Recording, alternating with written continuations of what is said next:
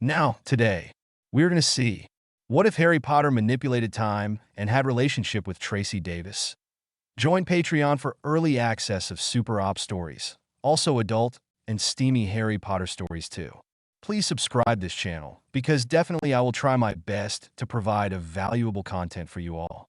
Also check the description to support the original author for this beautiful creation. The 15-year-old Harry sat in his window of his bedroom contemplating. It had been a horrible year at Hogwarts, with the torturous detentions with Umbridge, the mind rap, occlumency lessons with Snape, and then Sirius dying. It couldn't have been worse. It had been a rough 3 weeks since the fiasco at the Department of Mysteries. He thought he'd gone through the cycle of grief and was dealing with it well. Only time would tell. Now, with the prophecy hanging over his head, he was reviewing his life as he stared at the night sky. Glancing at the clock, he could see it was going on midnight. Something had to change. He couldn't win this war by luck alone, which is what had seen him through all his years at school. He wasn't stupid enough to think he had survived on skill. Now he was wondering what he could do to get that skill, but what could he do? He needed to look over his past to understand where he was to go in the future. Going back over his time at Hogwarts, he found that he was being manipulated by the headmaster. Subtle things, from his choice of house to his choice of friends.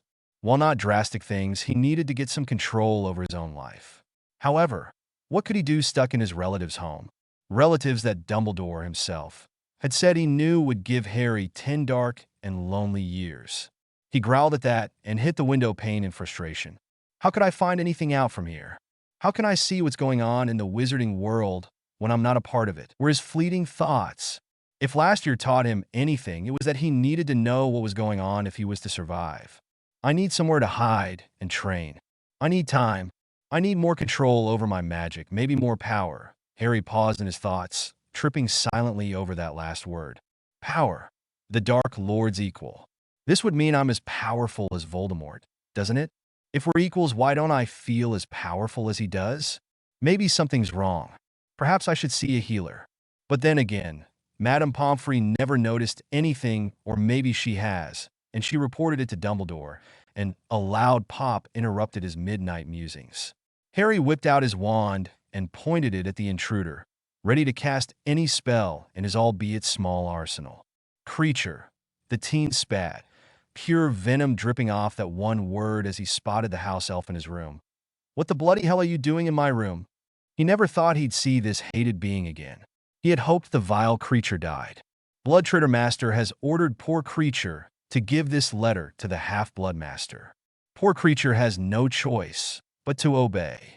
How my mistress wails that the ancient and noble House of Black is now ruled by a half-blood.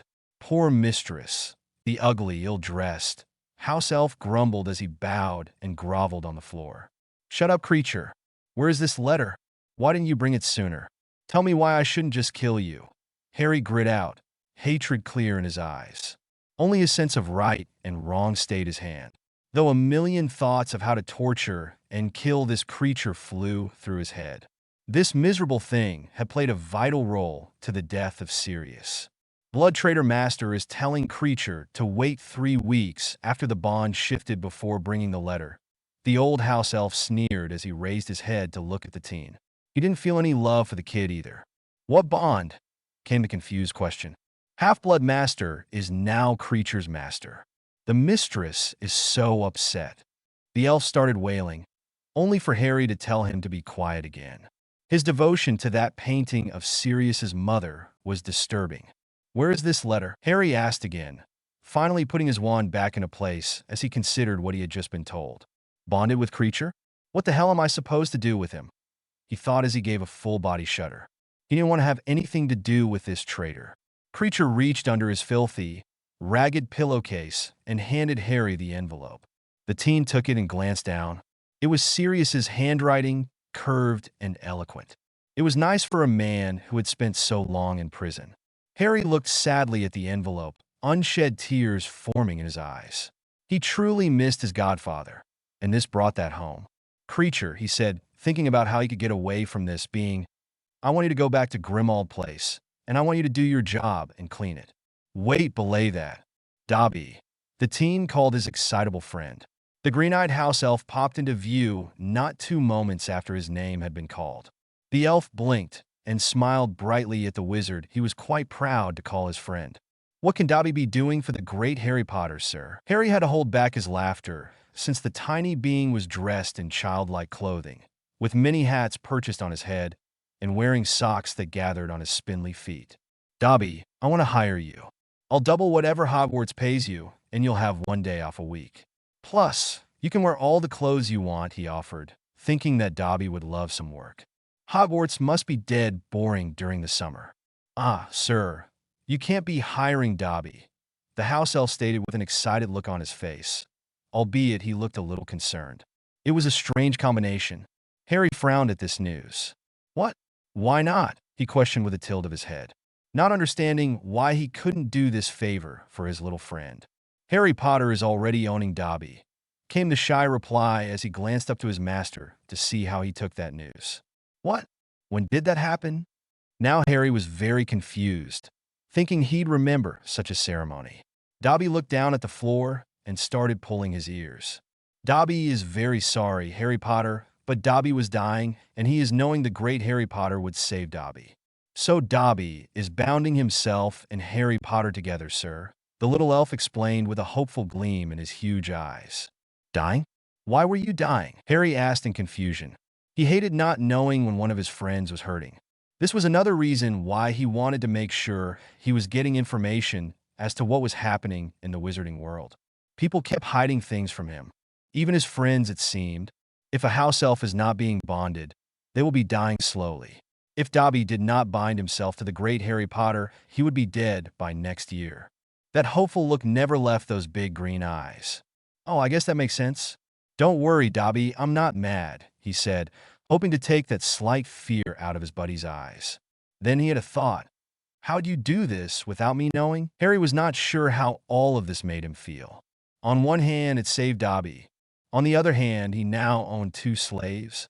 But were they really slaves? If it was a symbiotic relationship, then what exactly was the relationship? He was brought back from his musing by Dobby. "Dobby did ask Harry Potter," the elf stated earnestly. "Dobby asked Harry Potter last year, before Harry Potter was going to see his Patty on Christmas break. Dobby asked Harry Potter, if Harry Potter could be owning a house elf, would he be owning Dobby?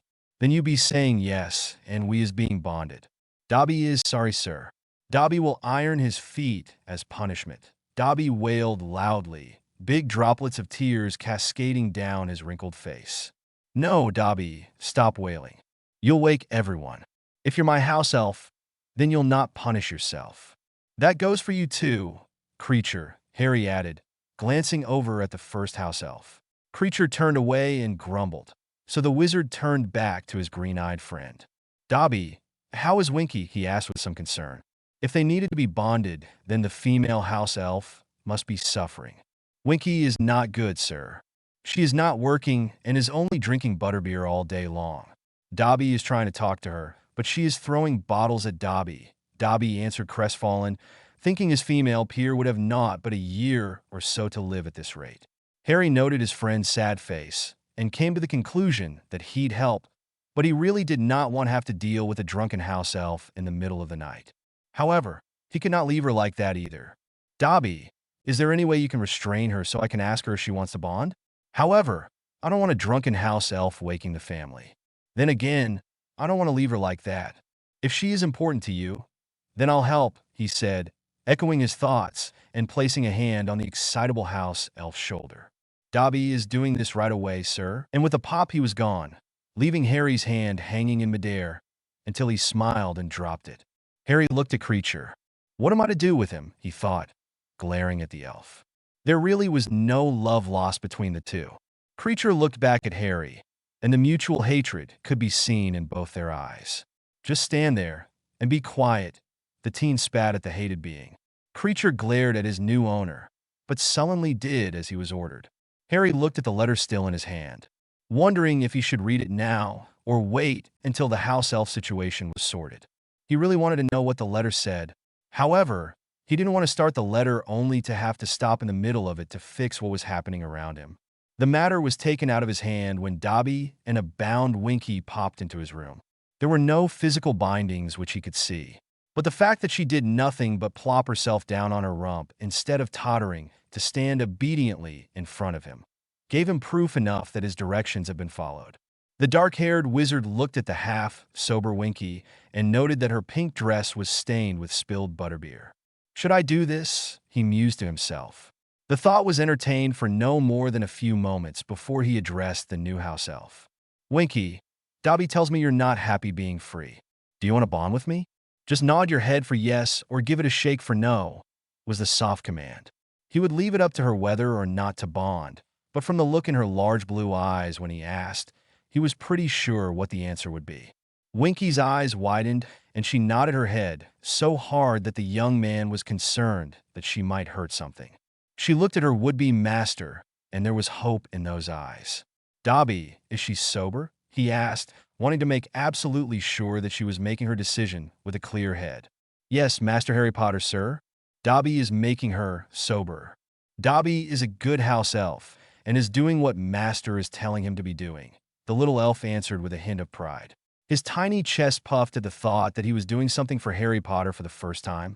The green-eyed youth turned back to Winky. Her eyes were filled with trepidation, hope, longing, and caution. "Can you make it so she can talk?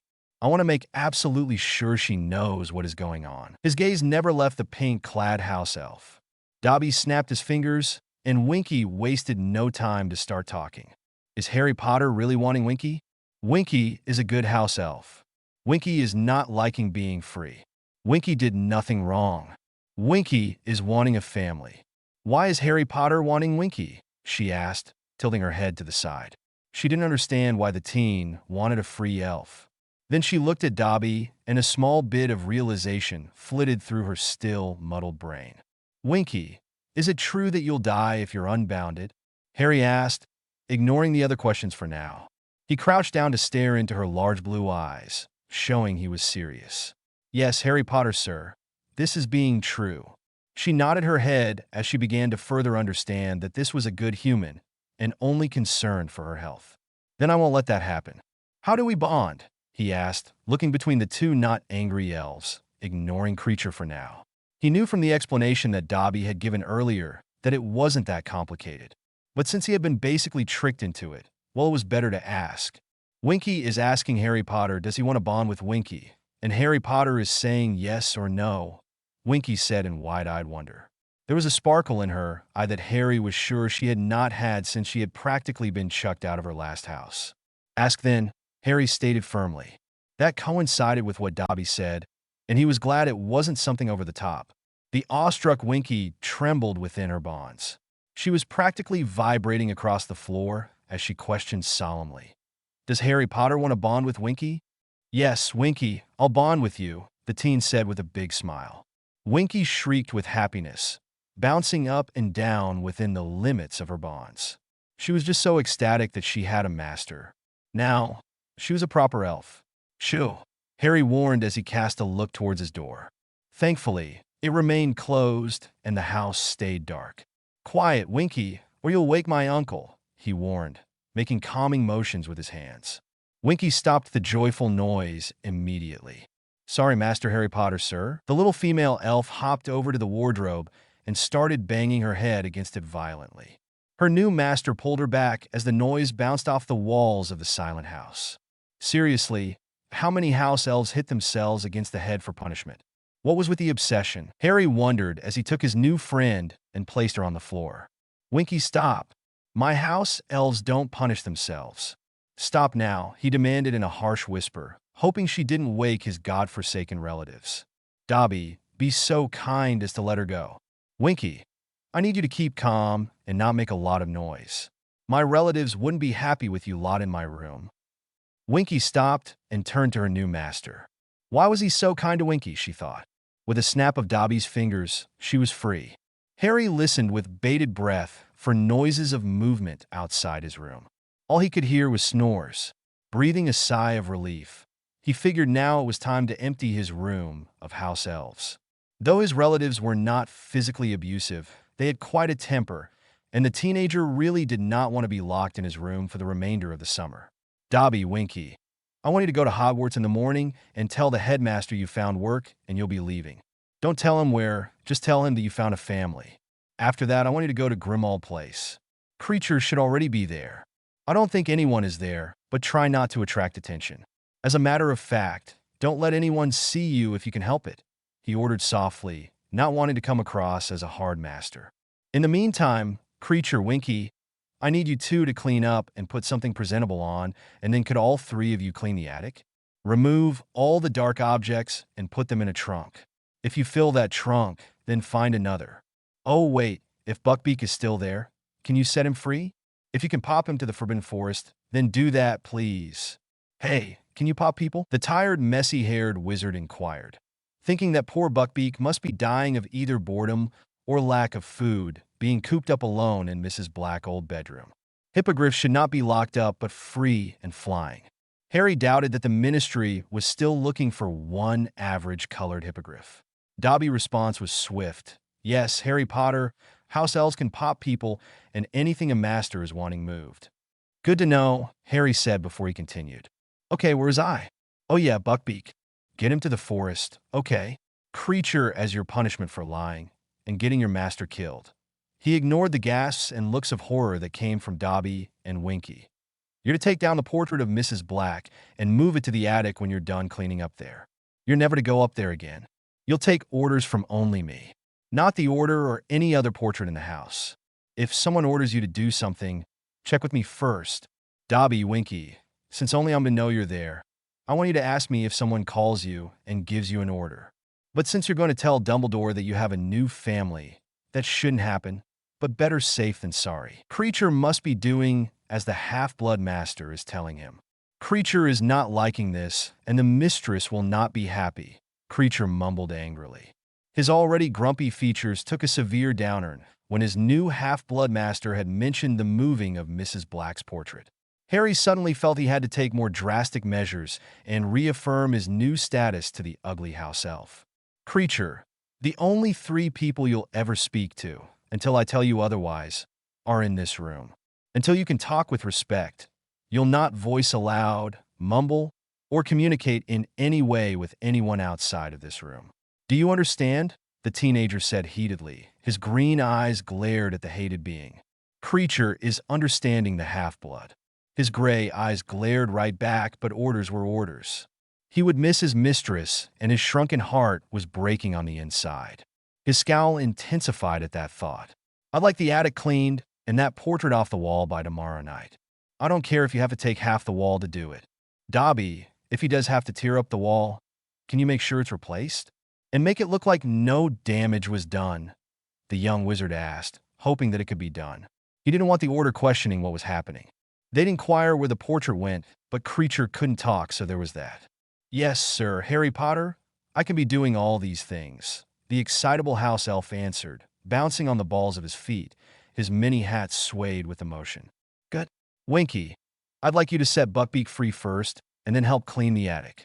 Make sure you take care of yourselves, including resting and eating. Then, when the attic is done, Kreacher, you need to find everything the Order threw out. Dobby, I need you to see if you can ban Mundungus out of the house. I don't want that thief to be in there. Winky, you start on the next floor down. Harry gave orders, making sure to look at the elf he was addressing. Dobby will be seeing if he can. If not, then maybe he will be asking Kreacher, the smallest elf said, looking at the older elf questioningly. Kreacher looked back and reluctantly nodded his head. Good. Do what you can, Harry said. Now, all of you have your orders, so I need you to go now. Report back to me, if I'm alone, when all of this is done. 3 pops, after 2 exclamations of yes, sir, and 1 disapproving grunt later, the room was empty. The tired wizard looked at the clock. 12:43 a.m. He glanced at the envelope that was still in his hand. He knew he would not be able to sleep until he read it. With a longing look at his bed and a slightly depressed sigh, he pulled out 2 pieces of parchment. The first one read, Harry, if you're reading this and Kreacher followed my orders, then I've been dead for 3 weeks. I made him wait that long in hopes you got over my death. Please, don't mourn for me long. Try and remember the happy times. Know that I loved you like my own son. Well, truth be told, you are my son. Remember when I asked you for some of your blood?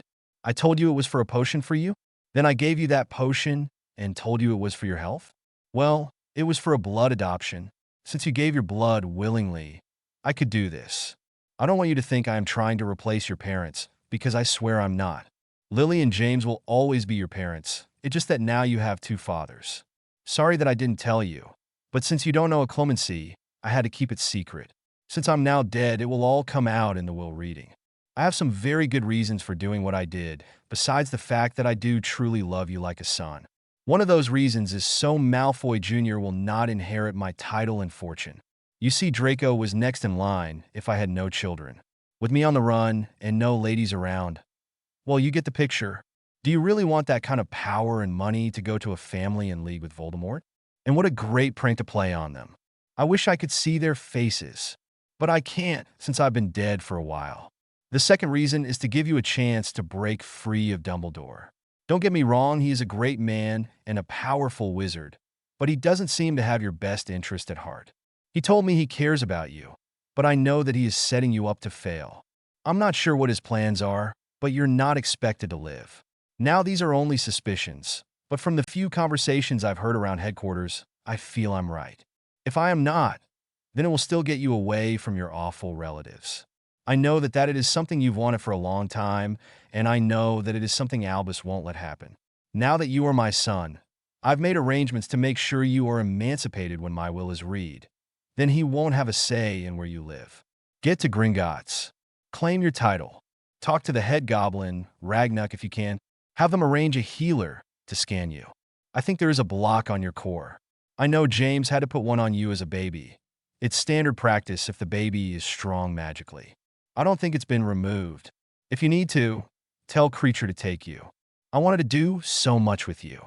Teach you how to be a lord, or a head of house as it's also called. Teach you how to pull pranks, and give you the little wizard talk. Now you will have to find someone else. I recommend Remus. He'll always be trustworthy, and as much as it pains me to even write this, in the event of my death, he'll be your father's last living friend. Pettigrew doesn't count. That cowardly traitor. Harry, I really don't want you to blame yourself. I don't know how I'll die, but I have a feeling it will be soon. I'm close to cracking as it is.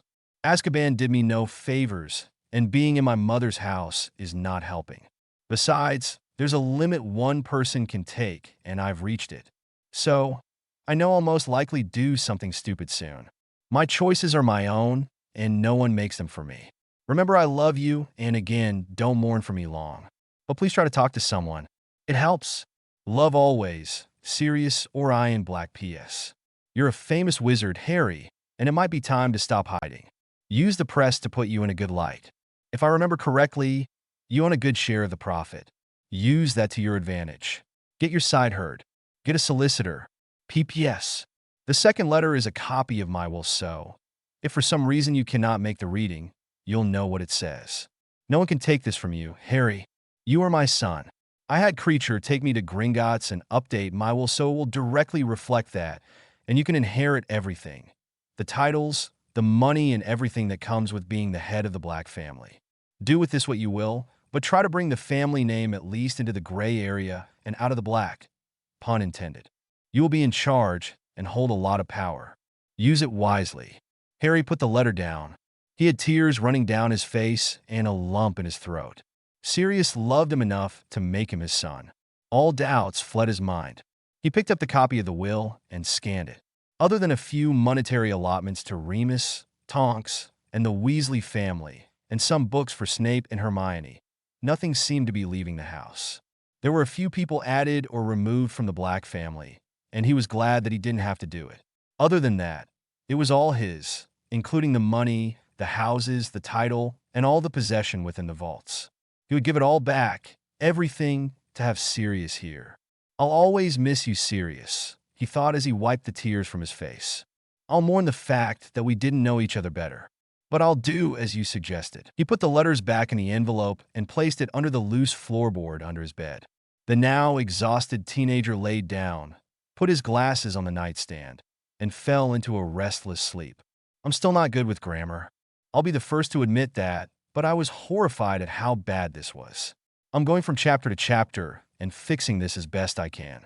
If you see glaring errors, let me know. I'm reposting this on AO3 because I posted it on an orphan account, faewm. So now it's here twice. This one is hopefully much better. I would go back and delete the other, but I cannot. I've used this note before in many of my other fics, but it holds true with this FIC as well. I hate writing Dumbledore. Not that I can't get his speech correct, but because no matter how I write him, I get reviews saying I'm doing him wrong.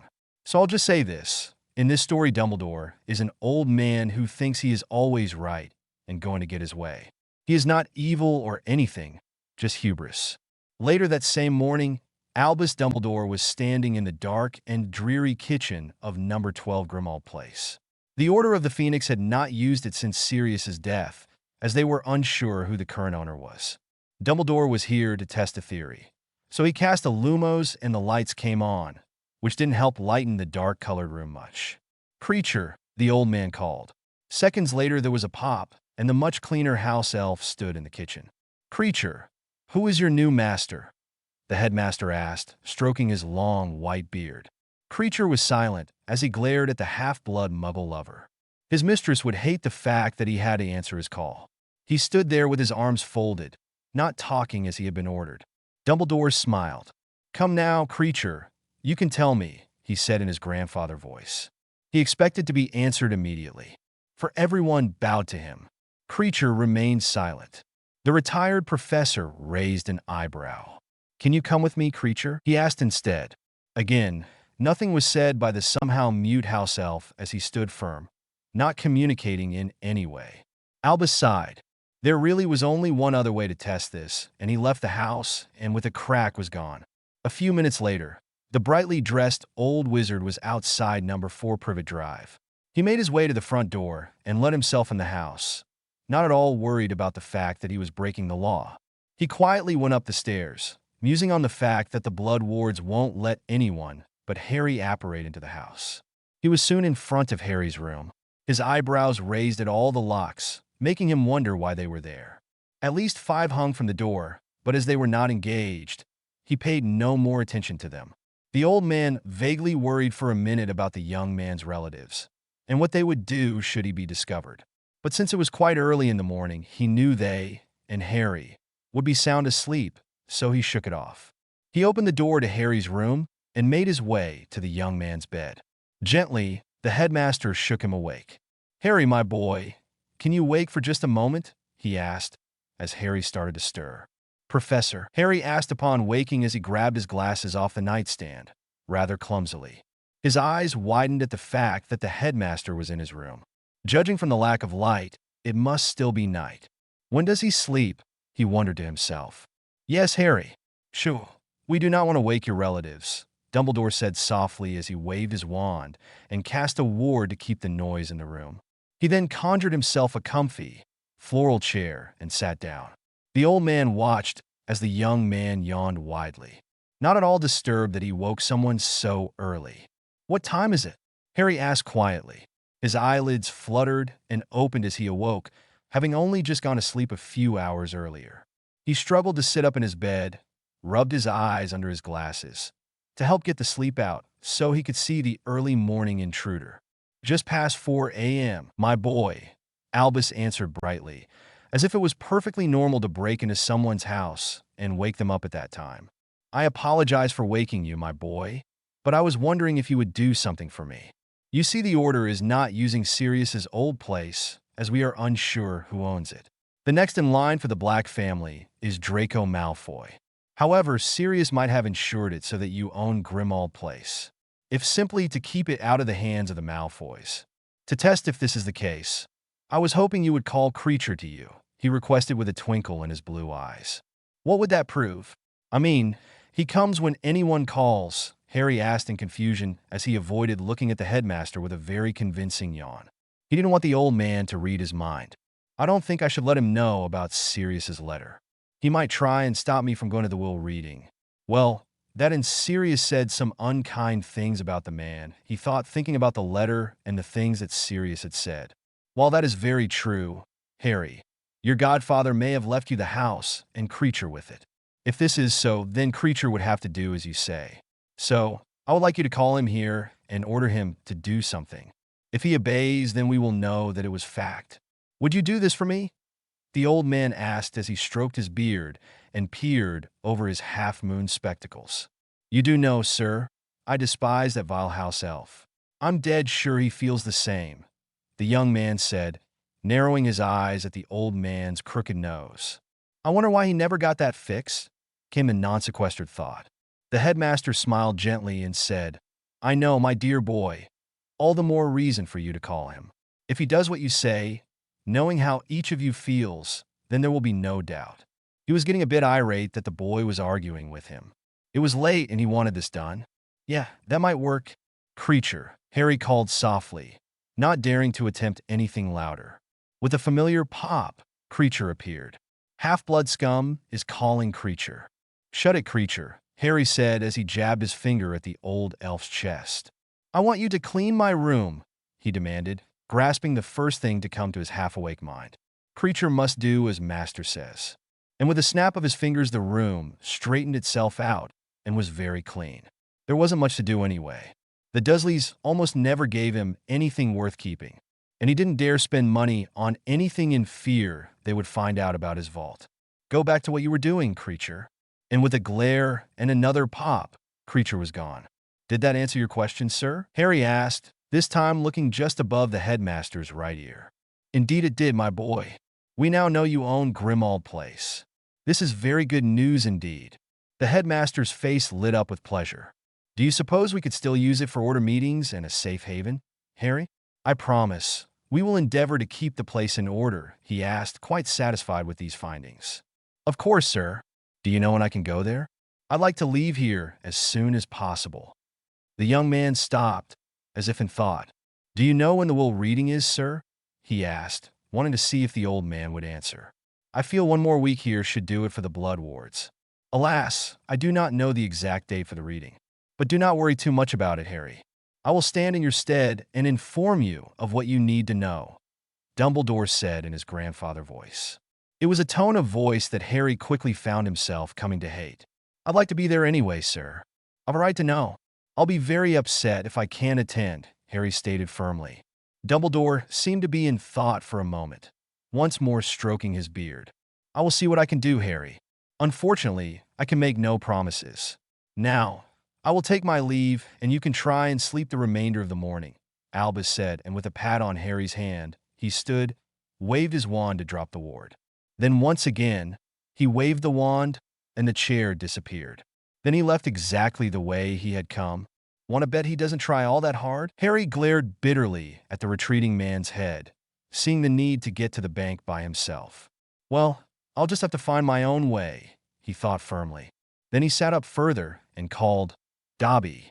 A softer pop, and Dobby was there. What can Dobby be doing for the great Harry Potter? Said the excitable house elf. Dobby looked absolutely giddy to have been summoned twice in the same night. Dobby, I need to go to Gringotts. Can you take me there, please? The young wizard asked quietly, getting up from his bed. Dobby can be doing that. Did yous want to be going now, sir? The tiny house elf said, bouncing on his feet. Yeah, let me get my key and cloak, and I'll be ready, the now wide-awake teen said. And with that he went to his trunk, scrounged around, and pulled out his invisibility cloak. A few moments more came up with his key. I really need to clean this trunk out, he thought, and then he looked at his newly acquired house elf. And he was suddenly struck with an idea. Hey, do you think you could clean and organize my trunk for me? He asked. Dobby is happy to be doing this for Harry Potter, sir, the elf said, and with a snap of his long, spindly fingers, everything from the trunk was on the bed. Another snap, and all the broken quills, torn parchment, and cracked ink bottles were lifted and banished. Another snap, and all the clothes folded themselves, parchments rolled and tied themselves, and quills and ink bottles were put in their boxes. Snapping again, got everything put back into the trunk in an orderly fashion. All that was left on the bed was the broken mirror Sirius had given Harry and the sneakoscope Ron got him from Egypt. What does Harry Potter want to be doing with these? Dobby can fix the mirrors, sir. No. Harry sighed sadly at the mirror. Leave it. He gathered his cloak and attempted to put his key into his pocket. It was then that he realized he was still in his night clothes. Hold on while I get dressed. With that he went to his wardrobe. Will Gringotts be open this early? Yes, sir, Harry Potter, sir. They is being open all hours. Good to know. Getting dressed in Dudley's old clothes, he turned to grab his cloak and key off the bed where he had left them. Harry Potter, yous cannot be going out like that, the horrified house elf said. What? Why? Harry said, looking down at his oversized, raggedy clothes. Dudley's t-shirt had become old and faded, and it still hung off of his skinny arms. The jeans were held up only by a hand-me-down belt and had a hole in the left knee. The trainers on Harry's feet seemed to be the only thing that fit correctly, and even then it was a somewhat loose fit. Sorry, Dobby, but these are the best clothes I've got, and it's not like I can go shopping. He shrugged and started to gather up his cloak. Dobby is sorry, sir, but Harry Potter is needing new clothes. Dobby can fix these if Harry Potter is wanting, Dobby offered, pulling his ears until Harry grabbed his hands gingerly. Stop that, it looks like it hurts. If you can make these look better, go ahead. He waved his hand in a relenting manner. With a look of determination, Dobby snapped his fingers and the clothes became cleaner, mended themselves seamlessly, and started to shrink. The shrinking stopped just when the clothes fit snugly on Harry's frame. The hole in the jeans was gone. The ghastly belt was no longer needed and was banished. The shoes fit better as well. The shirt looked like new and the green color was renewed. That is being better, Harry Potter. The little elf nodded in satisfaction. Putting his key in his front pocket, his wand in his back pocket, and his cloak on his arm, Harry turned to Dobby with a grateful smile and said, Thanks, buddy. You're the best. Come on, let's go. Dobby was near hysterical with happiness at the new nickname. He grabbed his master's hand, and with a pop, they were gone. When the spinning stopped and Harry picked himself up off the ground, he noticed they were outside of Gringotts Bank. He quickly put on his cloak, cursing the fact that he didn't put it on beforehand. He took a look around to see if anyone noticed him. However, due to the early hour, the streets of Diagon Alley were all but empty. Heaving a sigh of relief, he moved toward the bank. Dobby, go head back to Grimmauld Place and wait for my call. Okay, since I know that the headmaster is up, why don't you and Winky go and talk to him? The invisible teen softly ordered. Yes, sir, Harry Potter, sir. We will be doing that. And with a pop, the tiny house elf was gone. Harry entered the large, imposing bank. The spacious white lobby was mostly empty. There were only a few night dwellers seen. Harry was pretty sure one was a vampire. He looked cautiously at the other dark, cloaked figures as he crept up to the first teller. When he got there, he parted his hood, showing only his face. I know it's early, but I'd like to talk to or make an appointment to see Ragnuk. Please, he whispered, glancing worriedly around to see if anyone was paying attention to the disembodied voice. They weren't. Most people who frequented the bank this time of morning learned to mind their own business. Key, please, the goblin sneered, not even bothering to keep his voice down. Harry looked into the beady eyes of the goblin and realized he was only doing his job. Hagrid had told him once that they were clever as they come. This remembrance felt like a touch of a warning. Digging into his pocket, he pulled out his key and dropped it on the counter. He kept himself covered from sight with his cloak, sending a nervous glance to the figure he was sure was a vampire. The being took no notice of him. Great, I'm becoming paranoid, he thought, turning his attention back to the teller. Ragnuk is a very busy individual. I will see if he can meet with you. Wait on the bench by that door over there, the goblin said as he pointed to a stone bench by a large double door. He then hopped off his stool and made his way to the same door. Harry went to the ornately decorated bench and sat down, looking once more around his pristine surroundings that was known as Gringotts Bank. To his dismay, his tummy grumbled, and he thought that maybe he should have eaten something before he left and wondered if he would be back before he was missed. Some of the patrons looked up at the noise, but not seeing anything went about their business. Harry kept a close eye on them, making sure he made no more noise than he could help.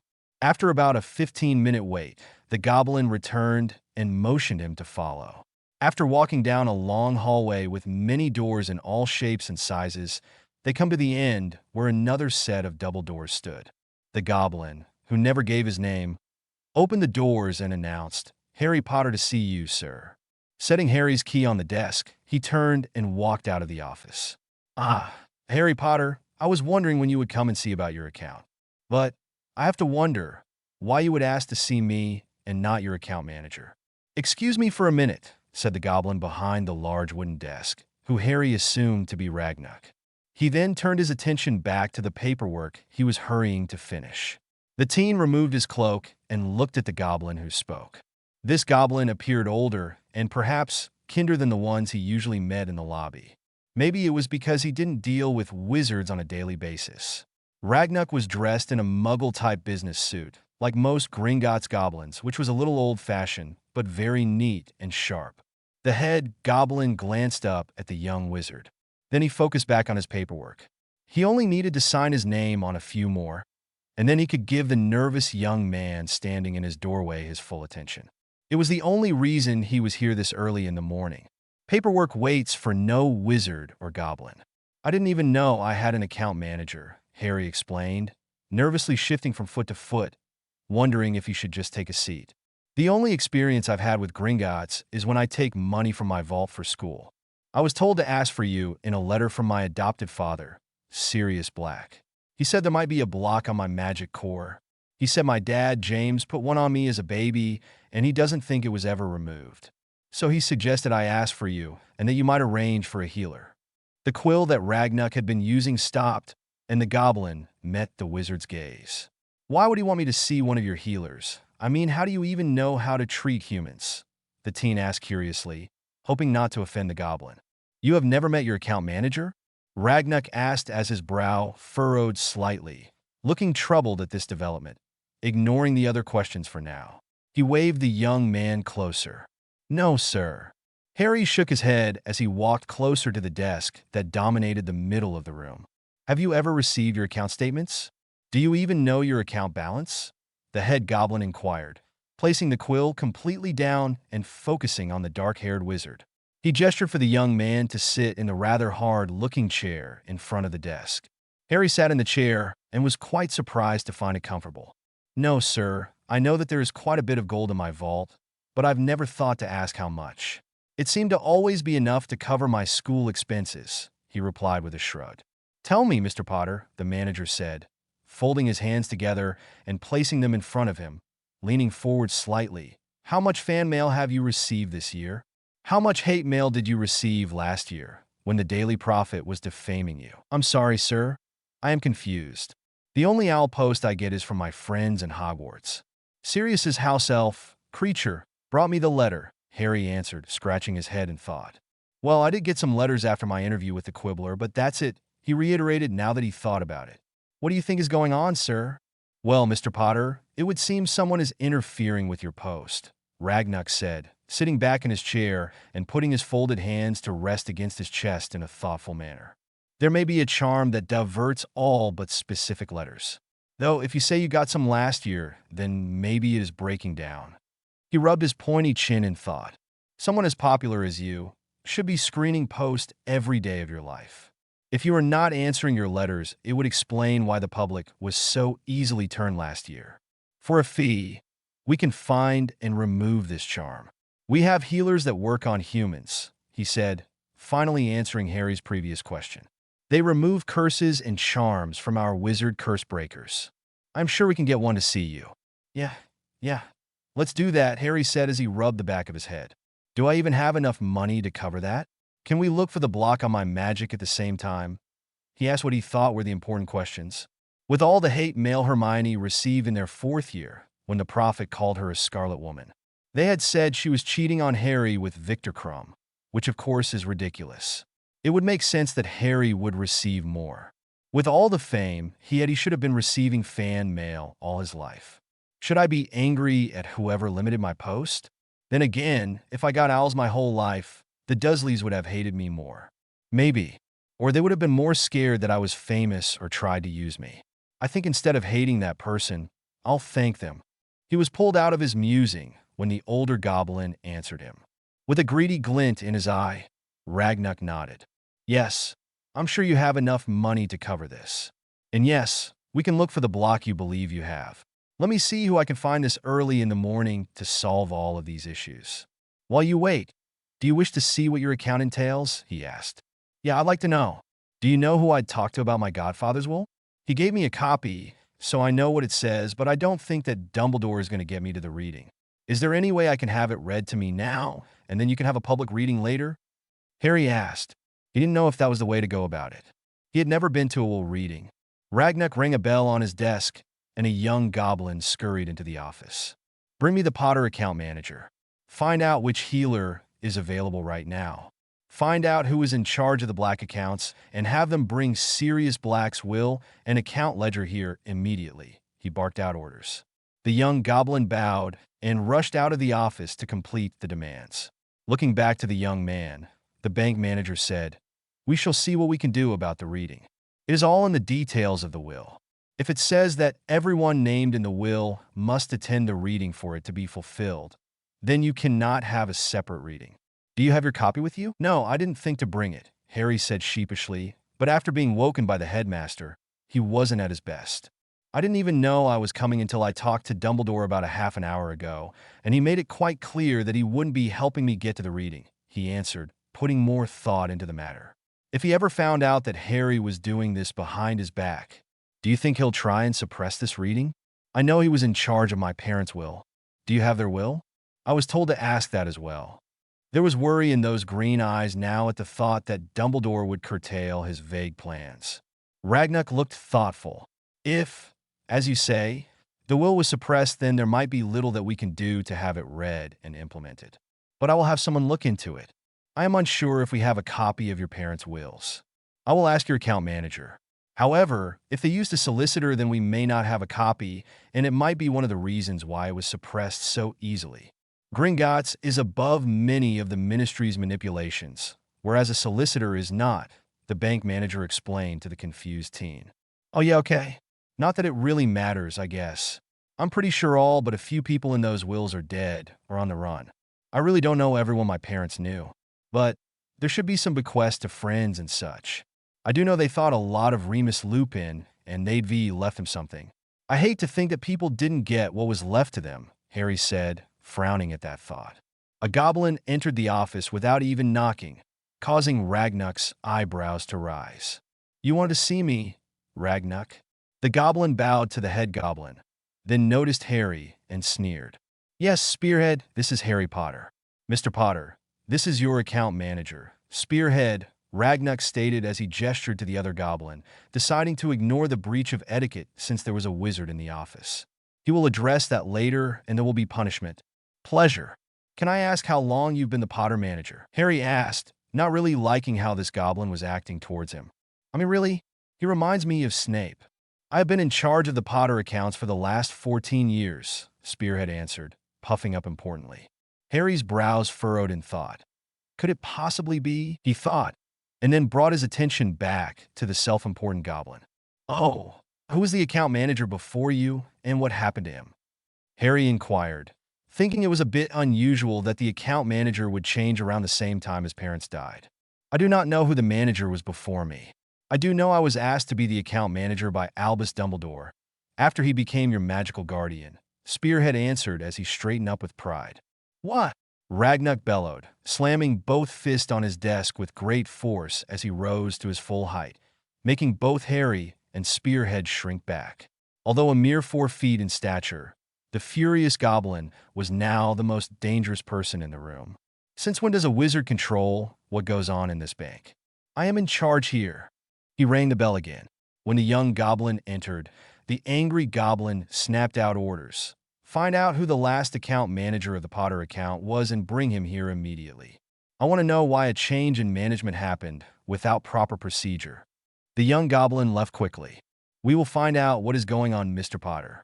Know that this is very irregular," the bank manager continued in a calmer voice, until he turned to the goblin that had spiked his ire in the first place. "Spearhead," he snarled, "I want a complete audit of the Potter accounts, and I want them on my desk in 10 minutes, and if you tell anyone of this meeting, I will not be pleased." The now pale Spearhead left in a hurry to complete his task, not daring to defy the head goblin. "Do you think there is anything wrong with my accounts?" Harry asked tentatively, not wanting to anger the now seemingly calmer goblin. The fact that it was Dumbledore controlling the strings again didn't particularly please him. No. Right now, he was more than a little annoyed with the meddlesome magic user. "There better not be, or heads will roll," the grumpy goblin threatened, slumping back in his chair, face scrunched up in anger. Harry had a feeling this threat was all too real. They both waited, each in deep thought. Harry was thinking about his parents and Sirius's wills, hoping that there was some connection to his past in the form of missives. Ragnar was thinking about how something like this could happen in his bank without his knowledge, how far the damage extended, and what they could do to repair it. The young goblin from before came in and let them know that the black account manager was there. Ragnar told him to have them wait. After about 8 minutes, Spearhead returned with the account ledgers. He slowly walked up to the still irate elder and handed him the book. "Go and sit over there until I've gone over this with Mr. Potter. There better not be any discrepancies in this account, or it will come out of your hide," Ragnar threatened, snatching the book from his hands and pointing to a chair on the other side of the office. The still pale goblin complied. "Let us see what has been going on with your account, Mr. Potter. If what you say is true, then there should be little activity in the last 14 years. Looking through the ledger, Ragnar saw that there was indeed little activity. There was only the yearly withdrawal for the retainer from the law office the late Potters had used, school supplies, tuition, and deposits from investments. Spearhead, you are indeed lucky that there is no skimming going on. Now, what I would like to know is how Albus Dumbledore got you appointed to the account manager without my knowledge." Ragnar turned his frightening glare onto the scared Spearhead. D. Dumbledore came to me stating that he needed a G-Goblin in charge of the account that would keep him up to date with withdrawals and deposits. Since he was Mr. P. Potter's magical guardian, I saw nothing wrong with the appointment. I did not know it was without your approval." Spearhead stuttered, his tone of voice rightfully fearful. Ragnar huffed angrily. "Next time," he waved his hand. "Actually, there better not be a next time. If anyone outside this bank approaches you, you will verify any task they give you with me. You know the procedures for this bank, and they are there for a reason.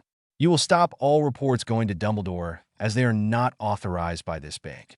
Since there is nothing wrong with the account, you may remain the manager.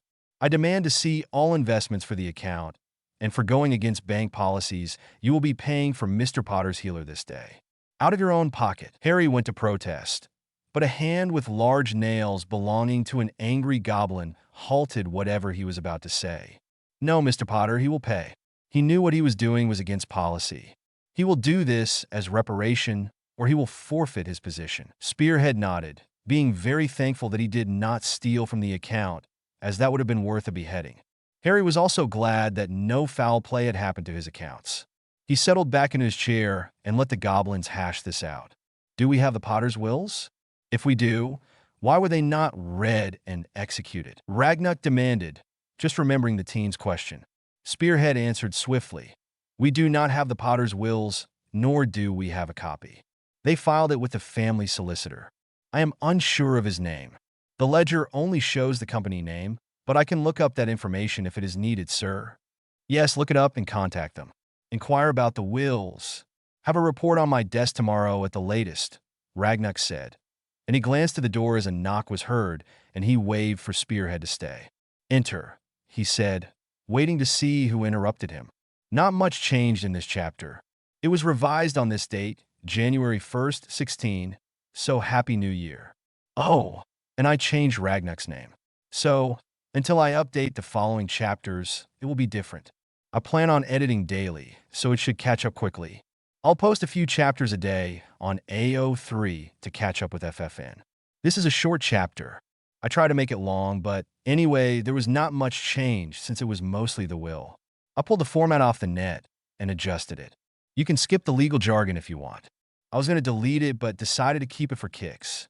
One other thing, just an FYI, I do know the difference between grandfather and me and grandfather. I do it to add character. The young goblin from before cautiously entered the now quiet office, staying near the door in case he needed to get the guards. Not because he was scared. Goblins didn't get scared, no. He was cautious. He straightened up and said firmly, "Ragnar, the old Potter account manager, is no longer with us. He died last year of old age. It seems he didn't take losing the Potter accounts well and never got a new one," the young goblin said, and then trailed off and took a step back at the growl that emanated from the desk. "Also, sir, the black account manager is still waiting for you. he hurriedly said. The healer on call, healer spell follower, is waiting for you as well. Tell the healer we will be ready in about an hour.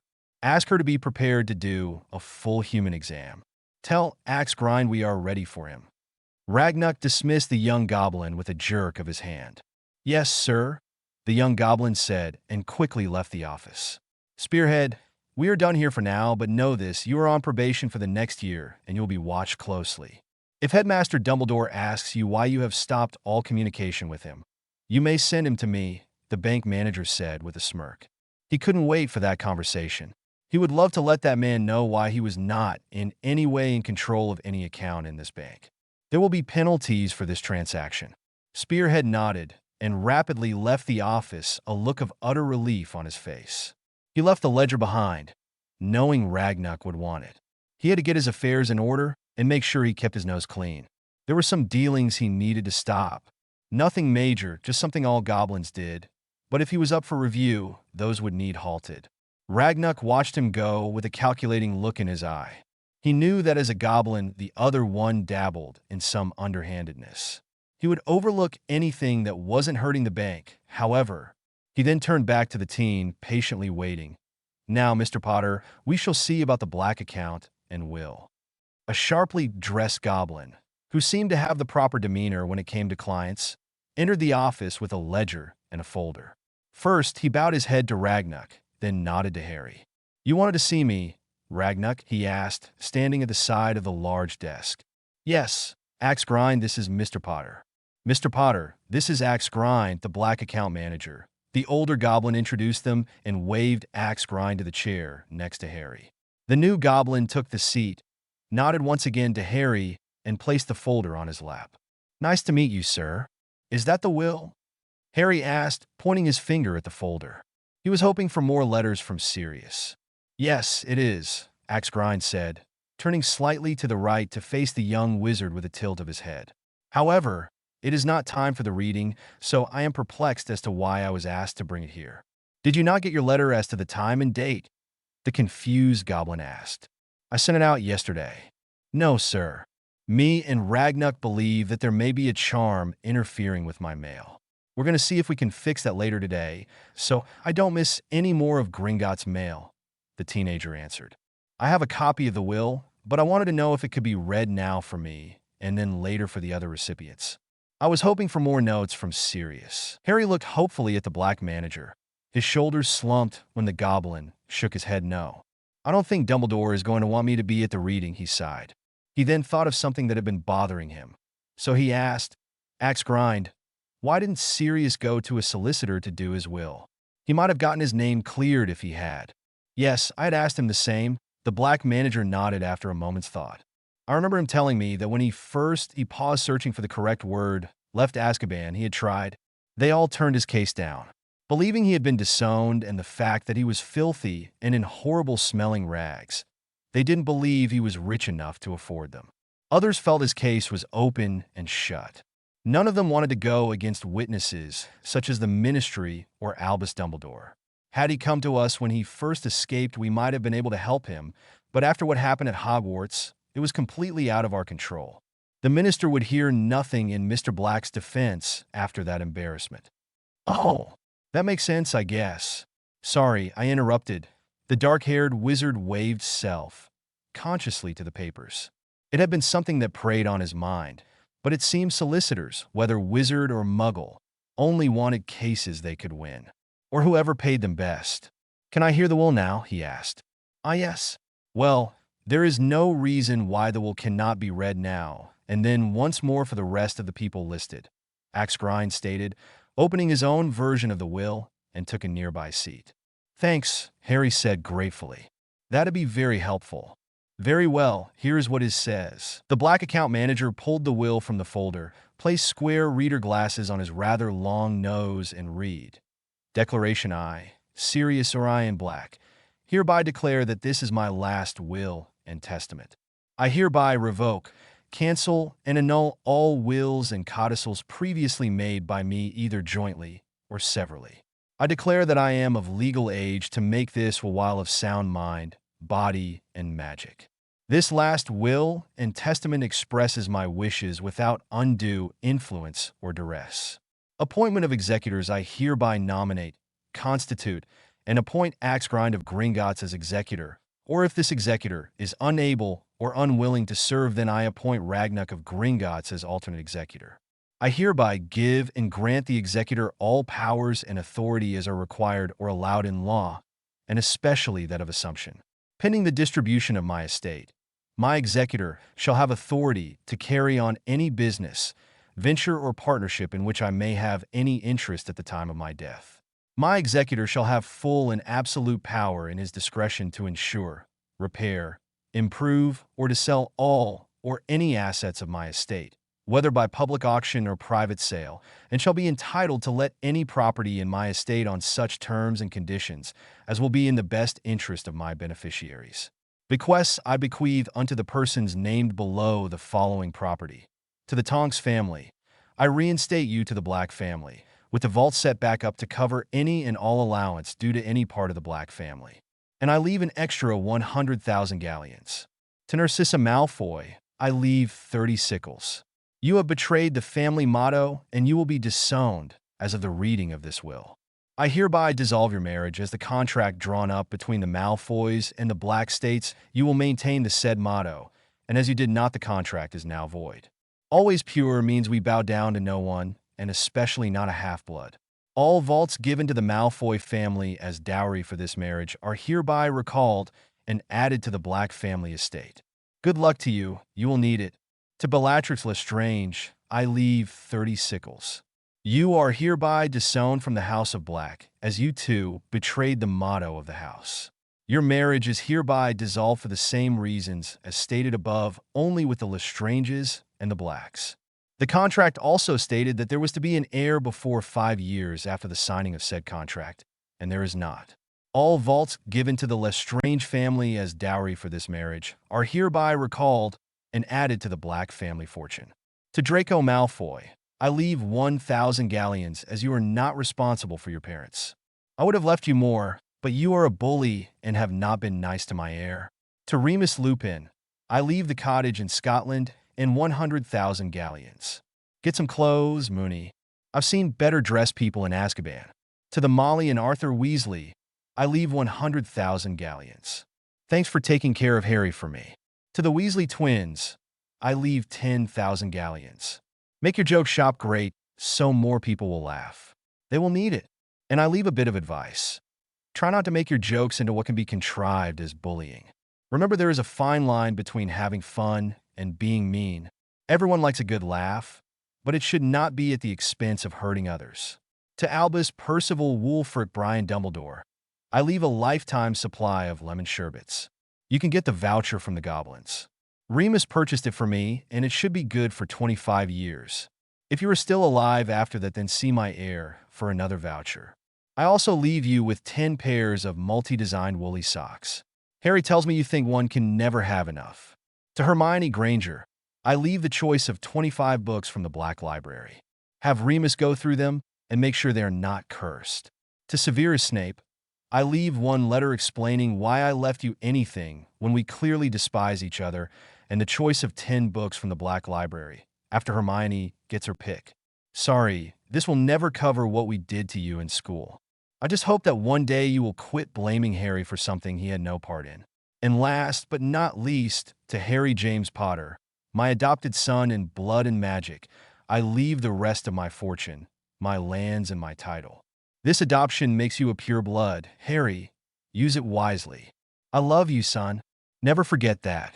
If at the time of my death, any of the property described in 3.1 above is no longer in my possession or part of my estate, then the bequest of such property shall be deemed null and void, and shall no longer form part of this will and testament. If any of the persons named in 3.1 do not survive me by 30 days, the property bequeathed to such a person shall become part of the remainder of my estate. If it is found that foul play happened to said person, then the bequeathed property will be dissolved and the proceed given to a charity that is listed with the Black family account manager. If any property described above is encumbered by debt which the beneficiary of such a bequest does not want to assume liability for. Such property shall revert to the remainder of my estate.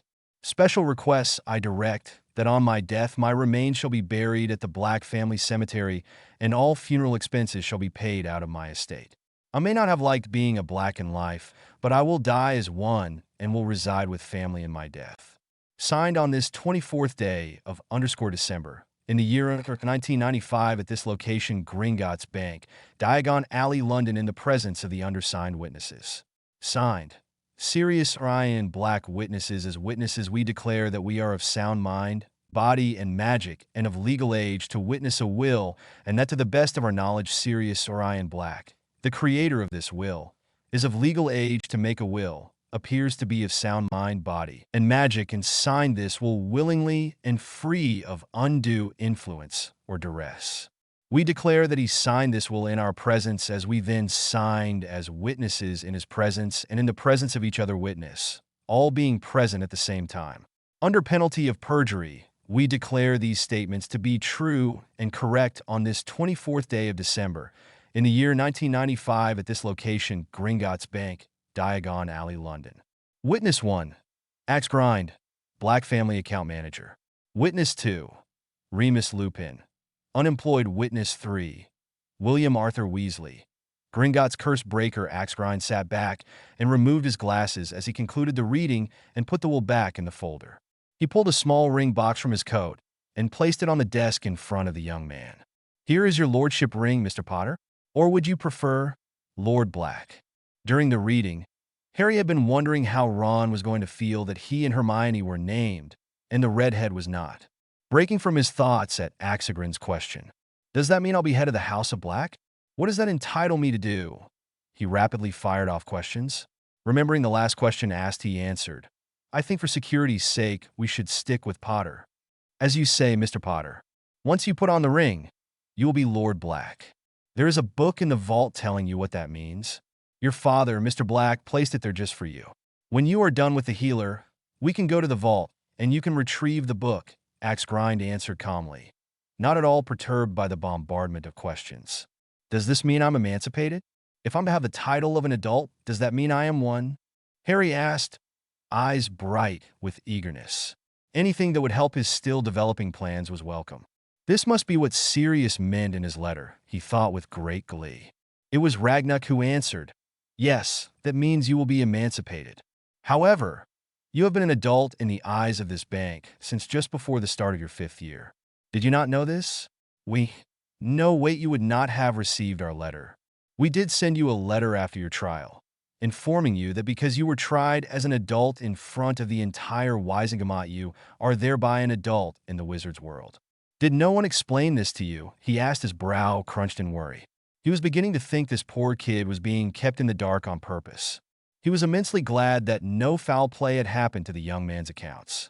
He obviously didn't need any more hardship. "No, sir. I didn't know that." "Well, it's a little too late now. So I just put on the ring? No me dicodo? This is just the final step?" Harry asked tightly, still staring at the ring that could be his freedom. He was getting a little upset at all that was being withheld from him. He was sure the adults in his life, bar his relatives, knew that he was considered an adult. He had no idea why they withheld this information, but Merlin censored it all. He was going to find out. The teen was holding on to his rather explosive temper with firm mental fingers as he grasped the sides of his chair with physical ones. It wouldn't help him to lose control on people that had nothing to do with his ignorance. He didn't want to destroy the head goblin's office like he had done to the headmasters. But really, that old bugger had no one to blame but himself. Taking an injured, distraught teen from where he had just seen his godfather die and still fought the evil that had plagued him all his life, then telling him that he either had to kill or be killed. Sometimes Harry wondered if the old man was senile or just tactless. "Yes, Mr. Potter, you just put on the ring," Axegrind said, after seeing the wizard calm down. He had to wonder what could have brought on the sudden spike of rage he felt. "You should put it on your ring finger on your right hand. The magic you will feel in the ring is to project that you are now a lord, and so it will resize to your hand. Nothing to do with it accepting you or other such nonsense," he advised as he picked up the box and held it out to the boy next to him. It was nothing flashy, just a simple box meant for holding small pieces of jewelry. The ring inside was a gold circlet with a flat square area at the top that had a flying thestral engraved. The skeletal winged horse was posed in such a way that it looked to be taking off. Harry took the ring out of the box and was amazed by the fact that it was thrumming with energy, almost as though it were alive. He marveled at it for a moment before placing it on the finger suggested. The ring resized itself immediately. It was over in seconds. It was a little anticlimactic. "Well, it seems to like me," he said. Then a thought struck him. "Hey, is there a ring for the Potter house?" No. While the Potters were very rich, they were not of the ancient and noble houses. Though they are the descendants from the Peveril line, the last male died years ago, and with him the noble title, Ragnarok explained. He tried to keep caught up on wizard noble lines for disputes that came about now, and then, "Oh, okay," Harry shrugged it off, not worried about money or title. However, the more power he had, the better it may serve him in the future, especially given what had happened between the Ministry and himself last year.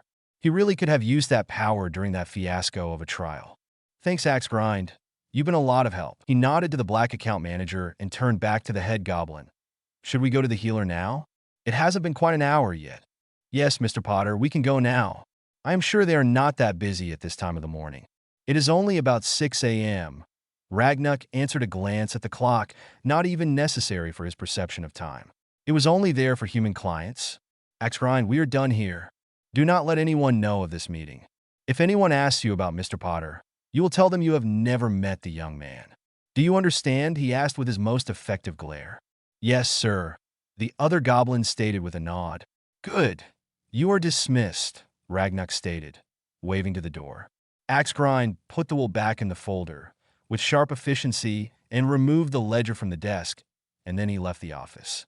"Now, Mr. Potter, if you would put back on your amazing cloak, you may follow me to the infirmary," the old goblin stated as he stood and headed to the back of the room and waited for the team to join him.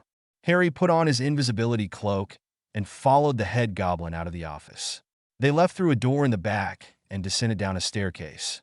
The hall they entered was stone, much like all the lower portions of Gringotts, yet very clean and neat. To Harry's surprise, it was quite warm. You would have thought that all this stone, it would have been like the dungeons of Hogwarts, damp and chilly. Yet, there was a heat radiating off the stone, keeping it a nice temperature. They went down for quite a while, and Harry began to wonder how far below the ground they were going. They finally got off the stairs about 6 floors down and went through a nondescript door to another stone hall. They went down the passage to a set of plain metal double doors with little round windows, the kind you see in most hospitals. Harry held his breath and stood back a minute. He hated going to healers. He was always afraid they'd keep him overnight or something would come up and they'd find something long-term, like cancer or something. It was an irrational fear, but there it was. Ragnarok, sensing the young man needed to collect himself, waded off to the side of the doors. Harry stood calming himself down. He knew he was being unreasonable. There wasn't anything wrong with him that magic couldn't cure. Taking one more cleansing breath, doing what all Gryffindors must, he pushed open the doors. Rewrite October 6th, 24. I didn't add much, but I corrected a few errors.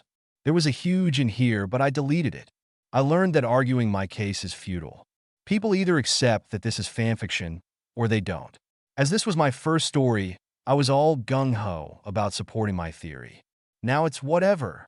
Healers and vaults, thanks for all the reviews. The room inside the double doors, that held Harry's concern a few moments before, looked a lot like the infirmary at Hogwarts. Along the wall were metal bed frames with firm mattresses. Above the beds were 2 cabinets, one that had potions on shelves, the other was closed with metal doors. Next to one bed was a tray with many different colored crystals lined up, looking like a miniature glass rainbow. There a small female goblin, dressed in a white nurse's smock, flat shoes on her thin feet, and she even had a jaunty nurse's hat between her rather large ears. I wonder why she's dressed like that. Does she do it only for human patients to make them feel more comfortable? I do wonder how she keeps that on her head. Harry mused with a silent chuckle as he looked her up and down, trying to see if she would be like Madame Pomfrey. The nurse goblin turned from the tray as they entered. I am healer spell follower, she said in a soft yet firm voice. Now, young man, if you would, Take your shirt off, remove your glasses, hop up on the bed and lay down, please, she ordered. Her voice very plainly told him that she was not one to waste time or words. Let's see what you've been up to. Young human men are always getting into mischief, curses here, missing limbs there. When will they learn that they are fragile and breakable? She muttered the last part under her breath. Yep, just like Madame Pomfrey, Harry thought as he did as asked, removing his shirt and glasses, then scrambling up onto the bed. While Harry was doing what was ordered, asked, Ragnuk informed the healer. We believe there may be charms placed on Mr. Potter and that there may be a block on his magic core. As I requested, I would also like you to do a full diagnostic to see if there are any other ailments that need to be corrected. While he hadn't said anything, he suspected there was some child abuse, at least in the young man's younger years. We'll see. I need you to hold still, young man, she said, turning back to her patient. She placed a green crystal on his chest and tapped it 3 times with her long index finger, its sharp fingernail making a slight scraping sound. A scroll and quill popped up beside her and started writing of its own accord. When it was done writing, the nurse snatched and read aloud. Well, you seem to have suffered past malnutrition, Mr. Potter, and I am sorry to say that you won't grow to be much taller than you are now. Though years of good eating have repaired your bones, from the looks of it they were quite weak at one time. I'll bet they broke rather easy. She raised her thin eyebrows at the teen. She didn't see signs of physical abuse, but he was most certainly starved. She placed a bet that there was emotional abuse as well. The dark-haired young man cringed at the memories of all the times his bones broke during Quidditch. Just simply falling that first and second year would snap them. Madame Pomfrey fixed his weak bones up with a nutrition potion and an added bone-strengthening solution. He was very lucky that he never broke them at the Dursleys. It was like his magic protected him there where he'd get no help. Well, that's disappointing. I mean, I'm used to being around 5'7". Still, not the shortest of my dorm mates anymore, but I was hoping for a growth spurt, Harry said with a sigh, picking the height thing to lament on. As for the bones, Madame Pomfrey fixed those up. Sorry to say, that growth spurt won't happen. Ah, yes, Madame Pomfrey is a good healer, she said with a nod, and then turned back to the parchment. I also see that there is indeed a block on your magic, and that it was placed on you as a baby. We could take that off. Your glasses don't fit your prescription. You should see a wizard eye healer about that. We're not equipped to handle human eyes, she continued, peering at him with her beady eyes. You need a proper prescription. That will be a while, the emerald-eyed teen grumbled, knowing that there were going to be problems if he left the house too often. Maybe with the elves' help it will be easier.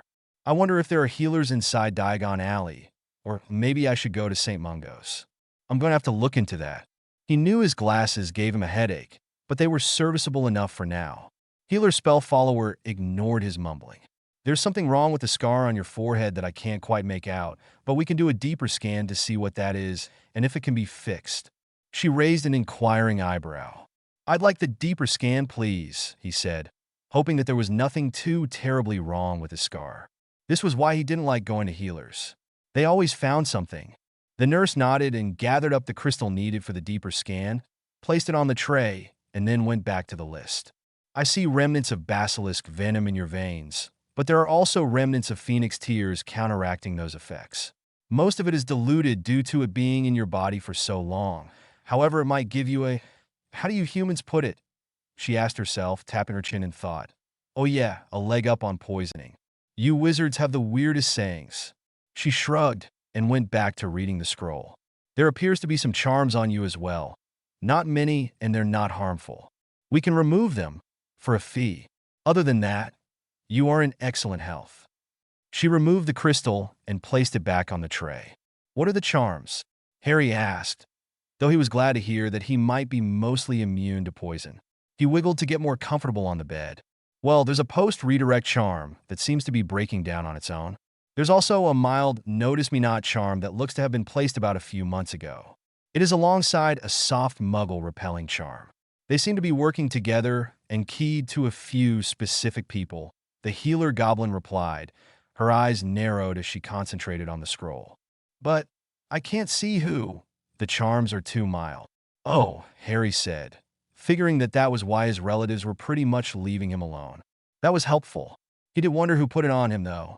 Can we remove the post charm and leave the other two? He asked, wanting to keep the status quo at his house for now. The healer nodded and took a silver crystal from the tray, laid it on Harry's chest, and tapped it. She tapped it in a specific rhythm and not just randomly. There was a glow that filled the entire room with silver light. When it died down, she removed the crystal. That should do it.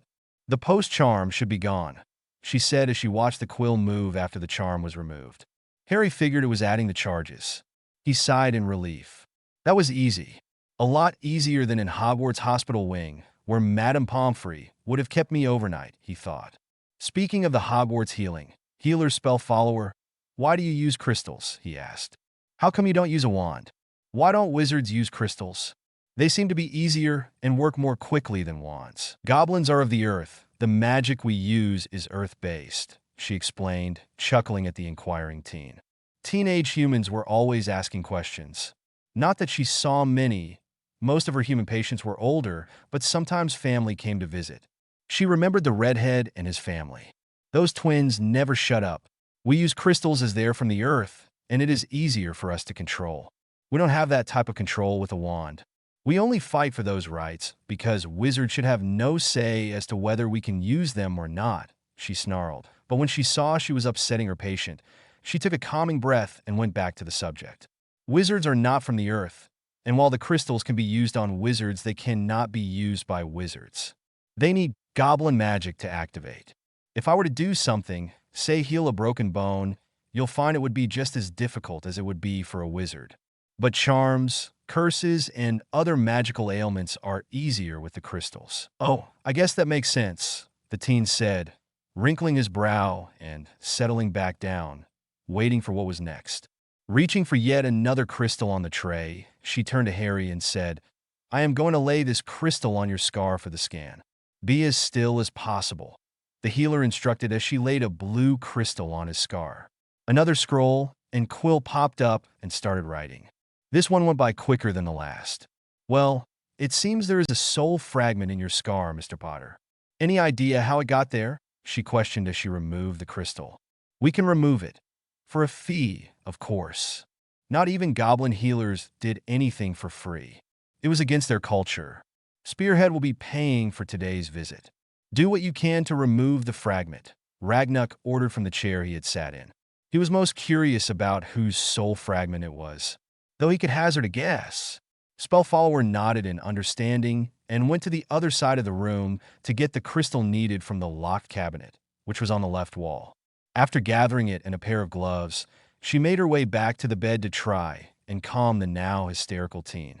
Soul fragment? In my scar? What does that mean? Am I possessed? He yelled the questions in a panic, rubbing his face with both hands. Worry lines etched his eyes. Why do these things always happen to me, he wondered.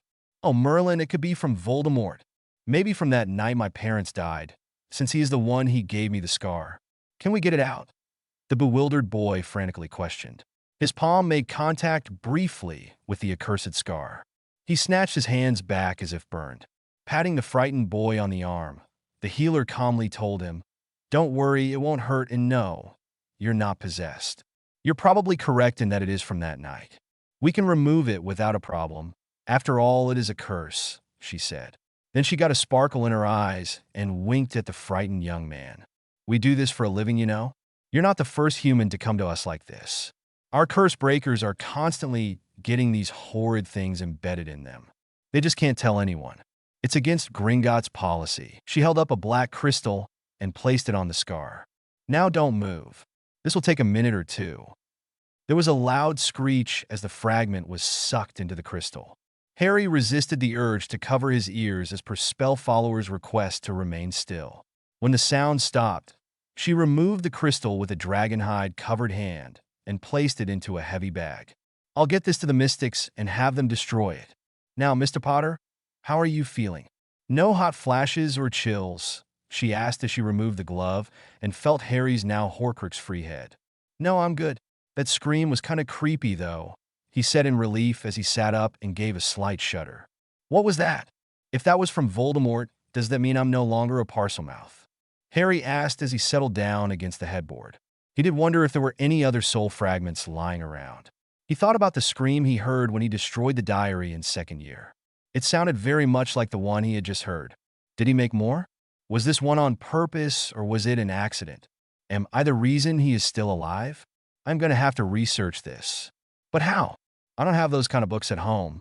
Maybe I'll check in the Black Library. His thoughts were churning, though he was relieved that he no longer had this fragment in his scar. Then he got another thought. Healer spell follower, why didn't the basilisk venom destroy it? He asked, remembering the fong that destroyed the diary. The screams you heard were from the soul fragment.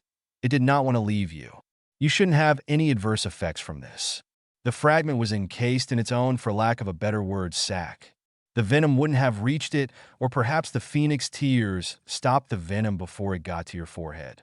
We can't be sure. As for you still being a parcel mouth, there's only one way to find out. With that, the healer waved her hand, and a snake appeared on the floor in the middle of the room. It was a large snake with black eyes that it couldn't narrow, but would if given the chance. Who is calling me? Why have you brought me here? The agitated snake hissed. I'm sorry, we're testing a theory. Do you want to be sent back? Harry calmly asked. He was glad he could answer. You never know when something like that could come in handy. He might run into a friendly basilisk that could be befriended. Yes, send me back. Now, the snake answered, its body undulating at a rapid pace, trying to find the enemy. If you don't send me back, I'm going to bite you, speaker or not. It says it wants to be sent back. It's none too pleased we brought it here, Harry told the goblins. The healer waved her hand again, and the snake was gone. Well, that answers that question. The soul fragment has been in you a long time, so the magic that it gave you is completely your own, Healer spell follower said, before she turned to the tray beside her. Now we'll see about this block on your core. Lay down again, please, the healer said. Harry complied, once more trying to get comfortable on the firm mattress. The female goblin turned to the bed holding a purple crystal. She placed the crystal on Harry's chest and waited. A bright light filled the room, and when it died down, she removed the gem. She replaced the green crystal on his chest, tapped it, and watched as the scroll and quill start writing again. When it was done writing, she read, Well, it seems we're done here. I'd work on your magic, since it has been suppressed a long time. You'll find you're far more powerful than you thought you were. Remember to get your glasses updated. You can get dressed now, she said, after that last glance, and then handed the parchment to Ragnuck, who had been all but forgotten sitting in a chair off to the far side of the room, to give to Spearhead. The fees for today's exam were on it. The young wizard put his shirt and glasses back on and ran a hand through his hair. He could feel the scar was far less prominent than it had been. I will, he stated, though he had no idea how he was going to accomplish that. Ragnuck and Harry took their leave of the infirmary, and after the teen donned his cloak, they went back up the stairs to Head's office. The lead goblin took his seat and motioned Harry to sit once more. I will call Axegrind now. He rang the bell, and the young goblin appeared. Tell Axegrind that we are ready for him. Harry wondered something that he should have asked quite a while ago. Ragnuck, what's the balance of both my accounts? Axegrind will know how much is in the black account after the will. Let us wait until he gets here, so we can know if the ledger is up to date. There might be more after the reading of the will with the Malfoy and Lestrange dowries added. We will figure it out. He placed his folded hands on the desk. Oh, I can wait. Can I put them into one account? Should I? He asked, rubbing the back of his head, thinking he really needed to know more about handling money. You should keep them in separate accounts. That way, if you have two sons, neither line will die out, Ragnuck answered with a nod. Harry thought on it, seeing the sense in his words. He nodded and settled back into his chair. He was tired after a late night and early morning, so he leaned his head back and closed his eyes to rest for a moment. Axegrind entered the office, carrying the black ledger, which he had been updating while waiting for them to be done with the healer. He retook the chair next to the resting teen and waited. Harry kept his eyes closed and listened. He knew he was being a bit rude, but he was exhausted. Mr. Potter would like to know his balance of his accounts, and afterwards, I am sure he would like to visit the vault, Ragnuck informed the other goblin. Axegrind took a look at the black ledger before replying. There are 2,890,873 galleons in the black account after the reading of the will, including what was taken back from the Malfoys and the Lestranges. He then read the Potter ledger. There are 980,345 galleons in the Potter account. That makes it 3,871,218 galleons altogether. In addition to the cottage in Godric's Hollow and Mr. Black's place of residence, he included the last bit so that Harry knew all of his holdings. Are there any other properties? Harry asked as he opened his eyes to look at the Black manager. The Potter mansion was destroyed in the last war, and your father sold the land immediately after it was passed to him. All the Black houses were sold by Mr. Black's grandfather, Arcturus Black, with the exception of the townhouse in London. The address doesn't seem to be here, so it must be under a charm, the neatly dressed goblin answered. Well, that's too bad. I was hoping for, well, a connection to my ancestors, Harry sighed. Not only that, but he was hoping for a place to run to. He wanted out of his relative's house, and not Grimmauld Place. We can visit the Black Vault now if you wish, Axgrind said, handing the teen 2 small golden skeletal keys after retrieving the Potter key from Ragnarok. Harry stood and put his cloak back on, leaving his head out. He put the keys in the front pocket of his jeans and hoped this wouldn't take long. He had been gone far longer than he had thought he would. He glanced at the clock on the wall. It was nearing 7 a.m., and Aunt Petunia got up at 7:30 each morning and was bound to notice his absence. Thanks, Ragnarok. You've been a great help. Now that I know who my managers are, I hope I don't have to take up your time in the future, he said with a bow of his head. It was not a waste of my time, Mr. Potter. I learned as much as you did this visit. I will now have to do a full audit on all my managers, thanks to you. The head goblin held up his hand at the young man's guilty look. It is a good thing, something that should be done anyway. Until next time, Mr. Potter. He nodded the two out of his office and went back to his abandoned paperwork. Harry raised the hood of his cloak and followed Axgrind to the carts. The trip down seemed far faster than he remembered. Soon they were standing outside the Black Vault. A tall door was blocking its riches from view. Axgrind ran his finger down the center of the stone door and a seam formed. Place your hand on the seam and state your name. It will then be attuned to your magic. Then put the key in this hole here, he instructed as he pointed out the keyhole midway up the entryway. Harry cautiously did as he was told. This wasn't the same as when he visited the Potter Vault. That, and he remembered Griphook's warning the first time he came to a vault such as this. There was no way he wanted to be sucked in that foreboding door. The door opened with a groan. Inside the enormous vault were piles of gold, silver, and copper coins.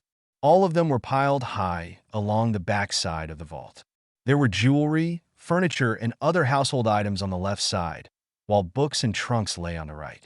Knowing he didn't have much time, Harry inspected the trunks briefly. If he could find one that could hold all these books, he might see if Axgrind would put them in there for him. The first four he saw were regular school trunks and filled with what appeared to be junk. The fifth was just what he was looking for, and it was empty, making it easier to fill. It had 3 compartments, each bigger than the next. He decided to take all the trunks since he saw books laying amongst robes and parchments. Axgrind, could you shrink the books and the trunks? Then can you put them in here, please? Harry asked, indicating the empty trunk. Then, almost as an afterthought, he continued. I was wondering, my elves are cleaning out the Black House, and I'm having them put all the dark objects in trunks. Can they bring them here? Do they need the key? He asked, forgetting what Dobby had told him earlier. You could do this yourself now, Mr. Potter. As you are an adult, the goblin reminded him with a slight grin. Yet if you take the trunks, I'll collect the books. We can leave much faster. With a wave of his hand, the first shelf of books started to shrink. Right, I forgot, Harry said, pulling his wand out and shrinking the trunks. Your elves are attuned to your magic, the goblin continued as he put some books in the trunk, so they may pop in here and deposit the trunks. The bank will automatically update anything that is deposited or taken from the vault by me or you, and since the elves are attuned to your magic, they are included. However, be forewarned, they may only go into your vaults. If they try to go into other vaults, they will be stuck there. There are curse breakers here at the bank, and for a fee of 5 galleons a day each, they can go through your vault and remove the dark curses or destroy any dark object, he offered with a greedy glint to his eyes. Harry continued to shrink the trunks. There were fewer trunks than books, so he finished faster. He placed the 10 trunks he found in the first compartment of the larger 3-compartment trunk, then opened the second compartment for axe grind. He would go through the trunks at the Dursleys. Axe grind started levitating the books into the second compartment. In a few minutes, they were all done with a compartment to spare. "Yeah, I think that's a good idea, especially in this vault," Harry said, continuing where the last conversation stopped. "What with things from the Blacks, the Malfoys, and the Lestranges, there's bound to be a nasty hex or two. So yeah, if you can arrange that for me, that would be great," he said with enthusiasm, because he didn't have to deal with dark curses. After a minute, he asked as he gathered some coins, "Hey, is there a Potter vault with valuables in it? 'Cause Spearhead didn't mention a family vault, and I want to know if there are any mementos left by my family. I have so little to remember them by. There was such a vault long ago. However, I believe all the valuables were sold off to help the war effort, the first time Voldemort rose to power. I know that once your parents went into hiding, there was nothing left, except what is in your vault. It was only by your mother's demands that your father left enough money that you would not have to work. Do not think he did not love you. He just wanted the world to be safe for you," he added quickly at the teen's frown. Sometimes love took on different definitions. In James Potter's mind, a peaceful world was worth more than all his gold. "Well, that's sad to hear. Yeah, I get where Dad was coming from. I probably would have done the same. I had hoped there was at least something left to remind me of my family. Maybe you're right, and there's something in Godric's Hollow," Harry said as he closed the trunk. "I'll have to see about getting there sometime soon," he thought, thinking there might be something in the ruins that was preserved. "How do you know this? Aren't you the Black family manager?" "The only reason I know this is through talks with the late Potter account manager. He used to complain about how your father made no profit and gave all his gold away," Axe Grind said as he looked around to make sure he got all the books. "The only one left was the one Mr. Black had left for his son/godson, so he left it out." Harry shrugged. That was as good a reason as any. "I guess even goblins gossip," was his fleeting thought. Then, he shrunk the remaining trunk and placed it in his front pocket. He noticed and grabbed the book Sirius had left him, shrunk it, and put it in his back pocket. He replaced his wand in his other back pocket, pulled his cloak back on, and left the vault. Rewrite October 6th, 24, added a bit and corrected quite a few errors. The timer and plans made thanks for your support and reviews. Axe Grind and Harry made their way back to the lobby of the bank, where the teen thanked the goblin, before quickly going to a counter to exchange some of his money to Muggle money. He remained hidden under his cloak, thinking it was a good thing goblins could be discreet. When they wanted, he thought, remembering the goblin teller from this morning. When he was done, he went outside. Harry ducked into a dark alleyway on the side of the bank and called softly for Dobby. The house elf appeared with a slight pop noise and instantly looked about himself in confusion. "Where is Harry Potter, sir?" Dobby is hearing Harry Potter call, but he is not seeing him. The poor elf was near hysterics. "Sure, Dobby. It's okay. I'm under my cloak. Hold out your hand, and when I take it, get us back to Privet Drive, okay?" Harry quickly said, making the house elf sigh with relief. Dobby held out his hand, and when he felt his owner's hand, he popped them back into the young wizard's bedroom. "Thanks, buddy," Harry said, and when he saw the house elf big eyes start to tear, he quickly asked the first question that popped into his head. "Hey, if you can pop wizards around, why have I not heard of this? Wouldn't you be popping everyone, especially underage wizards who can apparate?" He would have thought Neville would have mentioned it at the very least. "Ah, sir, wizards is not liking to have to rely on lowly house elves. They is thinking they should not have to rely on a house elf for anything but housework.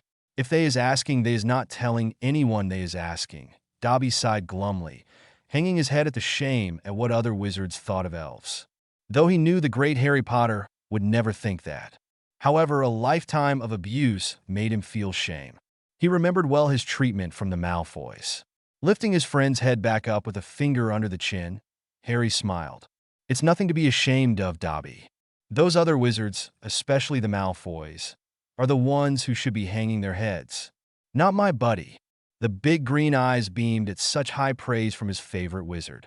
"So, why did you pop me outside of Gringotts and not in the lobby?" he asked, pleased to see his friend smiling again. "House elves cannot be popping peoples into areas where there is being anti-apparition wards. Wes can be taking them outside the wards, but that is being all. Wes can pop us anywhere Masters is needing, but Wes cannot be taking people's. It is being part of security that was being set up long, long ago, Dobby explained carefully, not wanting his master to think it was something he could do, but didn't. Hughes is the only one who being allowed to be popping into this house. So, Dobby can be bringing Hughes here, easy peasy. Okay, then I guess that's all for today, Harry said, unsure what to do next. You've been great, unless, can you get me something to eat?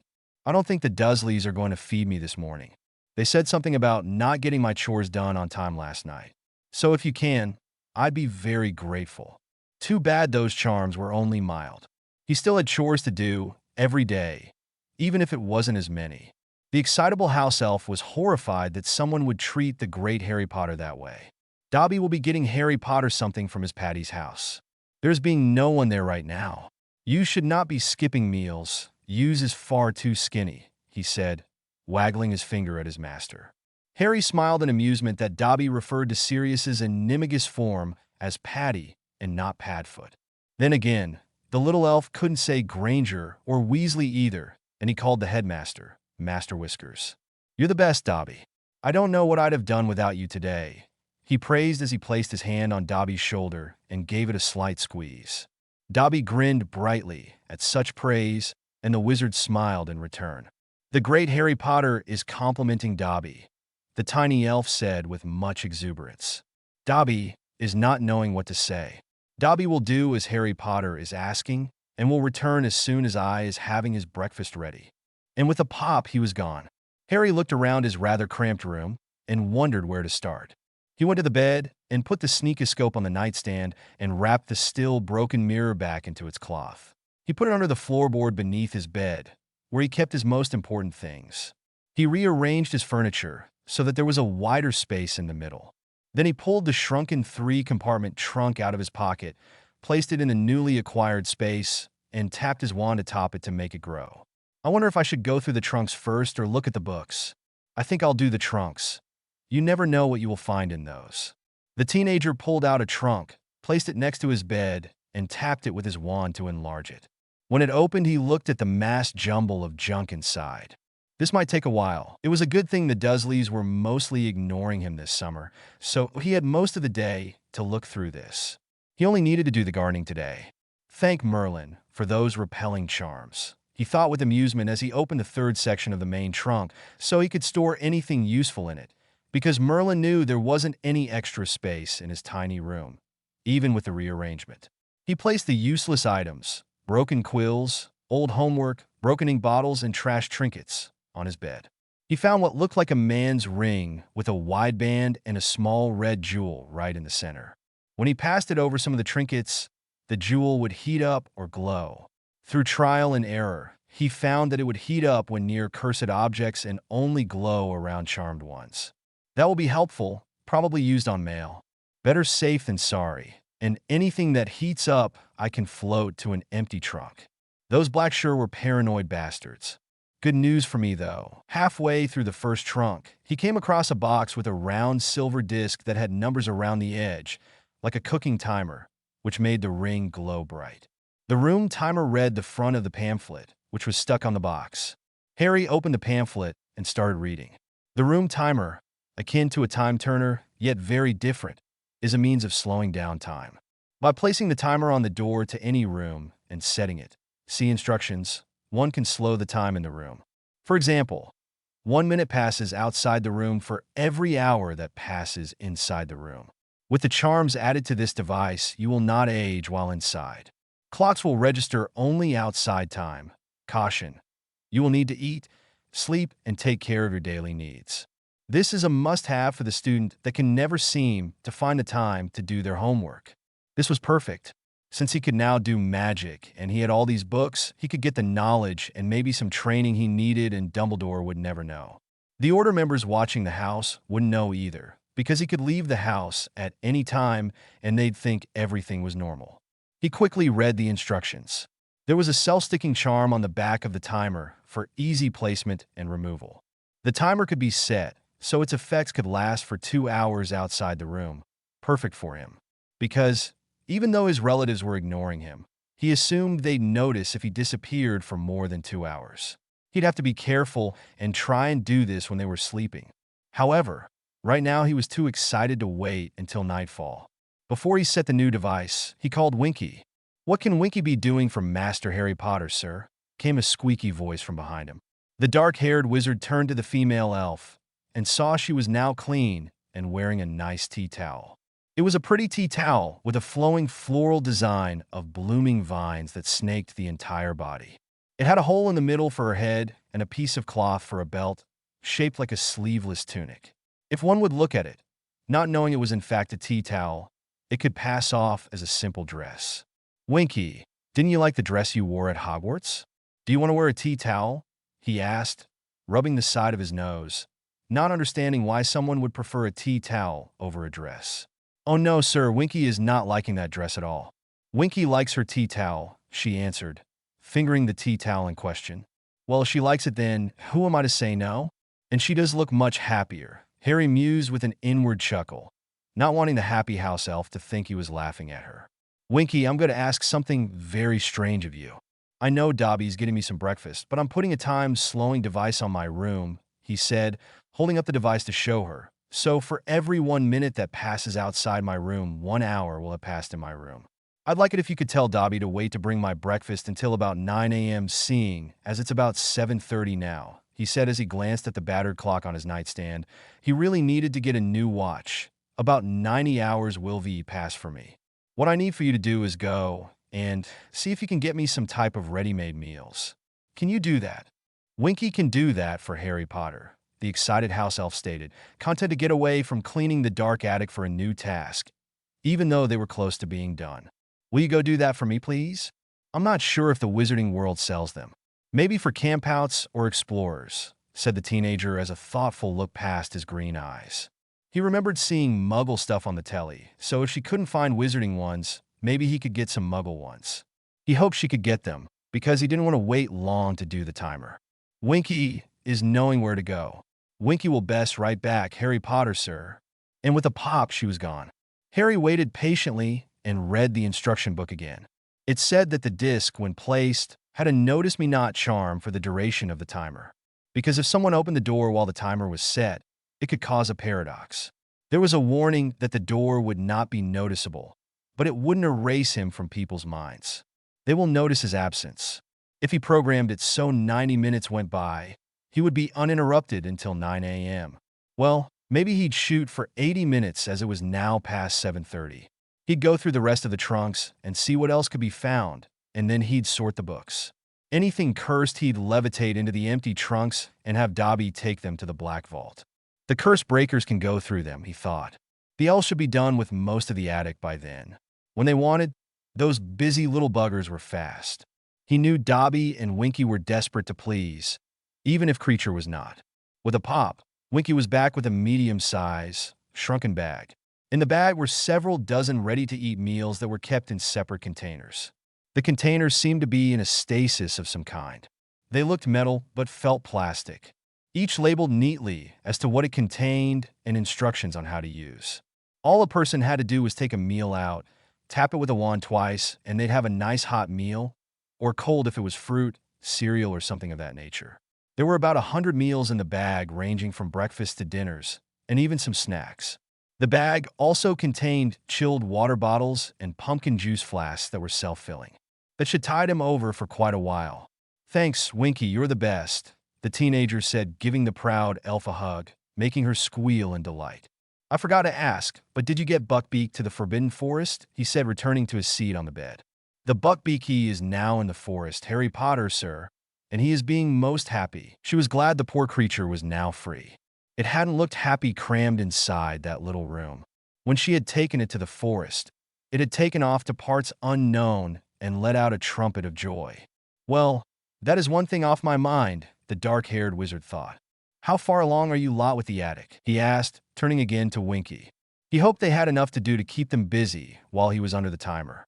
"We is almost being done with the attic. When Dobby is bringing young master his breakfast, we should be done, sir. There is being many dark things in there, sir," she whispered ominously, then got a serious look on her tiny face. "We is doing what you said and putting them in the trunks. Kreacher is trying to steal some of master's things, but we is not letting him, Winky said. Her eyes were now alight with pride in their accomplishments. I'm going to have to keep an eye on Kreacher. The young man's eyes narrowed. He knew Kreacher wasn't to be trusted, but he was unsure as to what else could be done to control the slightly crazy house elf. Harry looked at Winky and noticed she was getting nervous, so he brightened his face with a smile and said, "That's great. If you could, would you take anything useful that you don't think I'll need to the charity shop in Diagon Alley? I think it's called the junk shop." He paused, remembering that he'd need clothes, and just this morning Dobby made his cousin's old clothes seem new. On second thought, maybe you should put them in trunks and bring it to me first so I can go through them. I trust your judgment to bring me things you think I'll need. Clothes, shoes, school supplies, and the like, he added for clarification. He watched Winky's face light up with pride. Her master said he trusted her with something so important. She wouldn't let him down. Harry brought her back to reality and once more picked up the timer. I'm going to be using this every morning and every evening, and I don't think you'll be able to find me when it's on. So don't panic. I'll only be out of touch for about an hour or two. When Dobby brings my breakfast, I would like all of you to come here for further instructions. Yes, sir, Harry Potter, sir, Winky said, and with a determined look in her eyes, she popped away. Harry set the timer, donned the ring, and went to work on the trunks. He found loads of useful things such as quills, ink pots, wizard robes, trousers, and shirts. Some were a little outdated, but maybe Winky could fix that or give them to the junk shop. He found a pensive slightly dinged, but seemed to still be functional. A packet of seeds he figured he could give to Neville, and trinkets of all kinds and some jewelry, some cursed, some charmed, others with no magic on them.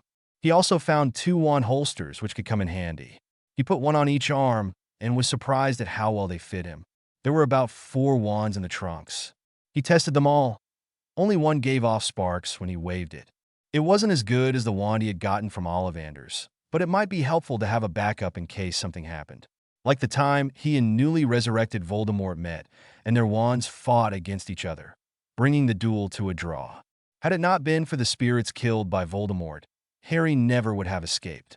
Shaking his head to get away from those depressing thoughts, he continued to use the ring to scan the trinkets and books. Anything that made it heat up was levitated in one of the now empty trunks. He found a few bottomless bags. Some were torn and useless and joined the rest of the cast-offs on the overly crowded bed. However, 3 were in good condition, and he reckoned he could give one each to Ron and Hermione and keep the other. After vanishing the bed clear of the rejects, he took a short nap. When he got up, he ate some of the ready-made meals, drank the juice and water, and then started again. It was hard work going through so many years of junk. Many of the trunks were much larger on the inside, storing much more than he initially thought. When the timer showed he was almost done, he shrunk the rest of the trunks and put the ones of harmful stuff to the side for the elves, vanished his bed again, placed everything else back in the 3-compartment trunk, and closed it, then put it at the end of his bed.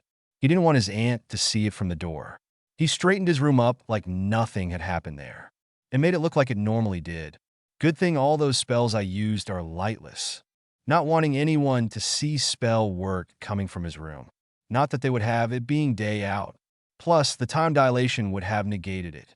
His owl, Hedwig, was very put out that she couldn't fly during this time, hooting resentfully when she ate her treats, showing her displeasure.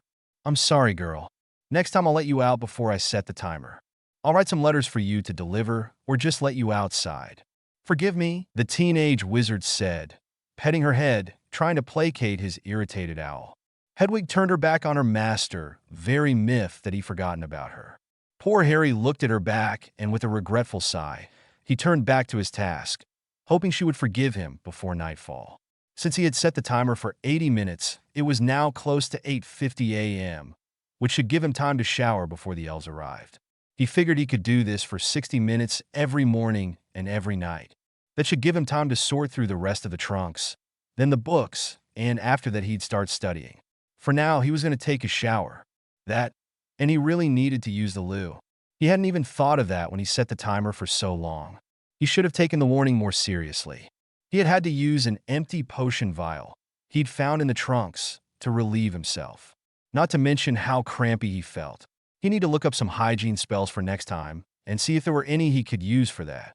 Or look in the camping book he had noticed and see if there was one for a temporary outdoor privy. He'd figure it out later. He had gotten so caught up in his excitement that he had pushed his discomfort aside. Now, though, well, he ran to the bathroom. At this time in the morning, his relatives would be busy with what they normally do on weekdays. His uncle would be at work, his aunt would be gossiping, and his cousin would be terrorizing the neighborhood. When he was done with his morning ritual, he went back to his room. He noticed that all three elves were waiting for him, and his bed was made. The room was not cluttered and was now dust-free. Two of the elves looked very happy to see him. The excitement showed in their large eyes. The other looked like he'd rather be dead than be there, glaring at his new, hated master with narrowed eyes. On the desk was a tray of food, with eggs, bacon, and toast. The young man was grateful that it was a simple breakfast. He wasn't really hungry, after all the food he ate behind the timer, but he didn't want to disappoint Dobby, who seemed very pleased to serve his master. Harry took the tray and sat on his bed, while he talked to the elves between bites. "Dobby, are you lot all done with the attic?" the young man asked the high-strung house elf. "We is being done with the attic, sir. We is having many, many trunks full of dark objects," Dobby said, stimulated that they had accomplished the attic in the time they had been assigned. "That's great." Harry praised all of them with a beaming smile, though Kreacher didn't seem to appreciate it. "Did you get Mrs. Black off the wall?" the teenager asked, still eating. Ready-made meals were all well and good, but Dobby's meals were much better. "We has taken the picture off the wall and has put it in the attic," Dobby said, bouncing up and down in excitement. That portrait had put up quite a fight. It was a good thing the house had been empty at the time. The screams alone would have woken the dead. He had had to fight Kreacher off as well, even though it had been Kreacher's job to take the portrait off the wall. How the surly house elf had gone against his master's orders, Dobby didn't know. But Kreacher fought him on taking the portrait down. They finally got it off, Winky and him, and it now resided in the attic. Kreacher would never see it again. "That's good. You guys did a wonderful job. Did you tell Dumbledore that you found a family? And what did he say?" he asked the two smiling house elves, ignoring the scowling one for the moment. "Thank Merlin. I don't have to put up with that censored picture." Harry was sure everyone would be glad of this fact. Dumbledore said they were going to be using the place as headquarters again. Did that mean he was going to be moving the Weasleys back in the house? Was he going to ask first? Or just move them in? Would they notice the portrait gone? What would they say? Who cares? Harry thought, as he listened to his elves give their report.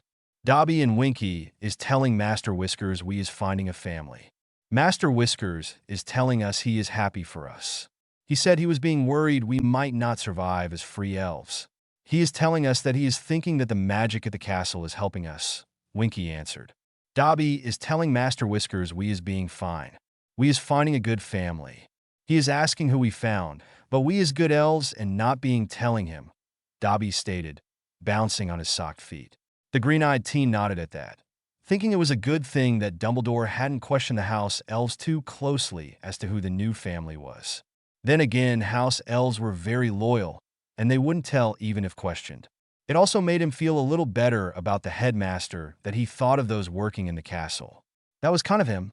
"Now, Dobby, if you would be so kind as to take the trunks from the attic to the Black family vault, and take these trunks by the wall here as well, please." Harry waved to the trunks he had set aside. "Dobby can be doing that," the young male elf stated, snapping his fingers, making the trunks disappear and popping away. He reappeared a few seconds later, having completed his task. "Winky, I was wondering if you could make the clothes I found fit me. And also bring me the trunks of useful stuff you found in the attic." He indicated the pile of clothes he had left on top of the trunk. The female elf nodded her head in understanding. She preened at the task given to her. "Kreacher," he turned to the oldest elf. "I need you to go back to Grimmauld Place and start on the top floor. Clean the rooms from any dark creatures and place anything of value in a separate trunk. Keep out things like the silverware and other minor valued stuff. I don't want the Order members thinking someone is emptying out the house. They usually don't go past the third floor anyway. We'll just have to keep an eye on everything. Oh, and Kreacher, close down the library." He knew that until trust was formed between him and Kreacher, he'd need to be more demanding of that particular elf than he was of the two devoted ones. It was a good thing he ordered them to ban Mundungus. Kreacher scowled, but reluctantly nodded his head once to show he was listening. Harry straightened up from his now empty plate and faced all the elves. While all of you are cleaning, put anything cursed in another trunk, and Dobby will take the trunks to the Black family vault. Dobby, please help Kreacher, but listen for my call. I'll have a letter that I'll need you to get to the goblins, and Hedwig is too noticeable to take it from me, the teenager concluded. He remembered that he needed to ask a few questions to his account manager. If her barks of displeasure were any indication, Hedwig didn't sound happy at being bypassed again. Harry sighed. He was going to have to do something extra special for his owl to get back in her good graces. Dobby will be happy to do as Harry Potter says, Dobby said as he bounced in place. The hats that he still wore threatened to fall off his head.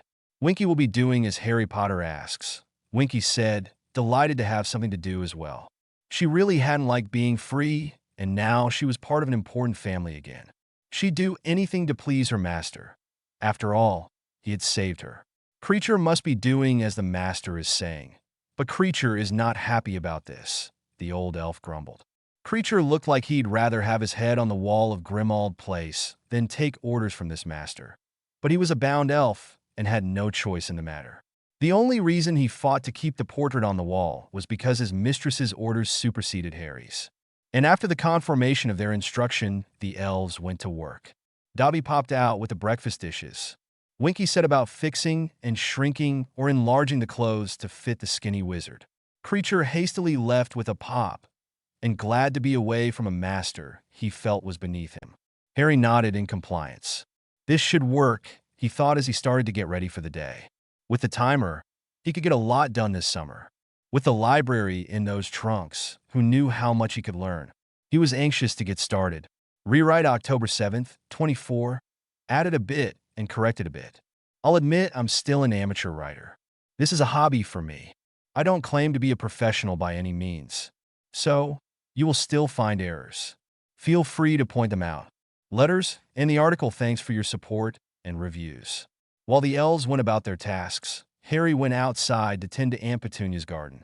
It was his only chore today, and he wanted to be seen by whoever was set to watch him. That, and he liked gardening. It was relaxing, and it gave him time to think. While he set about digging the flower beds and trimming the hedges around the garden, he tried to organize all he had learned this morning and all he needed to still do. As Harry's mind drifted, he started making plans. He wanted to go through those books. Maybe there would be one or two about a clemency. Voldemort was quiet in his head right now, but he didn't want to take the chance that that would change, not knowing without the Horcrux it wouldn't. He also needed to learn it, so that when he left his aunts, Snape and Dumbledore wouldn't know what he had been doing over the summer. The dark-haired teen figured that in a week's time, he'd be going to Grimmauld Place, and his timer would only be able to be used for 60 minutes at a time. So he needed to learn as much as he could before then. He also needed to get his homework done as well. Though last year was the OWLs, they had been given extra credit homework for any class they wanted to keep. Plus, if what the healer said was true, he should practice his magic and get it under control. He wanted to keep the fact that he was an adult under wraps for now, so he was going to hold off practicing magic until he got to headquarters. Since Grimmauld Place was invisible to anyone outside, the lights from Spell Fire shouldn't be seen from the windows. Even under the timer here, there might be quick bright flashes he wouldn't be able to explain. He'd write his friends so they wouldn't worry or get suspicious. Harry loved his friends dearly. However, they'd probably make him tell Dumbledore what he'd been up to. That, and he knew Ron would be jealous. No, it was easier not to tell them. He'd tell them he found the bottomless bags at a charity shop in the neighborhood, and that the store didn't even know what they had. Therefore, he was helping keep the statute of secrecy by buying them and any other wizard stuff that was there. Yeah, that is what I'll do, he thought as he continued digging. That would also help explain my new clothes. Maybe I can talk them into learning to protect their minds. Then I can trust them with my secrets. Harry hated keeping secrets from his friends, but needs must. Finishing up the garden, Harry brushed the loose grass and dirt off his knees and wandered down the street to the few stores that were near his house. Little Whinging was in the county of Surrey, and while there were many shops further away from his house, there were only a few nearby. As luck would have it, there was a charity shop and a one-hour eye doctor. He first went to the oculist and got his eyes checked. They told him he'd have to come back in a week to get his new contacts. He then went to the charity shop and purchased a few things so he could be seen with a bag. The now burdened teen made his way back to the Dursleys, then up to his room. All the elves were gone. All the trunks designated to the vault were also missing. There was a large pile of folded and repaired clothes on his bed. After he emptied his bag, he picked up the newly restored clothes and placed the trousers in his old school trunk and hung the shirts and robes in the wardrobe. Harry noticed that there were very few shirts in the mix, but he figured that he could purchase some here in Surrey, or perhaps Winky could trade for some in the junk shop. The wizard robes all looked new, and he was glad that he now had more than his school robes. After he was finished, he looked around and spotted some old, battered trunks stacked along the wall that had been hidden by his wardrobe. He put them in the first compartment of the main trunk. He'd go through them later, deciding that now would be a good time to write to his friends. The young man sat at his desk and penned a few letters. The first one was to Ron. Ron, I hope you're having a good summer. Nothing much going on here. The Dursleys are leaving me alone. I think they're afraid of Mad Eye Moody. Either way, they're simply ignoring me, and that is just fine with me. How's your family?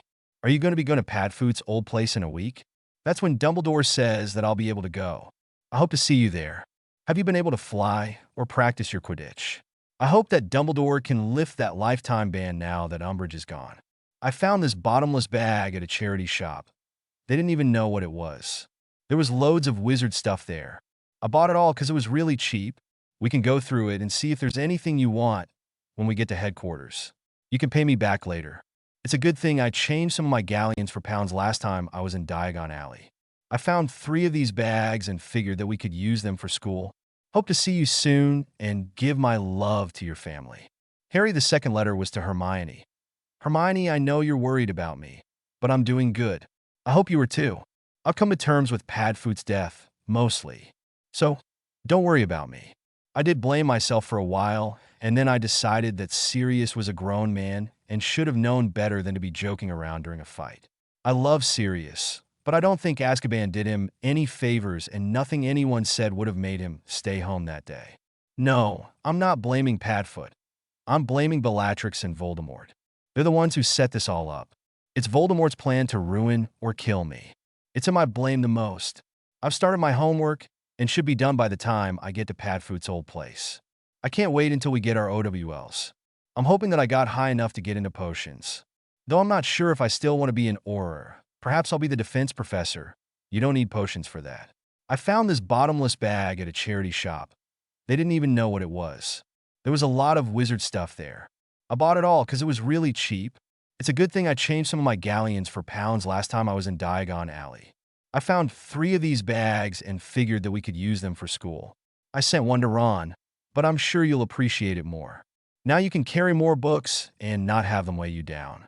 I figured me and Ron could go through everything when we're all at Padfoot's old place and see who wants what. The Dursleys are leaving me alone, and I'm being well fed. Nothing much is going on here, and I'm hoping to leave the next week. Are you going to be there? It'll be good to see you again. Harry the Third was to Remus. Remus, I hope you are well. I'm also hoping that you're not blaming me for what happened at the Ministry. I know I'm partly to blame for not keeping Voldemort out of my head. I know you're the one who this has hit the hardest, and if you're not blaming me, I was wondering if you want to share this grief. I miss him, Moony, and I think we should talk and get to know each other better. Padfoot considered you his best friend, and that makes you someone I'd like to get to know. Things are going well with the Dursleys. They took your threats seriously and are leaving me alone. I would really like to hear from you. If not, I will see you at headquarters. Harry, figuring he would keep up with his other friends. The fourth was to Neville. Hey, Neville, I hope you're having a good summer. Things are okay here. I found these seeds in a charity shop near my house. They feel magical, so I bought them with a whole bunch of other stuff. I thought you might like to see what they were. I don't know of anyone better than you at herbology. So here you go, and let me know what they are when we see each other at school. I probably will be going into hiding soon, so except for our birthday. You didn't know mine was the day after yours, right? You won't hear from me until then. Have a good rest of your summer. Harry the Fifth was to Luna. Hey Luna, I hope you're having a good summer. Catch anything yet? I found this necklace in a charity shop. It's not very pretty, but I thought you might like it. Something about it just screams to me, give me to Luna, so I'm probably going into hiding soon, so I won't see you until school. Have a safe summer. Harry the teenager finished his letters and put them to the side with the gifts to have them delivered before he put the timer on. He thought about sending one to Ginny, but decided against it. She had just started dating Dean, and he didn't want to step on any toes. He gave a brief thought about chances missed, and then shrugged it off.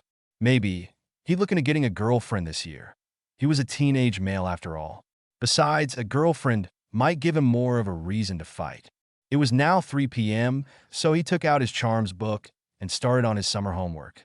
After rereading his godfather's letter, later that night, Harry decided he would send a letter off to the goblins to find out if what Sirius said about the prophet was true. While he toyed with the idea of writing to the Quibbler, he felt that the prophet had more subscribers. He also needed to check to see if his manager had found who his solicitor was. Setting quill to parchment once again, he wrote, "Spearhead, I hope this letter finds you well. I'm looking to see if you found my family solicitor and if they're still on retainer. I'd like to know if I own any shares of the Daily Prophet. You may have to ask Axgrind to see if the Blacks had any shares. If you have this information for me, please give it to this house elf. He'll wait until you have a reply. May your gold flow freely." Harry Potter, the green-eyed teen, called Dobby to him. Dobby. Quick as a flash, the high-strung house elf popped into his room. "What can Dobby be doing for Harry Potter, sir?" "Hello, Dobby," the teenager said kindly. "I take it you're done getting the trunks to the vault." "Yes, sir, Harry Potter, sir." Dobby is putting them right where Harry Potter is telling. Dobby is now working on the top floor of Harry Potter's Patty's house, Dobby said, nodding his head vigorously. "Thank you, buddy. You're a good elf," Harry said, and then handed the letter to the little elf. "I need you to take this letter to Spearhead at Gringotts. Make sure he is alone. Wait for a reply from me, please. Dobby can be doing this. I'll be careful." Dobby will wait for the goblin to answer Harry Potter, Dobby said as he took the letter, and with a pop, away he went. Now that tentative plans had been made, the excited teenager was going to wait until around 10 p.m. to set his timer so that the Dursleys would be asleep and less likely to notice anything amiss. He took out his Transfiguration homework, settled back into the rickety chair at his tattered old desk, and reread it to make sure that it was correct. At 9:55 p.m., he checked to make sure the Dursleys were asleep, sent off Hedwig with the letters and gifts, and put his homework away. At 10 p.m., he set the timer and got to work on the trunks the house elves had brought. It didn't take long as there were only 3. He then emptied the third compartment of the 3-compartment trunk and put it all on his bed. The trinkets and useful stuff he put in the first compartment and set the books aside. He looked through the school books, checking to see if there were any 6th-year books that he could use. A few didn't look too out of date, so he set them aside to see if they were on his list. He then used the ring to check to see if any of the books were cursed. This was the Black family after all. The ones that set the ring off he levitated in one of the empty trunks he had left out for that purpose. The rest he put to the side to check out later. After he got all the cursed books in the trunk, he shrank it and set it against the far wall. Now he could browse the titles and see if there was a book on occlumency because he needed to make that his priority. He found 3 books and put them on his nightstand. Going by the titles, he had sorted all the books in 4 categories: light, dark, gray, and school, hoping he got them right. He put them back in the second compartment and started reading the first occlumency book. He then ate and slept, trying to clear his mind beforehand. When he woke, he read some more and learned there were different ways to meditate, and he had to decide which one worked for him. So he started these for the rest of the timer. When the timer warned that it was almost up, he knew it would be around 11 p.m. So he put the books away and got ready to sleep real time. After taking the timer down, he once again tried to clear his mind. His thoughts reflected again on the subject of Voldemort's soul piece and wondered if now that it was no longer in his scar, would he still be connected to that monster? He didn't know. Still, protecting his mind wouldn't hurt, because he still had Snape and Dumbledore to worry about. After going to the loo and emptying the bottles again, the teenager smacked his forehead. He forgot to look up hygiene spells. "I'm gonna have to stop getting caught up in stuff. I guess I'm just used to being locked in my room while in this house."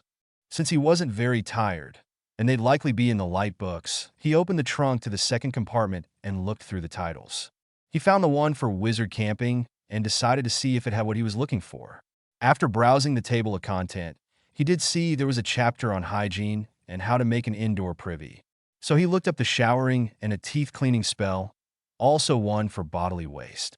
If he decided that he didn't like those, he'd go with the privy. The Dursleys would have fits if he took a shower this late at night. After casting the hygiene spells, being careful not to overpower them, and hoping whoever was watching him didn't notice the lights, he settled down to get some sleep. Around mid-morning the next day, after Harry's timer, Dobby popped in with a note from Spearhead that stated that he had found the solicitor. The name and address was in the note, so Harry could write him. He also indicated that Harry owned 65% of the profit with both the Black and the Potter shares. These shares made him the largest shareholder. If he hadn't received the shares from Sirius, then he would be an average shareholder. It was no wonder the prophet got away with all the slander last year. Now, though, he was a major shareholder and he could have some say in what was printed. Later that day, after doing some more gardening, the messy-haired teenager sat at his desk and wrote a note to the solicitor. Mr. Blackwater, I hope this note finds you well. I know from my account manager, Spearhead, that you're on retainer. I'm sorry I've not written before and hope that we can communicate through my house elf, Dobby. I'd like for you to be my go-between for the Daily Prophet. They've slandered my name in the past, and I'd like them to print a retraction. In addition, I'd like it if you could deliver the enclosed letter to the editor and remind him that I now have controlling shares of the paper. I would also like to sue the authors of the children's stories about me, which are rampant in the wizarding world. As I've never given an interview to anyone before the Triwizard Tournament, I can honestly say these stories are false. I need this to remain between us, as no one else needs to know how I conduct my business. If you can't meet my terms, please let me know by sending a reply. May our business be fruitful for both of us. Sincerely, Harry Potter, Lord Black. To the prophet he wrote, Dear editor and readers, my name is Harry James Potter. I'm sure you've heard of me from this paper and others. I'd like to state that most of what you've read is false. I hadn't even heard of the wizarding world before my first year at Hogwarts, so all the books about me I can tell you now are lies. These books have led you to believe that I'm the next Merlin. I can tell you right now that I'm not. I'm just Harry. I want it to be known that I've given 2 interviews, and they were for the Triwizard Tournament and last year for the Quibbler. It's said that I'm the only one who can defeat the so-called Dark Lord Voldemort, and while this may or may not be true, I cannot do it alone. There are 27,500 plus magical people in Great Britain, and there are maybe 30 to 50 wizards and witches that are followers of Voldemort. I'm a 16-year-old boy, and will try to protect the wizarding world as best I can. However, I'll need some help. I'm not asking that you face the Dark Idiot or his followers, but take a step and find ways to protect yourself, your families, and your homes. Practice simple getaway or defensive spells, such as the Jelly Leg Jinx. In addition, I want it to be known that as long as the Ministry employs people like Dolores Umbridge, I'll not support them. For those who don't know, Ms. Umbridge was the defense against the Dark Arts professor at Hogwarts last year. She was made the first High Inquisitor, and then, after Headmaster Dumbledore was removed, she became Headmistress. She is the current Undersecretary of the Minister. I'd like for everyone to know that this person was the one who sent the Dementors after me last summer, which she stated in front of witnesses. This caused me to have to undergo a trial in front of the entire Wisingamot for underage magic and preforming magic in front of a muggle. I was found innocent, but never should have stood trial in the first place. Ms. Umbridge also used a black quill on students for detention. A torture device. That is a quill that uses blood as ink by carving words into the hand of the person who is writing. I have the scars on the back of my hand to prove it. Let it also be known that she tried to cast an unforgivable on me in front of those same witnesses. She also had no problem calling anyone whom she didn't like bigoted names. She claimed she did all this with the support of the Ministry. These are just the things she did to me. I implore you to ask your children what she did to them. I call on the Minister for Magic to prove he has the best intentions for this country and dismiss this beastly woman from the Ministry and bring her up on charges. I call upon the parents of the students of Hogwarts to let the Ministry know you will not stand by and let them torture your children. I know I sound harsh, but I am fed up with being the lone voice in a crowd of silence. Let your voice be heard. Harry Potter Harry summoned Dobby to him, and when the elf appeared, he gave him the instructions to take the letters to Mr. Blackwater. He did some more homework while he waited for a response. About an hour later, Dobby came back with a letter stating that Mr. Blackwater would, of course, be his solicitor as he had been his dad's, and had been waiting for the last remaining Potter to answer his owls so he could stop the slander. He also stated that he'd make an appointment with the prophet and get Harry's letter in the paper by next week. He'd see about the retraction at that time. He'd also look into stopping the printing of the children's books and suing the authors. The excited teenager sent a quick note stating that he had had an owl diverting charm on him for protection, but that it was no longer there. He did ask that he only communicate through Dobby, though. The rest of the week went as followed.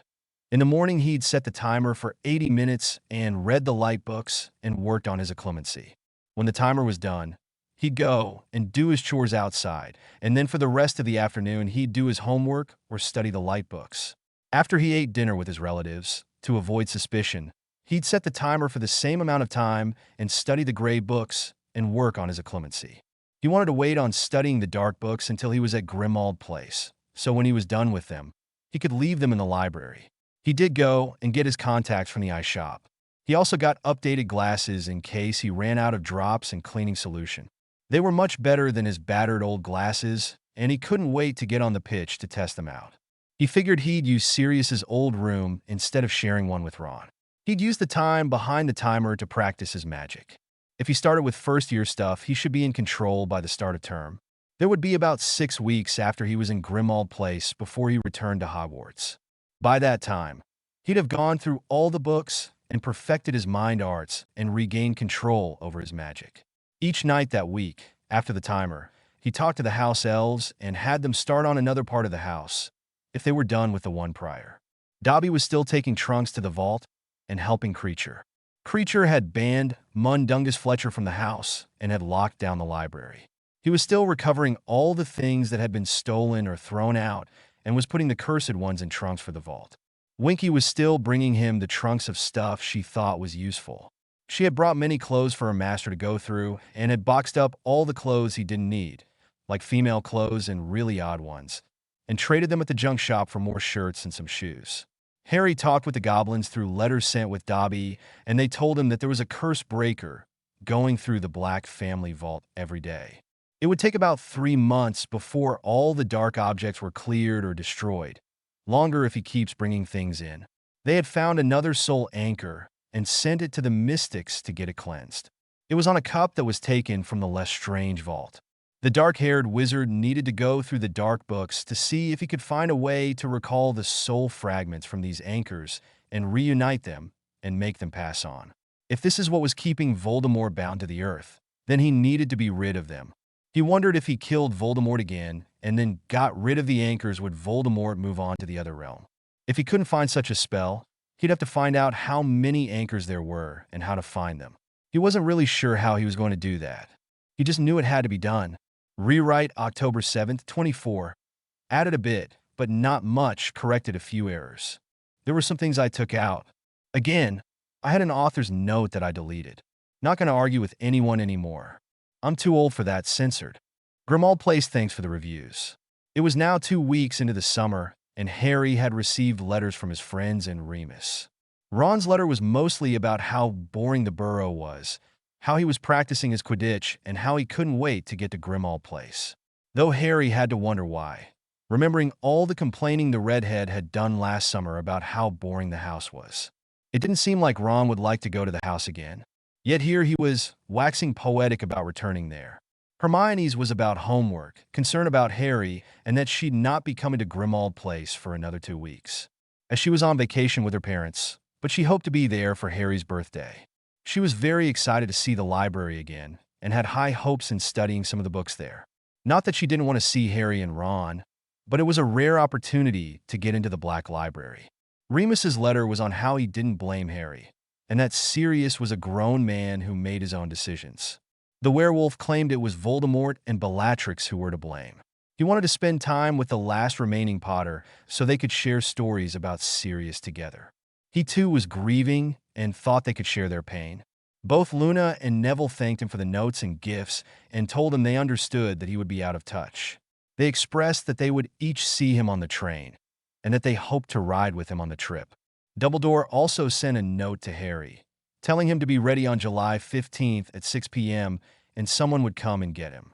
He sent off a quick response to each person, letting them know that he would be seeing them soon or on the train, as the case may be. It was now the 15th, So here he sat with his trunk ready for someone to come and pick him up. He had already put the 3-compartment trunk in his school trunk. He decided to wear his new glasses and leave his contacts for later, hoping that no one would notice. He sent Hedwig to Grimmauld Place to wait for him there. The Dursleys didn't want to be there when the wizards came, and so they had left for dinner. There was a knock on the door at exactly 6 p.m. Harry looked through the peephole, wand in hand. It was Remus. Opening the door, security chain still engaged, the dark-haired wizard asked, "Why didn't you want to face the boggart in my 3rd year?" Keeping his wand hidden behind the door. "Because it is the full moon," the werewolf answered. Harry closed the door and released the chain. He reopened it and gave the last marauder a manly one-armed hug. "Good to see you, Remus. I hope you have a quick way to get to headquarters because I really don't feel flying is the safest way," he said, looking over the man in front of him. He didn't want a repeat of last year's flight. It was just too much and was plain stupid in his mind. The werewolf looked bad. The bags under his eyes were deep and dark. His clothes were ragged and hanging off his skinny frame. He seemed to have dropped a stone that he couldn't afford. He looked like it was the day after the full moon, but Harry knew that the full moon wasn't for another 15 days. He hoped that Snape was still providing the Wolfsbane potion so that Remus had one less thing to worry about. Remus would never replace Sirius, because unlike Sirius, he hadn't been there for Harry. Even with the owl redirect charm, the werewolf should have been able to find Harry when he was working in the Muggle world. At least Sirius had reasons like prison and being on the run. Yet his godfather still found time to help his godson/son when he could. The werewolf never did, not even when he was a professor at Hogwarts. The only time he helped was in teaching Harry the Patronus charm and when he saw Sirius and Pettigrew on the map. However, the young wizard knew that Sirius considered Remus his best friend, so maybe they could work out a tentative friendship and share the grief over their lost loved one. "Yes, we are going by Portkey, as we both know the secret," the tired-looking man said, bringing Harry's thoughts back to the conversation as he held out a rusty old bent tin can. "Can you shrink my trunk?" "It'd be easier," Harry said, pointing to his school trunk. He knew he could do it himself, but he was keeping that fact to himself for now. "Of course," Remus said softly and pulled out his wand and shrunk the trunk. Harry picked it up and put it in his pocket. He then put his finger on the tin, ready to go. The ex-professor then said the password headquarters, and with a pull at the navel, they were off. After the teenager picked himself off the floor, he noticed they were in the now clean, but still dark-colored, sitting room. The closed and torn curtains made the shadows, caused by the flickering gaslights, seem bigger in the corners, and the worn furniture added to the dreary atmosphere. Harry and Remus were surrounded by a sea of redheads. Most of the Weasley family was there. Mr. and Mrs. Weasley, Bill, then the twins, Fred and George. Ron and Ginny were all trying to get his attention. Charlie was still in Romania, and Percy was estranged from the family. He still believed that Harry was an attention-seeking liar, therefore unwelcome. Kinda. Everyone knew that Mrs. Weasley would welcome him with open arms no matter what. Mrs. Weasley got to him first and pulled him into a rib-crushing hug. "Oh, Harry dear, look at you all skin and bones. I have dinner on the stove, and it'll be ready in a few minutes, dear. You'll be sleeping with Ron in the same room as before," she said with her usual mothering ways. Harry was a little insulted. He didn't think he was that skinny. He was sure he had added at least a stone this summer. He had done his best to become healthy, and she wasn't even looking at him, just doing what she thought she should be doing. It was endearing and insulting at the same time. "Sorry, Mrs. Weasley, I'm going to be sleeping in Sirius's old room. I figure that me and Ron are old enough to not have to share a room outside of school." "Nothing personal, Ron," the dark-haired wizard said, looking at his best mate in hopes that he'd back him up. "No worries, mate. I feel the same way. I'm used to having my own room at home." Ron shrugged, completely indifferent. "But that room isn't ready to be used yet," protested Mrs. Weasley. "We haven't gotten Sirius's stuff out of there, and who knows what adult things are in there." "No, dear. You will have to stay with Ron," she said, patting his arm as if it were final. "I'll have Kreacher make it ready, Mrs. Weasley. It'll be okay.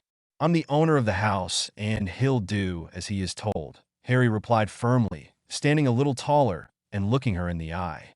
Deciding to hold off the argument for later, she sighed. "While you're at it, ask him what happened to the portrait of Mrs. Black." Not that anyone is complaining, but I'd like to know. We tried asking him, but he hasn't spoken a word to us since we arrived. See if he'll talk to you. Can you see if he is the one cleaning the house? I was hoping that the children would have something to do besides their homework, she said, wringing her hands in the futile effort to think of something to busy her children and keep them out of mischief. With no Quidditch or gnomes to throw, there was only this house to clean. She glanced at the twins and saw the manic looks in their eyes, causing her to think faster. She only had to keep them busy during the evening since they had opened their joke shop. I told Kreacher to take the portrait down and put it in the attic. Harry shrugged it off like it was no big thing. It's part of his punishment for lying to me. I also have him cleaning the house.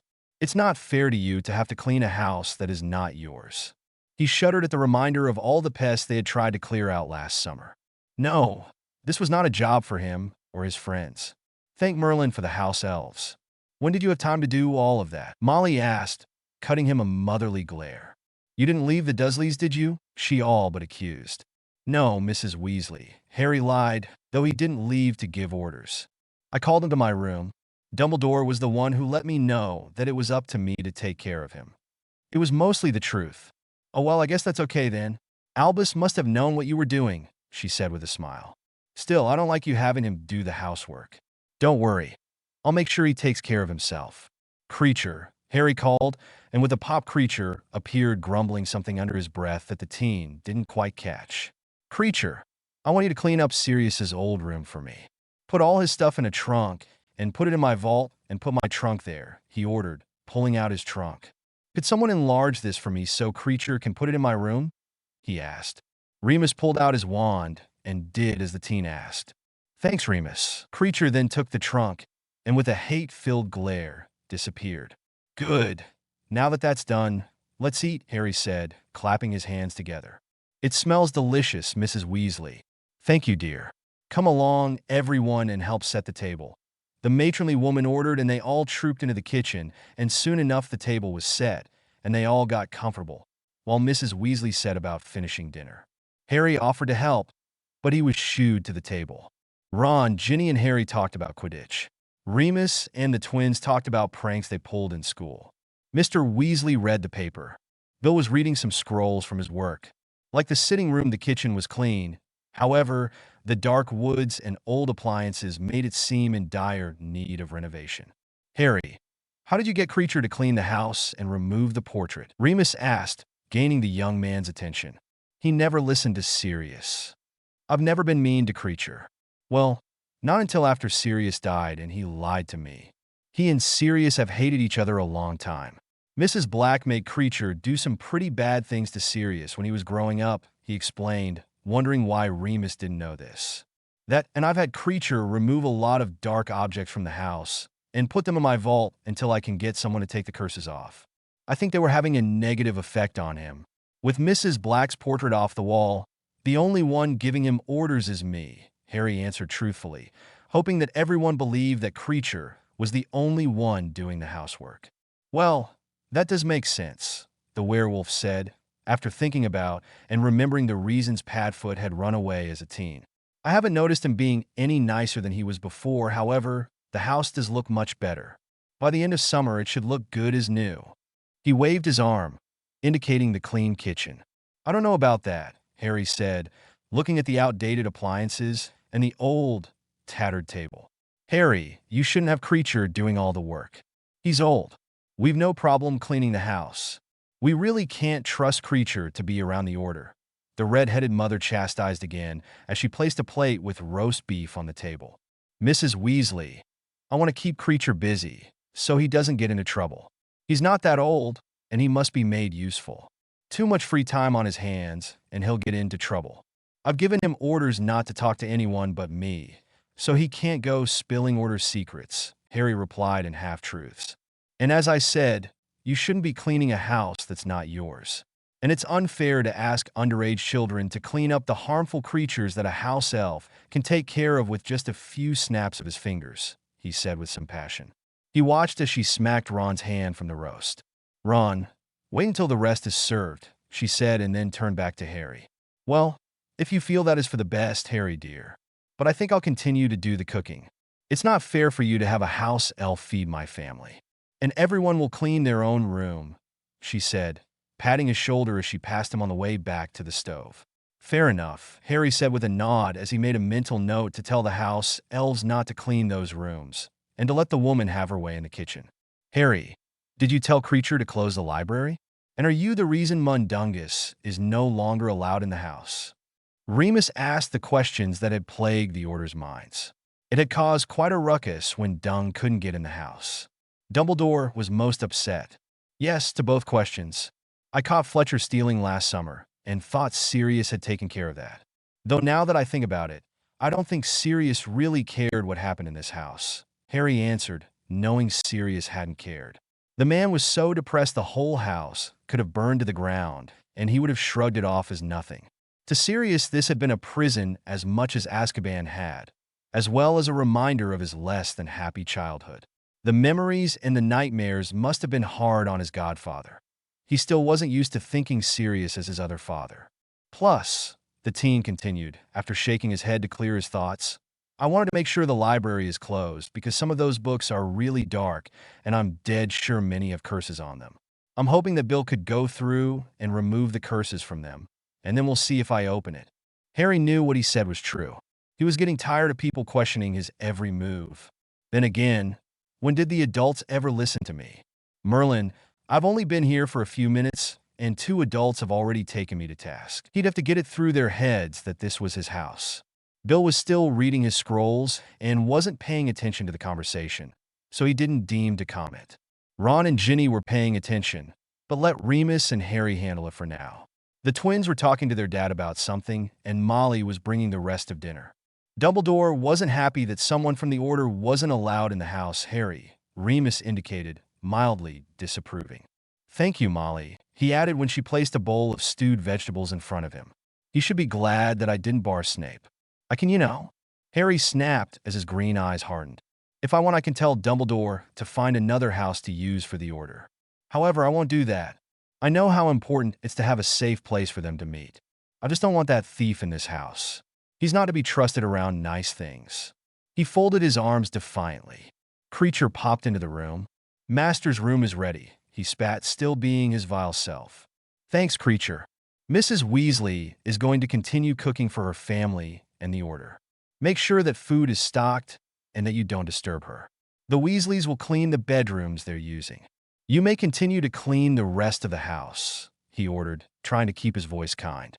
Kreacher mumbled under his breath, sent Harry a glare, and popped away. See, he isn't any nicer to me.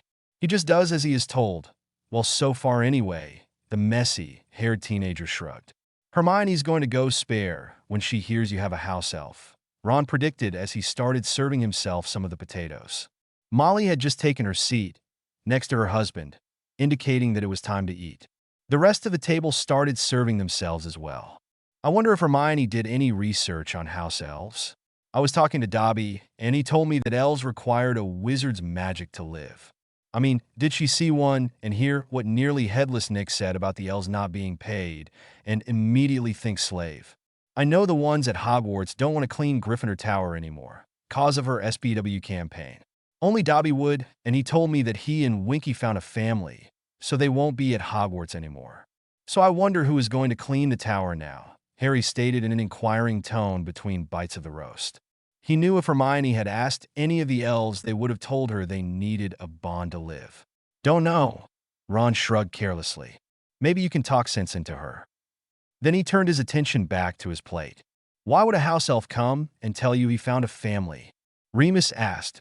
He seemed full of questions tonight. Dobby and Winky are my friends.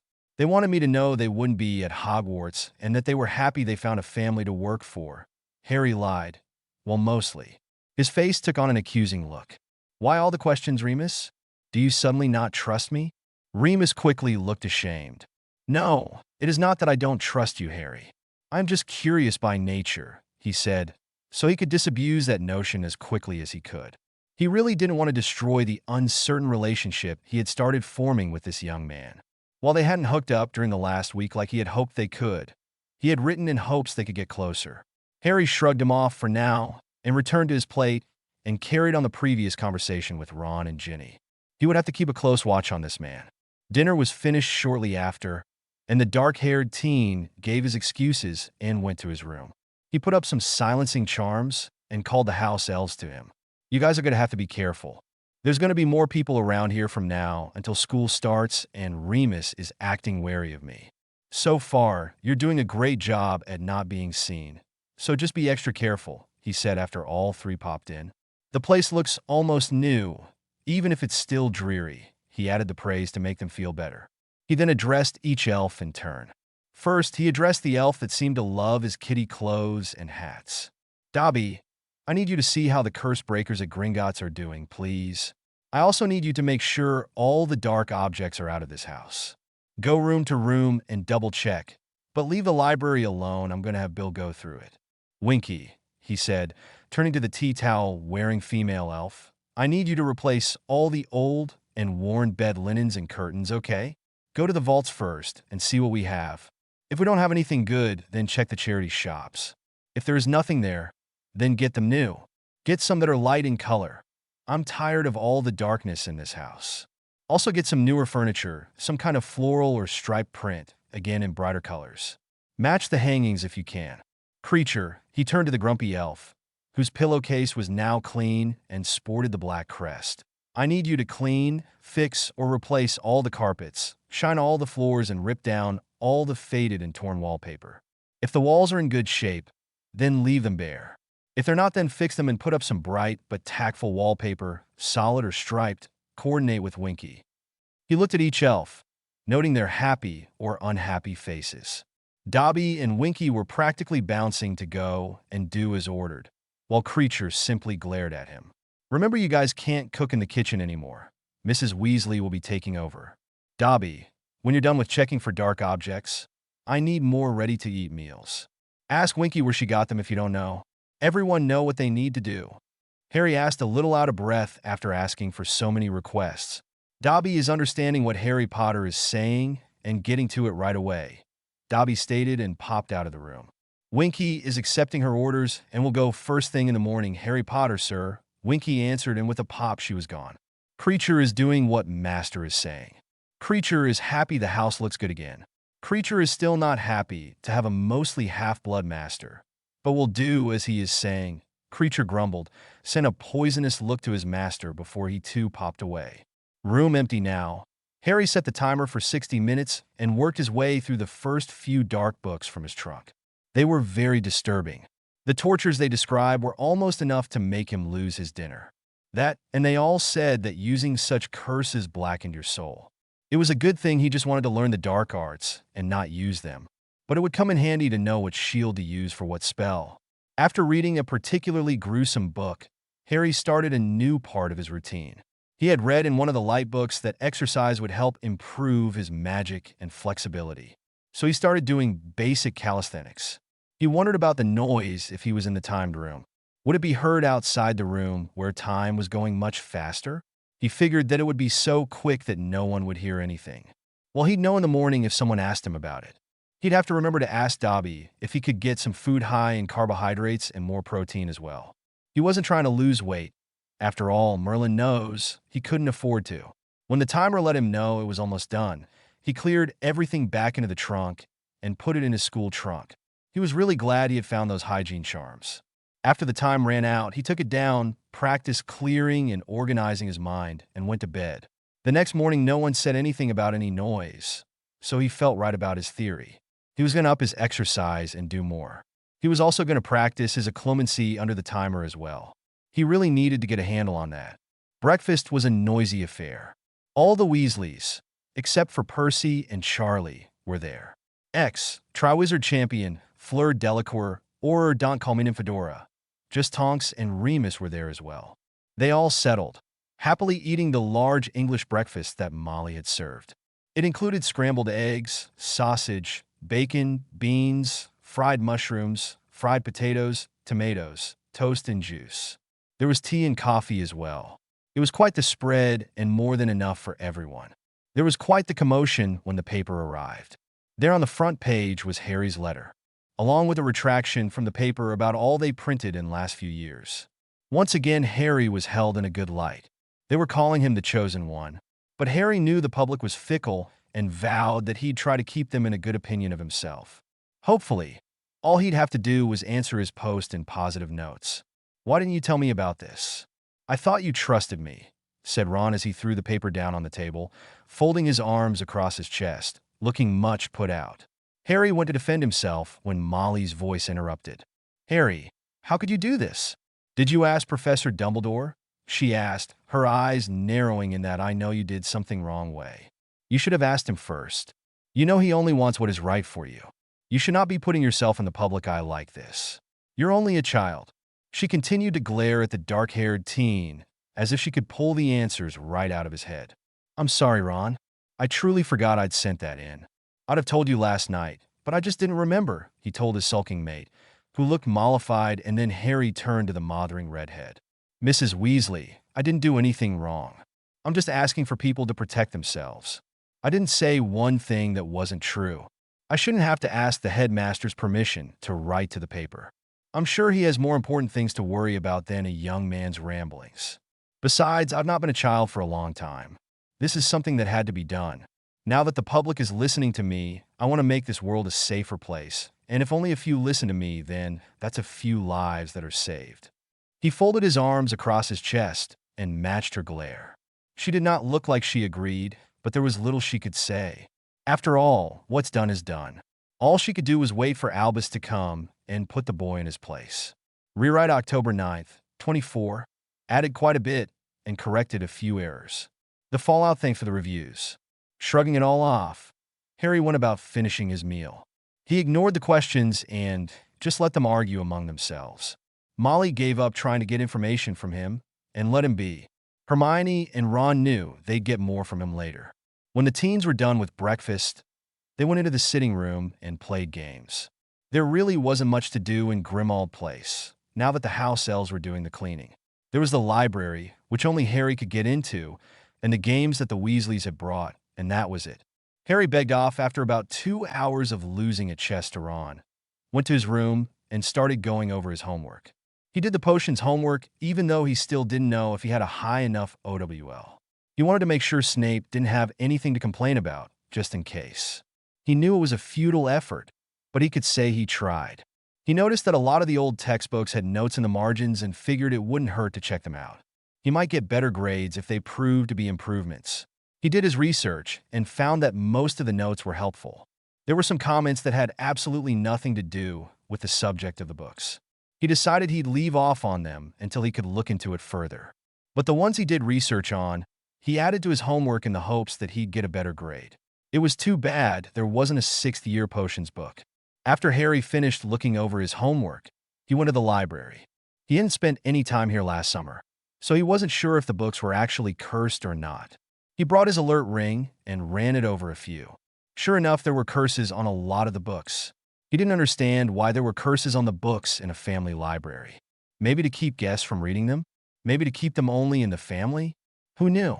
But then again, there had been curses on the books from the trunks too. The Black family was just weird in his opinion. They would curse the hell out of anything. There were curses on the cutlery for Merlin's sake. He figured he'd ask Bill and Remus to look them over and see if the curses could be removed.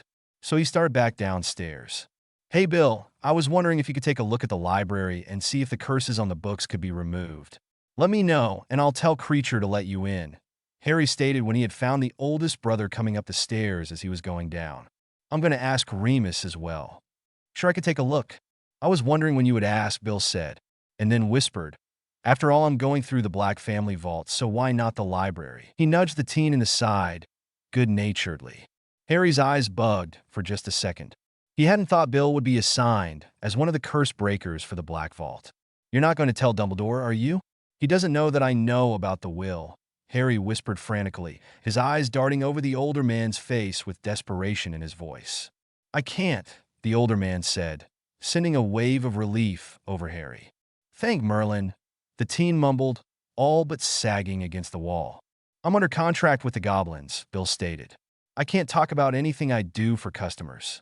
I mean, I can talk about my digs in Egypt, well, the sites and all, but I can't tell what treasures are found or anything like that. They only know it's dangerous. You should have seen the twins talk to the goblin nurse, spell follower. That one time I brought them to Gringotts when I was injured. He chuckled at that memory.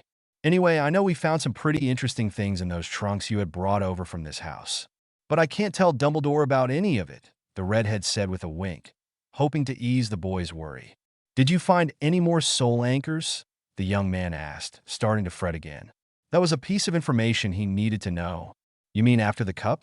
Then yeah, it was a locket that I'm sure you guys threw out last summer, Bill answered, much to Harry's dread. How did it get into your vault? I had Kreacher go and steal back everything that was thrown away or stolen. And I'm dead sure he kept some stuff. I told him to give it all back, and if it was cursed, throw it in the vault, along with anything else he found that was cursed or dark. Please don't tell anyone about me. Dumbledore doesn't know about any of this, and I'm trying to see how much he trusts me and if I can trust him. He hasn't even told me when the will reading is, Harry persisted. He really needed his secrets kept, well, secret. He hoped Bill would understand. I will, the confused Cursebreaker said. Everyone he knew trusted Dumbledore. Well, except the goblins, but they didn't trust anyone. But I won't say a word. However, Harry, I don't know he cares about you. Why else would he go through the trouble of having the Order watch you? He asked. His questioning eyes sought out the teens. Let's just say he's not telling the Order everything either, the teen stated firmly as he met Bill's eyes with narrow ones of his own. I know that you guys know about the prophecy, but he hasn't told you what it says. He told it to me the day Sirius died. I told him I wouldn't tell anyone what it said, but I can tell you this. He has to keep me alive to face Voldemort. That's why you're watching me. That way I won't get hurt until that time comes. So I need you to trust me that I know what I'm doing when it comes to Dumbledore, Harry insisted, practically begging for Bill to understand. Okay, Harry, I'll keep your secrets for now. I can't tell most of them anyway, so a few more won't hurt. And don't worry, Clemency is part of the training at Gringotts, Bill said as he winked again. This time in secret shared and understanding. Then he continued up the stairs and headed off for the library. Wait, I have to get Kreacher to open it up to you. Kreacher. The disgruntled house elf popped in. Kreacher, I need you to let Bill and maybe Remus in the library. Kreacher stared for a moment, snapped his fingers, and said, It is done, master. Thanks, you can go back to what you were doing, Harry said. The elf popped away. The teen turned back to the older man. You're good now. Thanks, Harry, Bill stated as he took the stairs two at a time. He really wanted to get to the library. He would love to see what type of curses the Black family used on books. Harry stayed where he was for a minute in thought after Bill left. He was really worried about these soul anchors. The curse breakers found yet another one, which would make 3 that he knew about, maybe 4. Did he make more, he wondered. He wasn't sure how he was going to find them all if Voldemort had, but he had to do something. Maybe he should tell Dumbledore what they found. But then he'd have to come clean that he knew about the will and that he had had the goblins remove the one in his scar. He wasn't quite ready to do that yet. Well, he'd figure something out. After that, Harry turned and continued down the stairs and found Remus in the kitchen, going through a stack of letters with Fleur, Tonks, and Molly. It was quite a large pile of post. Some of it was falling off the table, but Mrs. Weasley just waved her wand and it settled back. Remus looked up when the dark-haired teen entered the kitchen. Good you are here. The owls started coming about an hour ago. They have not stopped since. We were just checking to make sure there are no curses or port keys on the letters. This stack over here is clean if you want to start opening them, he said, pointing to a large stack to his left. Sure, let me get Ron and Ginny and see if they want to help. Maybe you can help me with a couple of form letters to answer all these. I was going to ask you to help Bill in the library, but thanks for helping in here. Though, I'm not sure how I'm going to get them all delivered, Harry said, scratching his head. He never really had to answer this much post before. Most of the owls stayed behind. I'll just send them back outside. There is an owl post in Diagon Alley. I can take them for you when you are done, Remus answered as he continued sorting and scanning the missives. That'd be great. Thanks, Remus. Hey, how did the owls find me? I mean, the house is hidden, isn't it? The teen asked with a tilt of his head. It was Tonks that answered. Owls can find anyone, anywhere, and at any time. Don't believe that silly rumor that people can put tracing charms on them. Because they can't if the Aurors could catch criminals that way, don't you think we would? I know it would make my job easier. But no. She shook her head in frustration. The only way to trace an owl is to hop on your broomstick and follow it. But owls are smart, see? They just fly into tight places you can't go, and voila, no more followers. If they are seen, they can be intercepted, but they can't be followed. Oh, that makes sense, I guess. Let me see if Ron and Ginny need something to do. I need to get some stuff to answer all this with. And with that, Harry left the room to look for his friends. He found them still in the sitting room and asked if they wanted to help. They said yes, and the two redheads left for the kitchen. Harry went to his room to get ink and parchment. It's a good thing I found all sorts of extras in those trunks. Now laden with the material he needed, he made his way back to the kitchen and started going through the letters. Most of the letters were a show of support. Some stated that they had asked their children if anything had happened with Umbridge and were told that, yes, they too were given abusive detentions. Others were outraged that Harry would speak out against the ministry. All the charmed or cursed ones and howlers were incinerated. Remus helped Harry make 3 form letters and then told him that he would perform a spell that would take the name from the letter and put it on the form letter and return envelope. He'd show Harry the spell so he could use it later in school. The first letter read, "Dear, insert name here. Thank you for your support. I'm glad that my words were heard, and I hope they're taken in the context they were meant. I did mean what I said, and that I've only magical Britain's safety is my main concern. I also meant what I said about protecting your home. The goblins have offered to erect wards for a fee. The fee depends on how secure you want the wards. I understand how hard it is for you to think about protecting the ones you love. Remember, I've lost my entire family to this war. The guilt overwhelms me at times. I don't want anyone to feel that. I also understand that going against Voldemort is something most wizards will not do. I want the people of magical Britain to do what they can to protect themselves and hide if they cannot fight. I'd also like it that if you have grievances with the ministry to voice them. You voted them and you can vote them out again. Remind them that if they stand for the people, then the people will stand for them. It's time for everyone to stand up and fight the bigotry and hate that caused Voldemort to rise. Think of it. Only 1/4 of magical Britain is pure blood. Over half is half-blood, and 1/4 is muggle-born. We all need to stand together. It's sad that a lot of our society leaves the wizarding Britain for other countries because of the bigots that rule it. If we can stop that, then we will grow stronger. I understand if protecting your family is the only way you feel you can help. I'll do my best to protect you and my loved ones. Thanks again, Harry Potter II Red. Dear, insert name here. It's truly a sad day that I was right and that I wasn't the only one to suffer under Umbridge's reign. I hope that you will take my words to heart and right the ministry. Remind them that you're the ones that voted them in and that you will not tolerate this woman remaining in office. You will have my full backing in this matter. And if you have any other grievance with the ministry, now is the time to voice them and remind them that if they stand for the people will stand for them. It's time for the wizarding Britain to stand up against the bigotry and hate that causes people like Voldemort to rise. Remember, only 1/4 of magical Britain is pure blood. Over 1/2 is half-blood, and 1/4 is muggle-born. We all need to stand together. It's sad that a lot of our society leaves the wizarding Britain to other countries because of the bigots that rule it. If we can stop that, then we will grow stronger. I'd also like to stress how important it is to make sure your family is protected. The goblins are offering to ward houses for a fee. The cost depends on how strong you want the wards. Remember, I've lost my entire family to this war. The guilt overwhelms me at times. I don't want anyone to feel that. You have my sympathy, Harry Potter III Red. Dear, insert name here. I'm sorry that you feel that way. I do have my reasons for stating what I did. I have letters from other concerned parents that will tell you what I said was completely true.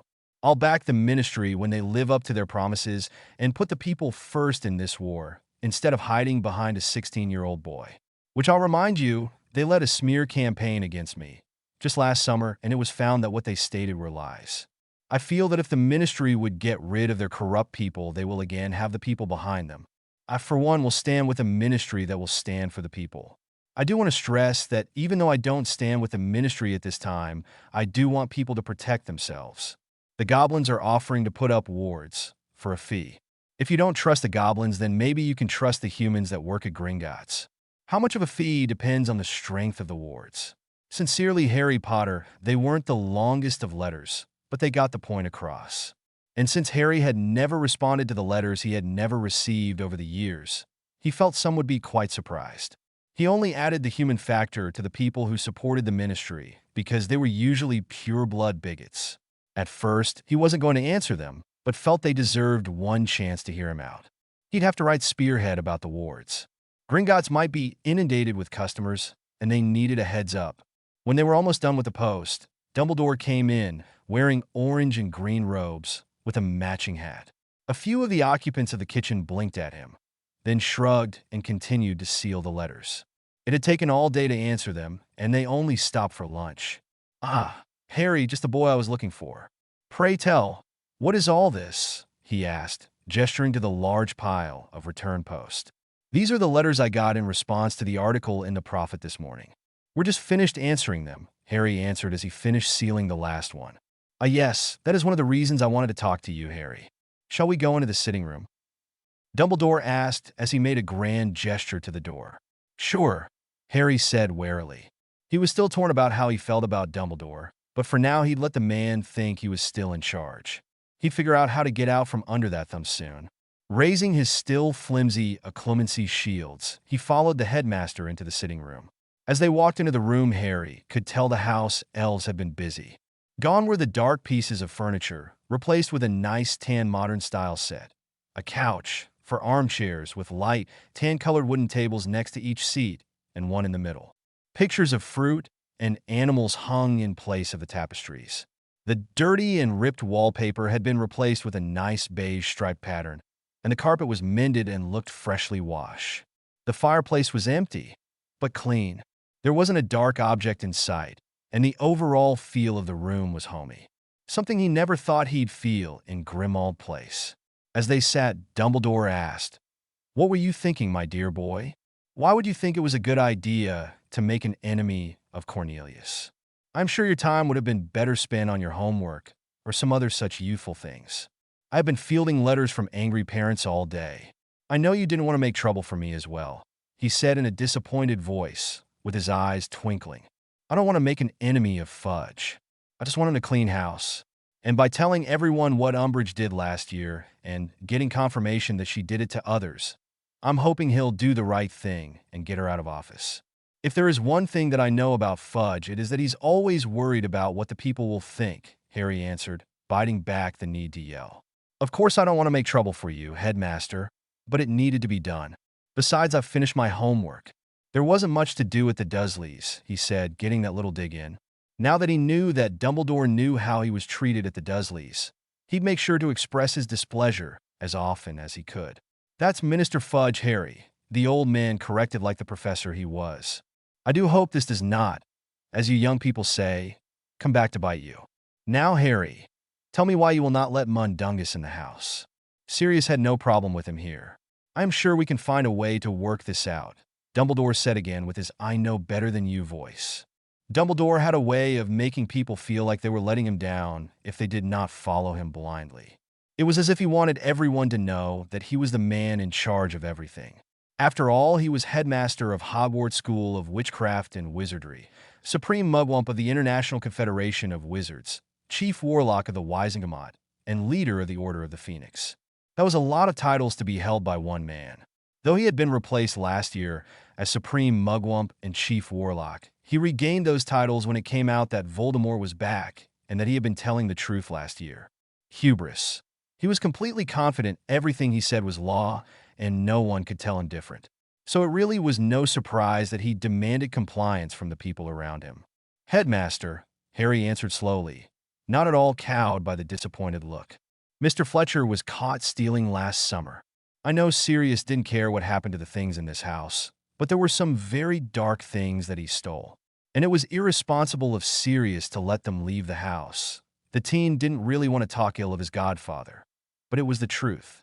Albus went to answer that, but Harry beat him to it. And yes, before you ask, that is why I locked down the library," the teen stated, raising his hand. "None of those books should leave that room until all the curses are lifted from them, and then there are still some that no one should take for bedtime reading.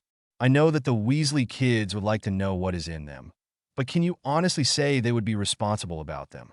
Not that that will stop them from sneaking in. After I open it, but they would get caught easier if they can't sneak the books out. And you know how Mrs. Weasley is about stuff like that. As this is now my house, I'm responsible for the things in it and who gets hurt by them. He folded his arms and took on a defiant look. Alas, I thought that was the case, and that is very mature of you, my boy, the headmaster said with approval in his twinkling eyes, as if it was his idea all along. Now, Harry, if I have Mundungus take a pledge that he will not steal anything from the house, will you let him back in? He is a very important person in the order, and it is quite inconvenient to have to hold a separate meeting just for him. He looked at Harry like he was expecting him to say yes right away. Sure, Harry shrugged. If he vows on his magic that he won't steal anything from the house or use the house to hide his stashes, I'll let him in. I'll make you responsible for him. After all, he is your lackey. It was best to compromise, and he was sure Fletcher would not want to lose his magic. That, and it put Dumbledore on the spot. Of course, my boy. Now, if there isn't anything else, I am sure Molly has dinner ready, Dumbledore said as he rose from his seat and headed to the kitchen. One more thing, Headmaster, can I go and get my eyes checked? He asked as a test. Are you not seeing well? You do not seem to have issues in Quidditch, the old man asked, looking over his half-moon spectacles. Well, things are a bit fuzzy, Harry lied, knowing he could see clear as day with his new glasses. Besides, I want to get out of the house. I think it would be best if you simply have Poppy take a look when you get back to Hogwarts, Albus stated with finality and turned to go to the kitchen. If that's what you think is best, Headmaster, Harry stated blandly as he all but glared at the retreating old man. Yep, he was a prisoner, much like Sirius. As they rejoined everyone, Harry noticed that Dumbledore didn't mention the will, which he knew through the goblins, was being read next week. This just confirmed in his mind that the old man won't tell him anything he didn't feel Harry was ready for. Dinner, like breakfast, was a noisy affair. There were more people there, as there was a meeting of the Order after. Harry went up to his room after dinner because he didn't want to run into Snape. He got one of the light books on warding out and started reading. Ron knocked and came in. What are you reading for, Harry? It's summer. Don't you want to play some chess or something? You're not turning into another Hermione, are you? He asked, his brown eyes narrowing with a look of confusion and accusation. Harry didn't normally study. He usually spent his time messing around with Ron.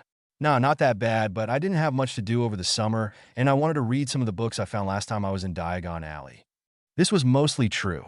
After all, Gringotts was in Diagon Alley. Well, all right then, but if you change your mind, you know where I'll be, Ron said as he left the room.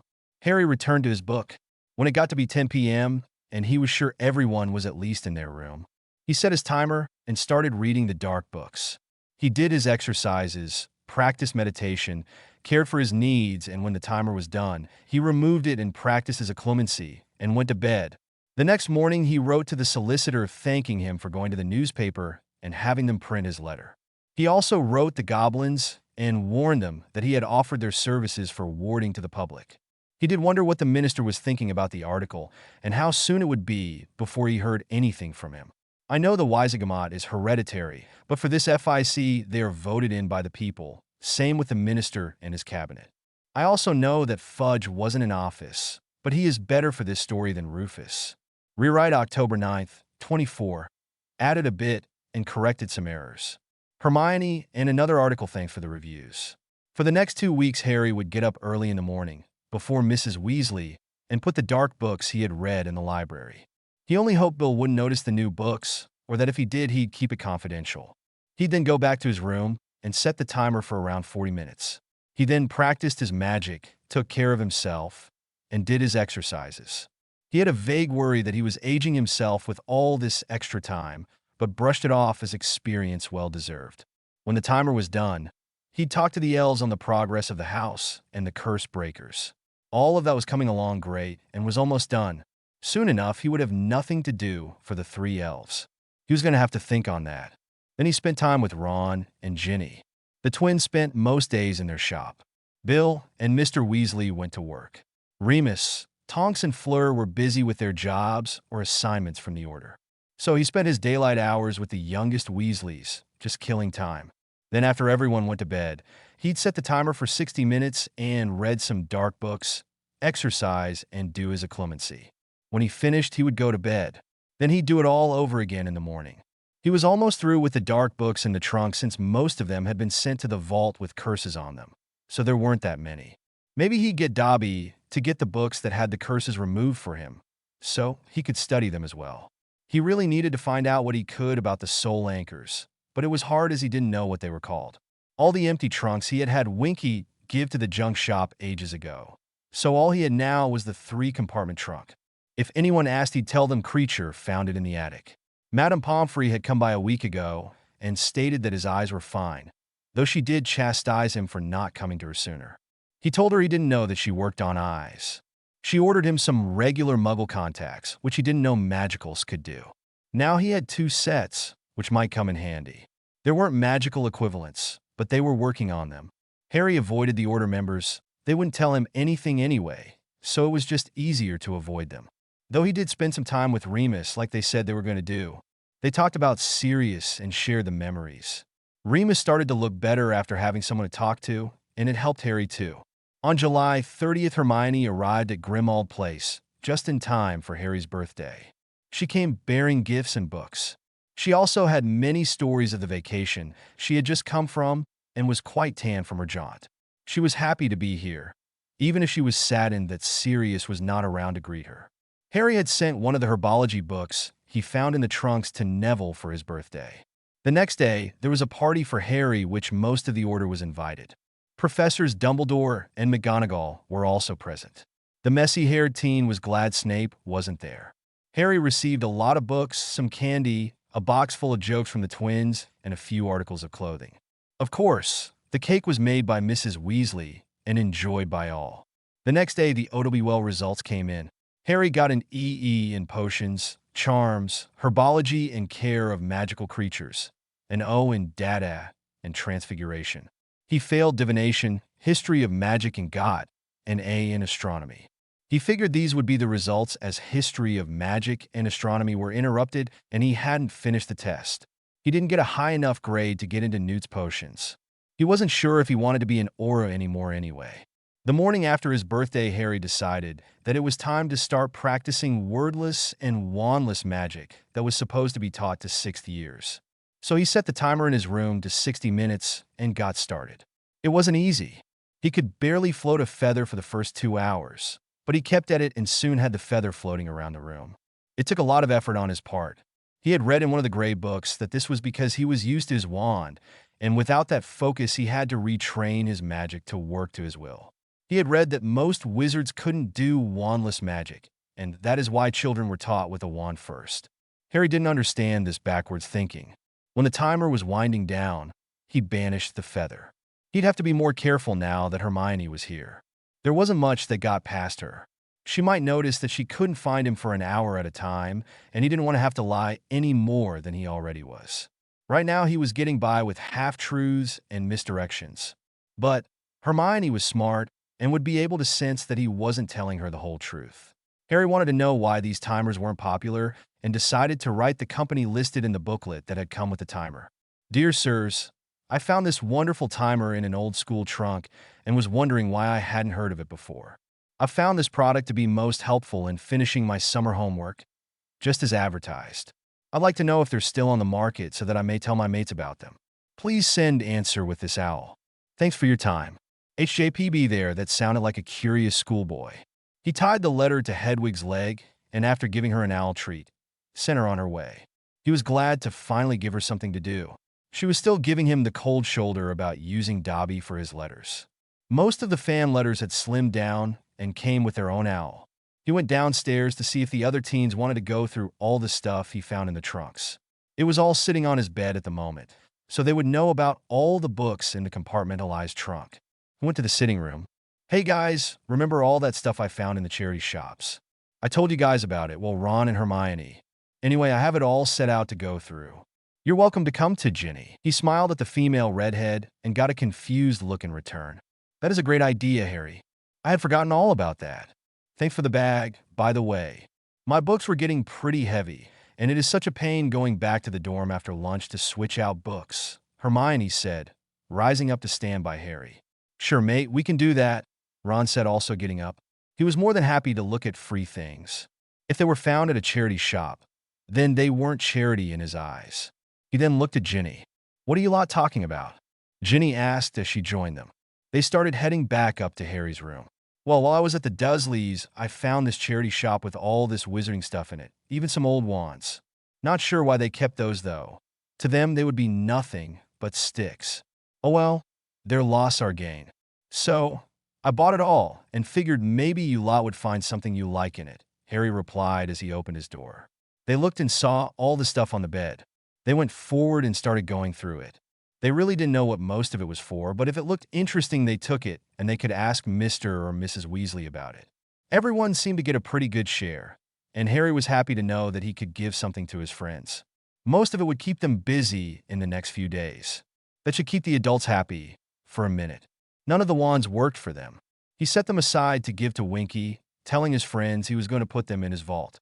Maybe now they'd have something to do in this boring house. Bill had finished taking the curses off the books, so he opened the library to be used, but no one could remove any of the books. Only Hermione, Bill, and Remus used it on a regular basis. Well, the twins tried to sneak stuff out, but after the third time they couldn't, they stopped. Mrs. Weasley had caught them trying to copy stuff and told them in no uncertain terms they were not to do it again. After that, Harry made sure the library was locked at night. The next 2 days were uneventful, except the time the twins came and relieved him of everything the younger kids hadn't, even the wands, although they couldn't use them. Harry let them have them. The messy-haired teen had finished all the dark books in his trunk, and now the only books left to read were the old school books. There were books on arithmancy and runes from year 3 to 5. There were also books on classes no longer taught in Hogwarts, like government and law, household spells and structure, and spell crafting years 3 to 5. He figured that the people who owned the trunks never studied past the OWLs. To Harry, these were a gold mine. They could teach him things he'd need to know about the wizarding world that no one else seemed fit to tell him. He took the chance of being found out and set the timer to 80 minutes at night. He studied these books like he never studied at Hogwarts. He knew he wouldn't be able to get into the arithmancy and runes classes as the OWLs had already been given. Maybe he could find a way to take the tests as independent study when he took his newts. He received a letter back from the makers of the timer.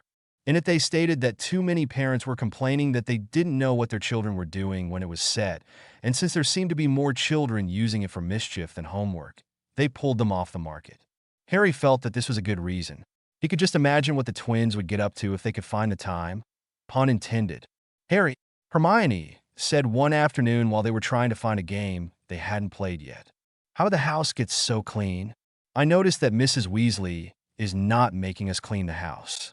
All the carpets and the drapes look new. The walls have been stripped and the floors are all polished. The rooms look cleaner and brighter. I see that Mrs. Black's portrait was off the wall. I asked about this earlier and was told to ask you. I just never found the time until now." She looked at him like he had better have an answer she approved of. "I had Kreacher clean the house, Hermione.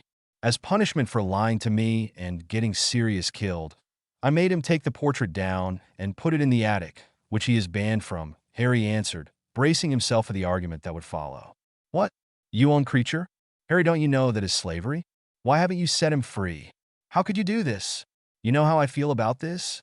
I thought you understood," Hermione yelled, exploding out of her seat, throwing her arms in the air and stomping around the room. "Hermione," he shouted to be heard. "Listen. House elves cannot survive without a wizard to bond with." He got up, but let her continue marching back and forth in front of him. "Explain," she said, her eyes narrowed as she glared at her friend, but she never stopped pacing. Slavery to her was unacceptable, full stop. There was never a good reason in her opinion. They'll get weak and die. Dobby told me all about it before he bonded with his current family. As for Kreacher, he shrugged, grabbing her as she walked by. He came with the house. I don't treat him like a slave, more like a servant. I had to punish him for lying to me. I can't fire him, and I can't kill him. I can't free him cause he knows too many secrets about the Order. And I couldn't let him think that it was okay to lie to me. He has to know that I'm the one in charge, and that he can no longer follow the orders of that portrait. And you have to admit, without that crazy old bat giving him orders, he is doing much better. I also had all the dark objects cleared out of the house and put in my vault at Gringotts. I think that they were having a negative effect on Kreacher. Dumbledore wants him here where he can't get into any more trouble, he explained with as much information as he could squeeze in. He knew Hermione needed all the facts as quickly as possible, or she would just start ranting again. Told you she would go spare, Ron muttered from the sidelines. Mental, that one, he said, and then glanced up hoping she hadn't heard him. Harry ignored him. Seeing that he was getting through to Hermione, he continued. Hermione, he said, looking into her eyes, making sure he had her complete attention. The house elves at Hogwarts won't clean the Gryffindor Tower anymore cause they think you're trying to kill them. Dobby and Winky were the only ones that would set foot in the tower. And now that they're gone, you're going to have to talk to the Hogwarts elves and apologize to them so we can have our tower cleaned. At these words, he noticed that Hermione was shocked and she had started to cry. She started to say as the tears ran down her face. I understand, he said, giving his crying friend a hug, that you were only doing what you thought was right. But for once you didn't do the research and blindly went ahead. I know this is not something you usually do. If you just talk to the elves at Hogwarts and explain the reasoning behind all the hats, I'm sure they'll understand. He was confident that with his help they could convince the elves that Hermione was just naive in this situation. I didn't mean to, she sniffed wetly on Harry's shirt. I just wanted to help. Do you really think they will understand? Hermione questioned, raising her head, a hopeful look in her eyes. Ron and Ginny looked on, not sure how to help or what to say. The Weasleys don't have house elves and hadn't for decades. House elves are smart and loyal. If you tell them the truth, they'll understand, the dark-haired teen answered, wiping the tears off her face with a gentle swipe of his thumbs. It's going to be okay, Hermione. They'll listen to you, and if you need me to come with you, I can do that. Thanks, Harry. You're a great friend, Hermione said as she dried her tears, and with that they all sat down and played games for the rest of the day. For the next couple of weeks, every morning Harry set the timer for 60 minutes, and every night set it for 80 minutes. He practiced his magic and was getting very good at wandless and wordless. He was currently on his third-year spells, and it was coming far easier for him. He was doing really well with the other school books and was now on fourth year in all of them. It was too bad he had no one to test him on his knowledge, and he had to rely on his own assessment of how well he was doing. He'd need to do more research on the laws as the books he was reading were a little out of date. He figured that once he was back at school, he'd be completely through with all his school books. He answered the post, which was coming on a daily basis now, though not as many as the first few days after the article came out, and mostly showed support. He still sent his letters to Gringotts and his lawyer through Dobby. The goblins kept him up to date on what the curse breakers were doing and his investments. By having Dobby deliver the letters, he wasn't letting anyone know just what he was up to. Hedwig was consigned to the fan mail when other owls left without waiting for a reply, which made her very happy. On August 25th, the will was read to the rest of the benefactors, though no one mentioned it to Harry. He knew through messages from the goblins that Dumbledore stated that he'd stand in for Harry and let him know about his inheritance. Harry had yet to hear from him. It made Harry feel a little sad to know he was right. He did wonder why Snape and Hermione had not asked for their books, though. A week before term started, there was an article in the Daily Prophet. Harry went down to breakfast that morning to a cauldron of mass chaos. What happened now? Why is everyone so excited? He asked Hermione, who was reading the paper with concentrated attention. Hermione looked up with a bit of wonder in her eyes and just handed the paper to Harry. The front page headline read, Dolores Umbridge fired from ministry and charged with child abuse and endangerment. The article that followed mentioned that because of the overwhelming input of upset parents that Umbridge was arrested and fired for the abuse of Hogwarts students. The article also praised Harry for speaking out and encouraging others to do the same. It poked at Dumbledore for not catching on to what was happening in his school. It was a well-written article, and Harry felt he needed to reply. He noted that it stated that it was Madame Bones that arrested Umbridge, and Minister Fudge had nothing to do with it. Harry wondered how that man had stayed in office so long. He remembered that there had been a vote of no confidence this summer, but the man had slid out from under it, barely. Harry figured that if there was any future bad press about Fudge, he'd be gone. Harry, do you know what this means? You can get anyone fired from the ministry. Listen, Hermione said firmly, worrying her lip in distress. They are calling you the chosen one, and Minister Fudge will be thinking you're after his job next. You have to be careful, Harry. Remember what he did last year, she cautioned. I'm not after that man's job, he said as he used his finger to unlatch her lip from her teeth by pressing down on her chin. He gave a confident smile. I just want him to do his job and clean up the ministry. If he won't listen to me, then maybe he will listen to the public. Fudge has always worried about the public image. And after that close call with a vote of no confidence, he'll be careful to do what the public thinks. Besides, now that Umbridge is gone and Lucius Malfoy is in prison, maybe he'll listen to Dumbledore or me. We won't know until he contacts us, Harry replied with a shrug, sitting down and gathering food to his plate. But Harry, you have to be careful. You're only a schoolboy. He is not going to listen to you. He is going to try something to get you put on trial again. Hermione persisted with a very concerned face and tone. Hermione, don't worry, I'll be careful. Have you seen me do magic? He asked pointedly. I know the laws now. I'm just telling the truth as I see it. It's up to Fudge to see that his job is done right, Harry said, knowing that he couldn't be tried for underage magic. However, his friends didn't know that. Maybe Fudge did, but he didn't think so. Fudge, after all, was an idiot. Besides, someone has to tell the truth, and if it has to be me, then I'm okay with that. If I play this right, the public won't turn on me if the ministry decides to print lies in the paper again. I'm prepared to tell anyone the truth. If they listen, great. If they don't, well, it's not like I've not been there before, the dark-haired teen said, glancing meaningfully down at his left hand where the words, I must not tell lies, was carved in the back. This was the whole reason Harry wanted Umbridge gone. I know, Harry. That is why I'm trying to get you to see reason. I don't want to see you suffer again. She took his hand and rubbed the words with her thumb. It felt nice to have a friend that cared, and Harry knew that that was all he and Hermione would ever be. He was okay with that. Don't worry, if something like that happens again, I won't keep quiet like I did last time. I won't let anyone else suffer either. But, Hermione, you have to understand someone has to stand up to the ministry, and I have enough fame that most people will listen to me. And now that it was proven that Voldemort was back, and he wasn't lying, the public would listen to him. He'd use this to help the wizarding world to stand up for itself. Okay, Harry, she said, releasing his hand and nodding. I'll back off for now, but I reserve the right to say I told you so later when this blows up in your face. She got that look that women get when they know they are right, but they don't want to argue. After that drama was over, the friends sat about playing games and going over homework assignments. Ron was hurrying to get his done. He always waited till the last minute. Harry almost always had an excuse if his wasn't done, like his books being locked away. After few hours of this, Harry excused himself, pleading a headache. After reassuring his friends that it wasn't his scar, just a regular headache, he went to his room. When he got there, he got out some parchment and a quill and started writing to the paper. To the Magicals of Britain, I want to thank everyone who wrote and showed their support from my last letter. For those that didn't show their support, I'd like to point out that all that was printed about me last year was proven to be lies. Voldemort is back, and I did nothing to seek attention. I do believe that Minister Fudge can and will now do what the public asks.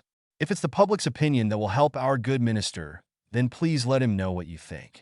I'd also like to thank the ministry for their quick actions in arresting Ms. Umbridge. I'd love to support the ministry and will do so when they get the Death Eaters that work for the ministry out. Yes, you read that correctly, there are Death Eaters in the ministry. I know, I've seen them.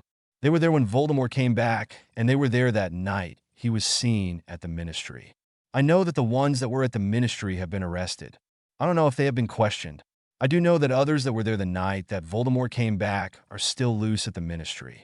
It would be as simple as checking everyone's arm and questioning those that have the dark mark under Veritaserum. They really only need to ask one question. That question would be, do you support Voldemort? It's a yes or no question. If they do, put them on trial and then throw them in Azkaban. If they don't, then let them go on their merry way. It's not hard, and it won't take that much time. If this is not feasible, then try taking oaths from all ministry workers that they're there for the good of the Wizarding Britain and that they're not in support of Voldemort or any Dark Lord. There has to be a way for this to be done. Though Azkaban might not be a good idea, I don't think that the ministry has complete control over the Dementors and that Voldemort might just try to get his Death Eaters out of there. Maybe there should be more human guards as well. I don't know, that's not my job. I'm just a kid making suggestions. If 2 Dementors could be sent after me by an undersecretary, then just about anyone at the ministry can order them around. And that doesn't sit right in my mind, as I know for a fact there are Death Eaters in the ministry. I'm sure that Voldemort would love to have the Dementors on his side. I'd ask that Magicals brush up on their Patronus charm. Even if you can only form a mist, that would help drive away the Dementors. If you don't know the Patronus charm, then I ask that you try and learn it. I learned it in my 3rd year. If I can do it, then so can you. Remember, any help you can give, even if it's passive, would be a great help to those who are fighting the good fight. Once again, I'd like to stress that you should safeguard your loved ones, and thanks for listening to me. Harry Potter. He set the letter aside to once again be sent to his solicitor with a note thanking him for his good work and asking him to wait until Harry was on the Hogwarts Express to send the letter to the prophet. He'd send it in the morning. Mrs. Weasley went to Diagon Alley the next day to get their school supplies. Harry had given her some money and a list of things he didn't have. When she returned, Molly gave him his change without comment. They packed their books away for the coming year. Hermione and Harry read ahead in their classes, but only at night when the others were in bed, so Ron wouldn't tease them. Harry read further ahead since he did so under the timer. He wanted to do good this year. He was tired of hiding the fact that he really did like to learn.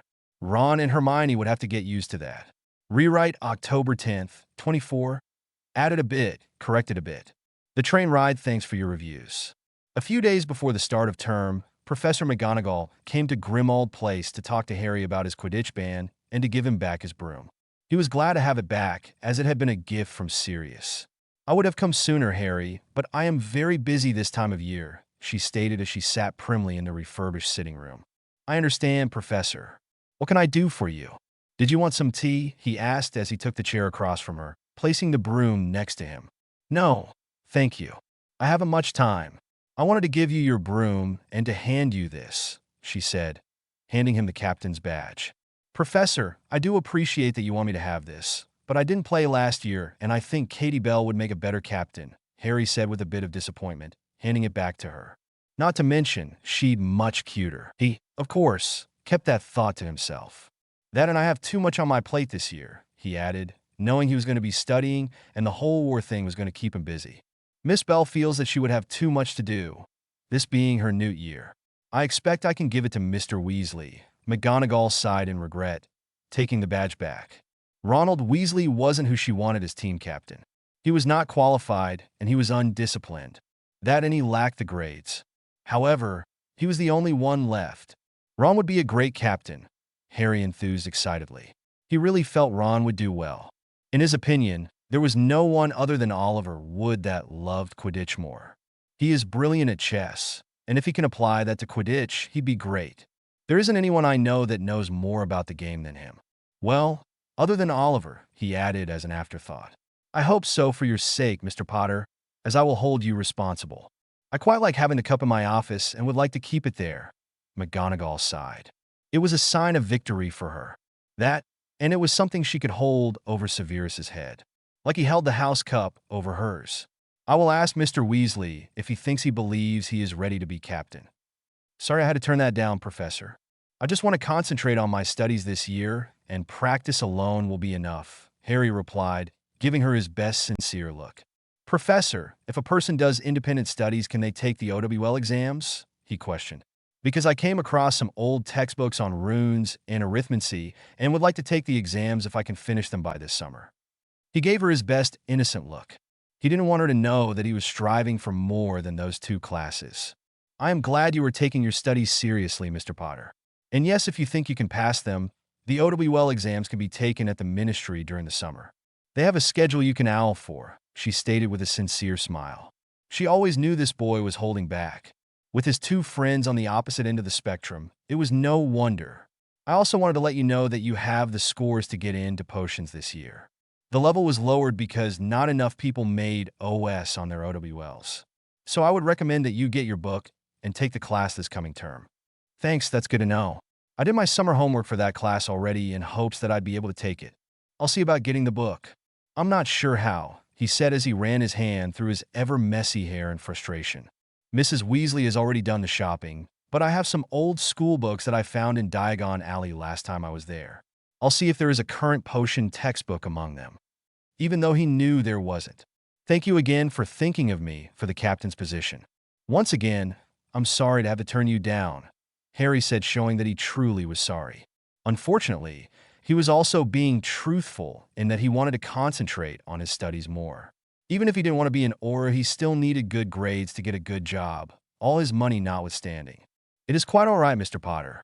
I am sure Mr. Weasley will do just fine. Do the best you can for the textbook.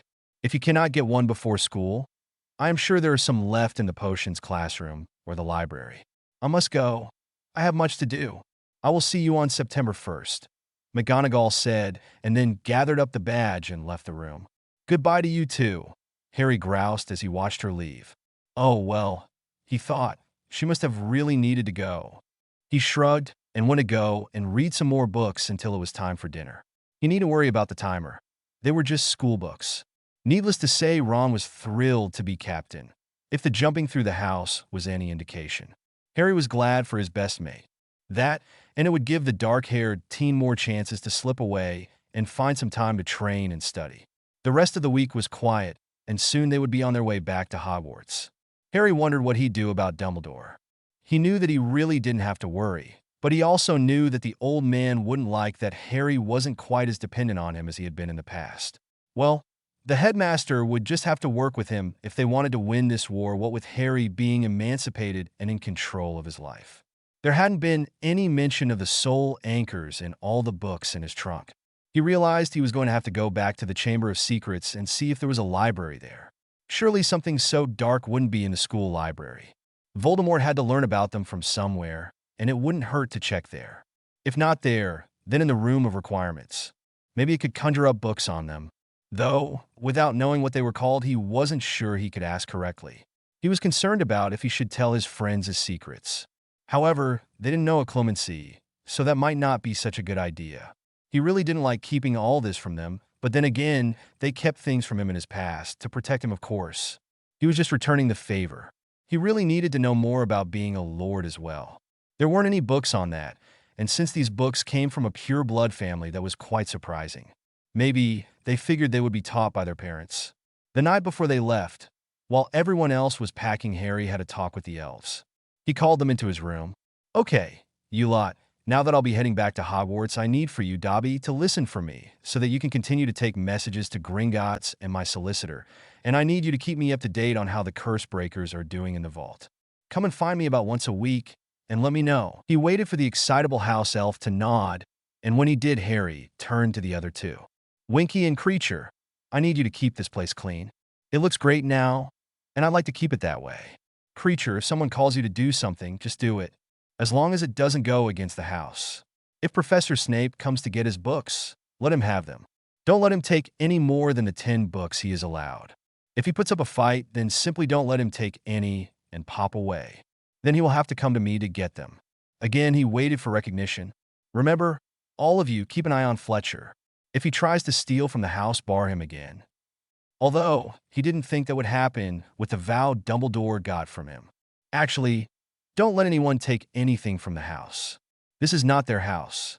Dobby, once the curse breakers or Bill breaks the curses on the dark books, I'd like you to put them in a trunk and bring them to me, he softly ordered. He really needed to write a note to Spearhead to see what the damage to Godric's Hollow was so he could rebuild, which would give the elves something to do. Dobby will do what the great Harry Potter wants. Dobby is a good house elf, Dobby stated as he nodded enthusiastically, almost sending his many hats flying. Winky will keep the house clean, Harry Potter, sir. Winky will not be seen, and she will be keeping her eye on the thiefy person, sir. No one will steal from Master while Winky is around, Winky stated, nodding just as fast as Dobby. Only her eyes were narrowed in determination. Kreacher will do as Master says. Kreacher will keep the House of Black in good repair. Kreacher is liking how the house looks now, and is thinking maybe Master will be better for the House of Black than Blood Traitor Master. Kreacher is feeling more like himself since Master is cleaning out all the dark objects. Kreacher will keep all that belongs to Master safe in the house. Kreacher will come and tell Master if someone is trying to steal from Master. Kreacher is confused but will do as Master has asked. Kreacher will talk to no one except Master and the Master's other elves. Kreacher answered, and Harry noticed that he wasn't glaring at Harry like he had in the past. Maybe soon, he would be able to trust Kreacher, but he felt that would be a long time from now. The next morning was the typical Weasley nightmare. Even though Ron and Ginny were the only ones still in Hogwarts, they were still late in leaving Grimmauld Place. Ron had to go back for his captain's badge. Ginny had to go back for a package she wouldn't tell anyone the contents of. Harry and Hermione, of course, were packed and ready to go the night before and waited for everyone else. It was a good thing the house was close to King's Cross Station. Going through the barrier was done without fuss, though they were cutting it close. Soon the four friends were on the train and chatting away. Ginny got up and left to visit some of her year mates, or to maybe find Dean. Neville and Luna soon joined the Golden Trio. "Hey all! Nice look, Harry. Did you lose your glasses? I see you finally got new clothes," Neville greeted them. He was a lot more confident now that he had such great friends that relied on him in a time of need last year. That fight in the Department of Mysteries was a real eye-opener and made him shed his childish ways. He even stood up to his gran a few times this summer, and it felt great. "Yeah, but not quite. I got the clothes secondhand from the same store I got those seeds. Madame Pomfrey got me contacts this summer while I was in hiding," he said with a bitter bite on the last part. He hated being useless. He had always had an inkling of how Sirius felt, but at least when he was at Privet Drive he could leave the house, not so at Grimmauld Place. It was no wonder his godfather said he was going mad in his letter. "Well, it's a good look. Thanks for the seeds and the book. I'm not quite sure what the seeds are growing, but by next summer they should be fully grown, and I'll know what they are.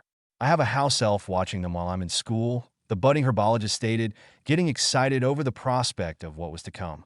After chatting and catching up for a few minutes, Hermione and Ron left for the prefect meeting, leaving Neville, Luna, and Harry alone. "How have you been, Luna? Did you and your dad catch anything while you were camping?" Harry asked his blonde friend. He was happy to see his two friends and see what had happened to them this summer. "Unfortunately, no."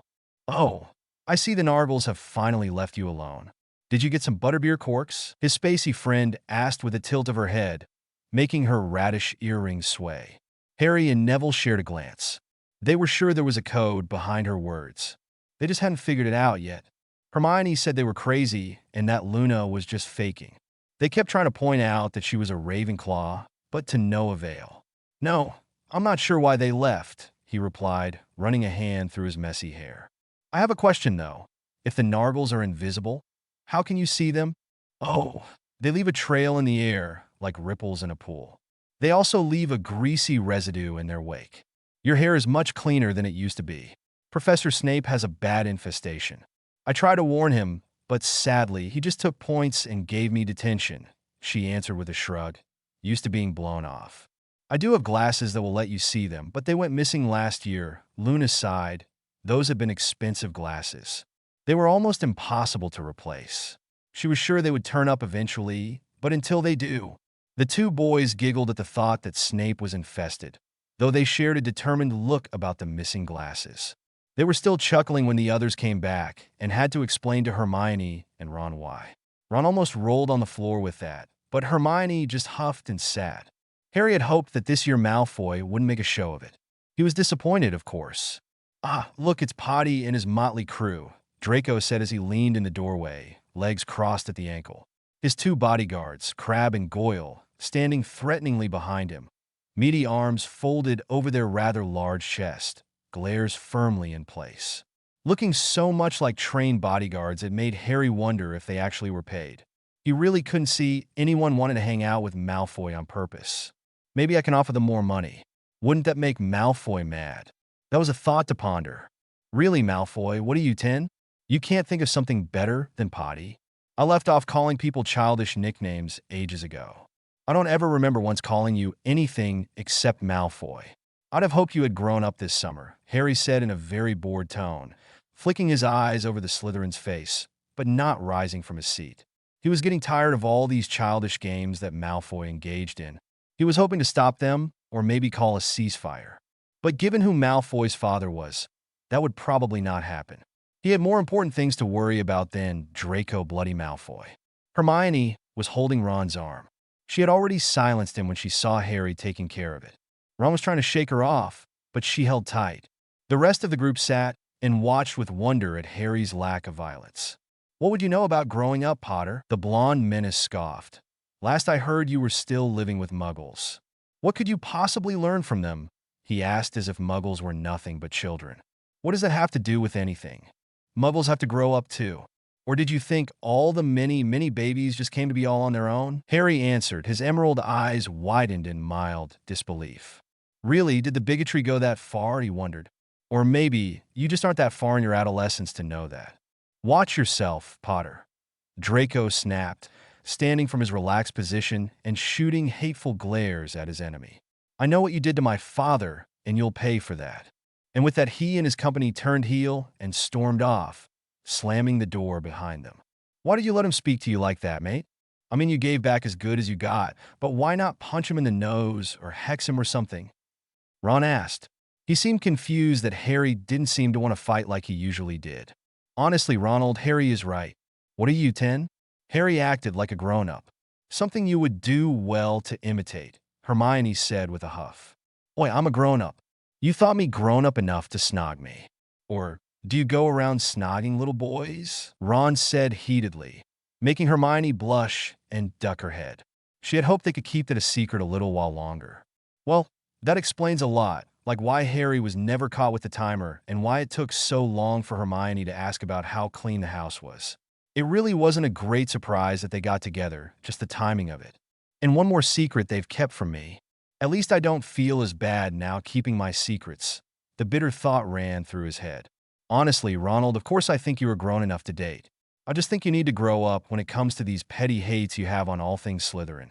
Or is it just Malfoy that reduces you to childlike tendencies? Hermione retorted, raising her head to defend herself, now that the cat was truly out of the bag.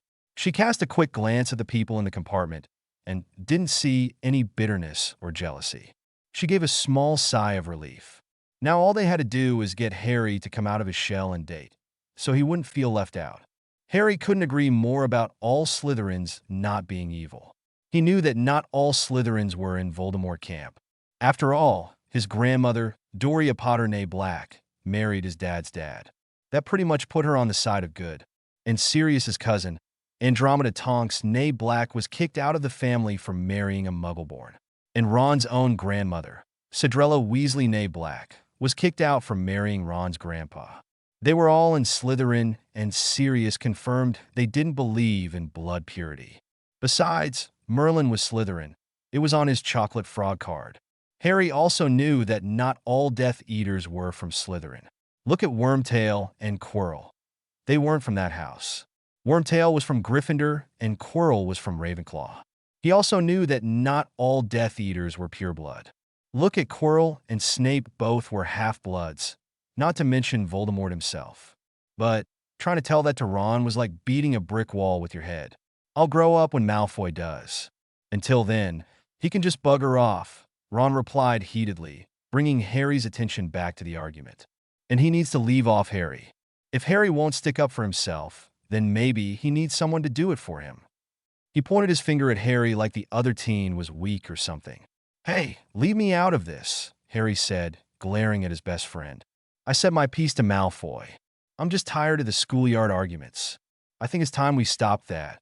We're in the middle of a war, and unless Malfoy is proven to be my enemy, then I'm just going to ignore him. I don't think that he is a Death Eater yet, and until I see the dark mark on his arm, he is just a petty annoyance, he finished, waving his hand to show just how little he thought of Malfoy. See, Ronald, that is what I'm talking about. Harry, that was a very mature thing to say, Hermione said, giving a firm nod in Harry's direction. Oi, I'm mature, Ron replied, heatedly. Harry, Neville, and Luna started chatting among themselves while those two argued. They chatted about their summer and what they had done for homework. Soon Ron and Hermione joined in, having finished their fight. Suddenly a thought flashed through Harry's mind. Hey Neville, how do you get to the station? I mean, do you go through the Muggles' side? He asked, tilting his head to the side. It didn't make sense that all the students went through the barrier.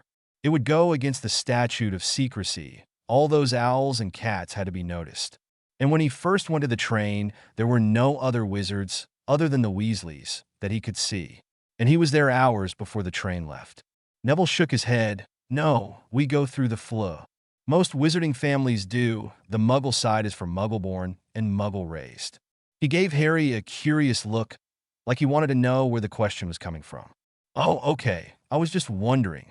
He turned to his best mate. Hey, Ron. How come your family go through the Muggle side? Harry had wondered since the beginning of summer if his meeting the Weasleys might have been set up.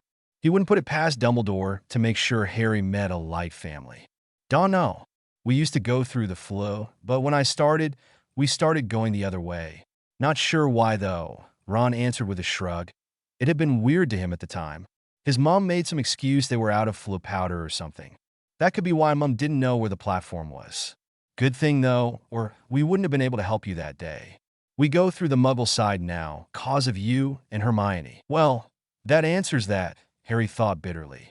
I know Dumbledore had something to do with it. It would have been easy to get Mrs. Weasley to help a poor lost boy find his way. And it really doesn't make sense why they don't use the flu now. If Dumbledore really wants to keep me safe, why make them go through the Muggle side, where anyone can see us? We have to travel sometimes for hours to get to the train. Why not just have us go through the flu from Grimmauld Place, this year or last? Sometimes I wonder what that old man is thinking. He seems to want to make things harder for me. Or maybe he is keeping his order members on their toes by making them keep me safe. Like flying across England to get me to Grimmauld Place the other summer. It would have been safer to Portkey or Apparate. I'm not sure, and it's not like I can ask him. These thoughts just rambled on, while the train churned through the countryside. He didn't doubt Ron's friendship, just how they met. He did, however, wonder about the old man's sanity. Shaking himself out of his thoughts, he joined the conversation that was going on around him. Soon enough, it was time to change into their robes. The rest of the train ride was uneventful, and it was time for the welcoming feast. There was a new potions teacher, Horace Slughorn, which left Snape for Dada. This is going to be a nightmare. Maybe I could talk to Snape and put aside our differences until the end of the war, he thought, hoping that an agreement could be reached. Not that he liked or forgave the greasy-haired git, but putting aside the animosity might make the difference in the war. He knew Snape would never like him. There was too much history, which was okay because he didn't like that greasy bat back, but maybe they could call a truce and work together, since they had the same goal, getting rid of Voldemort. Heading back to the common room, at the end of the feast, Harry noticed that he was once again the main topic of conversation. Only this time, he was the chosen one, and really could they have come up with something lamer? Then again, they came up with a boy who lived which was just as lame. It was a good thing his friends didn't treat him any different, and it looked like most of Gryffindor was going to treat him like just another classmate. After how half of them treated him last year. This was a relief. Just 1 year without hassle, that's all I ask. And with that thought, he laid down and went to sleep. Rewrite October 10th, 24. Didn't add much to this one, but corrected many errors. Calling a truce, thanks for your reviews. Snape is another person who you either like or hate. No matter how he is written, there are those who will review the opposite. Those who hate Snape will not like this story. The next morning was Monday, so the professors handed out the schedules at breakfast as per usual. Harry and Hermione were both scheduled for potions first, and Ron had a free period. The youngest male, Weasley, opted out of potions since he wanted to be a Quidditch player, and you don't need potions for that. They didn't have Dada till the next day right before dinner, which gave them more time to adjust to the fact that Snape was teaching it.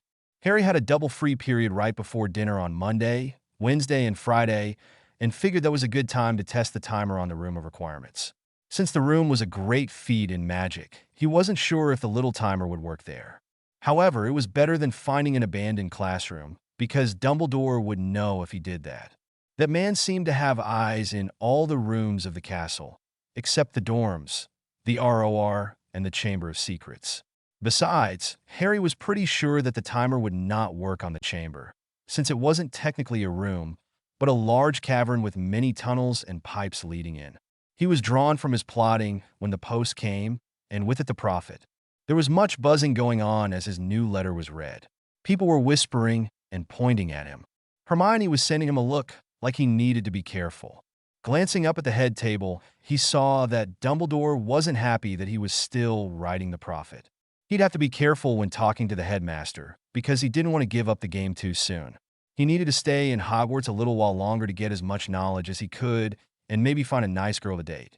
Speaking of girls, the dark-haired teen glanced coyly around at the surrounding tables. He knew a lot of girls that he knew weren't dating and wondered which one would be right for him. He really didn't want to date anyone who was popular. He needed the person he picked to keep it low-key, so they didn't become a target. After glancing at all the tables and thinking about it for a while, he kept a few in his mind. Only one was from his own house. A few were from other houses. Another might be a little more difficult, as she was a Slytherin.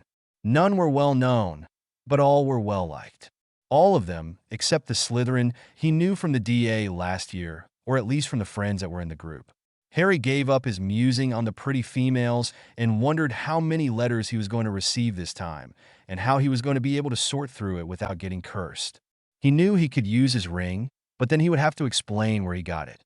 Of course, he could say he got it from the store in Surrey, but then he'd have to explain why he had never told his friends before. Plus, he wouldn't have enough time to sort it all by himself and didn't have extra rings for his friends. Maybe he should have the Hogwarts house elves sort through it. He'd go down to the kitchens during his free period and ask. Shaking himself out of his thoughts, he noticed Hermione looking at him with raised eyebrows. Then she indicated the door with her head and started towards it. He gathered his bag and followed. The two friends headed to potions. The dungeons looked the same as always, cold, dark, and gloomy, with walls that looked wet, but felt cold and dry. The classroom was a lot warmer, due to the blazing fire in the grate. The workstations were scattered around the room in a half circle, instead of rows. Up at the teacher's desk, there were 3 cauldrons bubbling away. Since Harry hadn't found the book needed in the old school books, he went up to the front of the class and inquired, "Professor, I don't have a book." Professor McGonagall didn't let me know I was in this class until it was too late to get one. "Do you have an extra one here?" He made sure he kept his tone polite, not knowing this man and not wanting another Snape on his hands. He'd only interacted with him for a short time on the train, but he could be different in the classroom. The rather round professor smiled jovially at him, looking much like Saint Nick without the beard. "Harry, my boy, when I was a professor here before, we used to store old books in that cupboard in the back. Help yourself, my dear fellow. Help yourself," he said and waved the teen to the back of the room. Following the professor's directions, he went to the cupboard and saw there were 2 books there. One was new, and the other was old and battered. Remembering the books from his trunk with helpful hints, he picked up the battered one. He took it to his station next to Hermione. When he opened the book, he noted there were indeed notes in the margin. Because he paid careful attention to them, he was able to make a perfect potion and won the Felix Felicis potion that the professor had offered as prize at the beginning of class. This pissed Hermione off something fierce. She was hopping mad and made it known when they were well away from class. "Honestly, Harry, how could you cheat like that? You need to follow directions from the book and not some schoolboy's notes," she hissed as soon as class let out and they were down the hall. She was just angry that Harry's potion was better than hers, and she had followed the instructions in the textbook to the letter. He wasn't supposed to outshine her. He was supposed to come to her for help. That has been their friendship since first year. "Hermione," Harry snapped, knowing exactly what was wrong with his friend, and he was not going to put up with it. "I didn't cheat." The notes in the margins made sense and helped me understand what needed to be done. How is that cheating?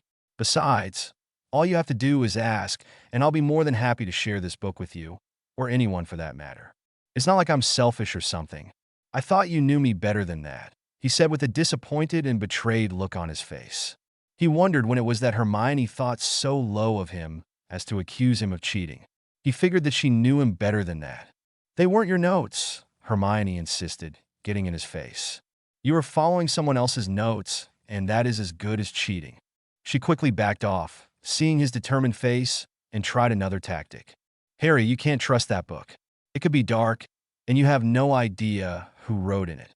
You should give that book back to Professor Slughorn, and I'll order one instead." She insisted with a firm nod that she was correct in her assumptions. "Hermione, having someone else's notes is not cheating. I use your notes all the time. If that's cheating, then why do you let me? Besides, if I found a book that used to be my mother's and her notes were in it, would you say the same?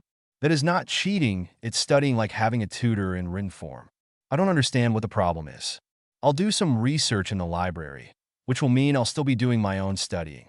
and I'll ask either Snape or Slughorn what they think of it," Harry answered, a frown curving his lips, getting frustrated that she wouldn't drop it. "Well, if you're going to talk to the professors, and if they say it is okay, then I won't say any more," Hermione conceded, not being able to rebut that. Plus, it eased her mind that a professor would have the final word. "But you had better ask them before your next class, or I'm going to tell them that you were cheating," she threatened smugly, firm in her belief that he would be made to hand the book back. "Fine," Harry said, though he was surprised she backed off so quickly. Maybe this is what he could use to break the ice with Snape. If he let him know that he really wanted to do well in potions, then maybe they could reach an accord. "Hermione, do you want to go to the kitchens after dinner and talk to the elves?" "I think this needs to be done as soon as possible," he said, diverting her attention to something else. Maybe if she concentrated on her own problems, she'd drop his. He doubted it. She was like a dog with a bone. "Yes, I think you're right, and it should be done quickly," the bushy-haired girl said, letting the subject go for now. "Will you come with me?" "The elves seem to like you," she asked, her voice taking on an unsure quality. "Of course I will. I said I would, didn't I?" the male of the duo answered. Just because he was miffed at her didn't make him less of a friend. Later that day, when they were both free, they went to the kitchens to talk to the elves. Harry asked if they would screen his post, and they were overjoyed to help. He even offered to pay them, but they turned him down flat. Hermione did her best to let them know that she didn't want to kill them, and that she thought she was helping. It took a while, and Harry had to add words here and there, but they finally conceded that they would clean the tower if no more knitted clothes showed up. The girl submitted and promised not to try and free them anymore. The two made their way to the Great Hall and joined up with Ron. The Golden Trio then spent the rest of the evening talking about classes and what they were expecting from Snape. After dinner, they went to the library and did what little homework they had, and then retired for the evening. The next morning, the post came, and there was quite a lot. Instead of coming by owl, it just appeared in a big pile by Harry's plate. The dark-haired teen drafted his friends into helping and sorted them in two piles this time.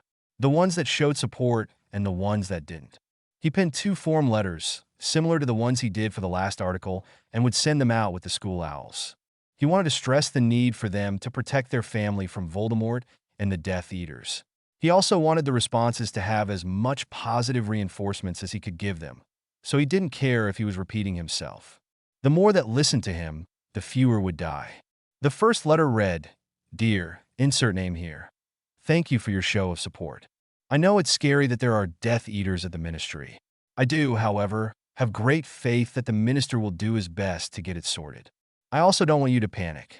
The Aurors are a good group and will do what is necessary to protect the British wizarding world. I'm sure that the Ministry will tighten security around Azkaban if enough people show concern. Again, I'd like to ask that if you can produce a Patronus charm that you practice it so that you can protect your loved ones. And if you can't produce a Patronus, then please try and learn. Forget what you were told, that it's a spell only the strongest wizard can do. If I can learn it at 13, then anyone can. The hardest part isn't magic, it's finding a happy memory, so think on that now and grab the best, then try. Also, it would help if you brushed up on defensive spells. I'm sure that there are many books at Flourish and Blots that can help. If you cannot afford them, then there is a second-hand store in Diagon Alley, the junk shop which carries old books. I only ask this so you can protect yourself and your family. If you are concerned, then please write to the minister and show that you'll back them in the cleansing of the ministry and that you'll support a minister that supports you. Thanks again for your support, Harry Potter. The second letter read, "Dear, insert name here. I'm sorry that you feel that way. I do truly want to support the ministry.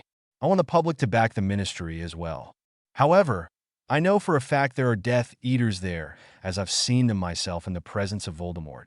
I'm hoping that with the help of the public, they will be flushed out, and we can win this war if we fight together. I'd like it if you would write to the minister and show that you'll support him in this trying time. I'm sure you know the ministry has your best interest at heart. Again, I'd like to ask if you can produce a Patronus charm that you practice it, so that you can protect your loved ones, and if you can't, then try and learn it. Forget what you were told, that only the strongest wizard can produce it. I learned it at 13, and I'm sure you are stronger than a teenager. There are bookshops in Diagon Alley that carry defensive spells. I'm asking that you brush up on these to defend yourself and your loved ones.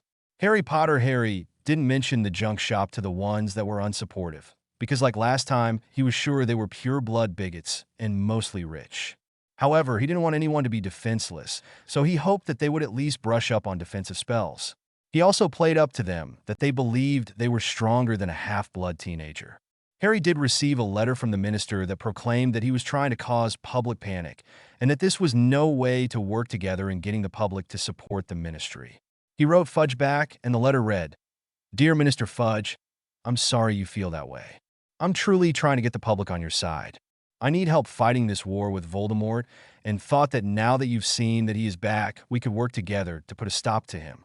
I wasn't lying when I said there were Death Eaters in the ministry. I wasn't lying about Umbridge either. You've seen with your own eyes that I'm not an attention-seeking liar. I had hoped that you would see that I just want what is best for magical Britain. Now that I'm once again put in a positive position in the eyes of the public, I want it to be seen that we will work together to end this war.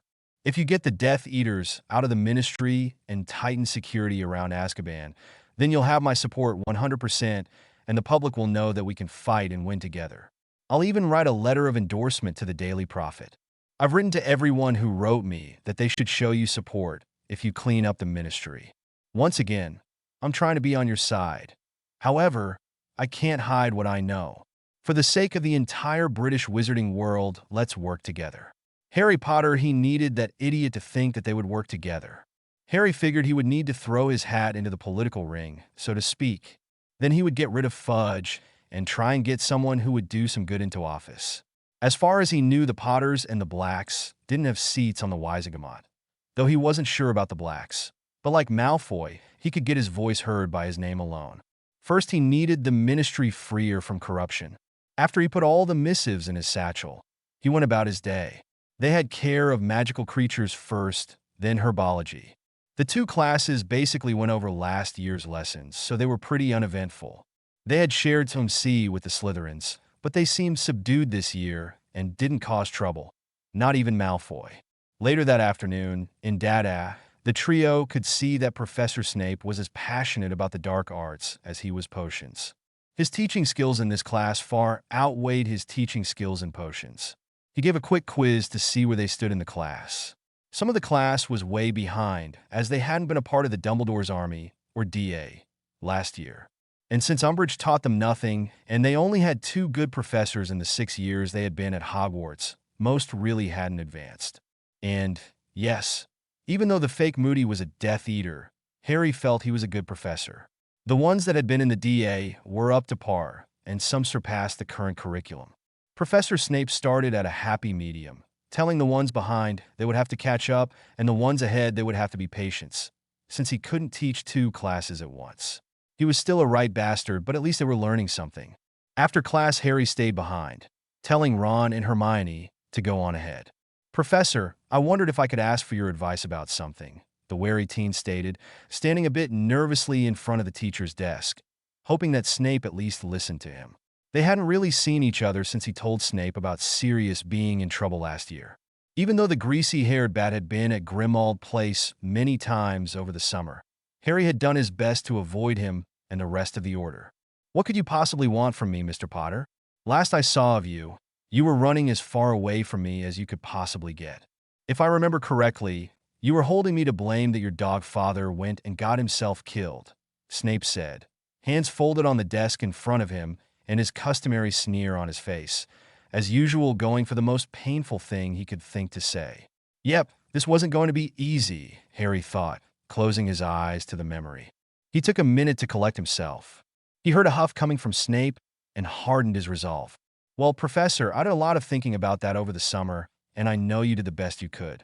At first, I was confused as to why it took the Order so long to come to the rescue, and then I thought about how many people there are and that it would take time to get organized. But I do have to wonder what would have happened if Sirius really had been there and was being tortured. I mean, he probably would have died anyway or wound up like the Longbottoms. Putting my past into perspective, I also know that I've been given many tasks to toughen me up, so I don't really blame you." This was partially the truth. He laid quite a bit of the blame on Dumbledore and Sirius.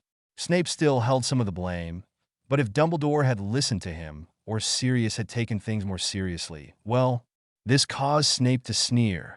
as if it should have been obvious from the beginning. I also know that when I looked into your private memories that what I did was wrong. The teen hurriedly continued, hoping to further appease the man. Even though I thought I was justified at the time, looking back it really was a bad thing for me to do. And I do apologize for that. I was hoping we could call a truce, at least until the war is over. I know we'll never like each other. However, we're fighting on the same side. Dumbledore trusts you, so I'll do my best to trust you as well. He rambled on, noticing that Snape was indeed listening. I will think on it. What did you need my advice about? Snape said, wondering what this boy was up to. But if the brat really wanted to call a truce, then he would try and put his animosity aside and do his best to get along with him. That, and a very little part of him was impressed that the boy seemed to be maturing and that the child didn't blame him for something that really was not his fault. That night he had looked everywhere for Dumbledore to let him know what was going on. Unfortunately, the man was very good at not being found if he didn't want to be. When they finally had all of the order together, they all hoped that they wouldn't arrive too late. Snape would have gone himself, but he then would have been exposed as a spy, and Dumbledore didn't want that to happen. Oh yeah, I found this book in the potions classroom, Harry said, bringing Snape out of his thoughts. There are notes in the margin. I was wondering if you could take a look at it and tell me if they're useful.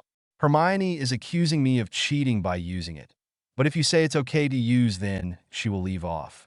I want to do well in potions this year. I know I need the newt to get into the Aurors program. He pulled the book out of his satchel and handed it to Snape. The professor took the book and looked at the name on the front inside cover and did a double take. The words "property of the half-blood prince" stared mockingly at him. Snape, of course, knew this was his old text, but he couldn't tell Potter that. The boy would more than likely throw the book away, and the student in front of him needed all the help he could get in potions. You found this in the potions classroom? He asked, still looking through the book as if it wasn't his. He was smiling on the inside, remembering all the work he had put into these notes. Yes, sir, Harry said, not noticing the double take. Snape looked through the book carefully and had a contemplative look on his face. I see no reason why you should not use this book for class.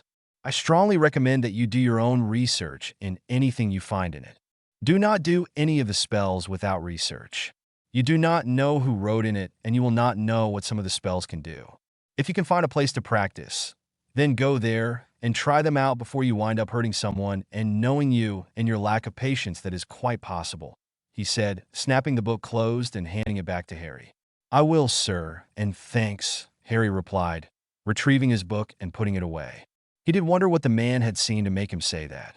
He was intrigued at what he would find in the margins.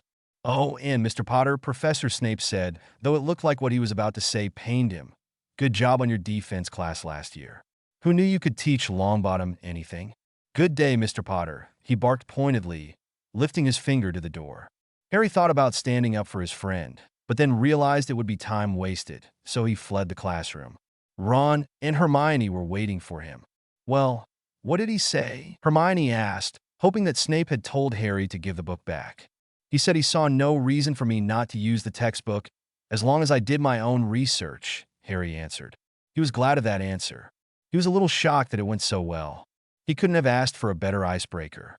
It was weird. He also complimented me on the DA. I think he is going to try for the truce I offered, he added, nonchalantly. Why did you have to go and ask him anyway? Why didn't you ask Slughorn? At least he is not a greasy git, Ron asked, feeling put out that no one would listen to him about that slimy snake. He never believed Snape was on their side, no matter what Dumbledore said. While Snape may be a greasy git and a right bastard, we at least know he is on our side. I wanted to call a truce with him because we might have to work together sometime in the future. I don't want to have to fight with him if we do, the dark-haired teen replied, once again trying to get Ron over his preconception that all Slytherins were evil. Oh well, that makes sense, I guess. Don't know if it will work, though. You two have a lot of history, the redhead said, rubbing his nose in confusion. He really didn't think it would, but if Harry felt it was important, then he'd try. He'd still hate that greasy git. But Harry was right, they might have to work together in the coming war, and he could only fight one enemy at a time.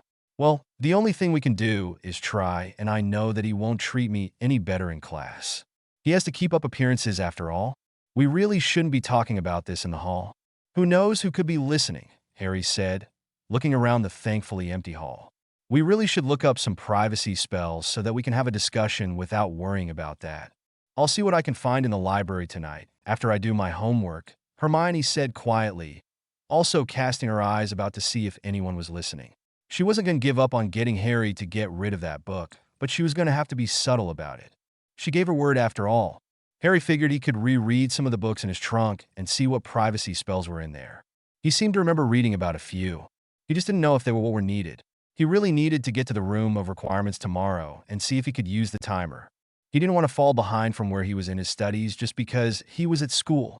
He would put the timer in his bag in the morning and sneak off when everyone else was in class. Hopefully it would do the job so he could do his. Rewrite October 10th, 24. Didn't add much, just corrected a few errors. Room of requirements, thanks for your reviews. The next day, during his free period, Harry snuck away to the room of requirements and paced in front of the door 3 times. I need a room to study and practice my magic. One that will work with my room timer, he thought as he paced, keeping what he wanted firmly in his mind. A hardwood door appeared, and he cautiously opened it, not knowing what to expect. When he saw what the room had given him, he was pleased, so he straightened up and went inside. The room that had been created was split in 2. The first half was a cross between the Gryffindor common room and a small study. There was a bookshelf, a desk with a wooden swivel chair, and a couple of easy chairs scattered around a small fireplace with a large rug on the floor. All done in red and gold. Well, not the desk and chair, but the easy chairs and rug were. The other half was a dueling platform with a dummy on one end. At the other end of the platform was also a place where he could practice his transfiguration and charms.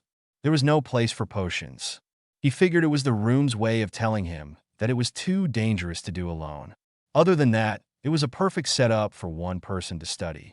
He really loved magic. After looking around, he went back to the door and pulled out his timer. He set the timer for 80 minutes and prayed that it worked.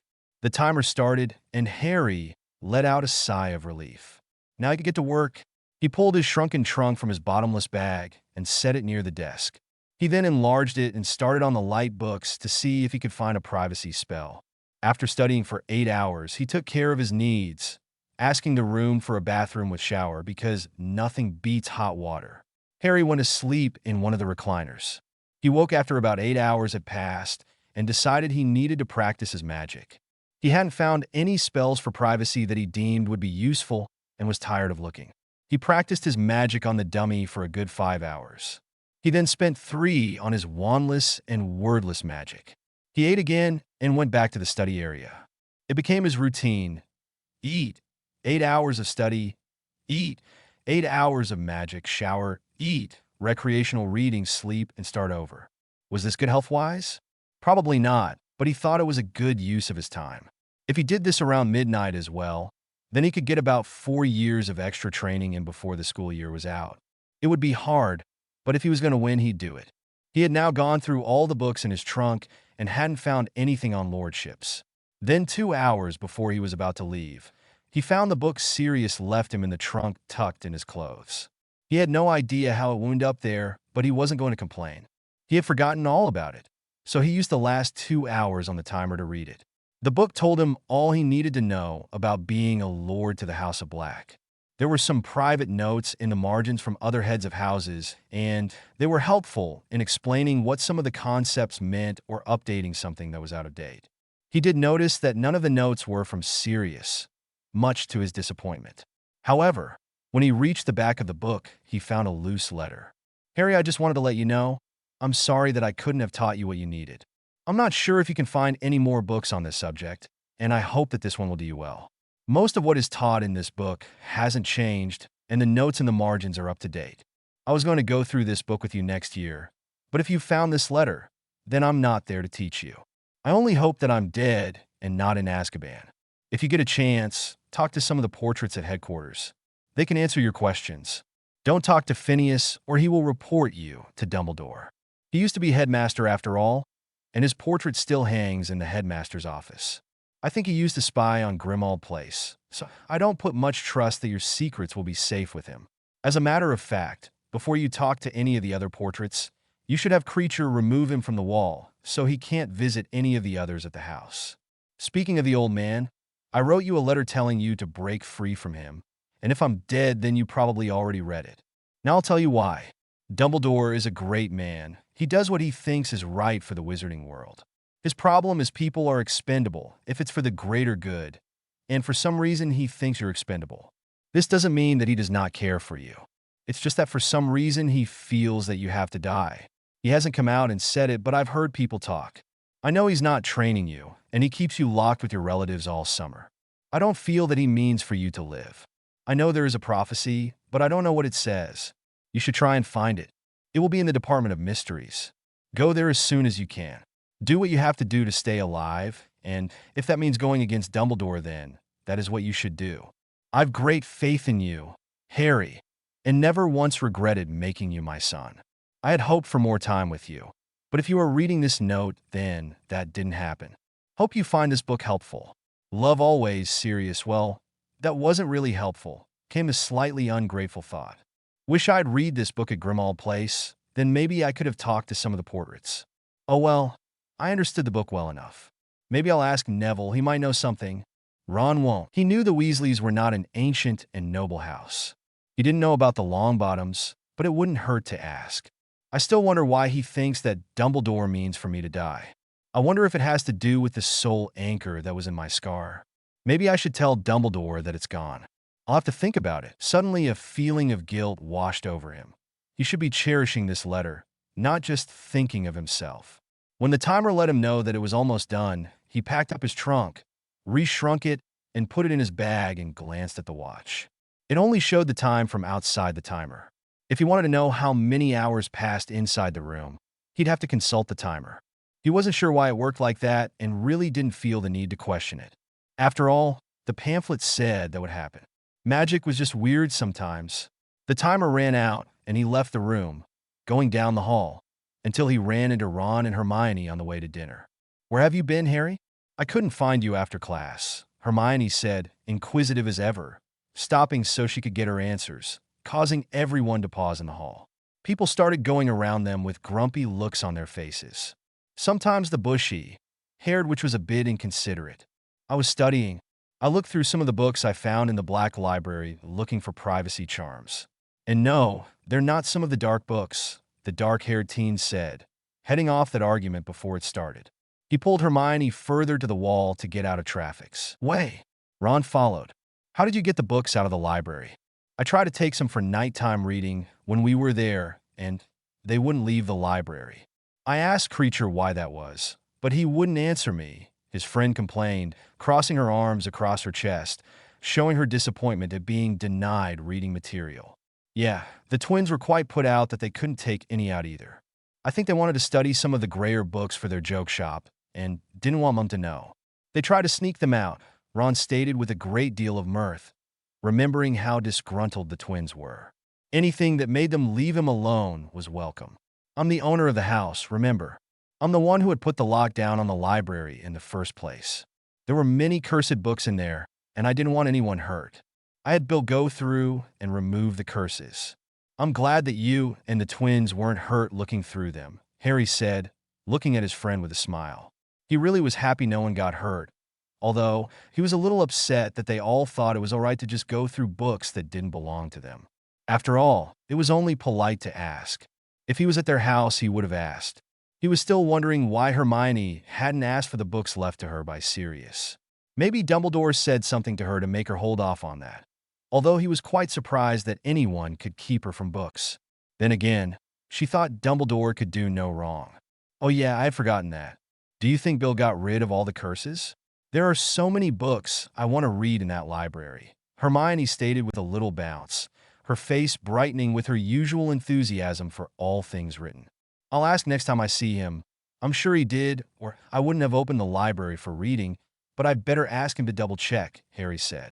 Then after a moment's thought, he added, "But Hermione, I'll be putting restrictions on what can and cannot be taken out of the library. While I'm sure that you don't want to look through some of the darker books, I don't want them out of there. They're dangerous with or without curses." He was once again miffed that she didn't ask him for permission. It was like the whole order felt it was their right to just go through the house, as if it was their own. He put the blame on Sirius, because he had given Mrs. Weasley permission to clean the house. She threw away so much stuff just because she thought it was dark. There were things that Kreacher brought back that weren't even dangerous. However, now that Harry was the owner, he took full responsibility for what was there. I see your point, Harry, and if I can't take it out of the library, then I'll just have to study there. I'll stay away from anything too dark, she conceded and started back down the hall. The boys followed.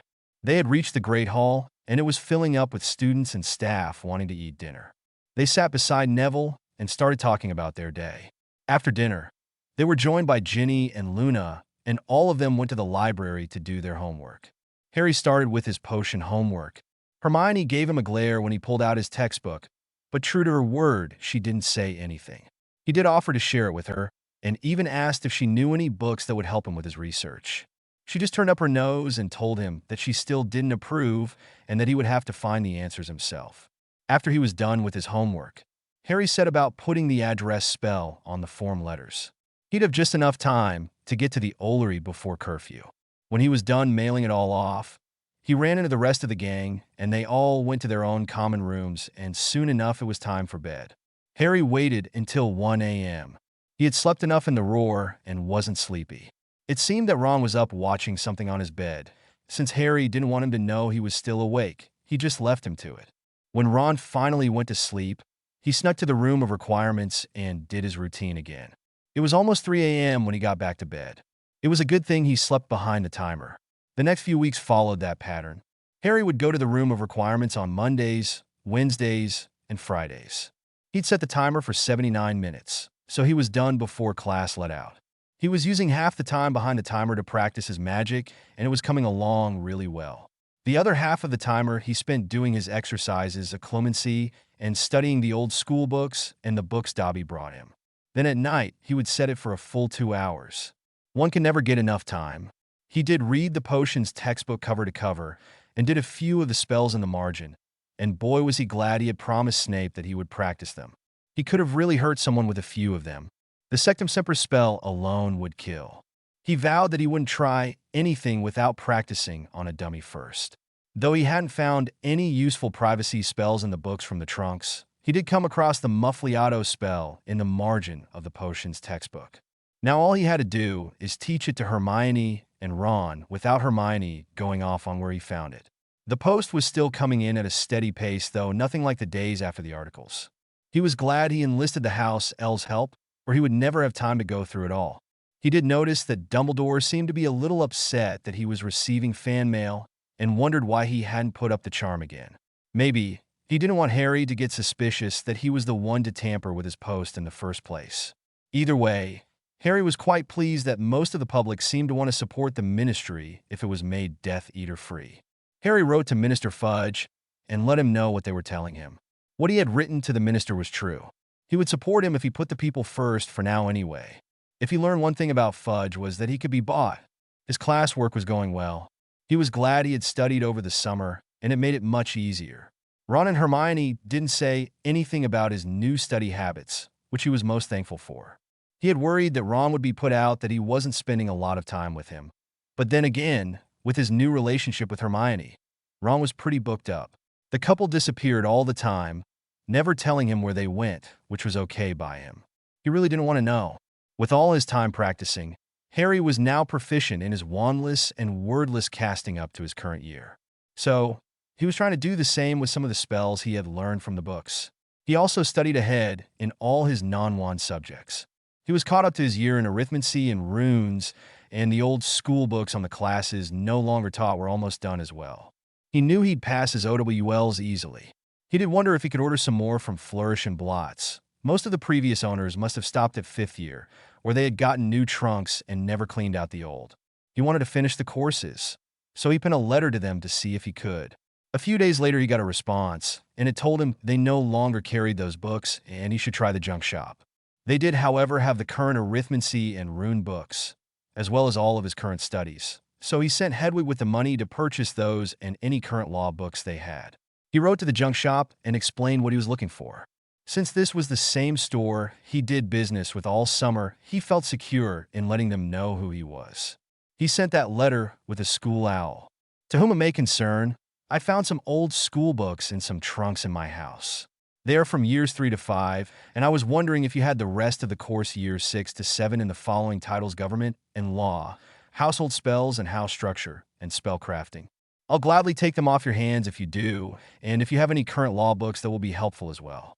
Thanks for your time, Harry Potter. Harry felt that he was doing pretty well with these subjects, and now that he could do most of the household spells both wandlessly and wordlessly, he wouldn't need to worry about living on his own. Well, he had his house elves, but that was no reason to get lazy. When he got Godric's Hollow built back up, he planned on expanding it and having a garden. He really did like to work with his hands. He received a letter from the junk shop a few days later stating they had many old school books, and not just on the titles that he asked for. They wanted to know if he wanted all the old books or just the ones in his letter. Harry wrote back and said that he just wanted the ones in his letter for now, but come summer he would look to see what they had. He sent back the owl with the money for the books he wanted. A few days later they came, so now he had all the books he needed to complete the courses. This was a good thing, because he was running out of things to study behind the timer. Hermione asked him what they were, but he just stated it really wasn't her business and put them in his satchel. She huffed and returned to her breakfast. Ron gave him a funny look, but didn't inquire. Later that night, Harry decided he wanted to ask Neville about being lord of a house. "Hey, Neville, can I talk to you a minute?" he asked, taking a seat across from his shy friend, who was sitting on the far side of the common room, trying to read up on his transfiguration. Since the sandy-haired boy got a new wand, his power was greater, and instead of making it easier, he had a harder time controlling his magic. "Sure. Did you want to go somewhere private?" Neville answered, closing his book and wondering what the boy who lived wanted to talk to him about. Though they had gotten closer last year and studied this year, he still didn't think they were best friends. No, Harry spent far more time with Ron and Hermione than he did with him. "Nah, I found a spell so we can talk here and no one will hear us," Harry said and cast a Muffliato spell around the chairs they sat in. They could only hear muffled conversations of the people outside the spell. "Neville, I wanted to ask you if you knew anything about being a lord. I mean, is the House of Longbottom an ancient and noble house?" he asked, a look of honest curiosity in his green eyes. "No, we're just an ancient house. I do know that knowledge of lordship is passed down from lord to heir," Neville answered, tilting his head to the side, an inquiring look in his brown eyes, his medium-length sandy blonde hair falling with emotion. He impatiently brushed it back. His gran said that he needed to grow it long as per custom, and he hated it. "Why do you want to know?" "As far as I know, the Potters weren't a noble house either." Well, I need you to promise to keep this a secret," Harry said, scooting closer even though they couldn't be heard, hoping he could trust Neville. "Yeah, I can keep a secret," Neville answered, leaning forward as well, a serious look on his face. "I'm the Black Heir," Harry whispered, looking around to make sure no one was paying attention. "Well, now I'm the Black Head of House. Sirius made me his heir, but he died before he could teach me anything. He did leave me a book, and I've finished it, but there are some questions that it didn't answer, so I was hoping that you could help." "It is all right that you can't," he hurriedly said at the look of self-disappointment on his friend's face. "I just didn't know who else to ask, and most of our roommates are half-bloods or muggleborns. I know Ron's family isn't from a noble house either, or if they were, they aren't anymore. And I can't ask Malfoy," he grimaced, scrunching up his nose at the thought. This caused Neville to scowl at the thought and nod his head in agreement. He scooted closer to hear more. "Don't tell anyone," Harry whispered. "Not even Ron and Hermione. Ron would have a fit if he knew I was a lord. Hermione would badger me with questions I can't answer." He didn't hate to keep it from them. They were just too nosy for their own good. They didn't need to know every aspect of his life. He didn't know everything about theirs. Like what they were doing right now. Probably snogging. "It's okay, Harry, I'll keep your secret," Neville answered, patting his friend on the shoulder, feeling a little proud that Harry trusted him with this. He knew Harry was right in his assessment of Ron and Hermione. "Thanks, Neville. You're a good man," Harry said, clapping him on the back and taking down the spell. It was disappointing, but from what he read in the book, being a lord was more of a courtesy title. Most of what was expected of him was to have a voice in political areas like the supporting laws and such. That, and to have teas with other heads of houses. He'd also get better service in shops and restaurants, hence the magic on the ring. Since there were no holdings in the Black family anymore, he didn't have people to watch over. In the book, it stated that if he had become a lord 50 years ago, there were lands he would have had to look after, but the Black family had sold them off. Something about the statue of secrecy and selling to hide something from the Muggles and the Aurors. It was a whole shady deal. He planned on using the boy who lived title anyway, but this would give him a stronger voice. He'd write to other lords and get himself heard, and see who was of like thinking. Maybe there was a book in the library that would tell him who the light and gray families were, and who was dark. He'd look tomorrow. Right now, he was tired and wanted to just take a nap before he slipped to the ROR. The next day, after classes, Harry did find a book in the library, and there was a list of head of houses. It also listed the laws they supported. This let him know where they stood, so he drafted a form letter. Dear, insert name here. I have recently found that I'm the head of the House of Black. I would like to introduce myself to you. I am Lord Harry James Potter Black. I would invite you to tea. However, I am still in school and cannot entertain at this time. When I leave school, I would like to discuss with you the current political arena so that I can better understand what is expected of me. My adopted father passed away before he could educate me in what it means to be head of house. I feel, by the list of laws that you support, that we are of like thinking. I am hoping that by talking to my elders, I can get a better grasp on what is going on in the Wisengamot and understand how to get my voice heard. At this time, I would appreciate if you kept my title to yourself. Call it a courtesy of one lord to another. There are factions that will use this against me. I thank you for your time. Lord Harry James Potter Black there. That sounds formal enough, he thought smugly, hoping they did keep it from the likes of Dumbledore. I hope I don't offend anyone by calling them my elder. I really hope they will keep this to themselves. I'm taking a pretty big risk here, but courtesy demands I be polite. He sent the letters out with the school owls. He wasn't really looking forward to all the teas he'd have to host and go to, but it was unavoidable. The dark-haired teen really wasn't looking forward to the matchmaking. They'd all tell him he needed an heir. He knew this, but he wanted to marry for love and not just to produce an heir. It was a good thing he was looking on his own. He was already chatting with the brazen and bold Mandy Brocklehurst, the happy and fun-loving Tracey Davis, the sporty Katie Bell, and that shy little Sally in Perks. He had partnered up with each one in whatever class they shared, except for Katie, she was a year ahead of him. But he saw her during Quidditch practice. There might be some flack, as not all of them were pure blood, and that might send the hounds a-baying. But Harry wasn't going to let anyone dictate who he married. The months flew by with self-studying and classes. It was now close to Halloween, and Harry wondered what would happen this year. Maybe it would be a quiet year, and nothing would go wrong. He hadn't had any dreams or visions since the soul anchor was removed, so he had no idea what Voldemort was up to, other than what was in the paper. And other than a few raids, there wasn't much happening. With him taking his free period and waking up at midnight to complete his extra studying, Quidditch practice, scouting girls, and his homework sessions with his friends, he really didn't have time for adventures. He received letters back from the lords, and most said they'd be more than happy to help him navigate the political arena. That, and they would love to come to tea when he was no longer in school. They also commented that they'd keep this information between them until such time Harry was more public about it. There were a few that felt that Harry was not someone that would support the same laws as they did, and they would think about the teas at a later date, after they saw what he did and didn't do. Harry felt this was a pretty good start. Rewrite October 11th, 24. Didn't add much.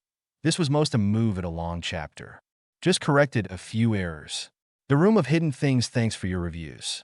Shortly before Halloween, Harry decided to tell his friends about the Muffliato spell. Hey, Hermione, he said when he caught up with them after his break. I found a spell that should work well for us.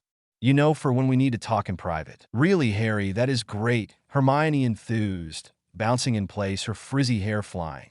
I looked all over the library, and the ones I found can all be broken easily. Where did you find it?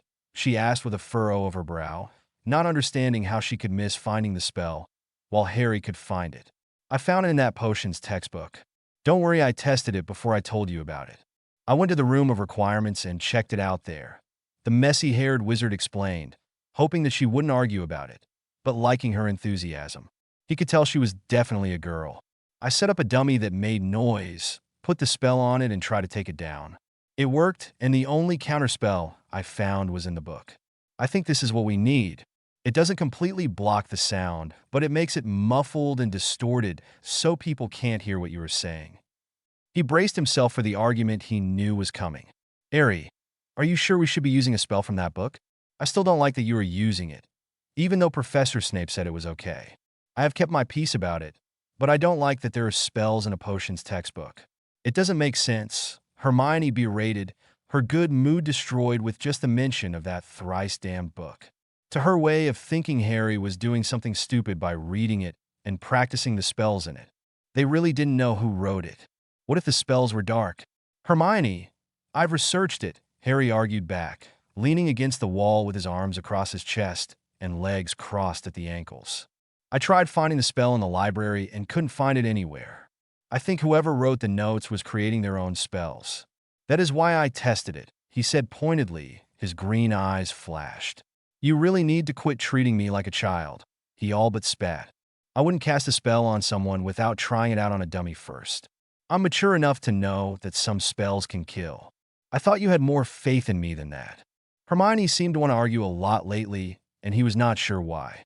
Maybe she felt that she was the only one growing up, which was weird because she complimented him on the train, but she still treated him and Ron like they were children, and it was really starting to get on his nerves. Okay, Harry, if you say you tested it, then I'll let it go. I don't like that you are trying unknown spells from an unknown person, but if you say it worked, we will try it, Hermione conceded, ignoring the rest of his statement. She still felt that he was being reckless, but really what harm could a silencing spell do? Okay, here's how it works, Harry said, standing, circling his wand above their heads and saying the spell. All noise from around them became muffled and distorted, showing them that it had indeed worked. This is great, Harry, Ron said as he listened to the muffled noise. Yeah, I also looked at some other books and couldn't find anything in them either. I think this one will work fine. He was glancing at the kids going by them in the hall and looked like he was making up his mind about something. At least someone trusts me, Harry thought, giving his friend a big smile. Now I can tell you about Malfoy, the taller boy said, leaning forward to make sure they heard his whisper, surprising both his friends. He's been sneaking into the room of requirements at night. I'm not sure what he is up to, but it can't be good, he stated with a proud look on his face, as if he accomplished something they hadn't. How do you know that, Ron? Are you following him? Hermione questioned with her eyebrow raised, hoping that wasn't the case since that would mean that he was out after curfew. Even if he was a prefect, he shouldn't be out wandering that time of night. They could get into deep trouble if he was caught. No, I borrowed Harry's map. The room of requirements isn't on the map, is it? That's where he disappears, on the 7th floor. If he's not there, then he is pacing his room for hours. I'm sure he is up to something, the redhead stated, nodding his head in finality and feeling very sure of himself. He didn't trust that little ferret, and he was dead sure he was a Death Eater. If Malfoy was in the roar, then he was up to something nefarious. Ron was sure of it. Harry didn't even know Ron had borrowed the map. That did explain what Ron was looking at each night. Harry never even noticed it was missing. His friend must banish it back to his trunk when he was done. Ron, you aren't leaving the dorm with my map, are you? He questioned his best mate. He was very put out that the other boy hadn't even asked to borrow it. Nah, I'm not sneaking out of the dorm. I just watch him from the comfort of my bed. I don't have your invisibility cloak, and I know better than to borrow that. I just know that Slimy Snake is up to something. I was hoping we could follow him one night, or see if we can get the room to show us what he is up to, Ron said in a hopeful voice. He was all but bouncing on his toes, like he was itching for an adventure. Why didn't you ask if you can borrow my map? You know it is one of the few things I have left from my dad and Sirius. Harry snapped, letting the hurt show in his voice and on his face. That's one of the reasons I didn't leave the room with it. I know how important it is to you. And after what you said on the train, I didn't think you'd believe me that Malfoy is up to something, Ron said, putting his hand on his best mate's shoulder, trying to placate him. Now that you know that he's sneaking around, I was hoping we could find out what. He dropped his hand when Hermione started in on him. Ron, she said in her superior tone, you should not have done that. And she went on that vein for a few moments, while Harry tuned her out. Harry thought about it for a few minutes, while Hermione talked to Ron about borrowing things that were not his. He snorted and thought, like she has room to talk with the way she wants to borrow books from my library without asking. She really needs to get her priorities straight. He tuned the conversation back in. Okay, here's what I'm going to do. On my next free period, I'll go to the room of requirements and see if it'll show me what Malfoy is up to. But Ron, he said meaningfully, turning to get closer to his mate and leaning in so the redhead could see his face clearly. I don't want you borrowing any of my things without asking first. Don't I have the right to some privacy? The things in my trunk are mine and you, he stated, poking a finger to the other boy's chest, should ask first. I have no problem sharing, but ask. Okay, sorry, we'll do it your way first. Ron complied, backing up so Harry wasn't in his space anymore. He wasn't sure what he did wrong. They were best mates after all, and they should share everything. Well, maybe not the birds. Right, my next free period is tomorrow afternoon, so I'll check it out then, Harry said, standing straighter and shrugging his shoulder. He could tell Ron really didn't get it. Maybe with time he would. He waved his wand and took down the silencing spell. The next day, he paced in front of the room of requirements. I need to know what Malfoy is up to, he thought as he paced. A light wooden door appeared, and Harry carefully went inside. There he saw the biggest mass of stuff he had ever seen. Most of it was junk from the looks of it. There were piles and piles of unwanted items laying around. Some of them reached the ceiling, which stretched hundreds of meters in the air. There were shelves everywhere, which had more odds and ends on them. There were quite a few trunks as well, and some of them were full. He figured there must be things here that were hundreds of years old, possibly even 1,000 years. He thought he caught a glimpse of jewels, coins, and other precious items. He looked on with awe. What he could do with all this left him speechless. Maybe he could find more books and stuff in those trunks. But first he needed to see what Malfoy was up to, so he started to look around. Following the footprints in the dust, he went towards the middle of the room. A space that was clear of dust came into view. In the middle of that space was a large wooden cabinet. It looked like it was broken. I wonder if this is what he is working on. What does it do? He thought as he circled it. He vaguely remembered seeing a similar cabinet in Bergen and Berks when he had accidentally gone there during his first summer. If there were two, did that mean that they were connected? Harry decided not to take that chance, shrunk the cabinet, and put it in his bottomless bag. Dobby Winky, he called. He figured they could go through some of these trunks and shelves and see if there was anything that he could use, like some of the books that weren't too bad off. He didn't feel like it was stealing, since it seemed no one wanted whatever was in the room. Besides, he could always give any books he didn't need to the school library and pay for the rest with a donation. The two elves popped in. Harry Potter, why are we in the come-and-go room? Dobby asked, his green eyes wide as he looked around the room in wonder. He had been here before, as this is where the Hogwarts house elves put lost and forgotten things. Yet it never stopped impressing him the things humans threw away. I was hoping you two could go through some of this junk and find me some useful books and things. I don't want you to go through all of it, Harry added, quickly, knowing that house elves would work themselves to death if not given boundaries. Just the trunks and shelves? If you can empty a few of the trunks and put anything you find useful in there, that'd be great. You know what I need? Parchment, ink, books, clothes, and anything of value. Especially if you find things like invisibility cloaks and other such useful tools. If you find anything dark, it should probably be put in the Black family vault, he softly ordered, hoping this would give the two house elves something to do. There couldn't be much work for them at Grimmauld Place now that it was clean. It wasn't really big enough for 3 house elves. Hey, Dobby, are the curse breakers still going through the vault? He asked. Yes, Sir Harry Potter, sir. They is still going through it. They is saying to Dobby that they may be needing another month to be finishing. There were many dark things in Harry Potter's house and vault, Dobby answered, still looking around the room, his eyes wide with excitement and wonder that he would have such a great task. So, do you two think this is something that'll keep you busy for a while? I'm sure you're getting bored at Grimmauld Place, Harry asked the elves. Yes, Sir Harry Potter, sir. Dobby is being most bored at Sir's house. There is not being enough work for us. We is trying to share, but we is starting to fight on who is going to do what, and Harry Potter's Mrs. Weasley is still doing all the cooking when the order is there. This is being a good solution to our problems, sir, Dobby said, finally looking at his master. The great Harry Potter is a kind master. Thinking about his house elves, Dobby is thinking that Harry Potter is the greatest master of all time.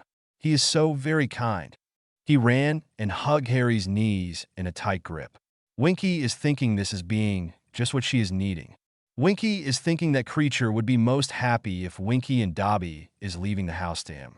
Winky will be most happy sorting through this for Harry Potter, Winky said with enthusiasm, nodding her head and bouncing in place. Also pleased to work on such an important assignment. That's great, both of you. Harry beamed at them, gently untangling Dobby from his legs. Then he turned serious. Remember, there are other people who will try and use this room. Try not to be caught. I don't want you hurt. I use this room every other day, so I know you won't be able to get in during that time. It's the afternoons on Mondays, Wednesdays, and Fridays just before dinner, and every night at 1 a.m. The great Harry Potter is trying to make himself greater, Dobby gushed, nodding his head as if it were a perfect idea. Yeah, well, I think that Malfoy is sneaking up here at night, but I don't know when. I know he is in his dorm when I come here. So just be careful, Harry said, ignoring the compliment. And with that, Harry left the room and let the two house elves work. He hoped they didn't try and do the whole room. There was over 1,000 years worth of rubbish in that room. They would wear themselves out. Oh well, he would check on them in a week and see how they were faring. He then got a thought. He really needed to write to Spearhead about Godric's Hollow. It would give him more to do when he left school. Since he gave up the rest of his free period to the house elves, he decided to go to the library and see if he could find anything out about the cabinet. He'd tell Ron and Hermione about it when they got out of class. There he saw Katie reading, so he joined her and talked about non-essential things, just trying to get to know each other. He met up with Ron and Hermione on the way to the Great Hall, so he stopped them and put up the Muffliato spell. Hey guys, I think I found out what Malfoy was up to. We're going to have to do a bit more research to know if what I found was something bad. But I found this room in the Room of Requirement, which had loads of junk, he stated, waving his hands wide in front of his body and above his head, showing just what he meant by loads. In the middle of a clearing was a cabinet. I remember seeing one just like it when I got lost in Nocturne Alley that first summer. Remember Ron? He waited for Ron to nod in acknowledgement. So I took the cabinet, shrunk it, and put it in my bag. I figured if there were two of them, that can't be good. See, I told you he was up to no good, Ron said smugly, crossing his arms and giving Hermione a self-righteous look, knowing that he had been right. Ron, she snapped defensively. Just because Harry found the cabinet doesn't mean that Malfoy was doing something wrong. It could be for a class project or something. Harry is right, we need to do more research, she said, shaking her head and wondering how he could be so cynical. Well, if Ron is right, then it is a good thing I found the cabinet, and if Hermione is right, then hopefully Malfoy will find something else to work on. There was heaps of things in that room. If it's for a school project, I'm sure he can find something else, Harry said, trying to divert yet another argument. He took down the spell, and they headed for dinner, his two mates still glaring at one another. Harry had to wonder how they were making it as a couple with how much they argued. But they seemed to work it out somehow, and he left them to it. After dinner, Neville, Luna, and Ginny headed to the library to do their homework. It was pretty much a nightly ritual now. After the homework was done, Hermione headed into the stacks and found some books for them to look up the cabinet. They were trying to find if the two were connected somehow. The next day, Harry looked at Malfoy and saw that his pointed face was paler than normal. His hair was uncombed and slightly greasy, and his clothes rumpled and disarrayed. He looked scared. He didn't know what had the blonde so scared, but felt it had something to do with the cabinet. He had hoped that Ron had been wrong, and that Hermione had been right.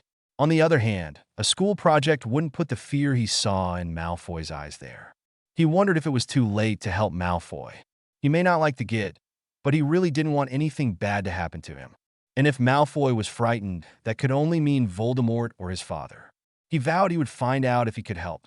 It must be his people-saving thing, as Hermione called it. Maybe he could ask Snape. After the Dada class, a few days later, he stayed behind and told Ron and Hermione to go ahead of him. Professor, I'm worried about something and thought you could help, the young Gryffindor started tentatively. Well, really, I'm worried about someone, and since they're in your house, I thought you might like to know. He pushed a little, hoping that the truce held. And who do you think could possibly need help from me? I thought you and your little friends hated all things Slytherin, Snape sneered, glancing at the brat to judge just how truthful he was being. He knew that Harry and his friends only cared for themselves.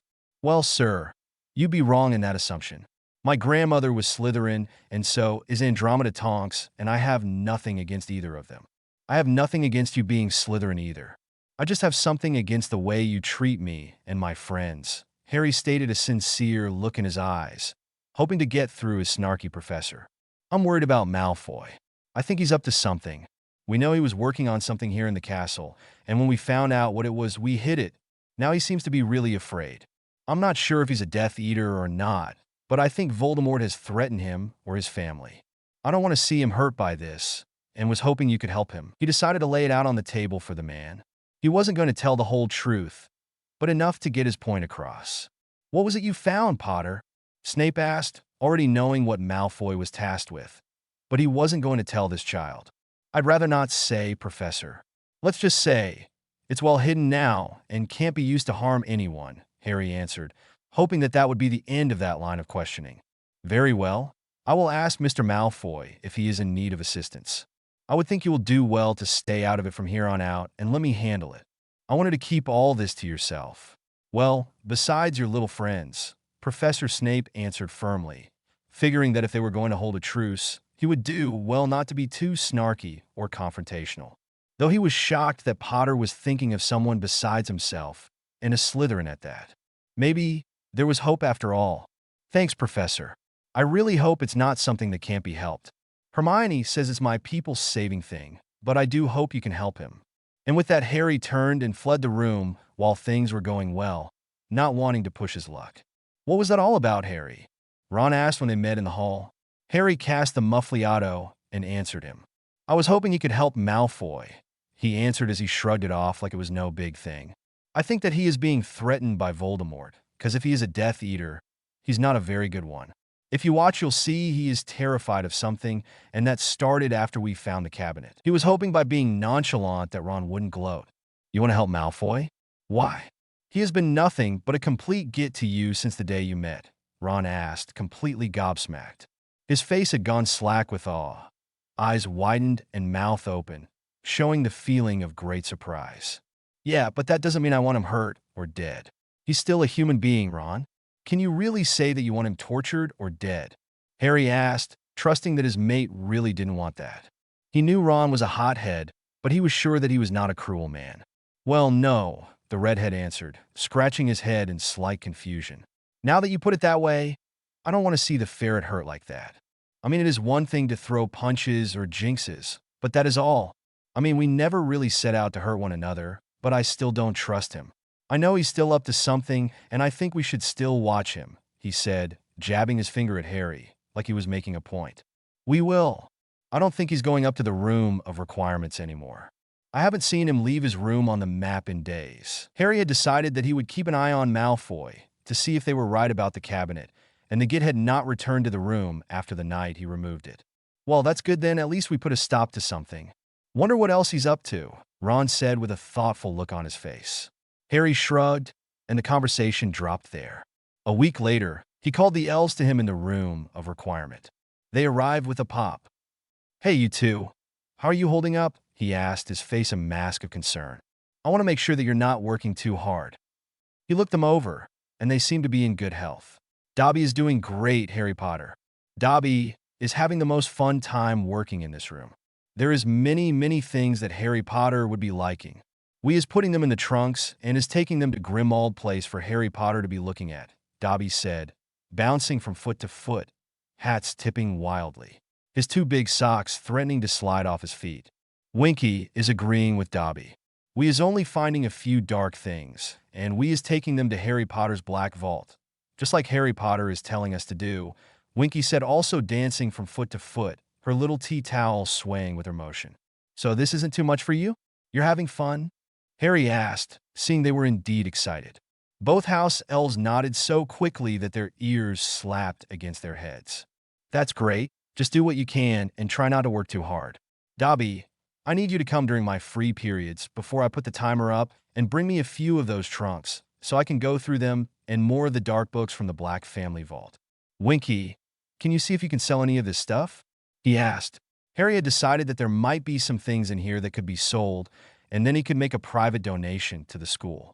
He reached the conclusion that he could also make a contribution for the cost of anything he kept. Also, if there were books that he couldn't use, they could be donated as well.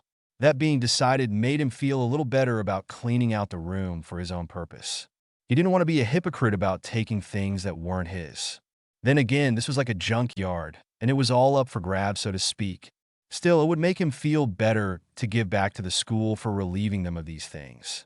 Yes, sir, Harry Potter, sir, Dobby said, giving a mock salute. Long, thin hand flat against his forehead, palm out. He knew he could get away with that with the great Harry Potter. He had the bestest master in the whole world.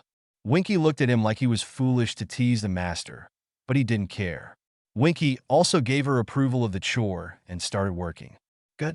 You two can work in here now, Harry said and left the room. They had not found anything about the cabinet, and he really wanted to know what Malfoy was up to, so he went to the library to do some more research. And so it went. Dobby would bring trunks and books to his master before he set the timer, and Harry would spend half his time going through them. There were plenty of trinkets in the trunks, and the teen had no idea what they were for, so he put them back to be sorted out later. There were 6 invisibility cloaks so far. Though most looked past their prime, he figured they had a year or 2 left. He'd give them to his friends and whoever he started dating seriously. It did make him wonder just how long his had been the family and why it was so special. There were weapons of all shapes and sizes and plenty of wands and holsters. He'd distribute those as well, and whatever wasn't chosen he would send to Ollivanders or the junk shop for them to resell. All the money found was put in his vault to be given as a support for school brooms, since most of the ones found here were useless. He added the books to his 3-compartment trunk to be studied. He put all of his dark books he read in another trunk, so Dobby could take them to the library at Grimmauld Place. He studied his magic and tried to do the spells from the books. He got to where he was ahead of what was being taught now, wandlessly and wordlessly. He spent more time sorting through all the stuff than he did studying, but he did set 8 hours aside to do some dueling on the dummy. He kept up his exercise and was now in pretty good shape. His occlumency was top-notch, though he could hardly tell without someone trying to get in his head. He was sure he had a good grasp on it. All of this made him feel good. Now all he had to do was figure out what Voldemort was up to and how to defeat him. That, and he was still worried about Halloween. Rewrite October 12th, 24, added a bit but mostly cleaned it up. The Chamber of Secrets thanks for your reviews. Halloween had passed without incident, much to the relief of Harry. It was rare that happened. He wondered why it happened that way this year, when the previous years were fraught with disaster. But he didn't look at a gift broom and the bristles too closely. He was just glad it did. It was the middle of November, and it was getting close to Yule. He wondered if he should stay at the castle or go with Ron to Grimmauld Place. He wanted to go to the Chamber of Secrets and felt that it would be best to go during the break when there were fewer people in the castle and less chances of being caught. And there were a few people staying in the castle that he wanted to chat up. Hey, Harry, are you coming home with us for Yule break? Ron asked a few weeks before the break. They were getting ready for bed, and Harry had made up his mind. No, I think I'm going to stay here, he said, waving his friend over then casting the Muffliato spell. I want to go to the Chamber of Secrets. That and Katie is staying, so I thought I would ask her to spend time with me. He gave his friend a knowing smile, like he'd know what Harry was talking about. What do you want to go there for? Ron asked in confusion, wondering why anyone would want to go back to that horror chamber. He'd only been the one time, and he never wanted to go back. I want to see if there was anything there besides the snake. It's too big of a place to just house a snake in. I want to see if Voldemort left anything behind we should be worried about. Don't worry if I find anything. I'll leave it there or maybe tell Dumbledore I found it, Harry answered, knowing full well he wouldn't tell the old man anything. Well, I can see why you would want to do that, but why do you want to do it over the break? Can't you just sneak down in the evening? The redhead asked, not understanding why someone would want to give up on Yule just to go some dark hole in the ground. Though he did understand about talking to a girl, the less people around the better. He gave a full-body shudder at the memory of what happened when he asked Fleur to the ball. So many people had laughed at him when he messed that up. If there hadn't been that many around, perhaps he wouldn't have made such a fool of himself. I didn't know you were chatting up Katie. When did that happen? He added with a sly grin and a rib nudge. Yeah, I could, but then I'd have a greater chance at getting caught. Who knows how big that chamber is? I might be down there all night, and I want to keep this quiet if I can, Harry explained, slowly answering Ron's first question. Then he added and ribbed his friend back. I've been talking to her for about a month now. You've seen us partner after Quidditch practice. He and Katie have been flirting for about a month, but it was more on friendly terms. He was talking to 3 girls right now. They were all nice girls, and he was feeling it out, so to speak. Katie knew this, and she was trying to see if they made a good match. You guys must be hiding it. I never noticed anything, Ron said with a bewildered look on his face. Well, I can't let anyone know I'm interested in someone. They might get kidnapped or killed just because I'm chatting with them.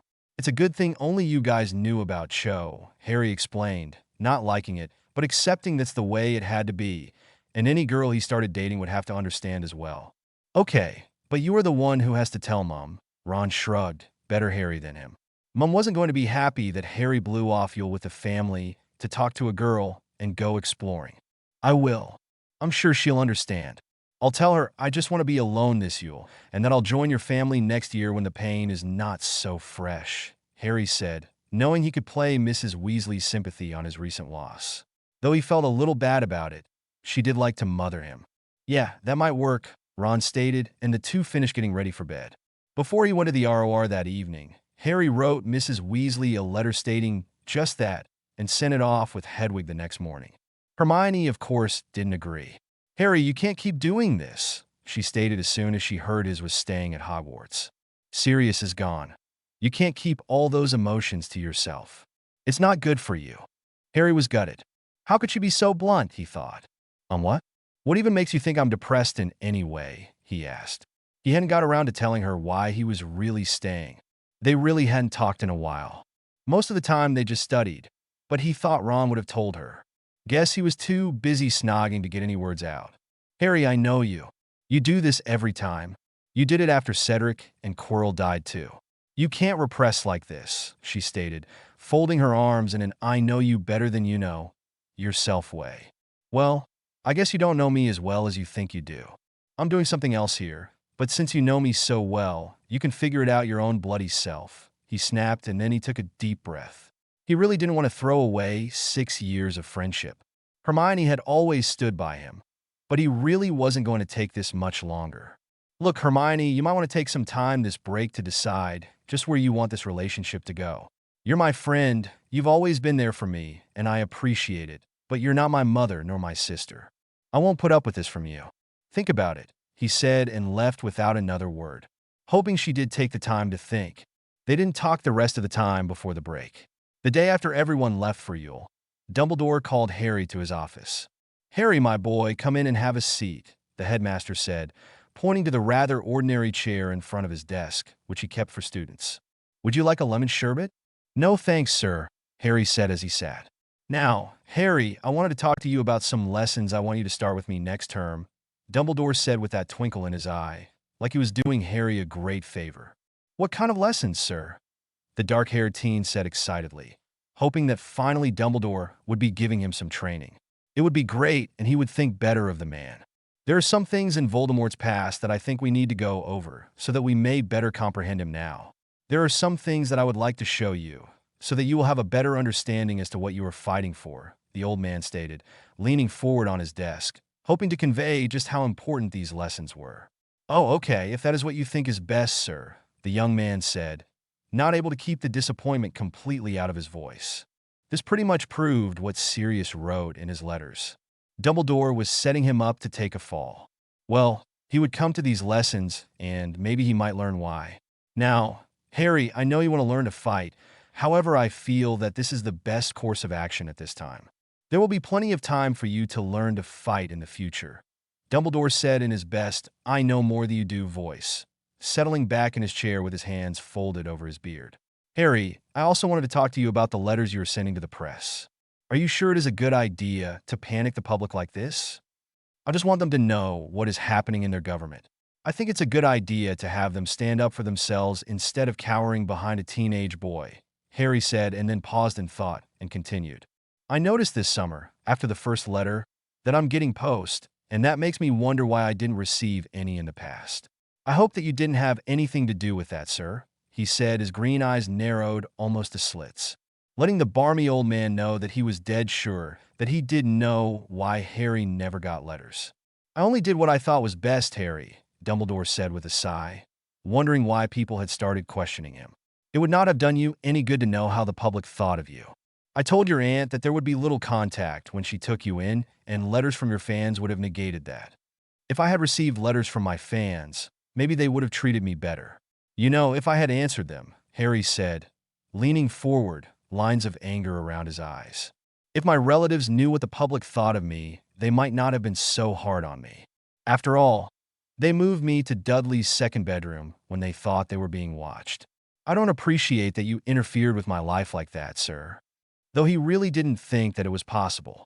He just wanted to express his ire that Dumbledore interfered like that. I can only apologize, my boy. I only did what I thought was best, Dumbledore said again in what he hoped to be a placating voice, holding both hands in a surrender gesture. I do hope that you are answering your missives in a positive note. We do not want a repeat of what happened in the papers last year. Your letters have caused quite a stir. I have received posts from Minister Fudge asking me to stop you. I'll continue to send my letters to the paper as long as they help people. Once Minister Fudge cleans up the ministry, I'll support him. I've already sent letters to him stating that, Harry said defensively, his face rearranging into a pout, arms crossed, as he thumped back in his chair, not at all looking like the mature man he was trying to portray. You can't really stop me, sir. Your role as headmaster doesn't mean you can tell me what to write to the paper. If I were any other student, we wouldn't be having this conversation. You are correct, Harry. However, you are not any other student. You are someone that the public looks up to.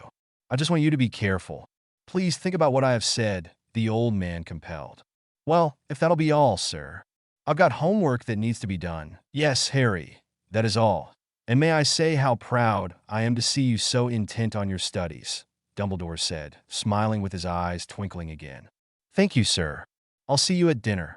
And with that, Harry left the office, shoulders slumped with disappointment. Harry waited till that night, and armed with his map and his invisibility cloak, he made his way to Moaning Myrtle's bathroom. Once there, he went to the sink and opened the entrance to the Chamber of Secrets. He was glad Myrtle wasn't there. He stood at the gaping hole and thought. He really didn't think that Salazar Slytherin would slide down a pipe, or Voldemort for that matter. So, he hissed for stairs, and the pipe formed a winding staircase. Harry cast a lumos and went down. Before he went too far, he closed the entrance so no one could follow. He didn't think that would happen, but why take the chance? At the bottom of the staircase, there were still all the skeletons of little animals that the basilisk had eaten all those years it was in the chamber. He came to the cave-in that Lockhart had created. The hole that he and Ginny had used looked really small to him. So he used some of the spells he had learned in the house structure book and created an arch. He came to the big double door that led to the main chamber, hissed for it to open, and went through, his wand at the ready. Everything looked the same as last time he was here. It was kinda creepy. The dark gray stone walls dripping with water, the floor with the dried blood from the basilisk and himself. The ink from the book was a dark stain on the floor. The statues were just as foreboding as ever, candlelight playing with their sneering features, making them look like they were alive and not at all happy that Harry was back. He turned and looked at the dead basilisk. It looked to be pretty fresh. He figured this was because it was very cold in the chamber. Now that he made sure that it was no longer a threat, he had time to look around. There were many tunnels leading to the pipes of the castle, and he hoped there were rooms off these tunnels that would hold an office or library. After looking for hours, he finally stumbled on an office just off the main chamber. In the office, there were many bookcases with scrolls and books that looked to be in Parseltongue. The bookcases were old and molded, cracked with the years of being in a damp environment. Harry wondered why there weren't preservation charms on them. Maybe there had been, but they wore off. There were also many blank spaces on the shelves, showing that things had been removed. He took his 3-compartment trunk out and took another trunk from it. He ran his ring on the scrolls and books and found them to be curse-free. He cast a cleaning spell on them. Then he shrank them and put them in the trunk. He shrunk it and put it back in the second compartment, re-shrunk his trunk, and pocketed it. He cleared the entire library. He didn't want Voldemort to come back for it. He'd go through it and see what was in those tomes and parchments. He then went back to the main chamber and went to the statue of Salazar Slytherin. He called for the mouth to open and climbed to the chamber inside. There wasn't much there. He did notice a small statue off to the side of the chamber. He ran his ring over it and found it to be cursed. He resized the trunk and pulled out a lead-lined bag, which he had found in the room of hidden things. He put the bag over the top of the statue and tipped it, making sure not to touch it. He called Dobby. "Where is we being now, Harry Potter?" Dobby asked, looking around the dark chamber with wide, frightened eyes. His master was always calling him to strange places. "We're in the Chamber of Secrets. Dobby, I need you to take this bag and put it in the Black family vault. Ask the curse breakers to see if they can break the curse. I think this is the curse on the dad apposition. Maybe if they can break it, someone would last for more than a year." "Well, I'm not sure if Snape wants to have the position for more than a year, but he seems to enjoy teaching it more than potions," Harry mused, handing the bag to Dobby. "Dobby will be doing as Harry Potter is asking. He will be asking the curse breakers to look at it first thing in the morning," the little elf said, and with a look of anxiety, he took the bag warily, placed it carefully under his shirt, and with a nod to his master he left. Back in the main chamber, Harry wondered if he should tell Snape about the basilisk and see if he would find it useful. Because though Snape loved the dark arts, he loved potions just as much. Well, he would see about it over the break if he could get the professor alone. Harry went out of the chamber, up the stairs, and back into Moaning Myrtle's bathroom. He had wandered around that chamber for quite a few hours. It was around 4 a.m., and he was pretty tired. So, he went to his dorm and went to sleep. He would go to the room of requirements tomorrow and look over the tomes and documents he found. He really didn't expect to find anything important, figuring that if Voldemort had found something dark in that library, he would have taken it with him. He was also hoping to talk to Katie and see if she wanted to go to Hogsmeade with him. The next afternoon, Harry headed to the room of requirements and set his timer for 90 minutes and went through the books and scrolls. To his surprise, most of them were on light and gray magic. There were no dark writings among them, so he assumed he was right, and Voldemort had taken them. The books and scrolls were kind of hard to read because the Parseltongue translated into Old English and Gaelic, since it was Salazar that wrote them. He didn't even know that Parseltongue could be written in anything but English. He had to ask the room to give him some way to help him translate them. It provided him with a text that had an old translation spell in it, so he used that and got to work. "This is going to take a while. Good thing I have this timer," he thought as he bent over a scroll. Most of the spells and the writings were the same as the ones in the older books he had. They were just in Parseltongue.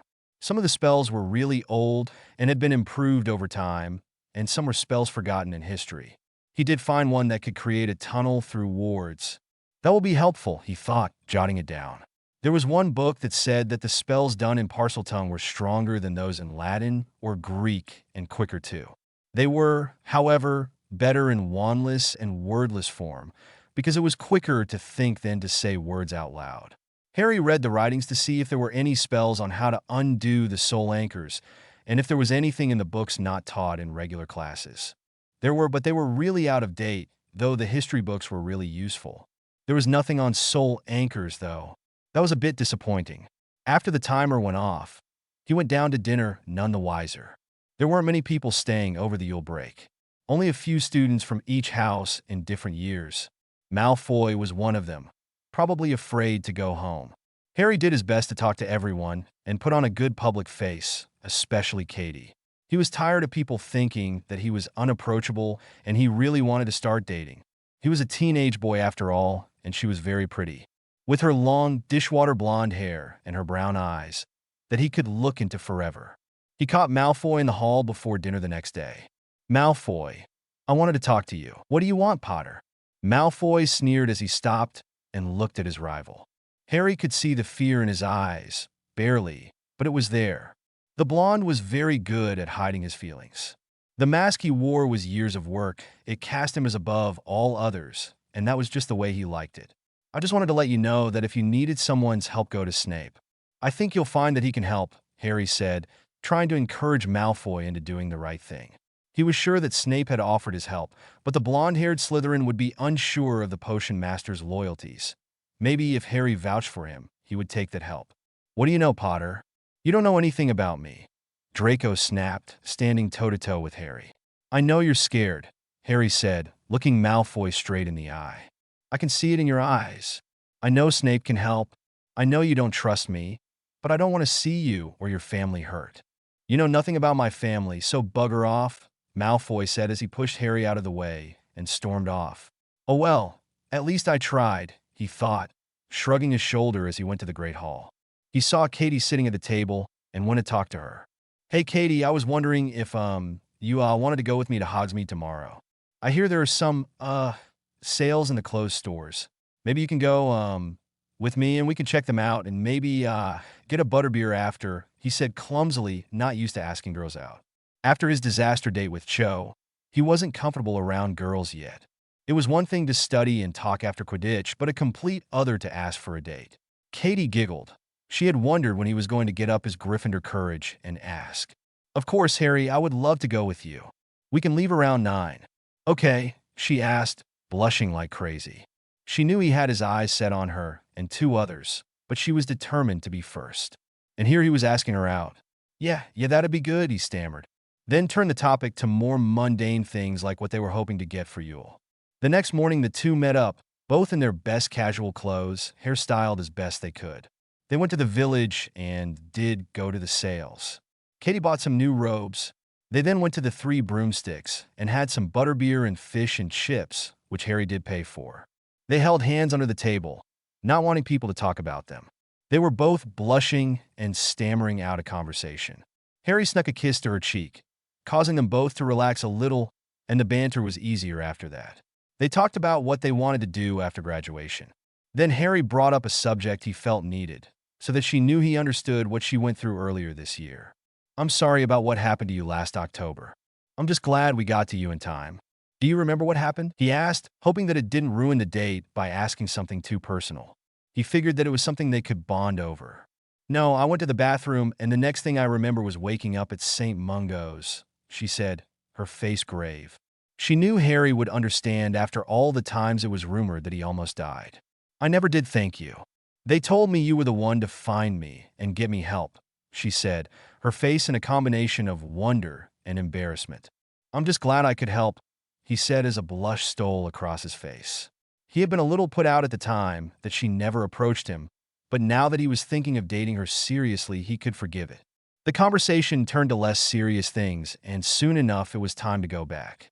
Still holding hands, whenever they noticed they were alone, the two went back to the castle, and this time when Harry kissed her it was on the lips, both acting like the schoolchildren they were.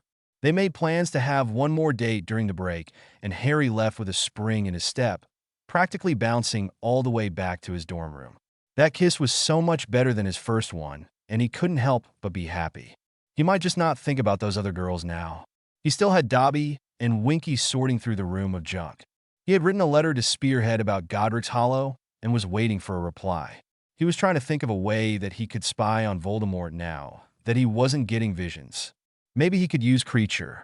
That house elf knew Bellatrix's magic signature. If Kreacher could still find her, then he could find out where Voldemort was. With this in mind, he went to the room of requirements the next afternoon and called the old house elf to him. "Kreacher, I know you're doing a good job in protecting the House of Black," Harry said, still trying to form a bond with this elf. "I was wondering, since Bellatrix was no longer part of the house, can you still find her?" he asked hopefully. "Kreacher can still be finding Mistress Bellatrix, Master," the old house elf answered. There was no glare this time, and his demeanor was something close to a normal elf. "That is great. I need you to spy on her as much as possible. Remember, you can't speak to her. I need to know where Voldemort is hiding. If you can find out and maybe hear some of their plans, that would go a long way in protecting the House of Black," Harry said, playing on Kreacher's loyalties. "Kreacher could be doing what Master says. Kreacher will come to Master and tell him all he is hearing. Kreacher will be finding where Voldemort is hiding," the old house elf said with a bow. Harry noticed that Kreacher was not calling him vile names anymore, and this was a good sign that Kreacher wouldn't turn on him. He was taking a big chance in doing this. "Good. I know you'll do your best. Come and tell me what's going on at night when all my dorm mates are asleep. Unless it is vital that I know right away," he stated firmly. If Kreacher came at night, then Harry could pass it off as visions. Kreacher bowed again and popped away. Harry called Winky. "Winky, I need you to look after Grimmauld Place when you are not sorting through the junk. Kreacher is on a mission for me and won't have time to do both. Now that the house is clean, it shouldn't take much of your time. Just watch out for the order. Right now, I think the Weasleys are staying there." Winky will be looking after Harry Potter's house. Winky will be doing this on the days Harry Potter is using the come and go room. Winky said decisively with a nod of her large head. The two younger elves were getting less excited the more they were in Harry's service. Harry figured that they felt safer and more comfortable with him. Mrs. Weasley is being moved back into her own house after the holidays. There will be being no one staying in Harry Potter's house. With that conclusion, she popped away. The rest of the days before Yule were spent dividing his time in the room of requirements and being seen by those in the castle. He had made great headway on the books and scrolls he found in the chamber, but they didn't shed any light on the soul anchors. Harry was pretty disappointed in that. Yule Day, he was greeted with a pile of presents. He got candy from Ron and a book of defense from Hermione. Neville also sent him a book on defensive plants. Luna sent him a necklace made of shiny beads with a note that it would keep the Nargles away. He put it on because it was nicely made. He got a package from the rest of the Weasleys that had his yearly Yule jumper, some fudge, and a package from the twins of their new jokes. He also received some cards and small gifts from fans that he answered immediately with a simple note of thanks and wishing them a happy Yule. Except the one from Katie, he made sure to send some candy as thanks. By the time the holiday was almost over, he was pretty bored. Katie was busy studying in classes he didn't have and hanging out with her friends. He had done all of his homework in the library. He had gone through all the books and trunks found in the Room of Hidden Things and from the Chamber of Secrets, though Dobby was bringing more each week. Most of what he found was sent to his family vault to be looked over later. The books that Dobby found was mostly school books that were either really out of date or ones he already had. So, he sent them to the school library. He kept some of the really old ones and was studying them for spells long forgotten. And they were pretty valuable. He had cornered Snape during the last few days of the break. "Professor, I was wondering, how much would a basilisk be worth?" he asked, trying to keep the trepidation out of his voice. "Where, Mr. Potter? Would you find a basilisk?" Snape inquired with a disbelieving raise of a dark eyebrow. "A basilisk was worth a lot of money. I killed one in my second year," Harry said, trying not to sound smug. "That would not do." Snape would just sneer at him. "I killed it in the Chamber of Secrets, and since I killed it, it is mine to sell. I was hoping that you would know how to render it into potions ingredients and where I could sell it. I can get you into the chamber if you want. I just don't want Dumbledore to know about it." He was hoping that the lure of going to the chamber would keep the potions master from telling his secret. "You can take me there?" the older man inquired, a sound of surprise in his tone. "I'll tell you what, Mr. Potter. You take me, give me a share of the basilisk, and I will help you and keep your secrets," Snape bargained cunningly. He was a Slytherin after all. He didn't feel the need to tell Dumbledore about this. It didn't have anything to do with the war. That, and it got his hands on priceless ingredients. "Deal," Harry said, more than willing to make a deal with the devil. They shook on it. The next day, Harry took Snape to the chamber sometime after lunch. He hoped they would be done before dinner, so no one would miss them. To say Snape was intrigued was an understatement. He expressed his disbelief that Harry had killed the snake. Harry didn't care if he believed him or not as long as he kept his secrets. They rendered the snake down and put the portions into boxes, bags, and vials, and then they left the chamber. They wouldn't have been able to do this so quickly if it had not been for magic. The potions master was proficient in rendering. Snape didn't have the time to look around at more than the main chamber. Harry was glad of that. He didn't want the man to ask questions. The team was quite surprised that Voldemort hadn't done anything big for Yule. From what Kreacher told him, Voldemort was looking for something and had most of his Death Eaters out on the search. Harry thought it may be a soul anchor that Voldemort found was missing, though he didn't know which one. If Voldemort knew that they were missing, he might make more. Harry didn't know how many times one could split their soul. Maybe he should talk to Dumbledore about this after all. He really didn't like that idea, but Dumbledore knew more than he did. After all, the man was 115 years old. He would think about it. He now was standing on the steps of the castle waiting for the carriages. When they came into view, he looked for his friends. Harry couldn't wait to see them, hoping Hermione got her head on straight. He really didn't want to end their friendship. He had no idea what got into her this year, but she was moody and bitchy, and he didn't think he should have to put up with that. She didn't put up with him when he went off on them last year. She made her position on his grumpiness very clear every chance she got. But she did help him get over it. So maybe he'd ask her what was up. If he could help, he would. He spotted his friends and went to them. Hermione gave him a thoughtful look, and Harry felt maybe there was something to save. He gave the girls a hug and back-slapped the boys. They all went to the Great Hall for the return dinner, talking about nothing important. Rewrite October 13th, 24, added quite a bit and corrected some. Revealing Tom, thanks for your reviews. Later that night after the feast, Harry and his friends swapped stories about what they did for the holidays. Mum was right, cuffed you didn't come, Ron said as he sat in one of the chairs in the common room. Yeah, but I got done what I needed to, Harry replied as he adjusted himself into a more comfortable position. What did you need to get done? Hermione asked, sitting closer to her boyfriend. Ron cuddled up to her, having not seen her since the holidays started. Well, they were on the train together, but they had the prefect meeting, so they didn't get a chance to cuddle. I'll tell you about it later. The dark-haired teen waved her off, making her huff. Tell me about your holiday, he said, hoping to divert her attention to herself. Well, I spent most of my time with my parents. They wouldn't let me go anywhere. They said that I don't spend enough time at home, she replied, and then told of all her relatives that came for Christmas and the parties that the Grangers had thrown. She said that she had not had a great time, but it was nice to see a few of her family members. The three talked about their gifts, but the feast had tired them out, so soon they all went to bed in a good mood.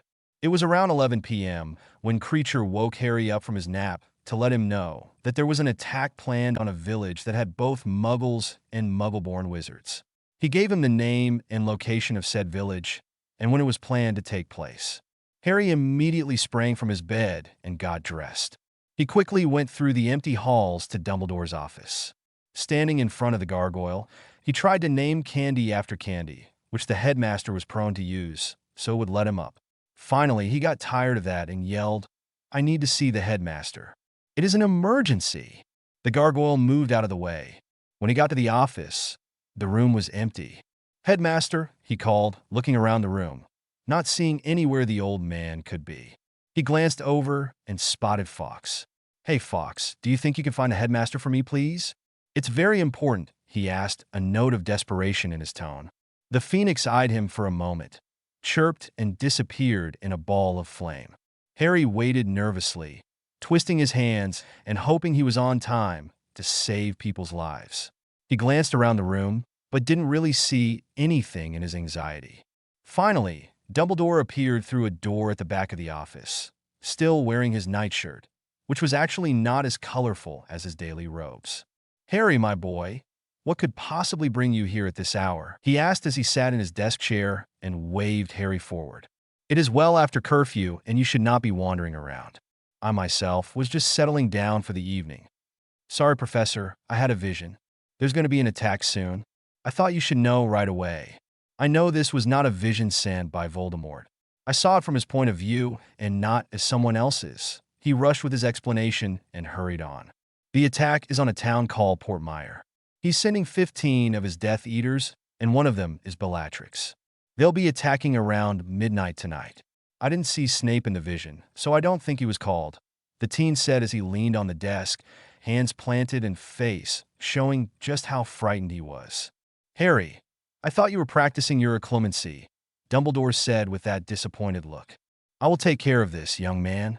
You go back to bed. He took up a quill and started writing something down on some parchment. I'm practicing my clemency, but sometimes the dreams come through anyway. This is the first one I have had since Sirius died. Harry defended himself, miffed because he was practicing every night. He was sure he could keep Dumbledore, Snape, and Voldemort out of his mind. Besides, shouldn't you be more worried about this attack than my dreams? If you really feel the need to reprimand me, then do it when everyone is safe, he snapped, angry that the old man continued to talk down to him. It is good to hear that you are practicing, my boy. However, you should not speak to me in that way. I will discuss this with you on a later date, for you are correct, and I need to call the order. Now off to bed with you, Dumbledore said, completing his missive and shooing him out the door. He sent out a Patronus charm to Remus, telling him to gather the order, and then turned back to the teen standing in front of his desk. He lifted an eyebrow. With one more huff, Harry left the room. He was feeling quite put out that he was being treated as a child. He was mollified knowing that the old man would call the order to stop the attack. He went back to the tower and back to bed with a clear mind. He still had an hour before he went to the ROR, but he was too worried to sleep, so he took out a book and read until then. When he couldn't concentrate on the book, he gave it up as a bad job and just went to the room and did his nightly routine. The next morning the post came, and with it the paper. There was no news of the attack in the Daily Prophet, so Harry was sure that the order stopped it before it started, making him feel loads better. He still felt that he needed to kill Voldemort quickly and find the rest of his soul anchors since he couldn't find a spell to reunite them and time was running out. Dobby had told him that the curse on the Dada was broken and that they had found one other soul anchor in the junk from the Room of Hidden Things. That was good news. So far the cup, the locket, and the diadem were cleansed by the goblin mystics and the one in Harry's scar. That was four that he knew of. And if he had to guess, he reckoned that the diary from his second year was one also. That made 5. How many did Voldemort make? Was the man insane? How many times can a person split their soul and stay sane? Were the thoughts wandering in his head? After the classes started up again, Harry got a note from the headmaster. Please come to my office after dinner for those lessons we spoke about. I find I am quite liking ice mice this month, it read, and Harry sulked that he hadn't guessed that candy. So after dinner the teen went to the headmaster's office. On the desk he saw Dumbledore's pensive. Are we going to be viewing memories, sir? He asked as he approached the desk, a questioning look on his face. Very good, Harry. Now, these memories are from people who knew Voldemort or his family. They will let us see how Voldemort thinks and what he did in his youth. Dumbledore answered as if he were speaking of something very vital. Harry noticed Dumbledore's blackened hand for the first time. How the bloody hell did he hide that from the students? He wanted to know. So he asked, Sir, what happened to your hand? Are you going to be okay? Concern floated across his face. Just because he didn't trust Dumbledore completely didn't mean he wanted him dead. Alas, I came across a curse this summer. No need to worry, my boy. I'll be just fine. Professor Snape has guaranteed me that he has stopped the curse from spreading, the headmaster assured him, cursing himself for not putting the glamour on his hand that he had used most of the time when around people. That done, they got down to business. One of the memories they viewed was Dumbledore telling a very young Tom Riddle that he was a wizard. Harry could see that Tom was inclined to be malicious even at that young age, and that saddened him. He never wanted to think that a child could be evil, but then again, look at Dudley.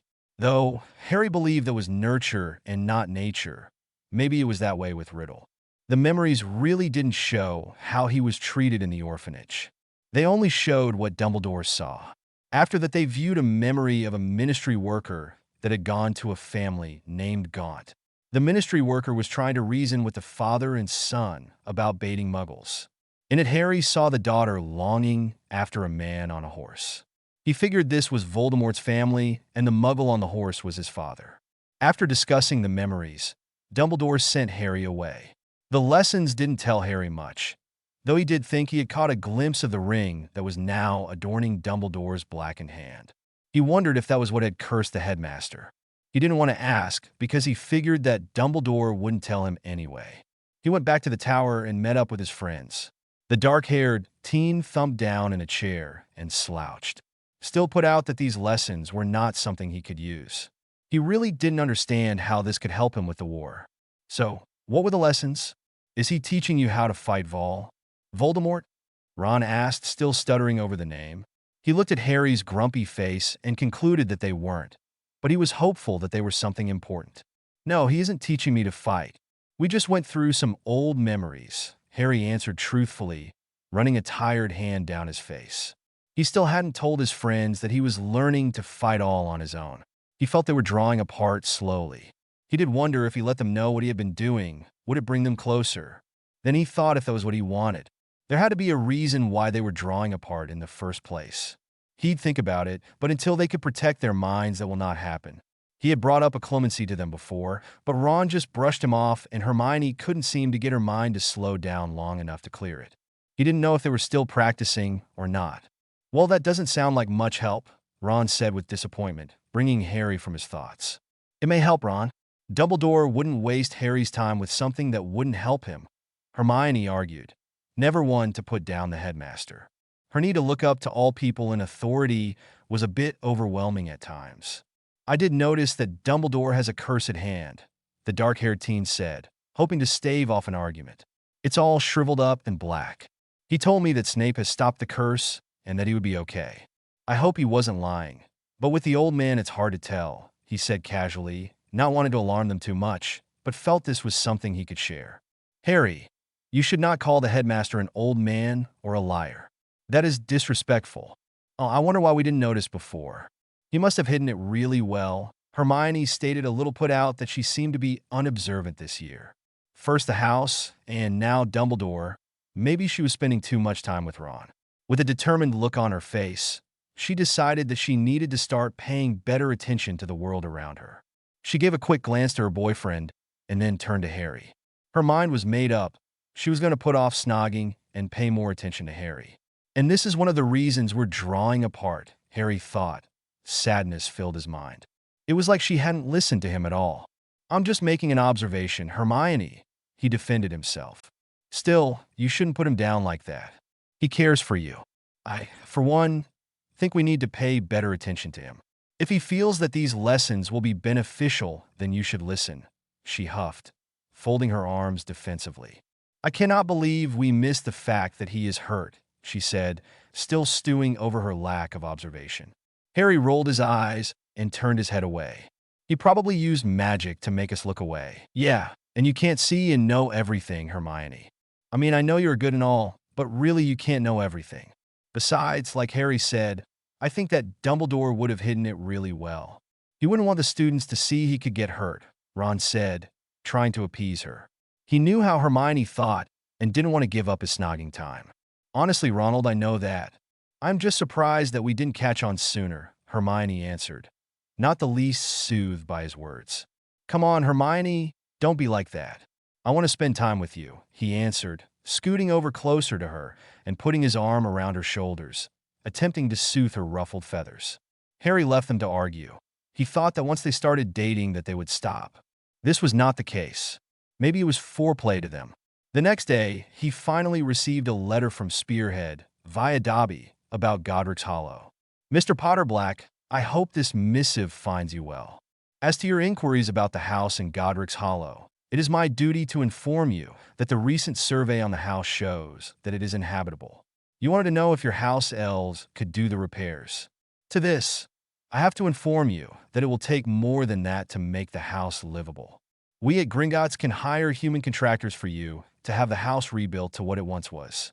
We offer human contractors for this because Godric's Hollow is a mixed village and goblins would be noticed. It is also my duty to inform you that the house was sealed and used as a monument by the Ministry of Magic. I have researched this in great detail and wanted to let you know that they had no right.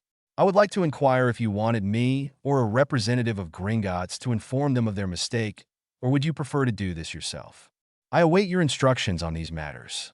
Spearhead. Potter account manager Harry wrote him back. Spearhead, I hope this letter finds you well. Thank you for replying to my inquiry. If you could hire the contractors, I'd be grateful. Please, let me know when they are finished so I can send my house elves to the vaults to see if any of the furnishing in there would be usable in the house. I will write the ministry myself, but thank for the offer. Harry Potter, he sent that off with Dobby and then wrote a letter to the ministry.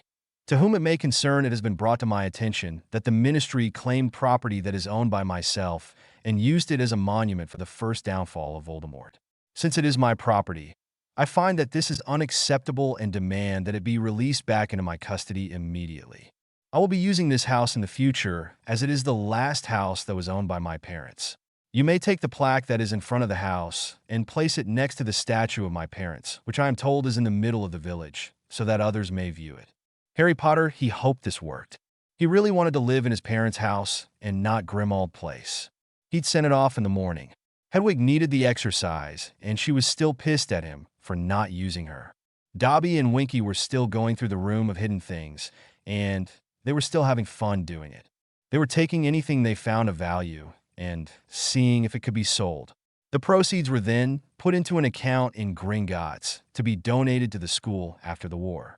Well, the things he didn't keep anyway, and those he put money aside for. The books that Harry had already studied, he left on the desk of Madame Pants after the library was closed.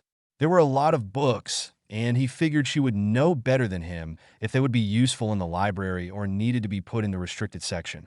He'd keep doing this until he either ran out of books or left Hogwarts. When he left, he'd send them to her via post as an anonymous alumnus. A week after Christmas break, Ron asked him if he had gone to the Chamber of Secrets and about his date. "Hey mate, did you get down to the chamber over break?" the redhead asked as they were playing a game of wizard chess. He still beat Harry 9 times out of 10, but hey, it was progress. Harry quickly cast a muffliato and replied, "Yeah, there really wasn't much there, just some old books. It looks like Voldemort took all the dark ones. I did find a statue that looked to be cursed. I had Kreacher come and get it to give to Bill to see if he could take the curse off. He lied, his friends still didn't know about Dobby and Winky. If it's the curse to the dada, then maybe we can have a good professor more than 1 year." He shrugged, took down the spell, and continued the game. He didn't tell Ron that he took Snape down there and that the basilisk was rendered down and was being sold. His mate didn't need to know that Snape said he could get 1,500,000 galleons for it. It would just spark his jealousy. The dark-haired teen really didn't feel as bad for keeping secrets anymore, and while he was still friends with Ron and Hermione, they weren't the best friends they used to be. However, in the time of war, it wouldn't do to divide the side you're fighting with over teenage drama. No, he'd keep his secrets to himself. Why didn't you wait until Snape was no longer teaching? Now we may have to put up with the greasy git next year as well, Ron said, leaning back in his chair with a pout, sounding pretty cuffed. You have to admit he is a better teacher with dada than he was with potions. I know some people are catching up with our year finally, Harry answered with a shrug and made his next move. Yeah, I'll give him that. Most of the class seems to be catching up with us, and we might start learning something new, the redhead answered, still upset that Snape might just last. So, he said slyly, how'd it go with Katie? Harry blushed. It went pretty good actually. We went to Hogsmeade twice and had some butterbeer and lunch. Nothing too special, he said, running his hands through his hair nervously, playing down the kissing part. He wouldn't kiss and tell. He and Katie had a really good time and had a couple of snogging sessions that his mate didn't need to know about. Ron, you can't tell anyone. I told Katie that as well. She seemed to take it okay, but since I'm still a hunted man, I can't put her in danger like that, he warned after re-erecting the muffliato. Ron gave him a wink. Sure, nothing too special, huh? It's okay, Harry. I'm just glad you're getting out again. Don't worry, my lips are sealed. I don't kiss and tell either, you know. The only reason anyone knows about Hermione is because I slipped on the train. You know how I am, he said, not realizing that was why Harry was worried. Ron put Harry into checkmate, and with that they took down the silencing spell, put away the game, and went to dinner.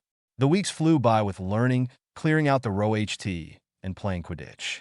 With creatures spying, they stopped 2 more attacks. Harry passed these off as visions. Kreacher felt he was getting closer to knowing where Voldemort was hiding. He was there, but he didn't know where there was. They did find out that Voldemort was looking for the cup, thinking that Harry wouldn't know what it was, and he might have sold it. So Tom was setting his Death Eaters to find it or to try and get into Gringotts to retrieve it, cursing the fact they had tightened security since his break-in years ago. One Saturday, about a month after Christmas, there was a headline in the Daily Prophet. Death Eaters found at the Ministry. The article stated that Minister Fudge, while working with the Department of Magical Law Enforcement, found no fewer than 15 Death Eaters and Voldemort sympathizers working for the Ministry. They were all tried and sent to Azkaban. There was a quote from Minister Fudge thanking Harry for bringing this to the Ministry's attention and that he hoped they would be able to work together to stop he who must not be named. The minister wanted everyone to know that the Ministry was putting more humans at Azkaban, so that it would be less likely that there would be a breakout. He also told the public that he had talked to the Dementors and that they had come to an agreement, and now they were sure that the Soul Suckers would stay at Azkaban. Harry felt it was about time and that this needed an answer, so he wrote to the Daily Prophet again. Thanks to the Ministry and Minister Fudge, I cannot tell you how glad I am to see that the Ministry is looking out for the people. I will now back the Ministry 100%. I feel they have done what needed to be done to protect the public. I feel that we can now work together to defeat Voldemort. Yes, I said Voldemort as I have in the past, and will in the future. To fear a name is ridiculous, and we should say this name with the disdain that it deserves. I mean, really, if you look the name up, it means flight from death, or something like that. If you feel you can't, then call him Tom. To put it in perspective, I want everyone to know that Voldemort is just another wizard. His birth name is Tom Marvolo Riddle. He was the son of a wealthy muggle, Tom Riddle Sr., and a witch, Mara P. Gaunt. That is right, he is a half-blood. So much for his doctrine of pure blood rights. He attended Hogwarts and was head boy. He received an engraved trophy for special services to the school for falsely accusing Rubeus Hagrid of opening the Chamber of Secret after a Ravenclaw student, who you know as Moaning Myrtle, was killed in a girl's bathroom. It was he that opened it and set the basilisk on the school 50 years ago. So he accused Hagrid since he didn't want to return to the Muggle orphanage where he was being raised if the school closed. He's just a man who is smart and, yes, powerful. You can do your own research and find that what I am stating is fact. His followers are just men also. If you look at it from that angle, they are all just humans who can be defeated like anyone else. They may be strong, yes, but you are plenty, and it is shown in history that the many will always win over the few. During the last, War the People didn't come together, and that is why you were losing so badly. The Muggles have a saying similar to what the Sorting Hat has tried to tell us during times of war. That saying is, united we stand, divided we fall. Take this to heart and join with your neighbors. I feel that Wizarding Britain is too smart to let this one man make it cower in fear. If enough of us stand up and fight, then we can win. I want the public to do what they can to protect themselves and their family. I know this is a lot to ask and that I have asked this before, but I do feel strongly about it. So, get your house warded, brush up on your jinxes and curses, or go on vacation if you feel you cannot help. If you know anyone who is alone, unprotected, or in the Muggle world, I beg you to invite them to join you in your home, then you will have a few more wands if you need them. I have faith that Minister Fudge will beef up the DMLE and do what he can to protect the public. I just want to say thanks to all of you who supported me in the past, and I hope we can look to a bright future together. Harry Potter, he would send this off in the morning after breakfast. On Monday, the article was printed, and once again, Harry was in the spotlight. The next morning, the post started again. Most of the post was from wizards and witches that wanted to protect their families and thank Harry to helping to clean up the ministry. They were also showing support for the ministry, and that was what Harry wanted. If he could take the spotlight off him and put it on the ministry, then that worked for his plans.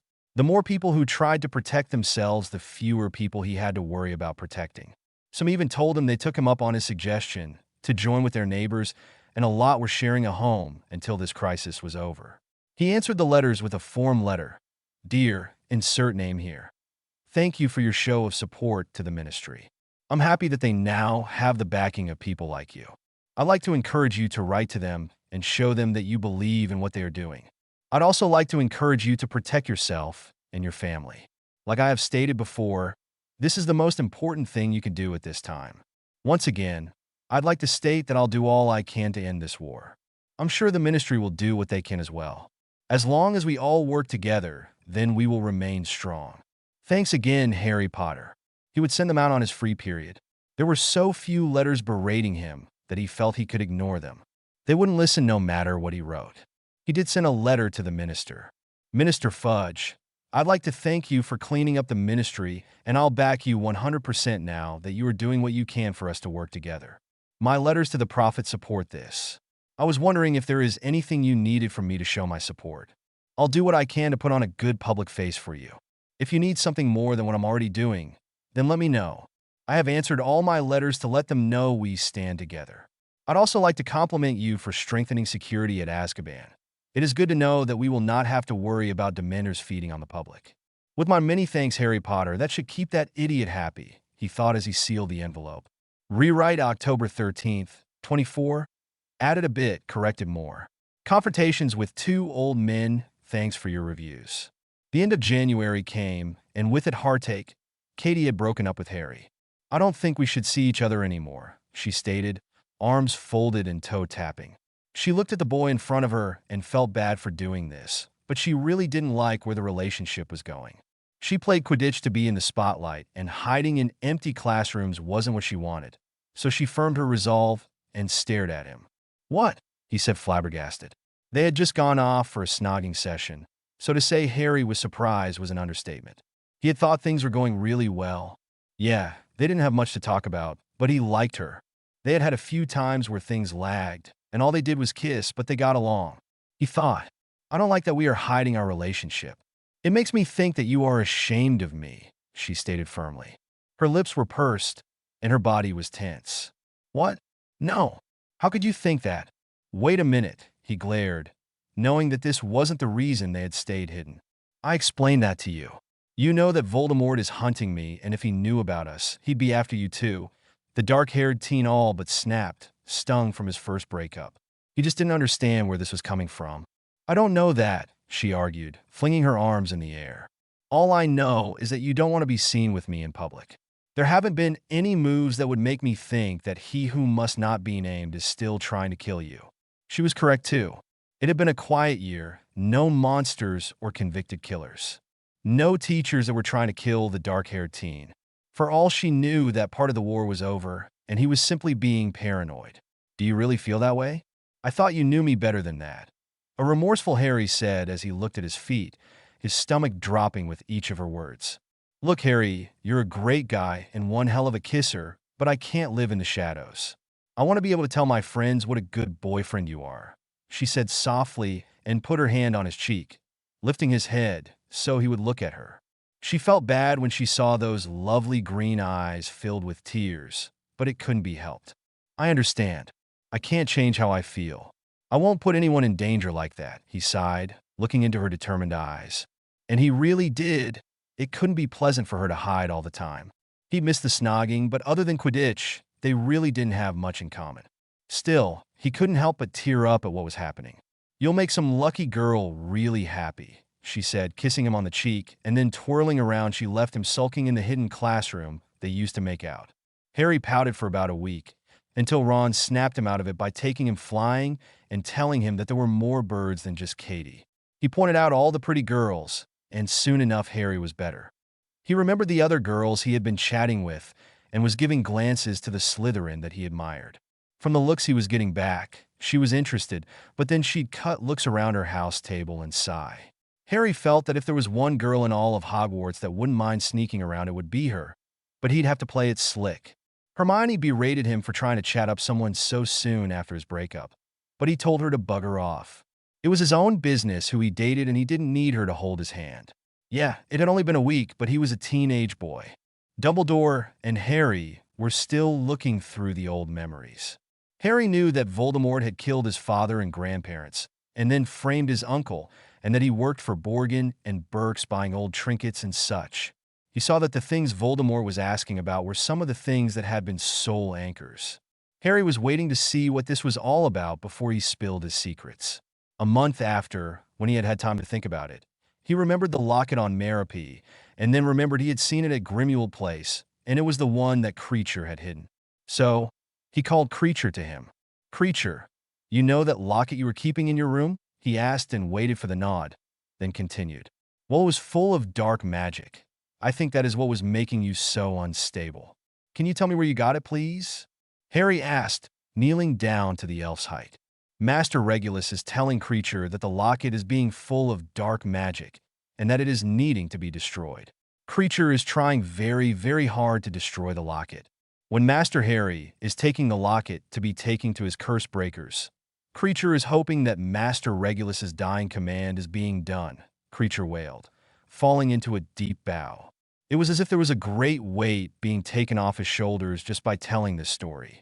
Harry knew Regulus was Sirius's brother, who had joined the Death Eaters.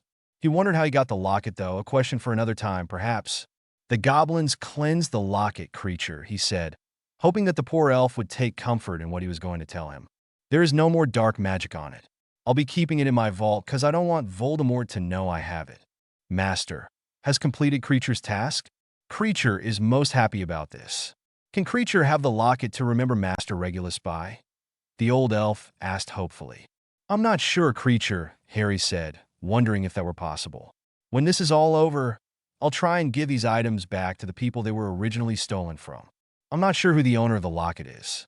It did belong to the Gaunt family, but I think except for Voldemort, that family has died out.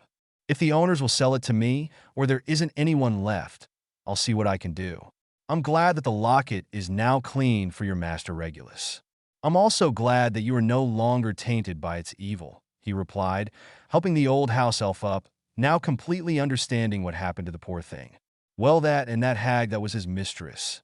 Master Regulus was a kind master. Master Harry is just as kind. Kreacher will be working extra hard at finding where the Dark Lord is. And with that, Kreacher popped away. Harry was pretty happy that things worked out for Kreacher. He still didn't trust him completely, sanity didn't come overnight, plus the way he helped get Sirius killed, but this was a big step closer. The dark-haired teen had pretty much learned all he could from the books he had gathered.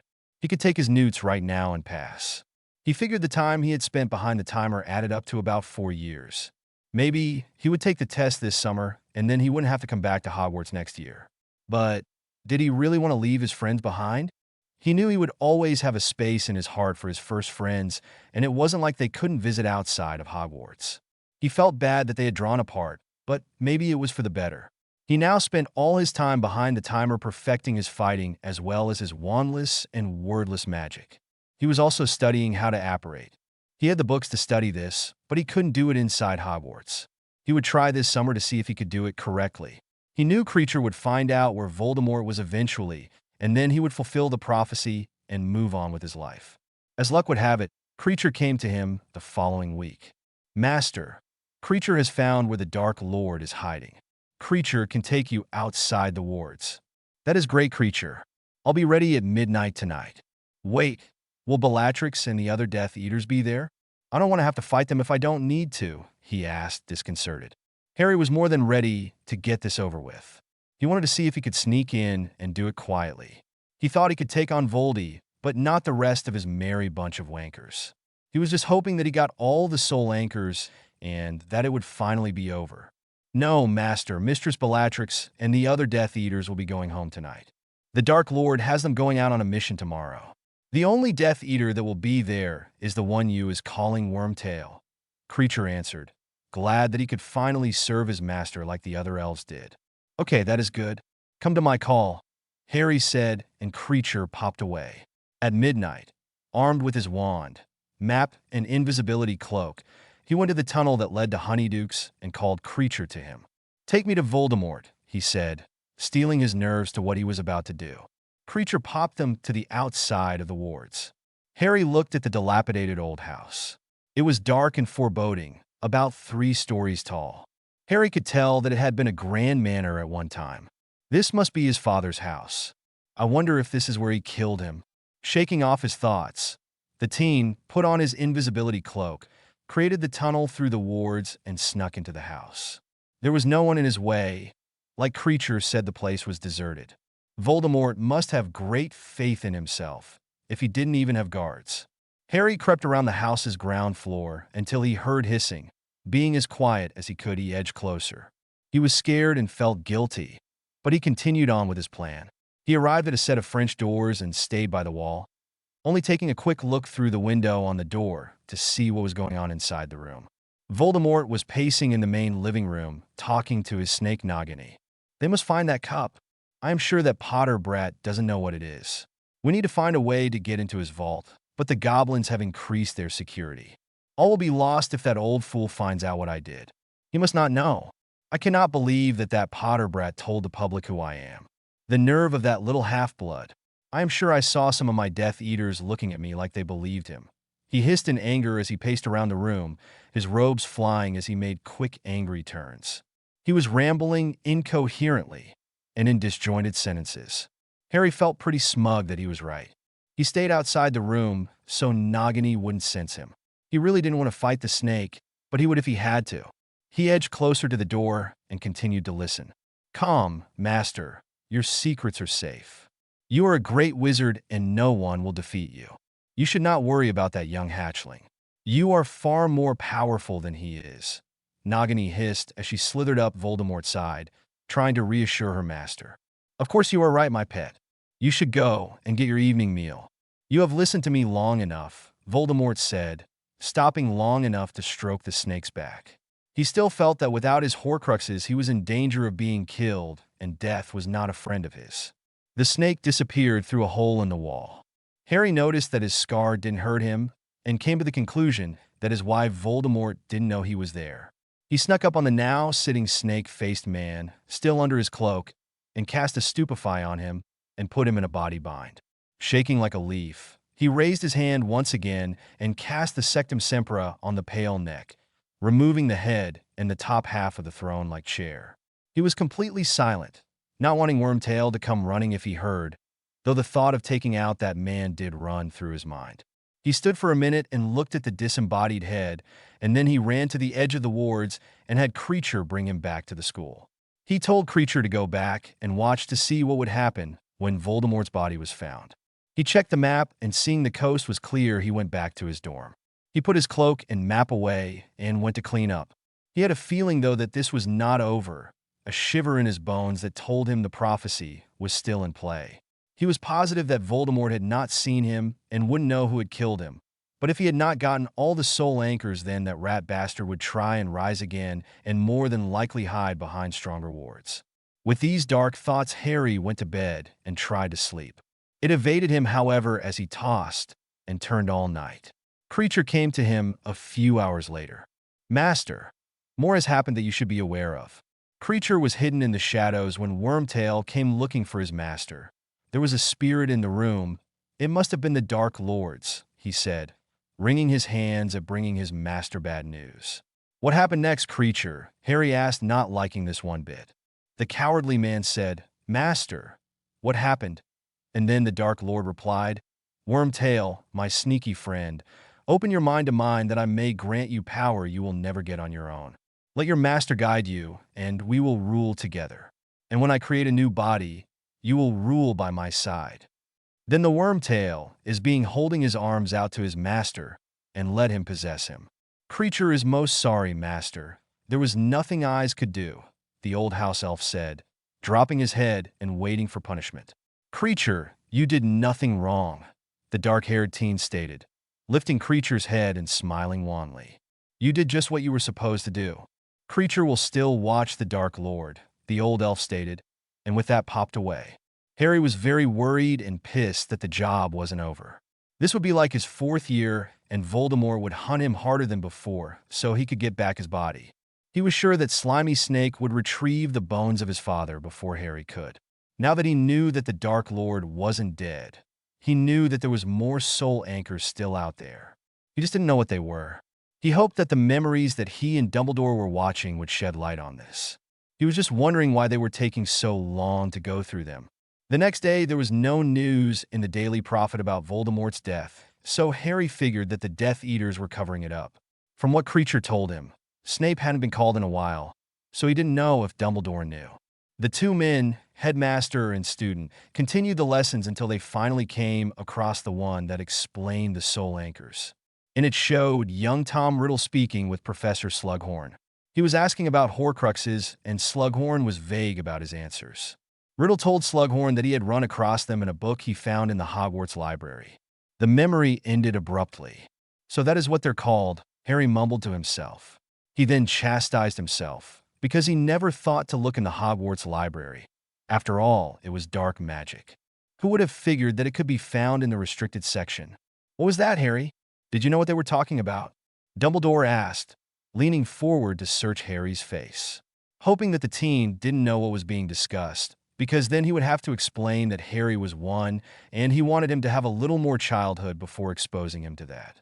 Harry figured it was time to come clean about a few things. "Well, sir, there were some pretty dark things at the headquarters. I had Kreacher send them to my vault to have the goblins see if they could rid them of the dark magic. They found what they called soul anchors and had their mystics cleanse them. They also found some in Sirius's vault." "I didn't know you were in touch with the goblins, Harry," Dumbledore said, a little surprised that Spearhead hadn't told him. Come to think of it, he had not heard from that goblin all year. "Yes, sir. I talked to them via Kreacher. I wanted to make sure all the dark objects from headquarters had the curses removed. They told me about Sirius's will, sir. I'm extremely upset that you kept this from me. You told me that you wouldn't keep any more secrets, and this shows that you still are. I have to wonder what else you are hiding," Harry said, looking the old man straight in the eye, showing his major disappointment. "What did they find, Harry?" Dumbledore asked, skating the will issue, though he was saddened that Harry would do something without him knowing. However, he wasn't too worried. None of Harry's friends were from an ancient and noble house, so he would not know that what that required, as it was the head of house's job to teach its heir.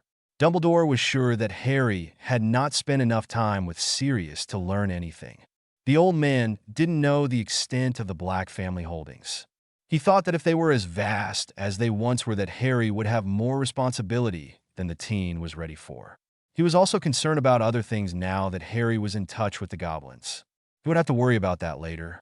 They found a cup, a locket, and a diadem. I figured with those, and the diary makes 4 found. I don't know how many Voldemort made. I'm thinking that the memory we just watched was supposed to tell us more, Harry said, leaving out the one in his scar for the moment. He'd let the wolf thing slide until later. That was very good of you, Harry, Dumbledore praised, like that was supposed to balm the hurt. The memory we just watched was altered. We need to see if we can't find the answer from Horace. We need to know how many Tom was planning on making. I am sure that the answer lies with our returning potions master.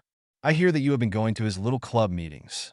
Yeah, they aren't very fun, but I get to know some more people that I wouldn't associate with otherwise. The teen shrugged, distracted over his thoughts on the Horcruxes. Do you think he will tell me if I ask him? He asked, thinking that this is what these lessons were all about. I am hoping so, Harry. After all, Professor Slughorn is known to treat famous people with more respect than he shows to others, as I am sure you have noticed when you attend his class and parties. I would like for you to inquire about this and see what he has to say, Dumbledore stated, his eyes twinkling as usual. I don't understand why you don't ask him, sir. I mean, you're pretty famous too, and have been for far longer than me, he said with a tilt of his head. After all, Dumbledore was the most famous wizard in the world. Who better to get on your good side? Alas, Professor Slughorn doesn't want me to know, Dumbledore confessed, stroking his beard as if contemplating a great mystery. Oh, did he tell you why? Harry asked, still confused as to why Slughorn wouldn't want to butter up the headmaster. I think he fears what I could do to him should he anger me. I am a big influence in the political arena, and he might think that if I knew, then I would use that influence against him. In addition, if there is one thing I know about Horace, is that he takes pride in getting in good with influential people. So he does not want to get on my bad side. You, however, are still underage and will not be in a position to hurt him for many years to come.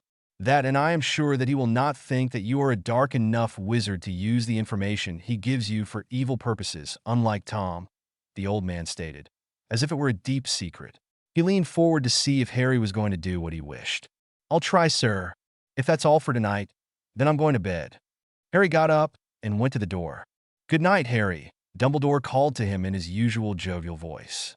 I'm still mad at you, headmaster, Harry whispered just loud enough to be heard, not turning to face the old man.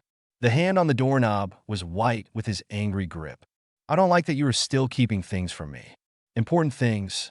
And because of this, I will let you know that I, too, am keeping my secrets. And no, I'm not telling you, so don't ask and don't try and pry into my mind.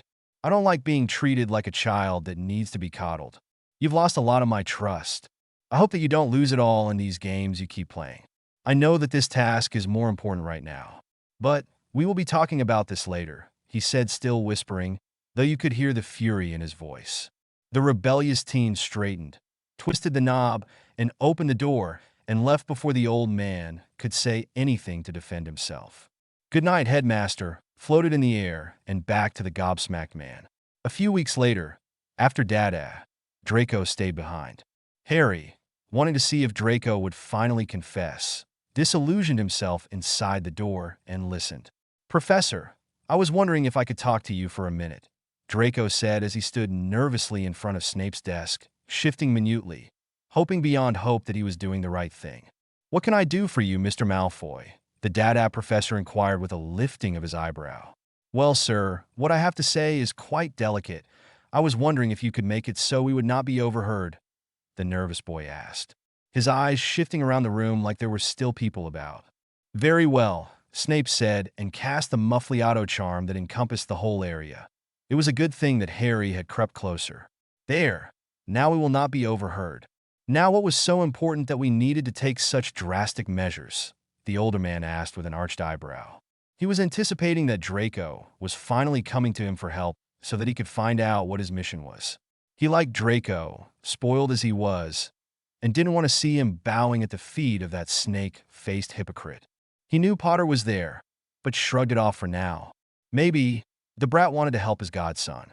First, sir, I need you to give me a vow that you will not repeat anything you hear here, except what I say can be repeated, Draco stated more anxious than before. It was no small thing to ask, but his parents' lives depended on what was said, and he was not about to take that chance, no matter what Potter said. Snape thought about it. He already had 2 vows hanging over his head. However, if what he hoped for was about to happen, then he needn't worry about them. I suggest a compromise. I will make a vow that I will not reveal what is said here, unless it is to help and protect you from harm. Draco sighed with relief. That was a good compromise. Very well, Professor. I agree. Snape took the vow, and they got to business. Draco told him of his conversation with Potter, and then showed him the letter from his mother, and ascertained by the minuscule narrowing of Snape's eyes that the potion's master knew nothing about what was going on with the Dark Lord. He told him of his mission to kill the headmaster, but left out that he was supposed to find a way to let the Death Eaters into Hogwarts, especially since he hadn't found one. I want to thank you for your trust in me today, the silky voice of the professor conveyed. Potter was correct in sending you my way. I will do my very best to make sure your mother is protected and that no one will learn where she is. If I may take this letter to Dumbledore, he would be most beneficial in helping you secure your family. Now he was glad that the brat was paying attention, because if Dumbledore was right and Potter was their savior, then he could only hope that with the conversation that Draco would now be protected. Draco thought about it for a minute. He really didn't want that barmy old man in his business, but the headmaster did have a lot of political pull. And if rumor was to be believed, then he had the resources to help him. He gave his consent with a nod of his head and left the room. Harry, seeing that the conversation was over, slipped quietly away. When he caught up with his friends, Ron asked where he'd been. He just shrugged it off and said he had to talk to Snape about homework. The next few days for Harry were uneventful. He did notice that Malfoy was a lot more confident and didn't seem quite as scared. He and his friends did find out that the cabinets were indeed linked to one another. If you put something in one cabinet, it appeared in its mate. He was glad he had minimized the cabinet and put it in his trunk. As long as it remained shrunken, then it couldn't be used. He still didn't know what Malfoy was going to use them for. That didn't come up in the conversation that he had listened to, but he was glad that plan fell through. Reasoning said that Draco was trying to bring something he couldn't just carry into the castle, and since Harry was certain it was something Voldemort wanted, it really couldn't be good. He noticed that Snape was watching him more than usual. He didn't know why, but was happy that the truce was still in play. He didn't want to have to fight the man. Snape was still as mean to him as ever in class, but his homework was getting marked fairly. There were rumors that Mrs. Malfoy had disappeared and that Dumbledore was hiding her. One of the towers had been closed off, and Harry reasoned that that was where she was. He only hoped that she was safe there and that the old man wouldn't use her the way he did Snape. Rewrite October 14th, 24. Only added a little, corrected a bit. Months flew by, thanks for your reviews. It was now mid-February and Valentine's Day was here. He had Dobby bring a nice emerald necklace, which he knew was in his vault, so he could give it to his girlfriend, Tracey Davis. They had been seeing each other for months now. She had completely accepted him and his reasonings for keeping their affair a secret. She had her own reasons for not wanting to be public. For one, she was in Slytherin, and another, she didn't think her father would approve.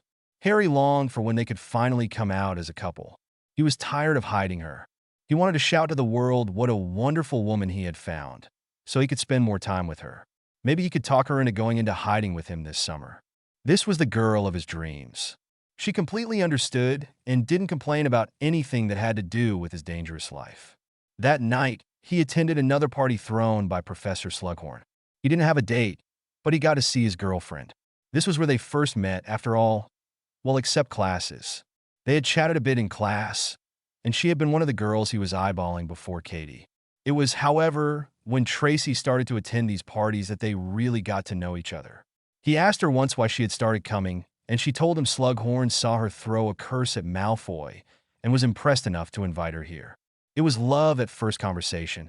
These parties were full of young people who were either famous on their own or had famous parents. For some reason, they didn't include the likes of Malfoy or other Death Eater children.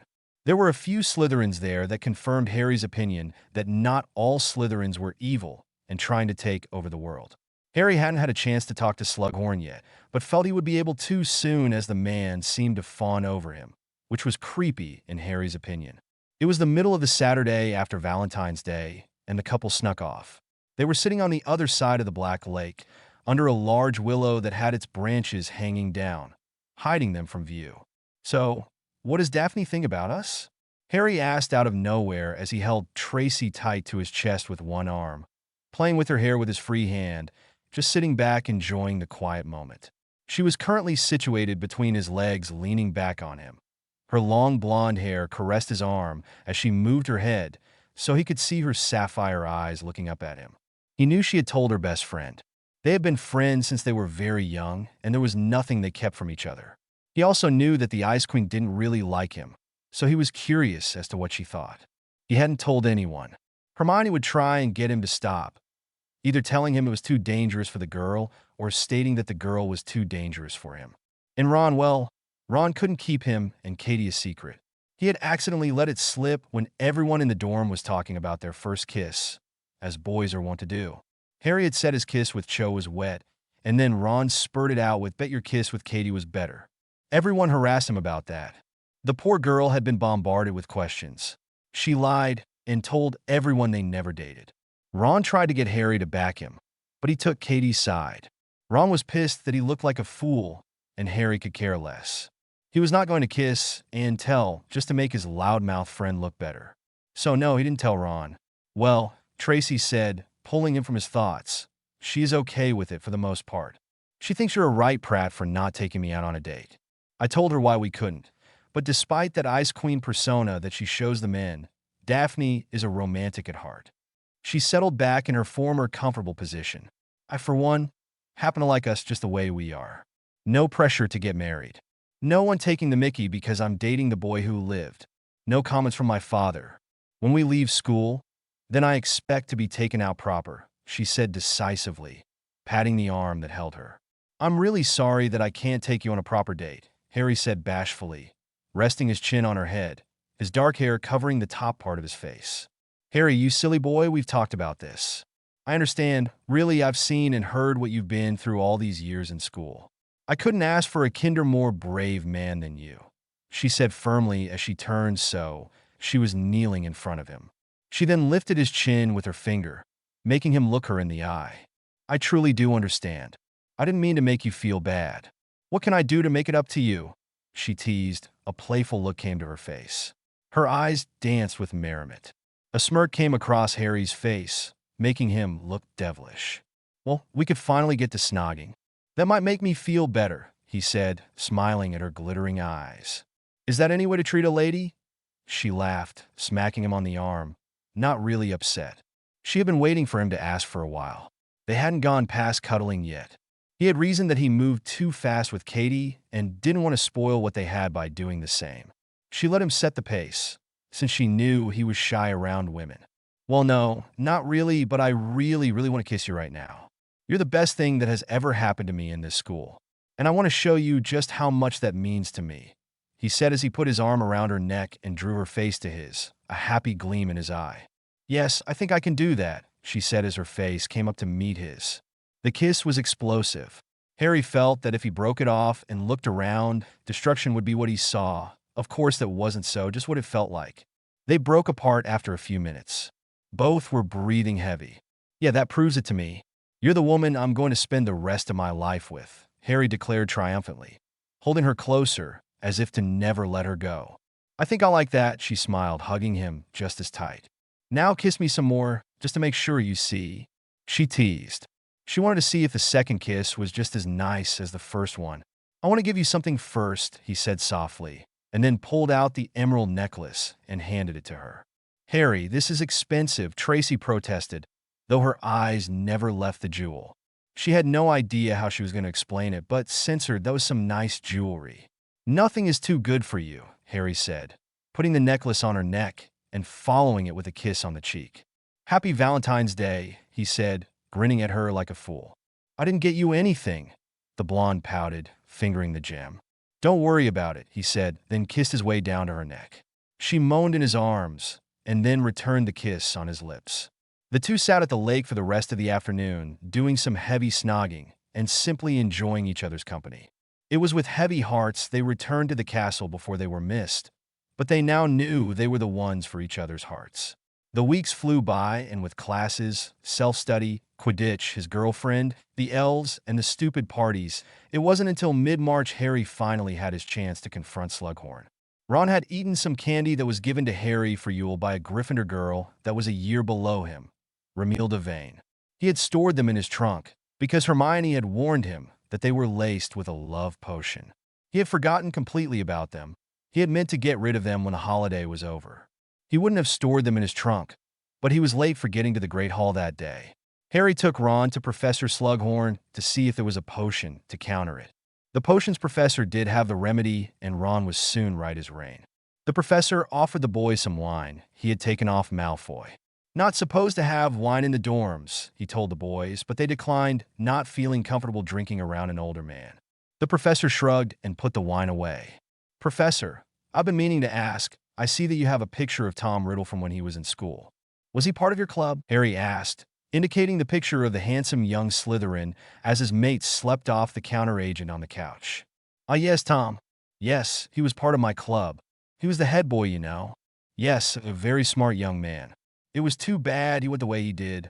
He could have done wonderful things for the wizarding world. Slughorn hedged as he started looking around nervously, hands twisting behind his back, eyes shifting from left to right, as if Voldemort would pop up out of nowhere and kill him for speaking about him without his permission. I was wondering if he ever talked to you about Horcruxes.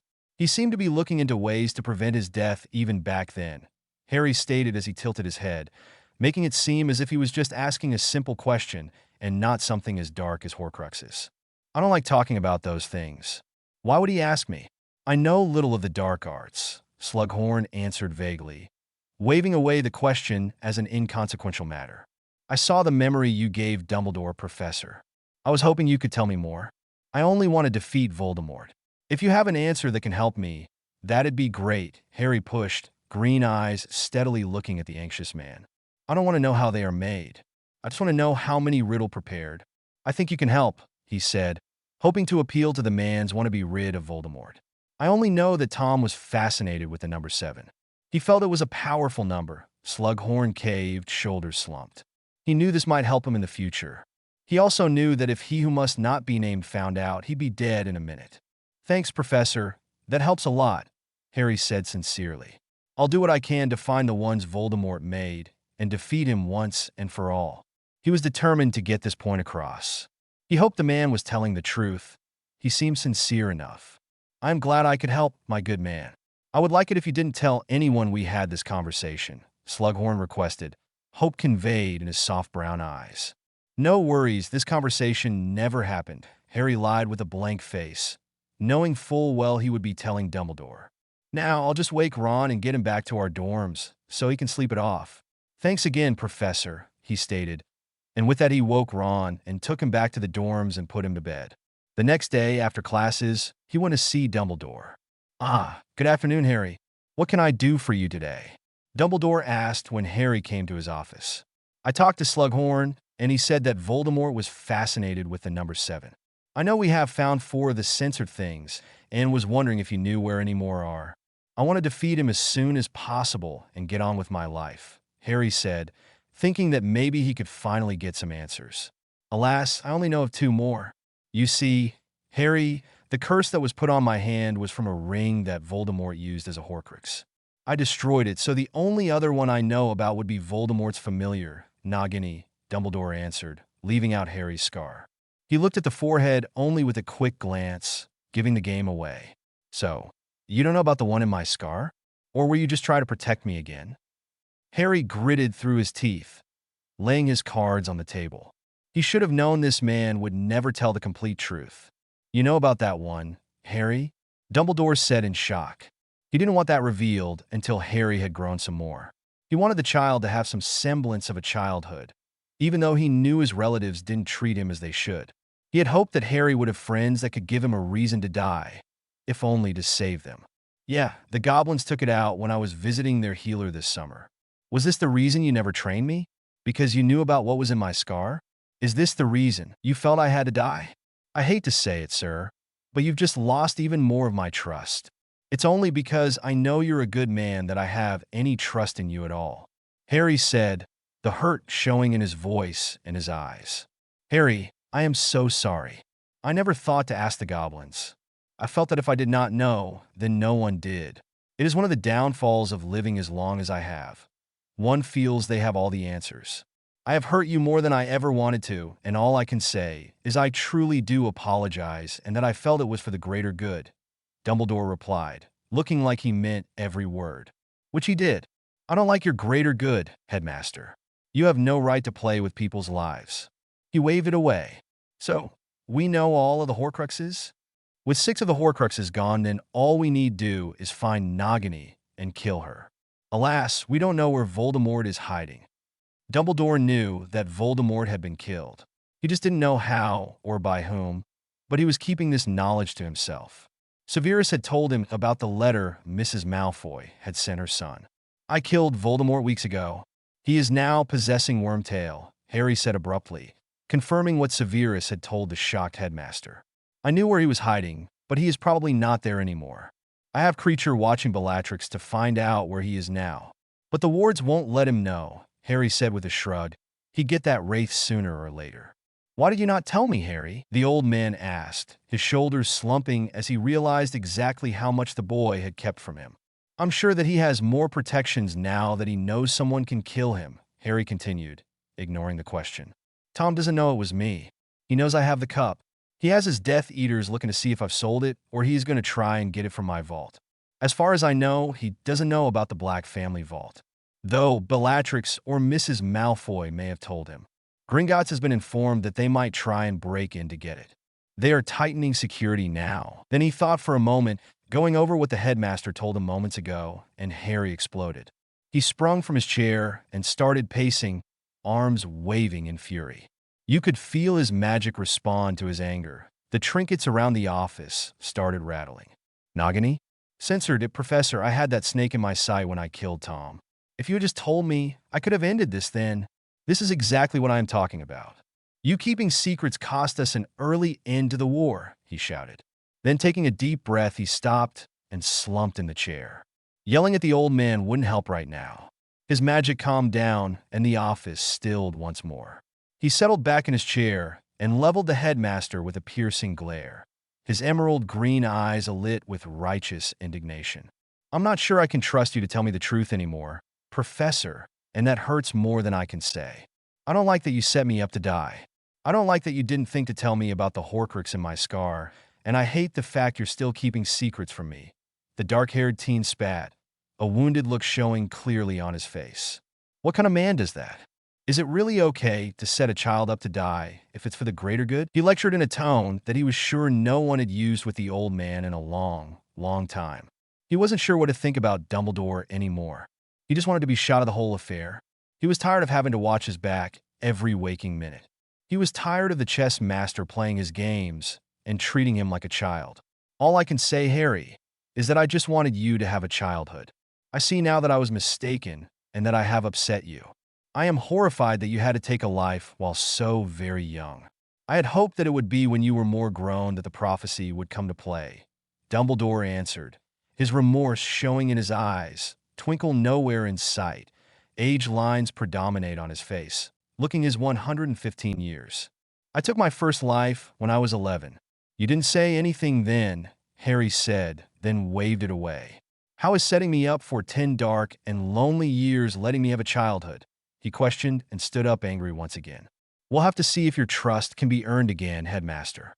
Thanks to you, I haven't been a child for a very long time, he stated, and with that he stormed out of the office. He had to figure out how to kill the snake. He was positive he couldn't just catch it and send it to the goblins to have the Horcrux removed. And he knew that Voldemort would keep Nagini close to him at all times. More weeks passed, and Harry spent his time behind the timer working on all the curses he learned from all the books. He didn't know what the power that Voldemort knew not was. If Dumbledore was to be believed, then it was love. And after driving Voldemort from his mind with his thoughts of his friends and Sirius during the possession, he may be right. But love wouldn't kill Nagini. Maybe he could use the basilisk venom somehow. After all, it killed the diary. If you could kill an inanimate object, he was sure it would work on that giant snake. So he studied the potion books to see if there was a potion he could somehow get Nagini to eat. or if there was a weapon in his vaults that he could coat with the venom he had squirreled away. He would write the goblins tomorrow and see. He was so caught up with his studying that he realized he was neglecting his girlfriend and friends. When he became conscious of this, he cut back, not wanting to abandon anyone. While he was slowly pulling away from Hermione and Ron, he was still their friend. Tracey was not happy that he was using their allotted time to study when they had so little of it. She was glad when he started seeing her again. It was now April, and they were no closer to finding out where Voldemort was hiding. Harry was afraid that he was behind a Fidelius charm, like the one on Grimmauld Place. He'd have to wait until the coward crawled out of his hole. Harry was confident that that would happen if he called the Snake Man out, because Voldemort wouldn't like to be seen as weak. Though he did wonder if Voldemort was indeed weak, like he was when he possessed Quirrell. Harry noticed that some of the students were paying real close attention to him. Now he'd have to be extra careful. He knew they were children of Death Eaters. He was very glad Tracey and he never came out. He sent her a note telling her he couldn't see her for a while. It wasn't safe. She handed her reply when she passed him in the hall, saying she understood. Though there were tears in her eyes as she did this. He researched emergency portkeys to see if he could make one that would take him to Grimmauld Place if he was hit with a stupefy or other stunning spells. When he found it, he immediately sent one to all his friends and Tracey, along with the cloaks, wands, and weapons he had found in the room of hidden things. Anything that would give them an edge if they had to fight their way out of Hogwarts. But the portkeys wouldn't be able to go through castle wards. Still, if they were hid outside, they would be useful. He spent most of his time behind the timer perfecting his fighting skills. He upped his time at night to the full 2 hours. He wondered if he would be safer outside the castle. Maybe if he went to Grimmauld Place, he could protect himself better. He went to Dumbledore the last week of April. "Sir, I was wondering if I should go into hiding. I think Voldemort is going to try and take me so he can get his body again.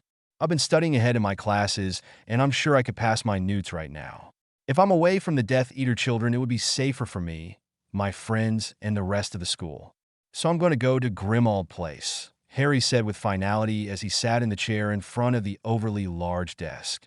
"I do not believe that that would be the best course of action at this time, Harry. I would like you to stay where I can protect you. In addition, while I am sure you have done your best in your studies, surely you are not up to newt level yet." "There simply has not been enough time to accomplish such a feat," the old man answered, hoping that even though he had lost Harry's trust, the teen would listen to him and know that he, Dumbledore, knew what was best. "I think you're wrong. I know that Voldemort can't reach me at Grimmauld Place, and since he is possessing Wormtail, then he can get in here. Wormtail knows all the secret passages and knows how to get into Gryffindor Tower. Since the Order is still using headquarters, I think it'd be a good idea. I've been researching and found ways to keep myself safe. I won't leave the house for any reason other than to kill Nagini. If we can kill her before Voldemort gains a body, then maybe this war will be over," Harry argued. He knew he had the upper hand. He really didn't need the headmaster's permission. He was an adult in the eyes of the wizarding world. "I have complete confidence that you are doing your best to protect yourself, Harry. However, I think it is unwise for you to leave the castle. There is no safer place for you than here," Dumbledore said. He steeled his voice as if to have the final word. "I don't agree with that. I've had to fight for my life every year I've been here. I'm really not asking your permission, sir. I was just hoping that you would discuss it with me as two adults. As usual, I was wrong. So I'm now stating that I'll be leaving Hogwarts and going to Grimmauld Place. If you are worried about my schoolwork, you can plan something out with the professors. Same for the end of the year test. Like I said, I've been studying and can take my newts today and pass. However, if you feel it's best that I finish this year's study, I'll take your advice on school stuff," the determined teen said, trying to compromise. After all, this man was in charge of his education. "If you feel this is the best, then I will not hinder you," the headmaster said, knowing he was fighting a losing battle. "I will talk to your professors about your assignments, and we will have them sent to headquarters so you can complete them. Fox, I am sure, will be thrilled to deliver them.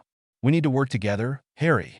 I recognize I still have to earn your trust again, and I would like to do so." He really didn't like this independent Harry, but he knew there was little he could do. The young man was considered an adult. "Thanks for that, sir.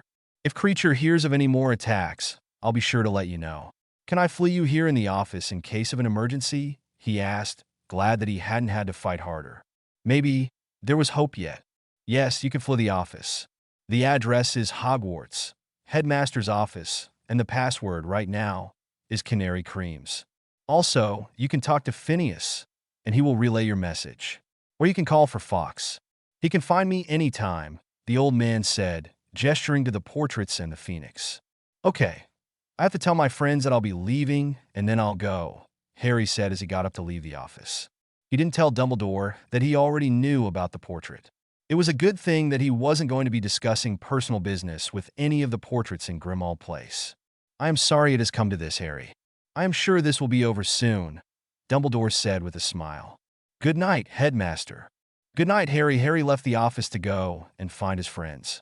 He found Ron and Hermione in the common room, but didn't see Neville or Ginny anywhere. I just wanted to let you know that I'm leaving to go to headquarters tonight. I didn't want to go without telling you, he said after he cast the Muffliato spell. Why are you leaving now?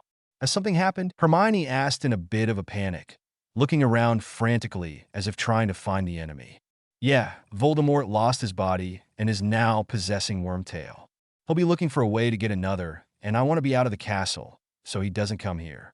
Some of the children of Death Eaters are watching me very closely, and I don't feel safe here anymore, Harry answered, hedging around the truth. How did he lose his body? Ron asked, scratching his nose. Why haven't we heard about it? I mean, that's big news. I don't know, Harry lied, his face showing confusion, so they couldn't tell. I had Kreacher follow Bellatrix, and he was the one who saw Voldemort possess Wormtail. He didn't want his friends to know that he was a cold-blooded killer. They didn't need to know the truth right now. Maybe after the war. That was pretty smart of you, Harry. I wish I had thought about it. Though, you shouldn't put Kreacher's life in danger like that. He is an old elf and shouldn't have to do what you tell him. Are you sure that leaving will be the best thing? Maybe you should stay here where Dumbledore can protect you. Hermione rambled on, thinking that Harry was doing something rash, as usual. What about Quidditch? Ron asked at the same time. You'll have to use Ginny as seeker. We've won our first 2 games, and I'm sure she won't let you down. She did pretty good last year, Harry answered Ron first, then turned to his harder to convince friend. Hermione, you know that there are children of Death Eaters here in the castle. You know that last time Voldemort was without a body, he did everything in his power to get to me. Cedric died just by being in the wrong place at the wrong time. Wormtail can get into the castle at any time, and we would never know until it was too late. I can't watch the map all day and night. I don't feel safe here, and I don't want him coming here to get me. I know he's not above using the students, he explained patiently, hoping for once she would just believe him. He flat out ignored the stuff about Kreacher. That was beating a dead horse. I'm still not sure you should do this, Harry. The headmaster is the greatest wizard in Britain. I'm sure he will protect you, the bushy-haired girl argued, trying once more to convince him to stay at the school. Look, I've already told Dumbledore that I'll be leaving and going to headquarters. I'll be leaving as soon as I get my trunk. You need to trust that I'm doing what is best for everyone involved. Let Neville, Luna, and Ginny know that I said goodbye and why I felt I had to do this, Harry said, shaking his head in disbelief. He had thought they'd grown past this. Hermione hadn't nagged him in ages, except about that censored book and occasionally house elves. He stood up to leave before they could argue anymore and went to pack his trunk. He shrunk it and put it in his pocket. Then he made his way back down the stairs into the common room and out the portrait of the fat lady, ignoring when Hermione called his name. Armed with his map and cloak, he headed to the tunnel behind the humped-backed which to get outside the wards. He wondered why no one asked him how he would be leaving. Once he was outside, he called Dobby. Where are we being now, Harry Potter, sir? The house elf asked when he appeared. We're in a tunnel near Honeydukes. I need you to pop me to Grimmauld Place. I'm leaving the castle for a while, Harry answered, smiling at his tiny friend. He knew he was making the right decision. He'd write to Tracey later. She would be upset with him for abandoning her, without foreknowledge, but hopefully she would understand. She had to have heard rumor in her house about his impending kidnapping. Dobby will be doing that right now, Dobby said as he took Harry's hand, and they popped away, leaving the school behind. Rewrite October 14th, 24, added a bit and corrected very little surprisingly. In hiding, again, thanks for your support. After they arrived at Grimmauld Place, Harry felt he needed to put an anti-apparition ward up so no one else could pop in. Because if he could think to use the house elves, someone else was sure to, and he didn't quite know enough about the charm hiding the house to know if it would keep out house elves. Dobby and Winky had no problem finding the place. On the other hand, Kreacher couldn't find Voldemort. He would look into that tonight when he was behind the timer. First, he needed to write to Remus to see if he would stay here at headquarters. Not that he needed to have someone stay with him, but it would keep the headmaster and Mrs. Weasley off his back. He hated to have to do it, but he was mature enough to pick his battles. Remus, I was wondering if you could come and stay with me here at headquarters. I'm going into hiding so the children of the Death Eaters won't try and kidnap me. If you can please just flew over. If you feel you can't, then let me know and I'll ask Mrs. Weasley. Thanks for your consideration, Harry. He had sent Hedwig ahead, right after he made the decision to relocate, so he sent the note off with her. If Remus came, maybe he could convince him to spar with him to see if the spells he learned in all the books would be helpful, and if he was learning them correctly. One can only go so far with a dummy. He would just tell Remus that he studied a lot over the summer and at school. No one needed to know about the timer. He also wrote a note to Tracey, so she wouldn't worry. Sweetheart, you may not see me for a while as I've left Hogwarts. I'm sure you have heard rumor in your house that there will be attempts to kidnap me. If not, then I will tell you that I have seen the children of Death Eaters eyeball me, and I don't feel safe. I am more than grateful that we never made our relationship public, and that you are safe from that at least. You will be of age this summer, and I was kind of wondering if you would come into hiding with me, if the war is not over. I would feel much better if you were with me. My house is secure and under the Fidelius. You would be with me, and we can share this time of crisis together. I fear for your safety and want only to hold you in my arms, so I know you are there. Please think about it and call Dobby if you have an answer. I miss you already and will think of you every night. Dream of me, as I will of you. Love you always. Harry. He also wrote to Neville and Luna. Neville/Luna, I hereby invite you to my house in London for the summer, either until the Dark Wanker is dead or school starts again. I don't like the thought of my friends in danger. My house is under the Fidelius and very protected. I would appreciate it if you could RSVP as soon as possible so I can set things up for the influx of people I am expecting. Of course, your grand/father is also welcome. Harry. He called Dobby and asked him to deliver the notes before Tracey and his friends went to breakfast. He hoped they weren't too mad at him for leaving without letting them know. He'd better start thinking of gifts for Tracey, just in case. He knew he didn't have to write and invite Ron and Hermione. Dumbledore would bring them regardless. They would be welcome, of course, but it would be nice to be asked. Harry had sent all Salazar's books to the Black Family Vault because they were very valuable and he had learned everything he could from them. The only problem with doing the spells in Parseltongue was he needed a snake or an image of a snake to speak or think about it. He learned this while studying the books, which each had a snake image on the top of the page that seemed to always stay in the corner of his eye. Maybe he'd get a tattoo of one on his hands, so he always had one available. He would draw one on there until he could leave the house. Now all he had to do was wait and practice. He needed to find a way to kill Nagini.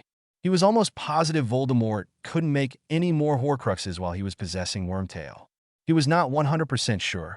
However, he truly hoped so. Since Voldemort didn't know that 5 of his intentional and 1 unintentional Horcruxes were destroyed, then maybe he wouldn't make more. Still, he had Kreacher follow Bellatrix, hoping that he would get the general idea where Voldemort was hiding. Maybe he could get him to follow Nagini when she was away from Voldemort, like when she was out hunting. The Weasleys had moved out of headquarters shortly after the children had gone to school. The wards on their house were updated, and they felt safe there. Harry thought he might as well call the Weasley matriarch, just to let her know that he was there. He flooded the burrow and called out, "Mrs. Weasley, are you there?" "Harry, what are you doing out of school? Where are you?" Mrs. Weasley asked, coming from the kitchen, wiping something off her hands onto the towel that hung from her belt. "I'm at headquarters, Dumbledore, and I felt this was the best place for me right now. I was wondering if you would like to check up on me now and then. I have Kreacher, so I know I'll eat. However, I wanted to put your mind at ease. That wasn't the only reason, but it would suffice for now." "Why?" "You are just a child, far too young to live on your own. Do you want me to come and stay with you?" Mrs. Weasley asked. The worry was showing in her face. One thing he could always count on is Mrs. Weasley's mothering. I've asked Remus to come and stay with me. I'll know soon if he can. Look, you can come and stay with me during the full moon if it makes you feel better, Harry said, hoping that it would be enough. All right, dear, I'll come and check on you both in a few days. Thank you for letting me know, she stated, though she looked put out, like she would rather wrap him up in bubble wrap and set him in a corner. You're welcome, Mrs. Weasley. Good night, Harry said, glad to get this conversation done with. Good night, dear. Be safe, Mrs. Weasley said. Harry pulled his head out of the flue. He really hoped that Remus would come. He loved Mrs. Weasley to death, but she could be smothering, and he really didn't need that right now. It did make him question his feelings about love and what he was feeling towards the woman. Did he really love her to death? Or was he feeling overwhelming feeling towards the first woman who showed she cared? Oh well, he'd still treat her like a caring woman until such time she changed that emotion. Remus showed up a few hours later, luggage in hand. He looked like he really was happy to be there. Remus, it's great to see you. I see that you can stay for a while, Harry said, shaking the werewolf's hand, after taking his bags and calling Kreacher to put them in the room the man usually used. I can stay as long as you need. Do you have someone to stay with you during the full moon? Remus asked in concern. It was his greatest fear, to bite someone, one of the reasons he never took dating seriously, though Tonks was pressing the issue hard. I asked Mrs. Weasley to come and stay with me then. She said it was okay and that she'd be checking on us every few days. I'll do my best to stay out of the way when the order is here. I know you all think I'm too young to be a member, Harry stated, sitting at the table and offering the older man some tea, which he took gratefully. That is very mature of you, Harry. I'm sure you won't get underfoot. This is your house after all, Remus answered, sipping the tea. He gave Harry an appraising look and was pleased with what he saw. Glad someone finally realizes that. Hey, Remus, I was wondering if we could do some sparring. I've been studying ahead, and I need someone to test how well I'm doing, Harry inquired. It would be nice to have someone like Remus test his skills. He can only do so much alone. I can do that, Harry. There is a warded room in the basement we can use, Remus answered, putting his cup on the table. He wasn't overly concerned. Harry couldn't have learned that much in such a short amount of time. And with that, they finished their tea in silence, just enjoying the quiet, and then they said their goodnights and went to their rooms. It was late after all. Harry figured that he would do his timer just like he had done in the summer. Not that there was much more for him to learn, but he needed all the practice he could squeeze in. And with those thoughts, he went to bed, forgetting to look up the wards. The next morning, when he was behind the timer, Harry remembered them. So he looked in his books and found the ones he was looking for. He'd asked Remus to put them up as he didn't want anyone to know how advanced he was in magic. He could pass the books off as ones he found in the library. So he took down the timer, did his hygiene spells, changed his clothes, got the books, and went downstairs. Winky had cooked breakfast, it seemed. The table had plates of scrambled eggs, bacon, ham, sausage, and toast and bowls of fruit and beans. It seemed she knew that the werewolf was in residence and needed the protein. So, Harry sat at the table and served himself. He didn't need all that meat, so he only took up some of the bacon and eggs with toast and beans. Remus came downstairs shortly after. Remus, good morning. How did you sleep? Harry said, raising his tea in a gesture around the table. Kreacher's made breakfast, and it looks like he made sure there was plenty of meat for you. Have a seat. Morning, Harry, you were up early. I slept fine, thanks. The older man sat at the table and loaded his plate with all the meaty goodness. What are you doing today? Well, the teen said between bites of egg. I found these books on wards and was wondering if you'd put up the anti-apparition ward on the house. I don't like that people could apparate in or near the house.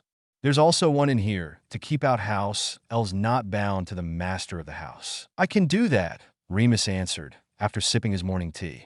However, Harry, you know that while the house is hidden, no one can apparate around the house. Well, those that don't know the secret, he added. I know, but I want to be safe. I'd feel safer if we put up as many wards as we can, Harry shrugged. He could put them up himself, but he wasn't ready to come clean yet. It wasn't that he didn't trust Remus, but then again, as the old saying goes, walls have ears. The portraits would talk to each other, and Phineas would tell Dumbledore, Okay, Harry, I understand, and I'll put these wards and anything else if it makes you feel safer. And with that, they finished their breakfast, and Remus set off to put up the protections. Fox showed up that night, bringing Harry's homework and a note from the headmaster telling him if he wanted to write his friends to send his letters with the Phoenix. Harry agreed that it might be safer to the old man. In private, he knew that he could sneak letters to Tracey with Dobby. He'd have Remus take all his replies to his fan mail to the Owl Post in Diagon Alley. Hedwig might be put out that she would have to stay in Grimmauld Place. However, it was much safer for her. Harry did let her take the messages to the Department of Magical Education about taking his OWLs and Newts on arithmancy and runes this summer. To whom it may concern, I've decided that I'll be leaving Hogwarts at this time to pursue my education by self-study. I have already taken my OWLs in Transfiguration, Astronomy, Potions, Defense against the Dark Arts, Charms, Care of Magical Creatures, Divination, and Herbology, and know that since I have passed all my core subjects, I need not continue with school. Last summer, I started a bit of self-study in arithmancy, Muggle studies, and runes, and would like to take the OWLs on those this coming summer. Please send me a schedule so that this may happen. I'd also like to schedule to take my Newts in all the subjects listed above. If this can be arranged, please let me know when you send the schedule for my OWLs. Thank you for your time. Harry Potter, he was thinking he'd have to take the OWLs first, then the Newts. He hoped they were on separate days. By sending this letter, Harry felt it was one step closer to getting out from under Dumbledore's thumb. His conversations with him this year let Harry know that Dumbledore would never listen to him and would always feel that he was right, even when it was shown that he wasn't. Harry spent some of his time behind the timer, revising all of his school subjects. Since there were no OWLs for the subjects that were no longer taught at Hogwarts, he'd just have to hope that he was learning correctly. He was really glad that he found those books, though, because now he knew far more about wizards and their world than anyone was telling him, and he can make the modifications needed for all the people who would be here this summer. Since school was still in session, Harry could practice magic in front of people and not get reprimanded. He did some cleaning and repairing charms on furniture and knickknacks in the study just to show that he could, and after that no one said a word. It was then that he started making sweets for the families coming after school let out. "Hello, dears, are you two eating well?" Mrs. Weasley said one day as she came through the flur. She was carrying a large basket of food that looked like it would feed them for a week. I know. You told me you had Kreacher to make your meals, but given how he has behaved in the past, I wanted to bring this little bit of food to tide you over until I can come back to check on you. Harry, are you getting all of your homework done? Dumbledore told me what you had arranged, so I wanted to check to make sure that you didn't need anything. She bustled around the kitchen and put things away, much to Kreacher's dismay. She was putting them where they didn't belong, and he was going to have to rearrange them when she left. "Mrs. Weasley, it's good to see you." "Here, let me get that," Harry said as he took the basket from her arm and set it on the table, stopping her from putting more things in the wrong place. Looking inside, he commented, "You know, Mrs. Weasley, there's enough food here to feed us for a week. I don't want you to tax yourself feeding us and the order. I know you still come here hours before meetings just so you can cook for everyone." He then gave her a hug. "As to your other question, I'm current with my classes." "Oh, aren't you a sweet dear? Always thinking of others before yourself," she said, hugging him back, then patting him on the cheek. "You know how much I like to cook, and now that all the kids are in school, I have plenty of time to cook for the order, and they do so appreciate it. I know some of them hardly have time to eat, what with them having to work and do things for Albus." Harry put up with her mothering in good humor. He really did love the Weasley family, and they loved him as part of the family, so he could put up with some smothering most of the time. He reevaluated his emotions and knew that this was what a family was supposed to feel like. He wasn't being overly emotional, just family. Since he knew there was a meeting starting soon, Harry excused himself to go to his room on the pretext of doing some studying. He already knew the Order wasn't going to discuss anything important, so he left them to it. He had Winky in the corner, just in case. But other than that, he ignored them. As per their agreement, Mrs. Weasley stayed with Harry when the moon was full, while Remus was locked in the basement. They stayed up a good part of the night listening to him rage in the cage down there. Snape hadn't given him his wolfsbane. They didn't know why, but he didn't have it. It was the magic of the house that kept the neighbors from hearing it. The next morning, Remus was out for the count. Weeks went by and Kreacher was closer to finding out where Voldemort was located. They did, however, know that he was in Wilshire, but not the exact location because of the charm. Kreacher did hear from Bellatrix, when she was outside Voldemort's company, that they were still looking for the cup. The older house elf couldn't learn of any more raids, as he couldn't get to the insane, which while she was behind the Fidelius charm, and they went straight from the house to the raid. He had followed her a couple of times, and then let Harry know where he went. Harry would then send a message with Kreacher to let Dumbledore know, so he could try and get there before too much damage was done or too many lives were lost. It didn't happen that way often, though, and the Order was usually too late to help. Winky was still cleaning the house, and no one noticed that it wasn't Kreacher. Dobby was still going through the room of hidden things and bringing Harry trunks. Harry was using part of his time behind the timer to go through them, but wasn't finding anything useful. The goblin sent Harry a dagger from the Black family vault to be coated in basilisk venom, which Harry had saved when he helped Snape render the corpse. Now all they had to do is find Nagini. Kreacher, Harry called. What can Kreacher be doing for Master? Kreacher said with a bow. Kreacher, you're doing a wonderful job at protecting the House of Black. Now, I have another task for you. I don't want you to follow Bellatrix anymore. I want you to keep a lookout for Voldemort's snake, Nagini, and if you see her, stab her with this dagger, but be careful it has poison on it, Harry ordered, handing the dagger in its sheath to the old house elf. Kreacher took it carefully. Kreacher will do as Master commands. Kreacher will protect the House of Black, the old elf said with a determined glint in his brown eyes, and with that he popped away. Time passed slowly, and it was getting close to summer. Harry was getting bored and wondered if the Weasley family would be moving in. He had heard from Tracey, Luna, and Neville via Dobby. They all responded in the positive, and he couldn't wait for when they got here. He'd have to explain why they were coming there in order to get Dumbledore to give them the secret, but he was confident that he could. Dumbledore always brought Hermione in for the very reason that she was close to Harry. He was doing all the homework sent to him with Fawkes. Remus was good company, and they dueled all the time. But he was an adult and wouldn't tell Harry anything that the Order was doing. The Order was still using the house as headquarters. However, Harry was banned from participating. Then again, he knew he would be. He had Winky listen in and knew they were still just information gathering. Useless, the lot of them. Unless they were stopping the raids he and Kreacher sent them on, they were doing nothing of importance. He did close down the library to everyone except Bill. If people wanted to use the library, they would have to ask. Not many did, but a few like Remus and Dumbledore did request that it be open to them. He granted them permission, but books could not be taken out. Harry got the schedule for the O.W. Wells and Newts, but he wasn't sure if he could sneak away to take them. Maybe he'd ask Dumbledore to set up a guard those days. Dumbledore would surely not deter his need to take these tests, would he? Oh well, if he did, Harry could take them next year, as he was sure all of this would be over by then. He was really hoping it was. He didn't want to spend a year hiding in this house, even with his girlfriend and friends. He would ask next time he saw Dumbledore. A few days later, Dumbledore came for an Order meeting, and Harry cornered him afterwards. Professor, there are some O.W.L. tests I want to take, and I want to take my Newts this summer and was wondering if you could set up a guard unit to get me to the Ministry. I will be taking them on separate days. Here is the schedule, he said as he handed him the letter he got from the Dome. I'm hoping that the war will be over before that, but if it's not, I want to take these tests as scheduled. I'll not be returning to Hogwarts.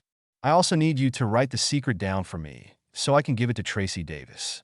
She's my girlfriend and wants to come here for protection. Her family is going on vacation out of the country this year to get away from the fighting, and she told them she would be staying behind. I also invited Neville, Luna, and their families. I will need the secret for them as well, he rambled on. There was a determined look on his face and in his stance. He wasn't going to take no without a fight. This was his house and his friends' lives on the line. The headmaster was floored. He didn't even know Harry was dating, let alone that serious. Harry, why would you jeopardize someone's life like that? He asked in that grandfather tone, a disappointed look on his face, a look that made Harry very angry. Harry's eyes narrowed, his lips thinned, his hands shook with repressed anger. Are you telling me that I can't have a life? I don't see you telling anyone else whether they can date or not. You, jabbing his finger at the old meddling fool's chest, keep telling me you want me to have a childhood. Well, teenagers date. You can't have it both ways. Besides, this is my house. I've been telling you that for almost a year now. Just give me the secret, and I'll pass it on through Kreacher with the instructions to destroy it as soon as it's read. His voice showing there would be no compromise on this one. All right, Harry, I just want what is best for everyone. I will give you the address when we are done here. Now, about your newts. Are you really sure you can pass them, my boy? I do not want to hold you back if you feel this is something you feel you can do. I just do not believe this is the best time for you to leave Hogwarts, Dumbledore said, not really wanting Harry that far out of his control, but seeing little he could do to stop it. We've been over this.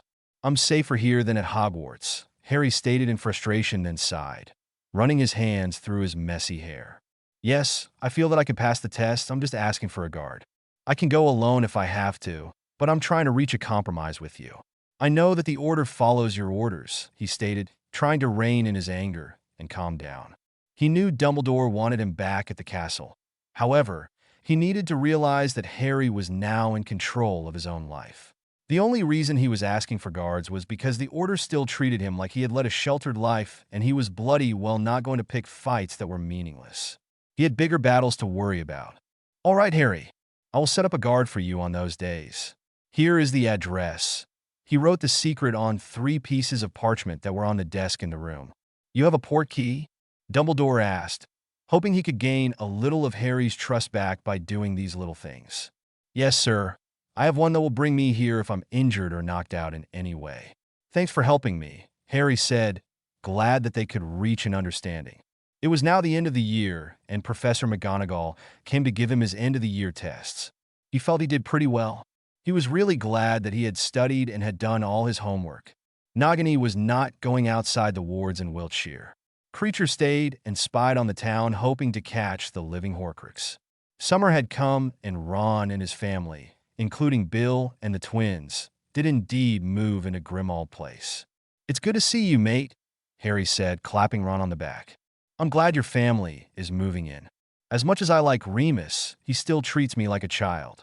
It'll be good to hang around someone my own age. I really missed you lot. I hope you brought something to do this time. I also wanted to let you know that more people will be showing up soon, so it won't be just us. Good to see you too. It must have been right boring being here all by yourself with only Remus for company. What did you do with your time? Ron asked, following Harry through the house. Ginny and the twins had gone to their rooms to unpack. The rest of the family was in the kitchen. I spent most of my time studying. There isn't a lot to do. Me and Remus did do some sparring. I even beat him a few times, Harry said, walking to the sitting room. Sorry to hear that, mate. That you have been studying, not the sparring, Ron said, rubbing his nose. Now that I'm here, we should be able to find something to do. I brought my chess set and some other games that I noticed that the house doesn't have, he said, pulling his knapsack around from his back and taking out the games. It's too bad we can't practice our Quidditch. Something I'll miss about the Burrow. I'm glad more people will be coming. It can get right boring with the same people all the time. Yeah, I do miss flying. How did the team do after I left? I'm sure Ginny made a good seeker, Harry asked as he sat in one of the chairs, looking at the games his friend had brought. Well, we didn't win the Quidditch Cup. However, we did come in second. The team really missed you, but Ginny did a great job. Let's go play some chess. And with that, the two friends settled for the time being. Tracey showed up 1 week into the summer after saying goodbye to her family. Her father was not happy she wasn't joining them, and he didn't know she was going to be with Harry. However, she was an adult now and used her freedom to do what she wanted. Harry greeted her at the door with a big hug and a huge kiss. He then took her inside to introduce her to everyone. Everyone, I'd like you to meet Tracey. We've been dating since just before Valentine's Day. Sorry to keep it a secret, but you know how it is. I would have told you, but you can't protect your mind, and I wouldn't take the chance with hers or your lives, Harry said sheepishly, though not really caring what they thought, since he had the love of his life standing right next to him. Nah, I get it, mate. If I were you, I'd done the same with Hermione, shocking everyone in the sitting room. He didn't even mention she was Slytherin, which was something very new. Maybe he was growing up after all. Ronikins, I never knew you had it in you, said George, messing up his little brother's hair. Everyone laughed and had a good time the rest of the night. Harry walked Tracey to her room and kissed her good night outside the door. He didn't want a chance going inside. It was too much of a temptation they were not ready for yet. I'm so glad you're here, he said, stealing one more kiss and hugging her close. I've missed you so much it hurt. Me too. You have no idea how hard it was staying at school, listening to people calling you a coward and saying you ran away. Why can't they make up their bloody minds about you? She asked, holding him as close as she possibly could. Don't worry, dear. This will all be over soon. I'm going to write the paper soon and call Voldemort out. I know you don't like it. However, we talked about this, and we both agreed that it would be best. They had talked about everything. She knew more than anyone else. He held no secrets from her. Dobby had been very busy ferrying notes and letters these last few weeks. Her family had taught her occlumency at a very young age, and she was proficient. She even tested Harry and found some flaws she helped correct. I know, she cried into his shirt, grabbing onto it like she would never let go. I know. That doesn't make me less scared. Are you sure you don't want to make love to me before you go to battle? She pressed, hoping he would. No, he answered firmly, soothing her hair on the back of her head and letting her cry. I will not take the chance of leaving a child behind. Even with magic, there is that slight chance. I won't risk it. We'll celebrate when I'm declared the winner. It sounded egotistical of him, but he needed her to feel like he was coming back. Okay, my love. She kissed him once more and turned and fled to her room, tears streaming down her face from being denied once more. She did understand, but if he died, then she wanted something wonderful to remember him by. Harry sighed as he watched the door close behind her. He knew she wanted to, but after his life, there was no way he could take that chance. When the war was over, and if he was still alive, he'd take her away and marry her, but not right now. With another sigh, he turned and walked away. Rewrite October 14th, 24. Added quite a bit, correct some. A full house special thanks to Start in One for helping with Dobby's fight scene. Thanks for your support. The next day, Hermione left to go on vacation with her family, and she'd be moving into headquarters when they got back. Her parents were going away for a year on a retreat and were more than happy to leave her with her friends as they went on a second honeymoon. They were clueless as to what was happening in the wizarding world, since Hermione didn't inform them of anything. Neville and Luna would be coming in a week or two. Their families wanted to go away before they locked themselves in the house for the rest of summer. Neville's gran and Luna's dad would be joining them in Grimmauld Place, making it one crowded house, but Harry didn't care. The more the merrier. The goblins told him that Godric's Hollow was now completely rebuilt, so Harry called Dobby. Hey Dobby, listen, the goblins said the house in Godric's Hollow is done. So when you have time, I'd like you to go and check it out, please, he said with an indulgent smile, prying the still hyper elf off his leg. He thought after all this time Dobby would stop doing that. While the elf was less excited, he still tended to latch onto Harry when called. You can use some of the furniture in the vault to decorate. If there isn't anything there, then hit the charity shops and work your way up. Don't buy anything new until I've had a chance to see what's available. He didn't want to spend money if he didn't have to. He was frugal like that. Dobby could be doing that for Harry Potter. Dobby knows what Harry Potter likes, and Dobby will be making him proud. Dobby all but shouted, absolutely giddy that he had a house all to himself, and popped away. Harry shook his head and hoped he wasn't making a mistake. He loved that little elf to death, but well, he'd just have to wait and see. He wanted to see if he could find Tracey. She was avoiding him after they talked last night. When he couldn't get her to come out of her room, he sighed and spent time with the Weasley teens. He only hoped this wasn't going to be the pattern for the summer. He would miss their time together if it was. Well, at least she'd be safe. Dumbledore came a week after summer started. Harry, I need to request a favor, he stated after they sat in the sitting room. I need to hide something here, where it is safe. I'm hoping you will help me in this endeavor. His eyes were twinkling like mad, making Harry on edge. I'll be more than happy to help, Professor. What is it you need hidden? Harry replied warily, not knowing what the old man wanted now, but if it was for the war, then he'd help. I need you to house the Malfoys. They cannot stay in the castle, and we are fairly certain that Voldemort is using their house as his headquarters, Dumbledore explained, an earnest look on his face. The castle was being rewarded, and no one could stay there. You want me to let the Malfoys stay here? Harry said, shocked, eyes wide, mouth opened. You do know, sir, that Draco and I don't get along. Plus, he doesn't get along with my girlfriend either. He thinks she's beneath him or something stupid like that. Ron and Neville will go completely mad. I'm not sure if you've noticed, sir, but my house will be quite full this summer, he said, shaking his head at the new twist in plans. and with people that Malfoy finds repulsive. As it was, his house will be full from top to bottom. If he did this, he supposed he could make the attic into a 2-room suite with spells he had learned from household spells and house structure. It was small up there, but large enough for 2 people. Put in a small common room. Make sure there's a breakfast table, and add a few books, and they should be okay. Tracey, Neville, his gran, and Luna and her dad were all housed on the 3rd floor. He had made separate suites for each family and rooms for him and Tracey. All the Weasleys were on the 2nd floor. If Hermione showed, then she would room with Ginny. That left the 1st floor for the library and a study. The ground floor housed the living room, the sitting room, and the dining room, and then there was the sub-basement kitchen with its table. Remus had taken over the basement completely, which was okay. It was only big enough for 1 person and had the strongest door and no windows. It also had the dueling room and a section where he was to transform, all that was accessible from 1 door. Not everyone was happy to share with the werewolf, but Snape was providing the Wolfsbane potion now. Harry, I am sure that you can put aside your differences to further the war effort. After all, you did it for Severus.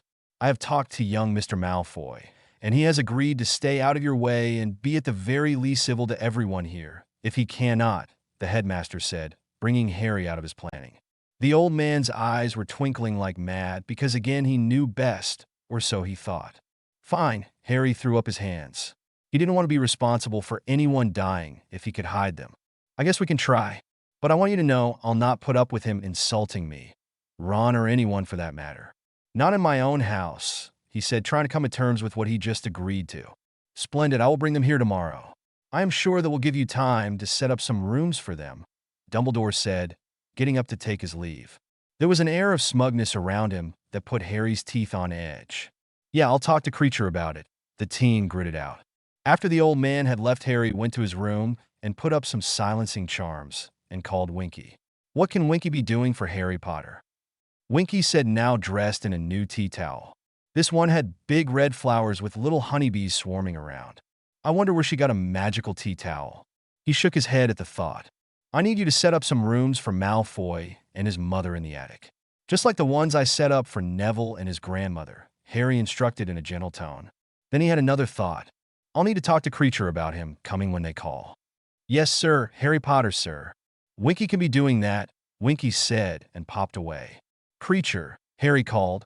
He really hoped that the Malfoys wouldn't be too demanding on Kreacher's time, as he still needed him to find Nagini.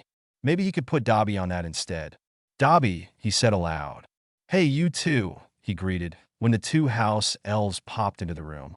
I want to say again what a great job you're both doing. I need to change some orders around, though. Kreacher, give Dobby the dagger and show him where you have been spying. I need you to stay here and wait on the Malfoys, as I'm sure they're not going to want to eat dinner with the Weasleys. He ordered the older elf, then turned to his little friend. Dobby, I need you to go where Kreacher shows you and wait to see if Voldemort's snake come out of the wards. Take that dagger and stab her in the head if you can. Be careful. The dagger is coated with poison. He looked at the smaller elf sternly, showing he was serious. Kreacher will be doing as Master says. Kreacher has not seen the bad snake, but Kreacher will be showing Master's elf where he has been watching, Kreacher said, handing the dagger to Dobby. Dobby will be doing what Harry Potter is asking. Dobby won't let the great Harry Potter down. Dobby will be a good house elf and be sneaky. Dobby is a good spy, Dobby said, jumping up and down at receiving such an important mission. He took the dagger and put it in his pants. Dobby still wore clothes as he liked them better than pillowcases or tea towels, and Harry had given him permission. Kreacher preferred the pillowcases, and Harry didn't dissuade him either. He wanted his elves to be comfortable. That's great. Kreacher, remember you're not to talk to the Malfoys. And if they get hostile, you leave and come and see me. They're not allowed to punish you or make you punish yourself. Do you understand? Harry said very firmly.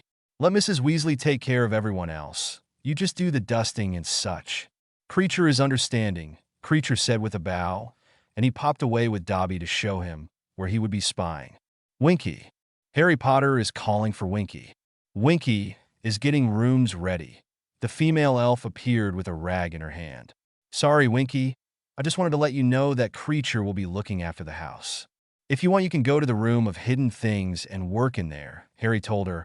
hoping she wouldn't be disappointed. Winky is understanding. Winky will go when she is being done with the rooms, Winky said and popped away. Well, that's taken care of, Harry thought, shaking his head in amusement. Who knew that there would be so much trouble balancing 3 house elves? It was going to be different with the Malfoys here. Hopefully, they would keep to themselves. He wanted to find Ron and Tracey and maybe warn everyone else. He and Tracey were getting on better. She had forgiven him, though she still wanted to make love. She mostly understood his reasoning. She was still arguing her point of view, but he would not be swayed. He did not want to leave a child behind without a father around. Hey, Ron, I just wanted to let you know that Dumbledore asked me to let the Malfoys stay here, and I agreed. Holding up his hand to stop the protest, he continued, I know you don't like Malfoy. Tracey doesn't like him either, and hopefully they'll stay on the top floor. They are hiding from Voldemort, and this is the safest place for them. I've got Kreacher waiting on them, and they'll more than likely not be joining us for meals. If they stay out of our way, I'm sure we can stay out of theirs. He hoped his friend wouldn't put up too much of a fuss. Since he'd been here, Ron had shown a great deal of maturity. All right, mate. I'll do what I can to leave them alone. This is your house after all. I don't like it, but I'll try to behave, Ron said, showing maturity that he had only shown a few times before. Gotta say, it's not going to be boring with everyone here. That's all I ask. Let's play some chess. It has been a while since we played. The best way to distract Ron was a good game of chess. Then I need to go find Tracey and explain to her. They play 5 games, until Harry excused himself to hunt down his girlfriend. She opened the door to her room, and he let her know that the Malfoys were going to be there. She nodded her head and reclosed the door. Harry sighed. She was in one of her moods. She would be better by dinner time, but they had had one of their discussions earlier. It usually only took her an hour or 2 to calm down. Hey, Mrs. Malfoy, Draco, welcome to my home. I've set the top floor for you to stay in. I've instructed Kreacher to wait on you, he said, greeting the 2 unwanted guests when Dumbledore dropped them off and gave them the secret. I want you to know right now this is my house, and that is my house elf. I won't tolerate you harming him in any way. I'll leave you alone as long as you behave yourselves, he stated as firmly as he could, letting them know that he was dead serious. If you try and disrespect me or mine, I'll throw you out to defend yourselves. Dumbledore be damned. However, I hope that it won't come to that. He knew he was being rude, but he didn't give a censored. I'll stay out of your way, Potter. I don't like you, and I don't want to be here, but Dumbledore felt this was the safest place. We'll stick to the top floor and stay out of you and your guests' way, Draco answered, sneer firmly in place. Thank you for inviting us to your home. We will respect your privacy and hope that you will respect ours. Thank you for the loan of your house elf. Will we be taking our meals with you, or can we eat in our rooms? Mrs. Malfoy inquired, showing that at least one of them had common courtesy. I think it's best for everyone that you take your meals in your room, Harry answered as he led them into the house. There are many people that come and go in this house, and I'm sure that they're not as trusting as Dumbledore. Though, I will let Snape know where you are so he can visit. I believe he's a friend of yours and Draco's. That will be divine, the mother said, following along, looking at the clean house she knew from her childhood. Her eyes roamed, taking in the changes. It was very different from what she remembered. I also wanted to let you know that the library is locked down.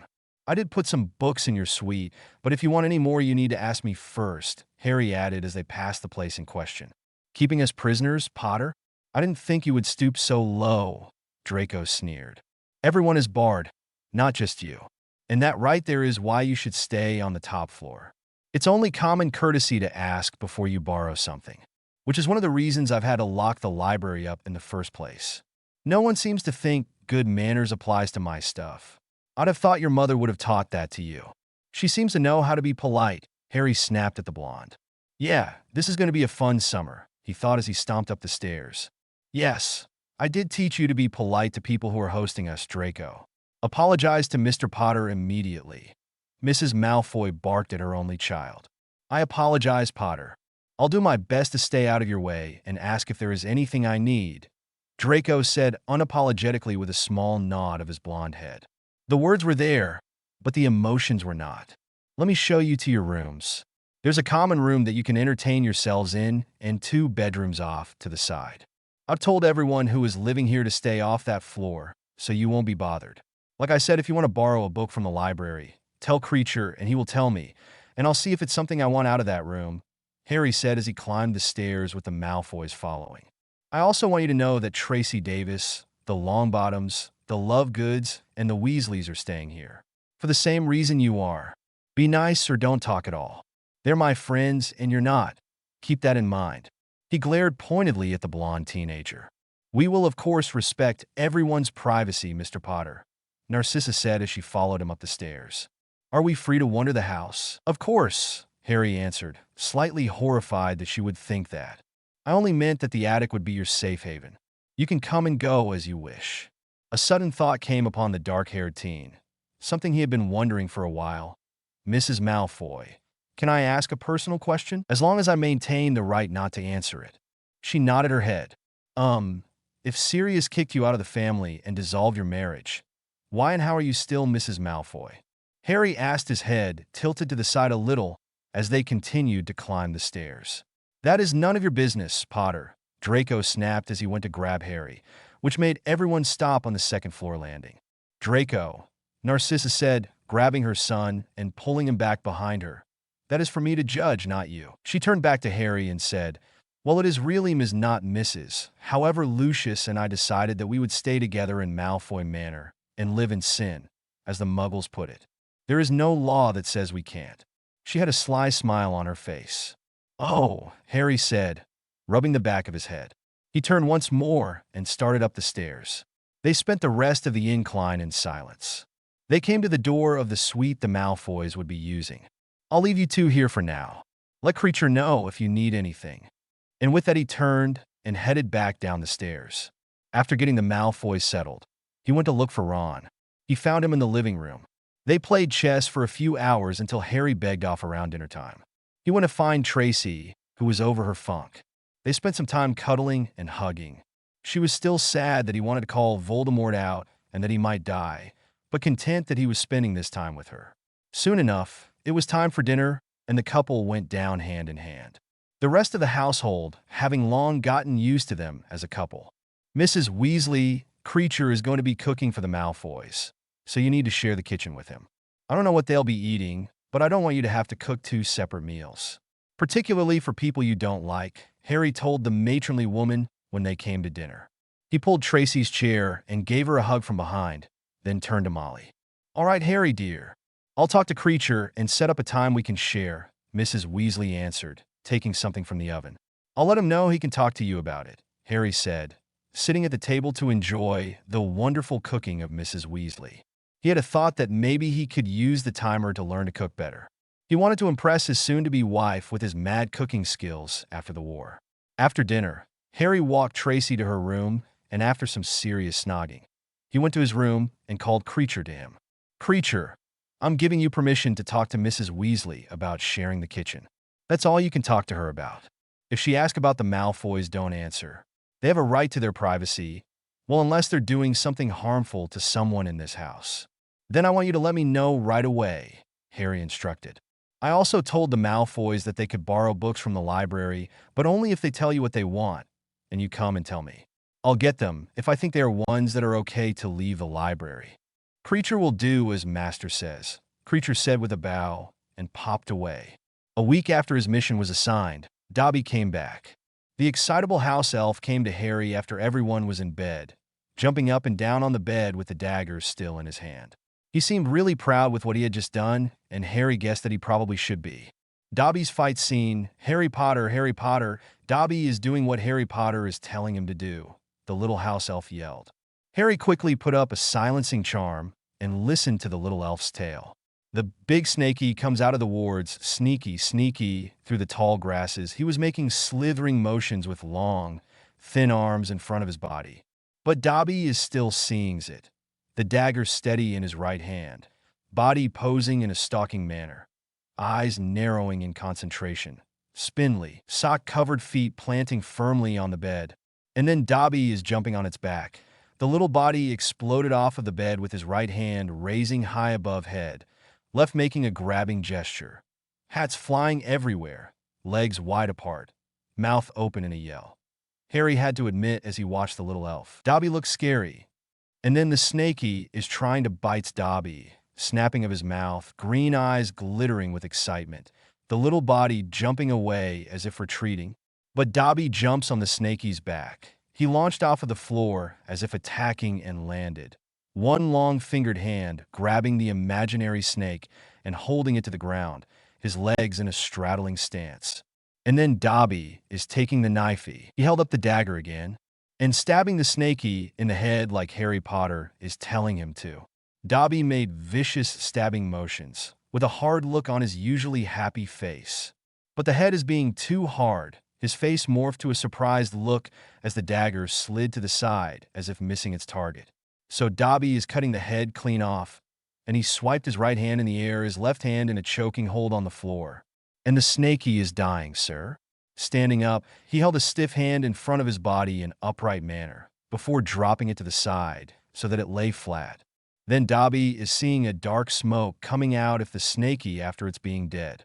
He made a mystical motion, his hands and fingers weaving in the air around his head, mouth in an O formation. Then Dobby is hearing the most awful screaming, his face transformed into a horrified look, his eyes widening with fright and his mouth hanging open, his hands wrapping around his ears, his body crouching on the floor. And then the smoke is blowing away and Dobby is not seeing it anymore. Dobby came straight away to be telling Harry Potter. Dobby stood proud and tall. His arms were loose at his side, his head held high in the air, his ears perked, hats magically collecting back between the ears. End of Dobby's fight scene. That's great news, Dobby. You did really well. Let me have the dagger now. I'll treasure it always, and when the war is over, I'll let everyone know what a great house elf you are by making a plaque with your name on it and your adventure, and then I'll hang it on the wall above the fireplace, Harry said, speaking really fast and sticking his hand out for the dagger. Oh, Dobby is sorry for not remembering the dagger, sir. Dobby will be giving it to Harry Potter right now, Dobby said sheepishly, thrusting his hand out still holding the dagger. Maybe you should put it in its sheath and then hand it to me, Harry said, snatching his hand back before the blade touched it. Dobby nodded, blushing embarrassedly. He was just so excited. Sorry, sir. Dobby will cleanse the knife first and then gives it to Harry Potter. With a snap of his fingers, the dagger was cleaned of all blood and gore. Then Dobby put the dagger in its sheath and handed it to Harry. Dobby, you did a great job. Now you could do what you want. If you want to stay and keep the house with Kreacher, you can do that. Or you can go back to the come-and-go room. I think the curse breakers are done with the vault, though, so if you find anything dark, you'll have to let me know, and I can talk to Spearhead about getting them back in there. Or you could go back to decorating Godric's Hollow. I'll leave the choice up to you as a reward, Harry told the excitable house elf. Dobby will be going to Harry Potter's Godric's Hollow and making sure it's cleans and decorated. Harry Potter will be happy with it when Dobby is done with it. Harry Potter is having many pieces of furniture in his vault that Dobby thinks Harry Potter will like. So Dobby is thinking that that is what he is wanting to do, Dobby said as he nodded his head firmly, finally calming down. That's great, Dobby. You do that, Harry said, still hoping that the house didn't look too tacky when it was done. He loved Dobby to death, but looking at the way the elf dressed, he was really afraid of what the house would look like in the end. Harry Potter will be proud when Dobby is done. Dobby will get started right away. And with that, Dobby popped away. Now that the snake was gone, all Harry had to do is get Voldemort out of hiding. Voldemort was the last soul piece to be killed. If Harry could call him out, then this war would finally be over and Harry could live his life again. He felt that he was better suited to be a teacher than an Auror and would work to that goal. Tracey thought so too, but she might be biased. They had put a lot of thought into this and found that he preferred a more sedate lifestyle. While he wanted to teach Dada, that role was already filled, so maybe he'd study history and convince Dumbledore to get rid of Binns. After studying all the old books, he found he really liked history and hoped that he'd be a good teacher and that he could get others to like it as well. He couldn't be worse than Binns. Maybe he could write his own book for that class. Tracey would help. She liked history well enough, and she was a wicked author. He was sure they could make it interesting. It was about 2 weeks into the summer vacation, and there was an order meeting set for tonight, and this time Harry was determined to sit in on it. So, when Mrs. Weasley tried to shoo him out, he stayed right where he was. "No, Mrs. Weasley, I'll be staying. I have something important to say. So I'm going to stay right here until I've said my piece," Harry informed her, not budging from his chair. He kissed his girlfriend and told her he would tell her everything later. She got up and left with a sad look in her eyes, knowing what was going on. "You're too young to sit on an order meeting. You need to leave, Harry. Go with Tracey and keep her company," Mrs. Weasley demanded, hands on her hips. "No, this is my house, and I've allowed you and the order to use it.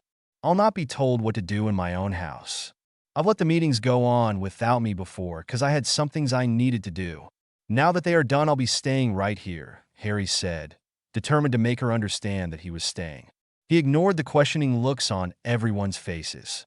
"Look, I know you're just trying to protect me, and I do appreciate that.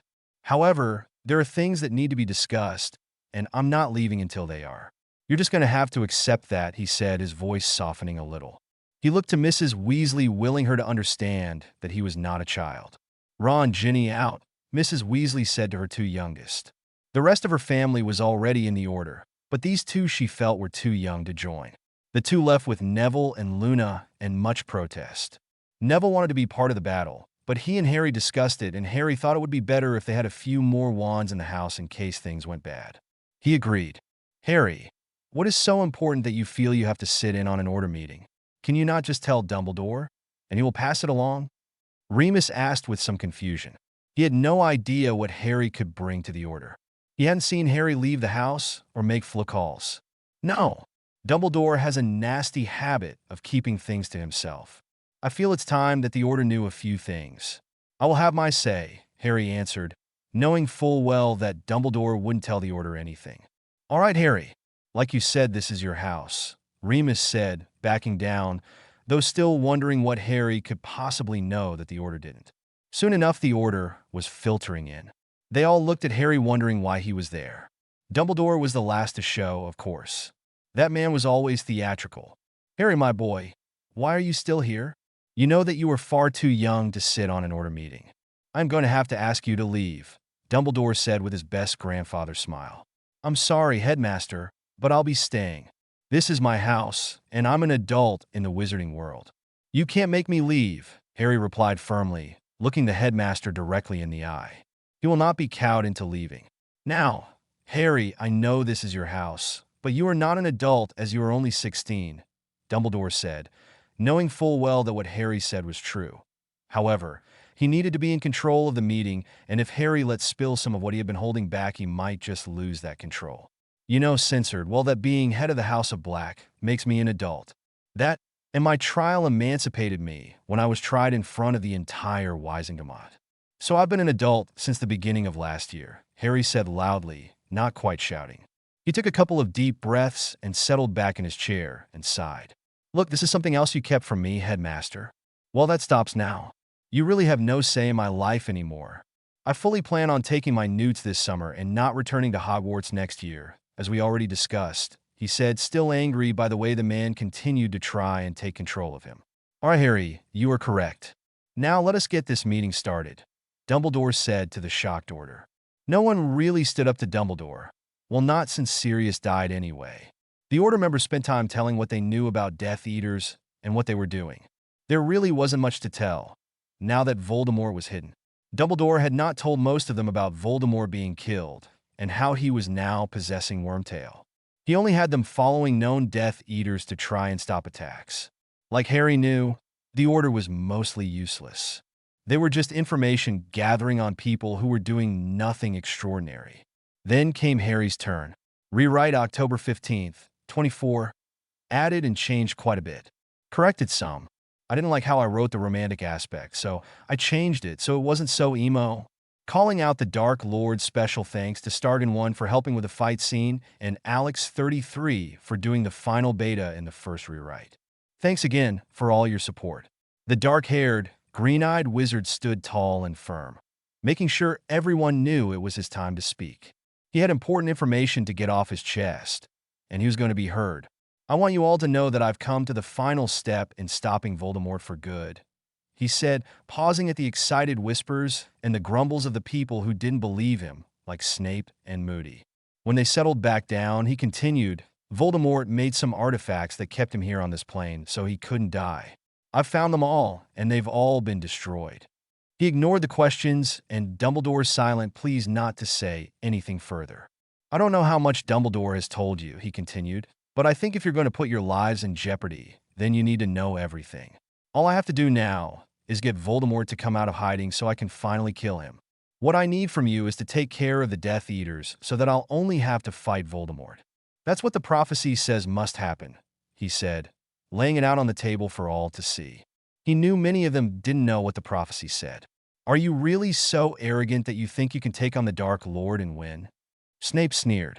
He didn't care what Dumbledore said. This child could not win against the Dark Lord, even if he was possessing Wormtail. I really think that I stand a chance at winning this war. Especially now that Voldemort is so weak, Harry said, looking at his most hated teacher. I also feel that Voldemort thinks the same as you, that I'm just a child and that he'll have the upper hand. I'll call him out to meet somewhere. Hopefully, where there are no other civilians, and we'll fight. I think I can get this done, and I would like to do it now before Voldemort regains another body. I know from my spy that Voldemort has sent his Death Eaters on a wild goose chase, and that he has not amassed an army like he was planning last year before he was killed again. Again, the order broke out in whispers. Some questioned what the teen was talking about. How did he know Voldemort was killed, and why weren't they told? There was clambering from chairs, and people pounding their fists on the table demanding they be heard. Dumbledore let this go on for a minute or two. He was upset that Harry was sharing secrets that he never wanted people to know.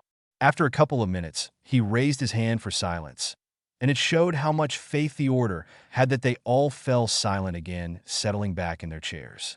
Harry gave a huge sigh, knowing a lot of the order won't like what he was going to say next. One of us will die. We can only hope that it'll be Voldemort. He was feeling pretty sure of himself, though he hoped he wasn't getting too cocky. He knew that he had been training for this all year, for a 5 behind the timer, and felt it was time. I'm hoping, Headmaster, that we can use Hogwarts, now that the school is closed for the summer. I know you can take down the wards to the grounds and put them up around the castle. To him, this would be the perfect spot. There would be no one around, and there were loads of empty spaces. Harry, while I am disappointed that you did not come and talk with me about this first, I see no reason we cannot do as you ask. However, do you really feel that this is the correct time? I know I have not trained you to fight. I know that you hate me for that, and I am truly sorry you feel this way. I do not want you to do this if you do not feel ready, Dumbledore said as he gave Harry his best disappointed look that had many people over the years browbeaten. Look, I really do feel that now is the right time, Harry said, shoving his hands through his hair in frustration. I've been training in secret this last year, knowing that you never would, sending a glare to the headmaster. I only did what I felt was best, the old man stated, yet again. Why do you feel this is the right time, Harry? School has not trained you near enough to be fighting a battle. I found a magical artifact that lets me slow down time and have studied and trained behind it. Right under yours and everyone else's nose since 1 week in the last summer. I found it after I'd received a letter from Sirius letting me know some of what he thought your plans were, Headmaster. Harry then explained to the quiet room what he did throughout the year, Sirius's letter, the will, the vaults, the house elves, the timer, the books, and the rest. He left out nothing except that he killed Voldy, not wanting to be like Dumbledore. If they were going to fight with him, they needed all the information he could give them. They all had looks of confusion firm on their faces. Most didn't know about Black, and that Harry had been made a lord. He continued on, I also found a room in Hogwarts that has been used for over 1,000 years for lost items and books. I had Winky and Dobby go through the room to find any useful books and items in there as well. Don't worry, Headmaster. As soon as I was done with the books, I donated them to the library. I'm sure Madam Pants has told you about that. I also have a fund set up to donate to Hogwarts for any artifact that was found in that room that I kept. I'm going to have a few people assess them. He took a drink of water and plowed on, the room still hanging on his every word. They were hoping to be told more secrets. Anyway, I didn't spend all my time studying. I also spent it practicing spells and dueling. I now know wandless and wordless magic up to and past 7th year. Oh, don't look so shocked, he said to the gasps. Anyone can learn it if they take the time, no pun intended. I know I don't have the 50 years of experience that Voldemort has, but I think I can hold my own until I get an opening so I can finish him off. Especially since he is now weak and possessing a feeble wizard and he thinks that no matter what, he really won't die. This will make him careless with his life. Harry took a deep breath after his long speech. It was the first time he had told anyone most of everything he had been holding back. He didn't think it was a good idea to let them know that he was the one to kill Voldemort in the first place. The Order only used stunners and such things, and under the leadership of Dumbledore, they always will. Harry, how could you go against Dumbledore like that? You know he is in charge of you, and you should listen to what he says, Molly said loudly, jumping to Dumbledore's defense as usual. You're just a child, and you should listen to the adults around you. They have more experience than you do. Why do you feel that you are the one that has to fight? Isn't it better to let us take care of that for you? She was jumping on the motherly board she normally did. Harry, my boy, why would you do this? I thought you trusted me to help you. You know I have always done my best for you, Dumbledore said, trying not to let the Order know that he hadn't had control over Harry's life since last July. It was too late as the cat was well and truly out of the bag. Harry looked first to Molly. Mrs. Weasley, I know you only want what is best for me, but you don't know everything, thanks to the headmaster. The prophecy states that it will be me or Voldemort. Neither can live while the other survives. I think it says something along those lines. Anyway, didn't you hear me when I said that Dumbledore knew this and still didn't train or teach me anything that I could use to fulfill this prophecy? He was going to let me face Snake Face unprepared, like he felt I had to die to win the war. You have to understand that I don't want to die, I'd rather survive. Molly sat back down with a thoughtful look on her face. So Harry turned to Dumbledore and said, I was tired of you controlling my life. I know that you meant for me to die, and I know the reason why. That doesn't make it any easier to trust you. So I learned to fight all on my own, he said with a shrug, and then got a determined look on his face. I'll do this with or without your help. I'm hoping you'll do the right thing and help. He argued and watched as Dumbledore flinched and the rest of the Order got as thoughtful as Mrs. Weasley. Some, like Remus, looked like they were getting angry. But he didn't want them to know that. Of course, my boy. I have always done what I can for the greater good. If you think you can call Voldemort out, then you may use the castle grounds to do so, Dumbledore said defeated. Maybe it is time to send it. I do not have much time left. I will be dead in a month or two. It is a good thing Harry found all the Horcruxes. Now I can die in peace, the old man thought. After much conversation and explaining, the meeting ended. Much of the Order was hopeful that Harry was right, and that soon this would all be over. And not like last time when they thought it was over only for it to start up again many years later. After the Order left, Harry went and knocked on Tracey's door. Honey, we're done down there. Do you want to talk about it? He heard some shuffling behind the door and stood back, not knowing what to expect. She might be angry or just plain scared, and frightened people do weird things.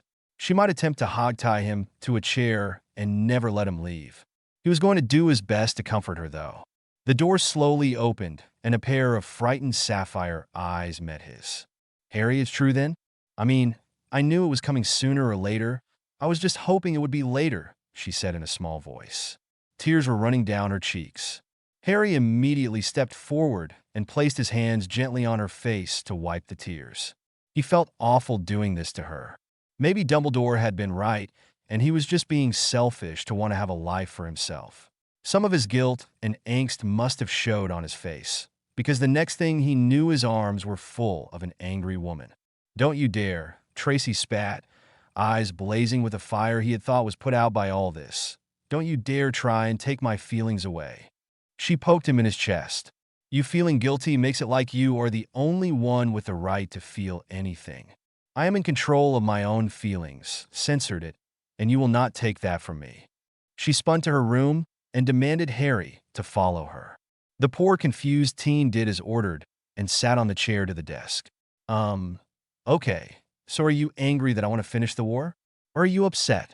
Give the poor confused man a break and tell me so I can fix it. Oh, Harry, you can't fix it.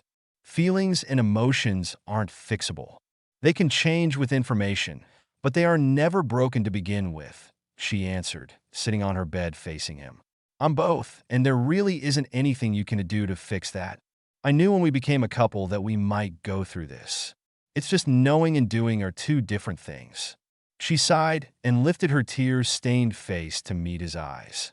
Harry, I love you and I don't want to lose you. I just want to marry you, have your kids, and live happily ever after. And once you kill the slimy bastard, then that's what we'll do. You are not to get a job as an Auror. You are to try and get the teaching position that hopefully you can talk Dumbledore into. She stood there with her hands on her hips and tapping her toes. Her hair was in disarray, and Harry thought she looked beautiful when she was angry. Harry nodded his head quickly. Yes, dear, just like we talked about. Good. Now come over here and tell me what happened in the meeting. She patted the bed next to her. Harry proceeded to tell her what happened, what was said, and what plans were made. So, I decided on the day before my birthday. I was thinking we could finish our schooling now. You can use the timer to get caught up on your newts while we're planning the battle. I'll make sure no one bothers you.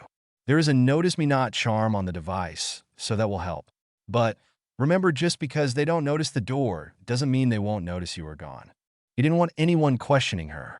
Okay, darling, I'll do that. I don't want to go back to Hogwarts and those stupid backstabbers anyway. I'm just glad your friends stood fast in your defense. Do you think they're going to forgive you all your secrets? She asked. Frown lines etched her lips. Especially when they find out that you told me first. I don't know. Ron, seems to have matured a little. I think Hermione grew up too fast and is now stuck at 15 or something. I can't seem to change her mind about anything.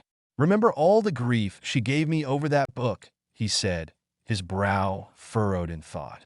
No matter what I said, she wouldn't quit harping about it. Even after she said she'd drop it. I'll always care and be there for both of them, no matter what.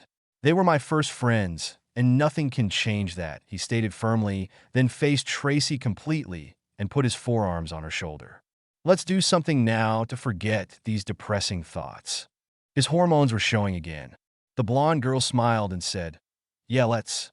They proceeded to do just that for the next 3 hours. A satisfied Harry went to his room to write to the Daily Prophet, the Teen Witch Weekly, and the Quibbler. He called Voldemort out that way. If he called him a coward in the papers, then Voldemort would have no choice but to come to him. Hey, Dork Lord, hey Snakeface, I think it's time for this war to end. I challenge you to a confrontation to end this once and for all. One final all-out battle. We'll meet on the grounds of Hogwarts. Your people and mine. I'll be there at noon on July 30th waiting for you. If you don't show, then you're the chicken, censored. I always thought you were. After all, who hides off and on for 12 years in the woods of Albania, waiting for his pathetic slaves to come and rescue him? If you don't show, then people will know that you're not as powerful as you say you are. They will know that you're scared of a mere schoolboy, and they will never fear you again. I'm sure that your followers will feel the same way. I'm tired of you, your death munchers in this war, and I want shot of all you idiots and your stupid ideals. If you die, great. If I die, then at least I won't have to look at your ugly face anymore. Dumbledore won't interfere with us fighting. That's what the prophecy said, by the way, and either must die at the hand of the other, for neither can live while the other survives. That is the information you were looking for. Pleased to know it now? It will be just you and me. Dumbledore and his people will only be there to protect me from your minions. If they try and interfere, then there will be resistance. To the people who want to have this world back the way it was before this slimy snake tried to take over, I ask that you stay in your houses and protect your families on the date mentioned above. This is a battle that will be fought between Voldemort's people and mine. If you feel you must fight, do so at your own risk. I'll be there to fight Voldemort and cannot protect you. I'm hoping that the public took my past words to heart and trained so they can protect themselves and their family. I've done what I can to protect my loved ones. I expect you to do the same. I call on the DMLE to protect the public. If Minister Fudge feels that he can spare some of the Aurors to help this fight, then he should send them to Hogwarts. However, I feel that he needs to protect the areas where Voldemort might send his people, like Diagon Alley, Hogsmeade, and the Ministry. I'll do my part, and I hope that the Ministry will do theirs. People will die in this battle, which is what happens in war. If you come prepared to take lives, or to have yours taken. I have done all I can, now the rest is up to you. Harry Potter. He sent the letters off with Dobby to his solicitor. He also enclosed a letter asking if he could see about getting it read on the wizard radio. Now all he had to do was wait and train. He had already made up his will, leaving most everything to Tracey. He had Dobby ferry it back and forth between him and the lawyer. With his magical signature from one of Umbridge's blood quills, it was incontestable. Oh, he left his friends some things, and the Weasleys would never be poor again. It would be 2 more weeks until the 30th. He reckoned that by calling Voldemort out before his birthday and the O.W. Wells and Newt's summer schedule, if he didn't survive, he wouldn't have to take them, and if he did survive, he could. It didn't make much sense to take the exams and then not be able to use them due to death. He didn't need them to prove how well he could do. He already knew that by taking some of the old tests he found in the Room of Hidden Things. He still didn't know the power the dark idiot knew not, but he was hoping that Dumbledore was right and that it was love. Now all he had to do is figure out how to use that in a fight. He started meditating on the love he felt for all the ones he had lost, the friends he still had, and of course Tracey. He decided if he got that feeling now, he could pull them up when he needed them. The next day, he went to find his friends and tell them what he was planning before they read it in the paper. Tracey had already retrieved the timer and all the books Harry had used last year and was using them faithfully. She trusted Harry to do what he thought was best, and after her emotional scene last night, she was going to prove it. She was so sure he'd live that she didn't want to keep him from moving forward by holding him back. She was going to be a professor as well when she graduated. Then when their careers were settled, they'd start a family. After a quick discussion with Neville and Luna verifying they would stay at the house, Harry found the Weasley children in the kitchen having a snack. Ron, Ginny, Fred, and George. He greeted them as he walked in. I wanted to let you know that I'm planning on calling Voldemort out in the media. I want him to meet me for a final battle on July 30th at Hogwarts. I thought you'd want to know before Letter I Wrote came out, he said as he joined them at the table, grabbing a biscuit from the plate in the center. Ron spewed his mouthful of crumbs across the table, and Ginny knocked her juice glass over, causing it to spill everywhere. The twins just looked on with a thoughtful look on their faces. They already knew this, they were just waiting for him to tell the others. They were Order members after all. They had been at the meeting. What? Harry, you're nowhere near ready to face him. Why the bloody hell are you doing something so rash? Ginny yelled as she tried to mop up the juice. She really didn't understand boys sometimes, and that was saying a lot considering how many brothers she had. They always wanted to rush into things, never thinking about the consequences. Do you really think you can fight him, Harry? Ron asked, taking another biscuit, seemingly unconcerned. I mean, Dumbledore hasn't really trained you or anything. You told me that all you did was look at some memories. That's not going to help you fight. I'll stand by you no matter what, but I don't think I'm ready to fight Death Eaters. I don't think your mom is going to let you go to battle anyway, Ron. Harry smiled at his friend, knowing that there was no way Molly would let her kids fight. He shifted his gaze to the girl he thought of as a younger sister. Ginny, I've been training all year. It's just that no one knew about it. Not even Dumbledore. I'm ready to do this and get it over with. He then turned to the twins. Anything you can give the Order that would help in combat situation would be appreciated. I've given all the stuff I found that would be useful to them already. The same stuff I gave you guys. Invisibility cloaks, wands, knives, and other weapons.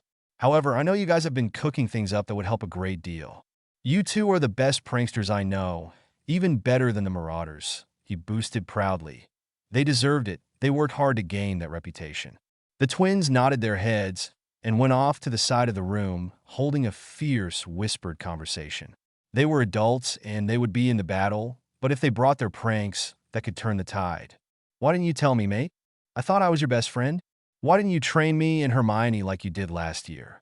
Ron said, hurt apparent in his voice and face. Last year was different, Ron. We didn't have a good professor, and as much as I dislike Snape, he's very good at teaching the data. Much better than he was at potions. Besides, last year Dumbledore wouldn't even be in the same room as me. He shrugged like it was no big deal. So, I didn't have to worry about him reading my mind. You don't know occlumency, Ron, and for some reason Hermione can't learn it. I tried to get you to, but you didn't want to do this studying. Ron thought a minute and then nodded his head. He knew that Harry had tried. He, however, didn't want to do all that meditation. That was dead boring. Besides, I really didn't want Dumbledore to know what I was doing, or he'd have tried to stop me. He has control issues. Look, I'm sorry that I couldn't tell you, but it had to be this way, Harry said with a look of regret on his face. He then broke out with a small smile after thinking of something that would help mollify his friend. You're my best mate, and when this war is completely over, I'll tell you everything. You and Hermione. And I mean everything, because there are loads of things that you don't know. But for right now, I need to keep my secrets. Hermione is going to be right cuffed that you hid something like this from her. And now you're calling a final battle while she is out of town.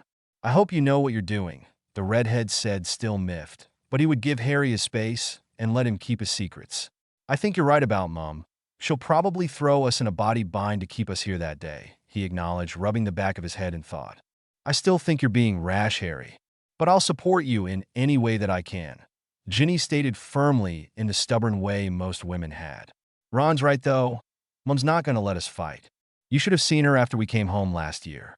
She was very overprotective. We couldn't do anything without her being there. I think the only reason we have as much freedom as we do here is because we can't go outside, she shrugged. I hope Tracey understands as well. Do you think she needs some girl time? She asked. Her crush on Harry had faded over the year, and she was happy that he found his true love. Maybe later, Ginny. I think she's studying right now. She wants to take her newts with me this summer, so she doesn't have to return to Hogwarts. Thanks anyway. That means a lot to me, Harry said, giving her a hug. Ron a clap on the back to show his appreciation. He then waved to the two conspiring twins in the corner and left the room. He needed to write a letter to Hermione to let her know of his plans. Dear Hermione, I hope your summer is going well. I have a few things to tell you, and I know you're going to be mad at me, but I wanted to let you know before you read it in the paper. I've called Voldemort out to face me in a final battle. Dumbledore has granted permission to use Hogwarts grounds to do this. I know you think I'm being rash and that I'm not prepared. I'll tell you the same thing I told Tracey, the twins, Ron and Ginny. I have been training in secret and feel that I'm ready to face him. I know you will be mad at me for keeping secrets from you, but it's something I felt I must do. I didn't want Dumbledore to know, and since you don't know a clemency, I couldn't tell you. I hope your vacation is not ruined by this news, and hopefully I'll see you on my birthday. Love, Harry. He sent this off with Kreacher, so it would reach her before the prophet came out. He got a letter 2 days later letting him know that Hermione felt he was being stupid and reckless, and that she was very upset that she couldn't be there to support him. The article came out, and there was a large show of support from the public. Most letters said they would do as he asked and stay inside to protect their homes. Quite a few wanted to be at the final battle with him, and a small group of letters taunted him and wished he died. He burned those. To his supporters, he wrote back 2 form letters. The first one read, Dear, insert name here, I want to thank you for your support. I'm glad you are staying at home if you have a family to protect. I know how important family is and know that it sometimes is the best to stay out of the way and do what can be done to protect what you can. I know I have said this before, but if you know anyone living alone or in the Muggle world, invite them to your house on that day. Then you will have more wands in your house for protection. I'm sure the battle will only be fought at Hogwarts, but why take that chance? I'm hoping this will be the final conflict and that we can all live in peace after. Again, thanks for the show of support. Harry Potter the second one read, Dear, insert name here. Thank you for your show of support. If you feel that you're up to fighting, then I say the more wands the better. If you have family that doesn't want to fight, send them to neighbors or out of the country on that day. I'm sure the fight will only be at Hogwarts, but why take that chance? Before you come to Hogwarts, let me tell you what you will be facing. I know Voldemort has werewolves and giants fighting for him, and I know that he was talking to the vampires. I don't think the vampires will be there, since this will be during the day. I want you to know this before you come, so that you will be prepared. I have other forces that will be facing the Death Eaters while I confront Voldemort. Please, make sure your affairs are in order. As I said in my article, people will die, and I'd hate for your family to be left behind unprepared. I know most don't want to think on this, but it really is better if you do. Again, thanks for your support. Harry Potter 1 week before the battle, Harry talked to Dumbledore. Sir, I was wondering if you've talked to the centaurs. I think they're needed to protect the forest and keep the creatures in there that might fight with the other side. I also need you to talk to Hagrid and have him talk to Gop. I know Voldemort has giants with him, and we might need those too. I know Remus has talked to a few werewolves that might join our group. I know the goblins are staying neutral in this because they're protecting the bank. I've had a few people say they'll join, and I've let them know what they'll be facing. I just need to know that the Order has enough people to hold off Voldemort's forces. Harry suggested, since it was the old man who was creating a battle plan with the Order. He had sat in on those meetings, and they needed to know that there would be more people. Alas, I was just going to call an Order meeting to discuss just these things. I have talked to the Centaurs, and they feel that it is their duty to protect the forest, and that is all, Dumbledore said, nodding knowingly. Harry just shrugged. That's all he wanted them to do anyway. They said something about the stars telling them they would not be needed. Hagrid informed me that he and his brother will be joining us. I am saddened to know the public will also have people in this battle. I just hope they know what they are doing. I am proud that you let them know what they will be facing. I never wanted this to happen while you were so young. I feel that the Order will be more than sufficient in stopping Voldemort's forces. Dumbledore continued with a heavy heart. He was dismayed that so many may be facing their death. He was a pacifist at heart. That is good to know, sir, Harry said, then looked at his headmaster, his face grim. Things are still not good between us, but we have to fight together to end this war, he stated. Maybe when it was over they would hash it out, but for now they would fight together. And that is to my every regret, my boy. I only hope we are both still standing when it all ends, that we can reason with each other and come to terms, Dumbledore said with a sad look in his eye. He really didn't want to go to his next great adventure knowing that Harry hated him. He never once considered he had done anything wrong and hoped to convey to the boy that it was all for the greater good. The day of the battle finally dawned. Harry stood on Hogwarts grounds waiting for Voldemort to show. They had quite an army ready and waiting. Just after noon, Voldemort/Wormtail showed with their army. Harry shivered. He was right. There were giants and werewolves aplenty. Thankfully, as Harry had decided to plan for a day battle, there wouldn't be any vampires for them to contend with. So, Harry Potter, we meet again. I hope you're prepared to die, Voldemort hissed from the back of Wormtail's head. I've been waiting to meet you again, Tom. I'm prepared to face you, Harry replied, knowing that calling Voldemort Tom would make him angry. Don't call me that, Voldemort shouted. Why not? It's your name. This ends today, Harry Potter. And with that the spirit left Wormtail, only to descend upon Harry. So that's his plan. Well, I drove him out once before. I can do it again. Harry prepared his mind for the coming fight. The mist that was Voldemort dove into Harry, and the battle of the minds began. It was just as painful as last time.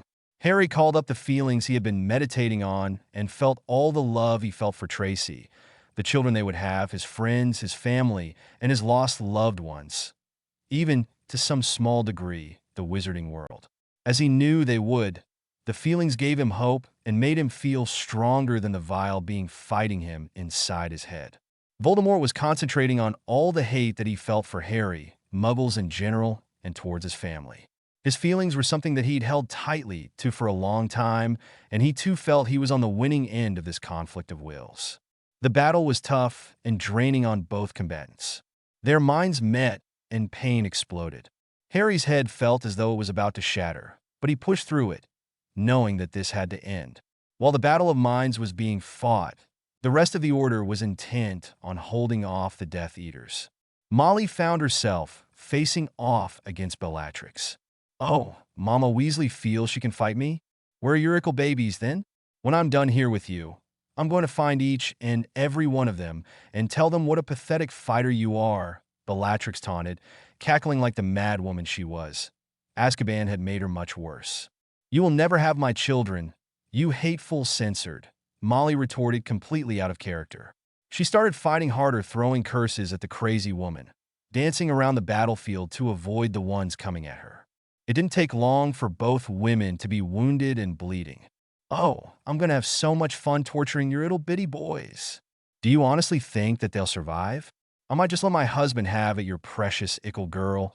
Maybe getting a child out of it that I can raise to hate people like you. Oh, the pain she will feel from that. Poor little Mama Weasley not there to protect her children, Bellatrix goaded, casting dark curse after dark curse at Molly. Molly, having been trained by Dumbledore, had little knowledge on how to actually kill people. What she did have was a great deal of familiarity with cooking, and in a desperate attempt to protect her children, she cast a spell that she used to cut up meat. Seeing a simple household spell, Bellatrix cackled madly, even as she ignored it. What she didn't take into account was what it could do. The pale yellow spell slipped past the crazed witch's defenses, impacting with Bellatrix's neck. Almost in slow motion, The deranged woman's head tipped backwards, severed from her body, before falling to the ground and rolling to a stop when her body crumpled upon it. Panting at the excursion, Molly gave her brow a swipe with her arm before turning to continue the fighting. Across the field, Remus had found himself paired up against Greyback, the werewolf that had turned him as a young boy. "You should have come to me and joined our pack. You never should have gone to this school. It is not the way of the wolf. We seek strength, not learning. You're not worthy of fighting me, and I will take you down like the pathetic cur you are." The alpha male growled at Remus, deranged at the fact that this mangy might have been handed privileges that he didn't get. Remus didn't even bother to reply. Instead, he simply launched himself at Greyback. The two werewolves set about attempting to tear each other to pieces using their hands and teeth. The very epitome of the half-breeds that they were. As they rolled around and around on the ground, each one gaining dominance for a tiny fraction of time before their enemy managed to reverse the table. The ground under them was being ripped to shreds.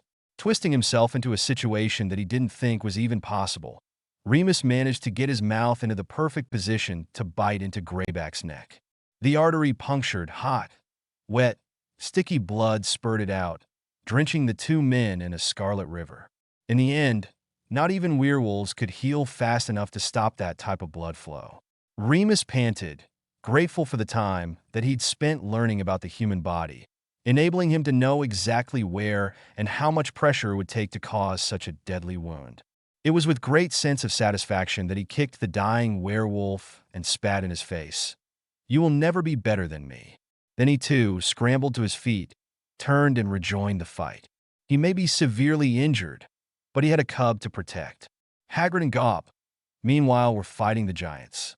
There were 3 giants on Voldemort's side, and only the 2 of them, but even still, they were making a great show of it. With Hagrid's knowledge of weapons, the tide quickly turned in their favor. The remainder of the Order, together with the citizens of the magical world, was holding off the rest of the Death Eaters. Finally, after what felt hours, if not days of mental battle, Harry managed to drive Voldemort out of his head. Panting heavily, he bent at the waist, resting his hands on his knees. The Wraith, now greatly weakened, retreated back to Wormtail. "Had enough, Tom? Let's end this now," Harry said, drawing his wand. "Yes, let's," Voldemort sneered as Wormtail drew his wand. The two threw spells at each other faster and harder than any had ever seen before. Harry, though, seemed to have the upper hand, all the learning from the mass amount of books that he'd studied proving to be a great help. There were spells being thrown that even Voldemort didn't know. Wounds sprouted on the two combatants, blood pouring heavily from both sides. Finally, Harry cast the cutting spell he'd learned in the Half-Blood Prince's book, causing a large and frightening gash to form on Wormtail's chest. The traitor fell to his knees, hands clutched tightly against his chest. His wand dropped to the dirt, dying. Voldemort, not knowing how to heal this wound, fled Wormtail's bleeding body, looking for something else to possess, hoping that he could get away to rise again another day. He still didn't know that all his Horcruxes were gone, and that if whatever body he possessed died, then so would he. Spotting a snake on the ground, he dove towards it. Harry, with his seeker eyes and reflexes, saw where Voldemort escaped to and followed closely. He drew the poisoned dagger out of his pants as he was running, and right as Voldemort possessed the snake, he drove it through its head with all his might. A loud, unearthly screech was heard, causing the whole battle to pause and watch. Finally, the screaming stopped. Voldemort was no more. With the death of their leader, all the dark marks flared, causing the Death Eaters to grasp their arms in pain. As the mark disappeared, the Order took the advantage, capturing or killing those that they were fighting. The fact that Bellatrix and Greyback were dead was a great relief to everyone. The giants, seeing they were on the losing end, fled. The remaining werewolves were captured with the Death Eaters to stand trial.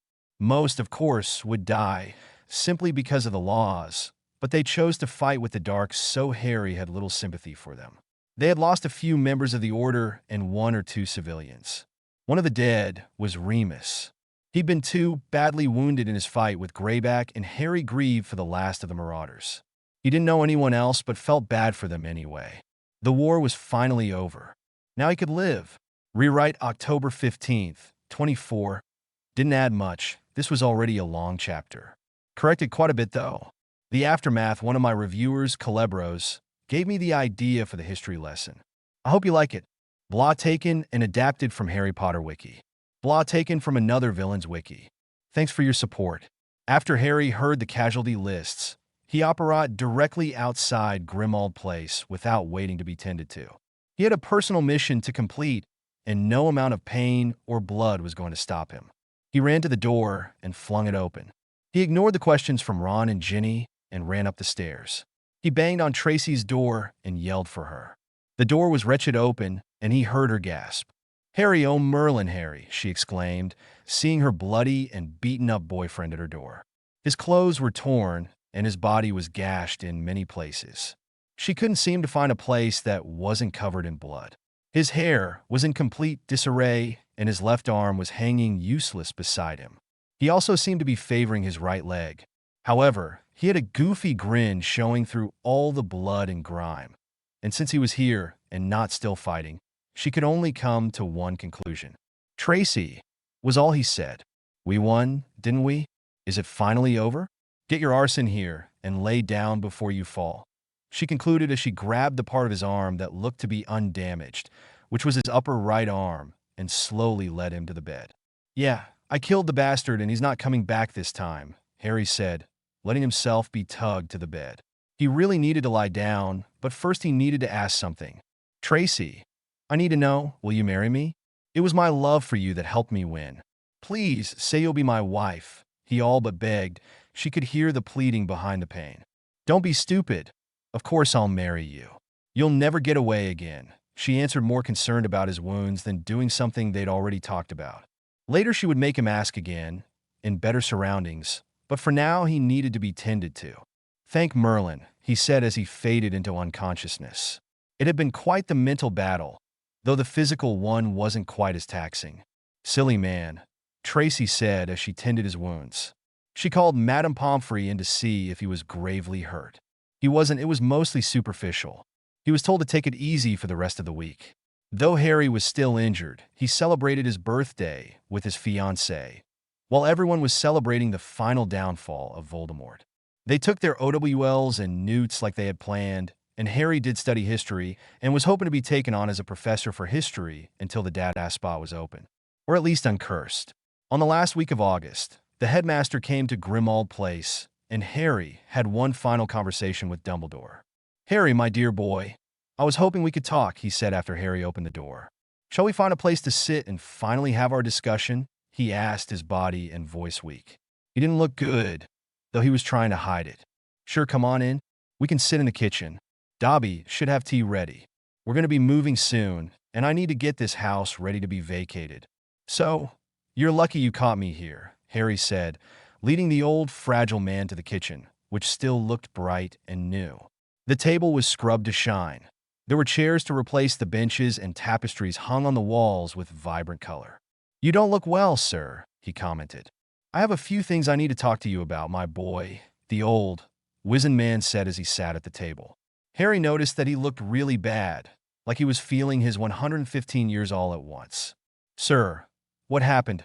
I thought you took care of the curse," he asked, seeing the darkened hand cradled against the headmaster's chest. "Do not concern yourself, Harry, my time is coming soon. I have had enough time to make sure no one suffers when I go to my next great adventure," Dumbledore said calmly. He really didn't fear death. Sometimes he almost welcomed it. He now felt he had been too long in this world. "I came to you today, hoping we could clear up your misunderstandings," he said, still believing everything he had done to the young man in front of him was the correct course of action. "I want you to know that I've always done what I felt was right for the greater good," Harry interrupted him. "What is the greater good? How is putting one life above another good for anyone? Do you really feel that you are above all us other mere mortals? That you can play God? Headmaster, I will never understand that. Just like I will never understand that you let some people, good people, die while trying to save others that have caused more harm." He gave the man a glare. "There are laws for a reason, you know. And it wasn't just one man making those laws. It was a group of men that argued about them, and then passed the ones they thought would be helpful. That is what a government is for, you know. You should know this being the head of two governing bodies. Sometimes even great men don't look at the bigger picture, Harry, and it is up to us to use our knowledge to help turn all we can to the light. Dumbledore started to explain, only to be interrupted again. Voldemort was looking at a bigger picture, as was Hitler. Harry spat, banging his fist on the table. Their bigger picture is what they thought they needed to make a world that they thought would be more powerful, he said, shaking his head. Do all powerful men think this way? If so, I don't want to be powerful, he thought, and then returned to the conversation before him. Now, Harry, it was not polite of you to compare me to those men. I only did what I did to help the wizarding world be better, Albus said calmly, sipping from the tea Dobby had placed in front of him. Headmaster, Albus, I think you've been in charge for far too long, the teen stated softly. You know that is why ministers can only hold office for 10 years, so they don't let power go to their head. Don't get me wrong, I do admire all you've tried to do. I just feel, I don't know, maybe that you could have done it a lot better if you let people know just what you were up to. It was the secrets that almost cost us this war, he stated, once more trying to get his point across. Harry, I do care for you, and I wanted you to have a good life.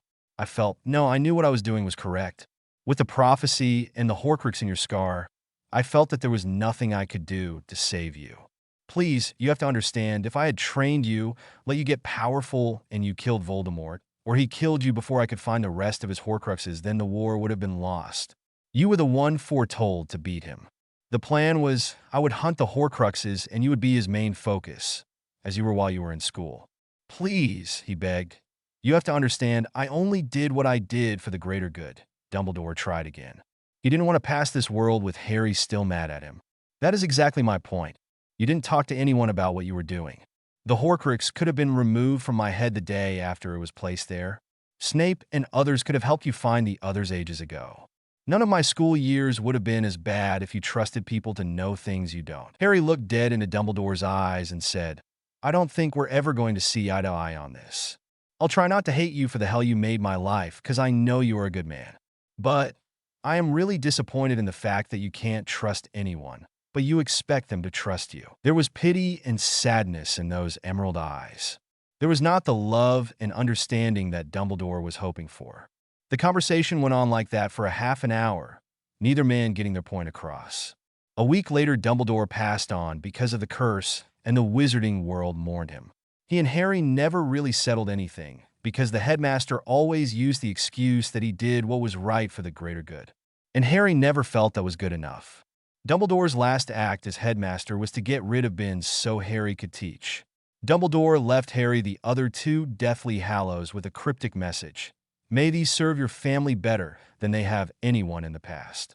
Harry never wanted that kind of power. He just placed the wand and stone in his vault and forgot all about them. Many years later, one of his descendants would accidentally take up the Hallows and win a war against a dark lady, who was far viler than Voldemort. However, it was long after Harry died. The Malfoys left as soon as the war was over. Lucius never got out of Azkaban and Narcissa, and he did get remarried after Harry drew up a good contract for them. She was the head of the house, by proxy, but she never saw her husband again. Draco went on to marry Astoria Greengrass, and had at least one child, Scorpius Malfoy. Harry never knew what he did for a living or if he did anything at all. After all, the Malfoys were richer than he was. Hermione and Snape finally asked for their books, and Harry was more than happy to let them have them now that all the curses were removed. When Snape came, they tried to see what path their faltering relationship would go. Would the truce remain, or would they go back to despising one another? Potter, you know that when that mangy mud of yours passed on, he left me some books from the Black Library. Now that the war is over and the headmaster has gone on to his, Snape sneered with a painful look, next great adventure. I require those tomes, if you would be so kind. Sure, I had always wondered why you never came and got them beforehand. I told Dumbledore months ago that I knew about the will. Harry shrugged and led the way to the library. It looked much better in here without the dust and the dark magic that polluted the air. Here you go. This is the potion section. Take the number of books left to you in the will. His face lit up with a wondering expression. Hey, now that you don't have to worry about Azkaban, are you going to continue teaching? Because now that I'm not a student, I can tell you, you suck at teaching. Well, potions anyway. You're okay at Dada. He held up his hands in a placating manner. You're a great potions master. I don't know of anyone better than you, but you really do suck as a teacher. Stupid boy. Of course I'm not staying in the dreadfully cheery castle with all you dunderheads that can't tell one end of a cauldron from another. I've already moved out and Minerva has already replaced me as a Dada professor. So, if you were hoping to take my place, too bad, Snape snapped at him, a customary sneer polluting his face. I will leave this Merlin-forsaken country as soon as I retrieve these books. Not that it is any of your business. Well, I'd say I hate to see you go, but that would be a lie. So I'll just say good luck with whatever you do, Harry said, holding out his hand. Snape looked at the hand with mild distaste. Nevertheless, he placed his hand in Harry's and shook it. Though they had a truce with each other, these two men will never be friends. Hermione's interaction was not quite as tense. She just breezed in, took her books, and went home. She was still angry at Harry for not telling her about his plans and his training. They would probably have it out later, but for now she was giving him the silent treatment. A few days later, Harry went to the twins' shop to give them the timer. "Hey guys," he said as he entered the shop. "Got someplace we can talk?" he asked, looking around the busy shop. Summer was really good business for the twins. School would be starting soon, and the students wanted to stock up, it seemed. He was going to have to watch out if he was going to be a professor. "Hey Harry," George said, "good to see you." "What," Fred said, "can we do for our wonderful, magnificent hero today?" "Knock it off, you two. I wasn't the only one in that battle, you know. Anyway, let's go somewhere we can talk." "I got prezzies, sorta," Harry said, waving a box in front of the twins' faces. "Oh, prezzies," the twins said together, leading Harry to the back room where they experimented. "Give us prezzies now that we are all alone," the boys joked. Harry laughed and threw the box between them, letting them wrestle each other for it.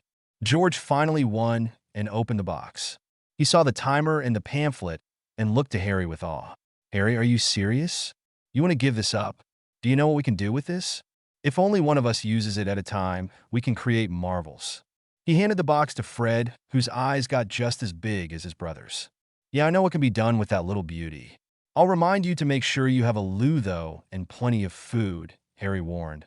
Remembering the first 2 times he used the timer in his room at Privet Doctor, "I've thought long and hard about this, and feel that it would be best served with you guys.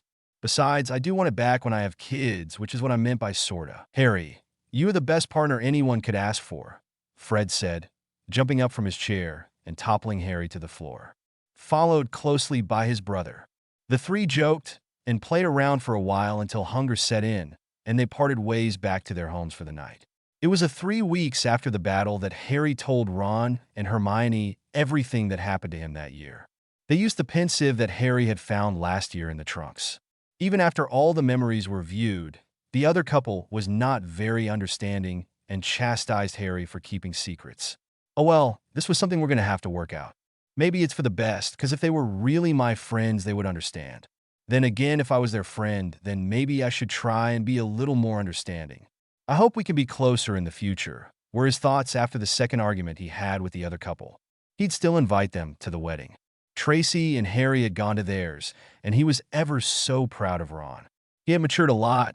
He felt that his best mate would be the first to come around. A month after the war, Harry wrote one last letter to the Prophet. "To all of Wizarding Britain, I want to thank each and every one of you for listening to me this last year. I'm hoping to make this world a better place. I want to remind everyone, the ministry works for you whether you're pureblood, half-blood, or muggle-born. We must stop the hate that is plaguing our world and work to make sure that the next Dark Lord that comes has little to work with. Ministry jobs need to open to everyone. Magical creatures need to be studied from an unbiased point of view and the laws about them revamped. I have done my part and will do what I can to promote goodwill.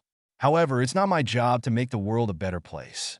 That can only be done if we all work together. If you feel that the ministry is not doing a good job, then tell them. They can only know what you want if you let them know. I once again thank all those who fought and died in the last battle, and want you all to remember those that didn't make it. Thanks again." Lord Harry James Potterblack Cornelius Fudge was kicked out of office for letting the war happen in the first place. The reason it was done after the war was to not cause dissent in the ministry. Amelia Bones was named minister in a landslide vote. Months went by, and his friends moved on. Hermione continued her education at Hogwarts.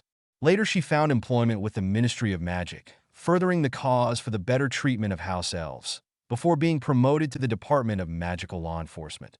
She never completely got over her disappointment that Harry kept secrets from her, but eventually grew up and put it aside. Her holier-than-thou attitude lessened with the birth of her children. Ron joined the Aurors at the invitation of Minister for Magic Amelia Bones to track down Death Eaters who escaped capture. Eventually, he went to work at Weasley's Wizard Wheezes with his brothers George and Fred, not wanting his wife to be his boss. They soon had 2 children, a daughter, Rose, and a son, Hugo. He was an integral part of his wife's calming down. The relationship between the Potters and the Weasleys did settle down, but was never as strong as it had been. Neville briefly served as an Auror before becoming Hogwarts professor of herbology, working alongside Harry and Tracey, and marrying Hannah Abbott. They lived at Hogwarts together with the Potters and had a few children there. The 2 couples became close, and when Neville's parents finally passed away, quietly in the night, he got his full inheritance, and they mourned together. His gran was none too happy about it, but they survived her wrath and raised a wonderful family. Harry and his fiancée met with the lords that Harry had written during school. They gained many connections and were working on doing business with a few. Most of it was just social, though. They did wind up having 3 children after they married and were settled in Hogwarts. Their first son was named James Charles, second son Michael Evan, only daughter Lily Rose. Tracey retired from her post as Muggle Studies professor after they were born and lived with the children at Godric's Hollow. Harry would come home on the weekends. He never did teach Dada, but found he liked teaching history and maintained that position for over 50 years. They tried to make him headmaster, but after Dumbledore, he declined forcefully. He didn't want to get a big head or start to think that he knew better than everyone. He did take up his seat on the Wisengamot and helped pass the laws and see that the Death Eaters were tried and put into prison. However, his passion was teaching. His first lesson went like this. "My name is Professor Harry Potter. I'm sure you've heard of me," he smirked, looking around the class as they all started to settle. "I studied for years to be the professor of magical history. So, I've done the research, and now I'm passing it on to you." Snickers broke out, and soon he calmed the students down. There were many doubtful looks since he was barely older than they were. He started by telling them all about the Grindelwald Wars and the headmaster's role in them. In the last century, there have been 4 men in great power. 3 at one point tried to take over the wizarding world of Britain. 1 was just caught up in the shuffle. That last one was me. You already know my story, so I'll tell you about the others. Gellert Grindelwald was born 1882. The lecture began, and was considered one of the most powerful dark wizards of all time, second only to Tom Marvolo Riddle, who later became known as Lord Voldemort. Harry said and glared at the gasps coming from some of his class. Mr. Grindelwald was schooled at Durmstrang Institute until his expulsion. History is not sure why he was expelled, though rumor has it that it was for practicing the dark arts on students and faculty. The Durmstrang Institute is a wizarding school that is notorious for teaching the dark arts. It is located in the northernmost regions of Norway or Sweden. We're not sure exactly where. They tend to keep it as a secret. Durmstrang has, however, taught students from as far afield as Bulgaria. According to my good friend, Victor Crumb, whom you might remember was a Triwizard champion, he explained, pointing to the chalkboard that held the dates and page numbers in their new books that he and Tracey had written. Professor Potter looked around the room to make sure everyone was paying attention, and then continued when he saw they were. Later, Gellert fostered a friendship with Albus Dumbledore while living in Godric's Hollow for a summer with his great-aunt, Bathilda Bagshot. Professor Albus Percival Wulfric Brian Dumbledore was the headmaster of this school until he died in 1997. He was a half-blood wizard, the son of Percival and Kendra Dumbledore and the elder brother of Aberforth and Ariana.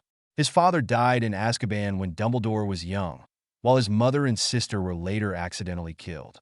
His early losses greatly affected him early on, but in turn made him a better person. Albus Dumbledore was considered to be the most powerful wizard of his time. He was most famous for his defeat of Gellert Grindelwald, the discovery of the 12 uses of dragon's blood, and his work on alchemy with Nicholas Flamel. We'll learn about him in another class. And he became the Transfiguration Professor and later headmaster of Hogwarts School of Witchcraft and Wizardry. Professor Dumbledore also served as Supreme Mugwump of the International Confederation of Wizards and Chief Warlock of the Wizengamot. Harry continued on, in a sharp voice that garnered no nonsense. The two young men, Gellert and Albus, made plans to find the Deathly Hallows. He paused, seeing more blank looks. The Deathly Hallows are said to be 3 highly powerful magical objects supposedly created by death and given to each of 3 brothers in the Peveril family. They consisted of the Elder Wand, an immensely powerful wand that was considered undefeatable, the Resurrection Stone, a stone which could summon the spirits of the dead, and the Cloak of Invisibility, which, as its name suggests, renders the user completely invisible. We will learn about the Peverils in another class, he said, ignoring the grumbles. According to legend, he who possesses these 3 artifacts would become the Master of Death. Though this is just that, a legend, he informed them with a firm look in his eye, confirming that this was not a fact. He knew the Hallows were very real, but the kids didn't need to know that, and he wasn't lying. He had no idea if they gave great power, and he never would test them to find out. They were sitting in his vault right now, protected against dark wizards looking for power. Grindelwald and Dumbledore wanted to find these and wield their newfound power as Masters of Death, leading a wizarding revolution with the aim of ending the International Statute of Secrecy and creating a benevolent global order led by wise and powerful witches and wizards, Professor Potter continued. Their partnership fell apart after the two were involved in a 3-way duel with Aberforth Dumbledore that resulted in Ariana Dumbledore's death. He summarized, realizing he didn't have much time with this class, as it was half over. Grindelwald then left Britain and soon stole the Elder Wand, proceeding alone with the revolution he and Dumbledore had planned. He established a power base in continental Europe at the Fortress Nurmengard. He was a highly idealistic man, but marred by sociopathic tendencies and his links with the dark arts. He was a revolutionary, operating outside the law. He was not a wanton killer or torturer. He educated them steadfastly, tapping his ruler on his hands, punctuating his words. But he and his followers, in a single-minded and unpopular quest, committed numerous crimes, including several known murders. His allies most often were unsavory characters as well. In 1945, at the height of Grindelwald's power, Professor Dumbledore confronted and defeated him in a legendary duel. Grindelwald was subsequently imprisoned in his own fortress for where he resided to this day. Harry concluded the Grindelwald War. Then he paused to see if everyone was writing his lecture down. Seeing that they were, he continued. In the 1970s, there came another, more fearsome Dark Lord. His name was Tom Marvolo Riddle. He was born on New Year's Eve, 1926, in an orphanage in London. He was born to Mara P. Gaunt, a direct descendant of Salazar Slytherin and Tom Riddle Sr., a wealthy and extremely snobbish muggle.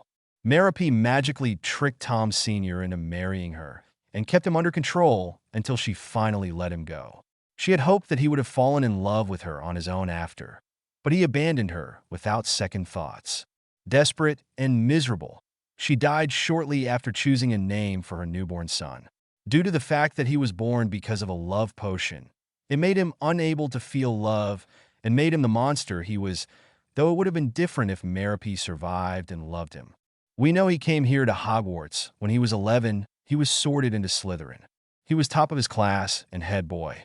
After being turned down for the defense against the dark arts position, he took various jobs, searching for valuable artifacts. Soon after he gathered what he was looking for, Tom left the country to learn more of the dark arts.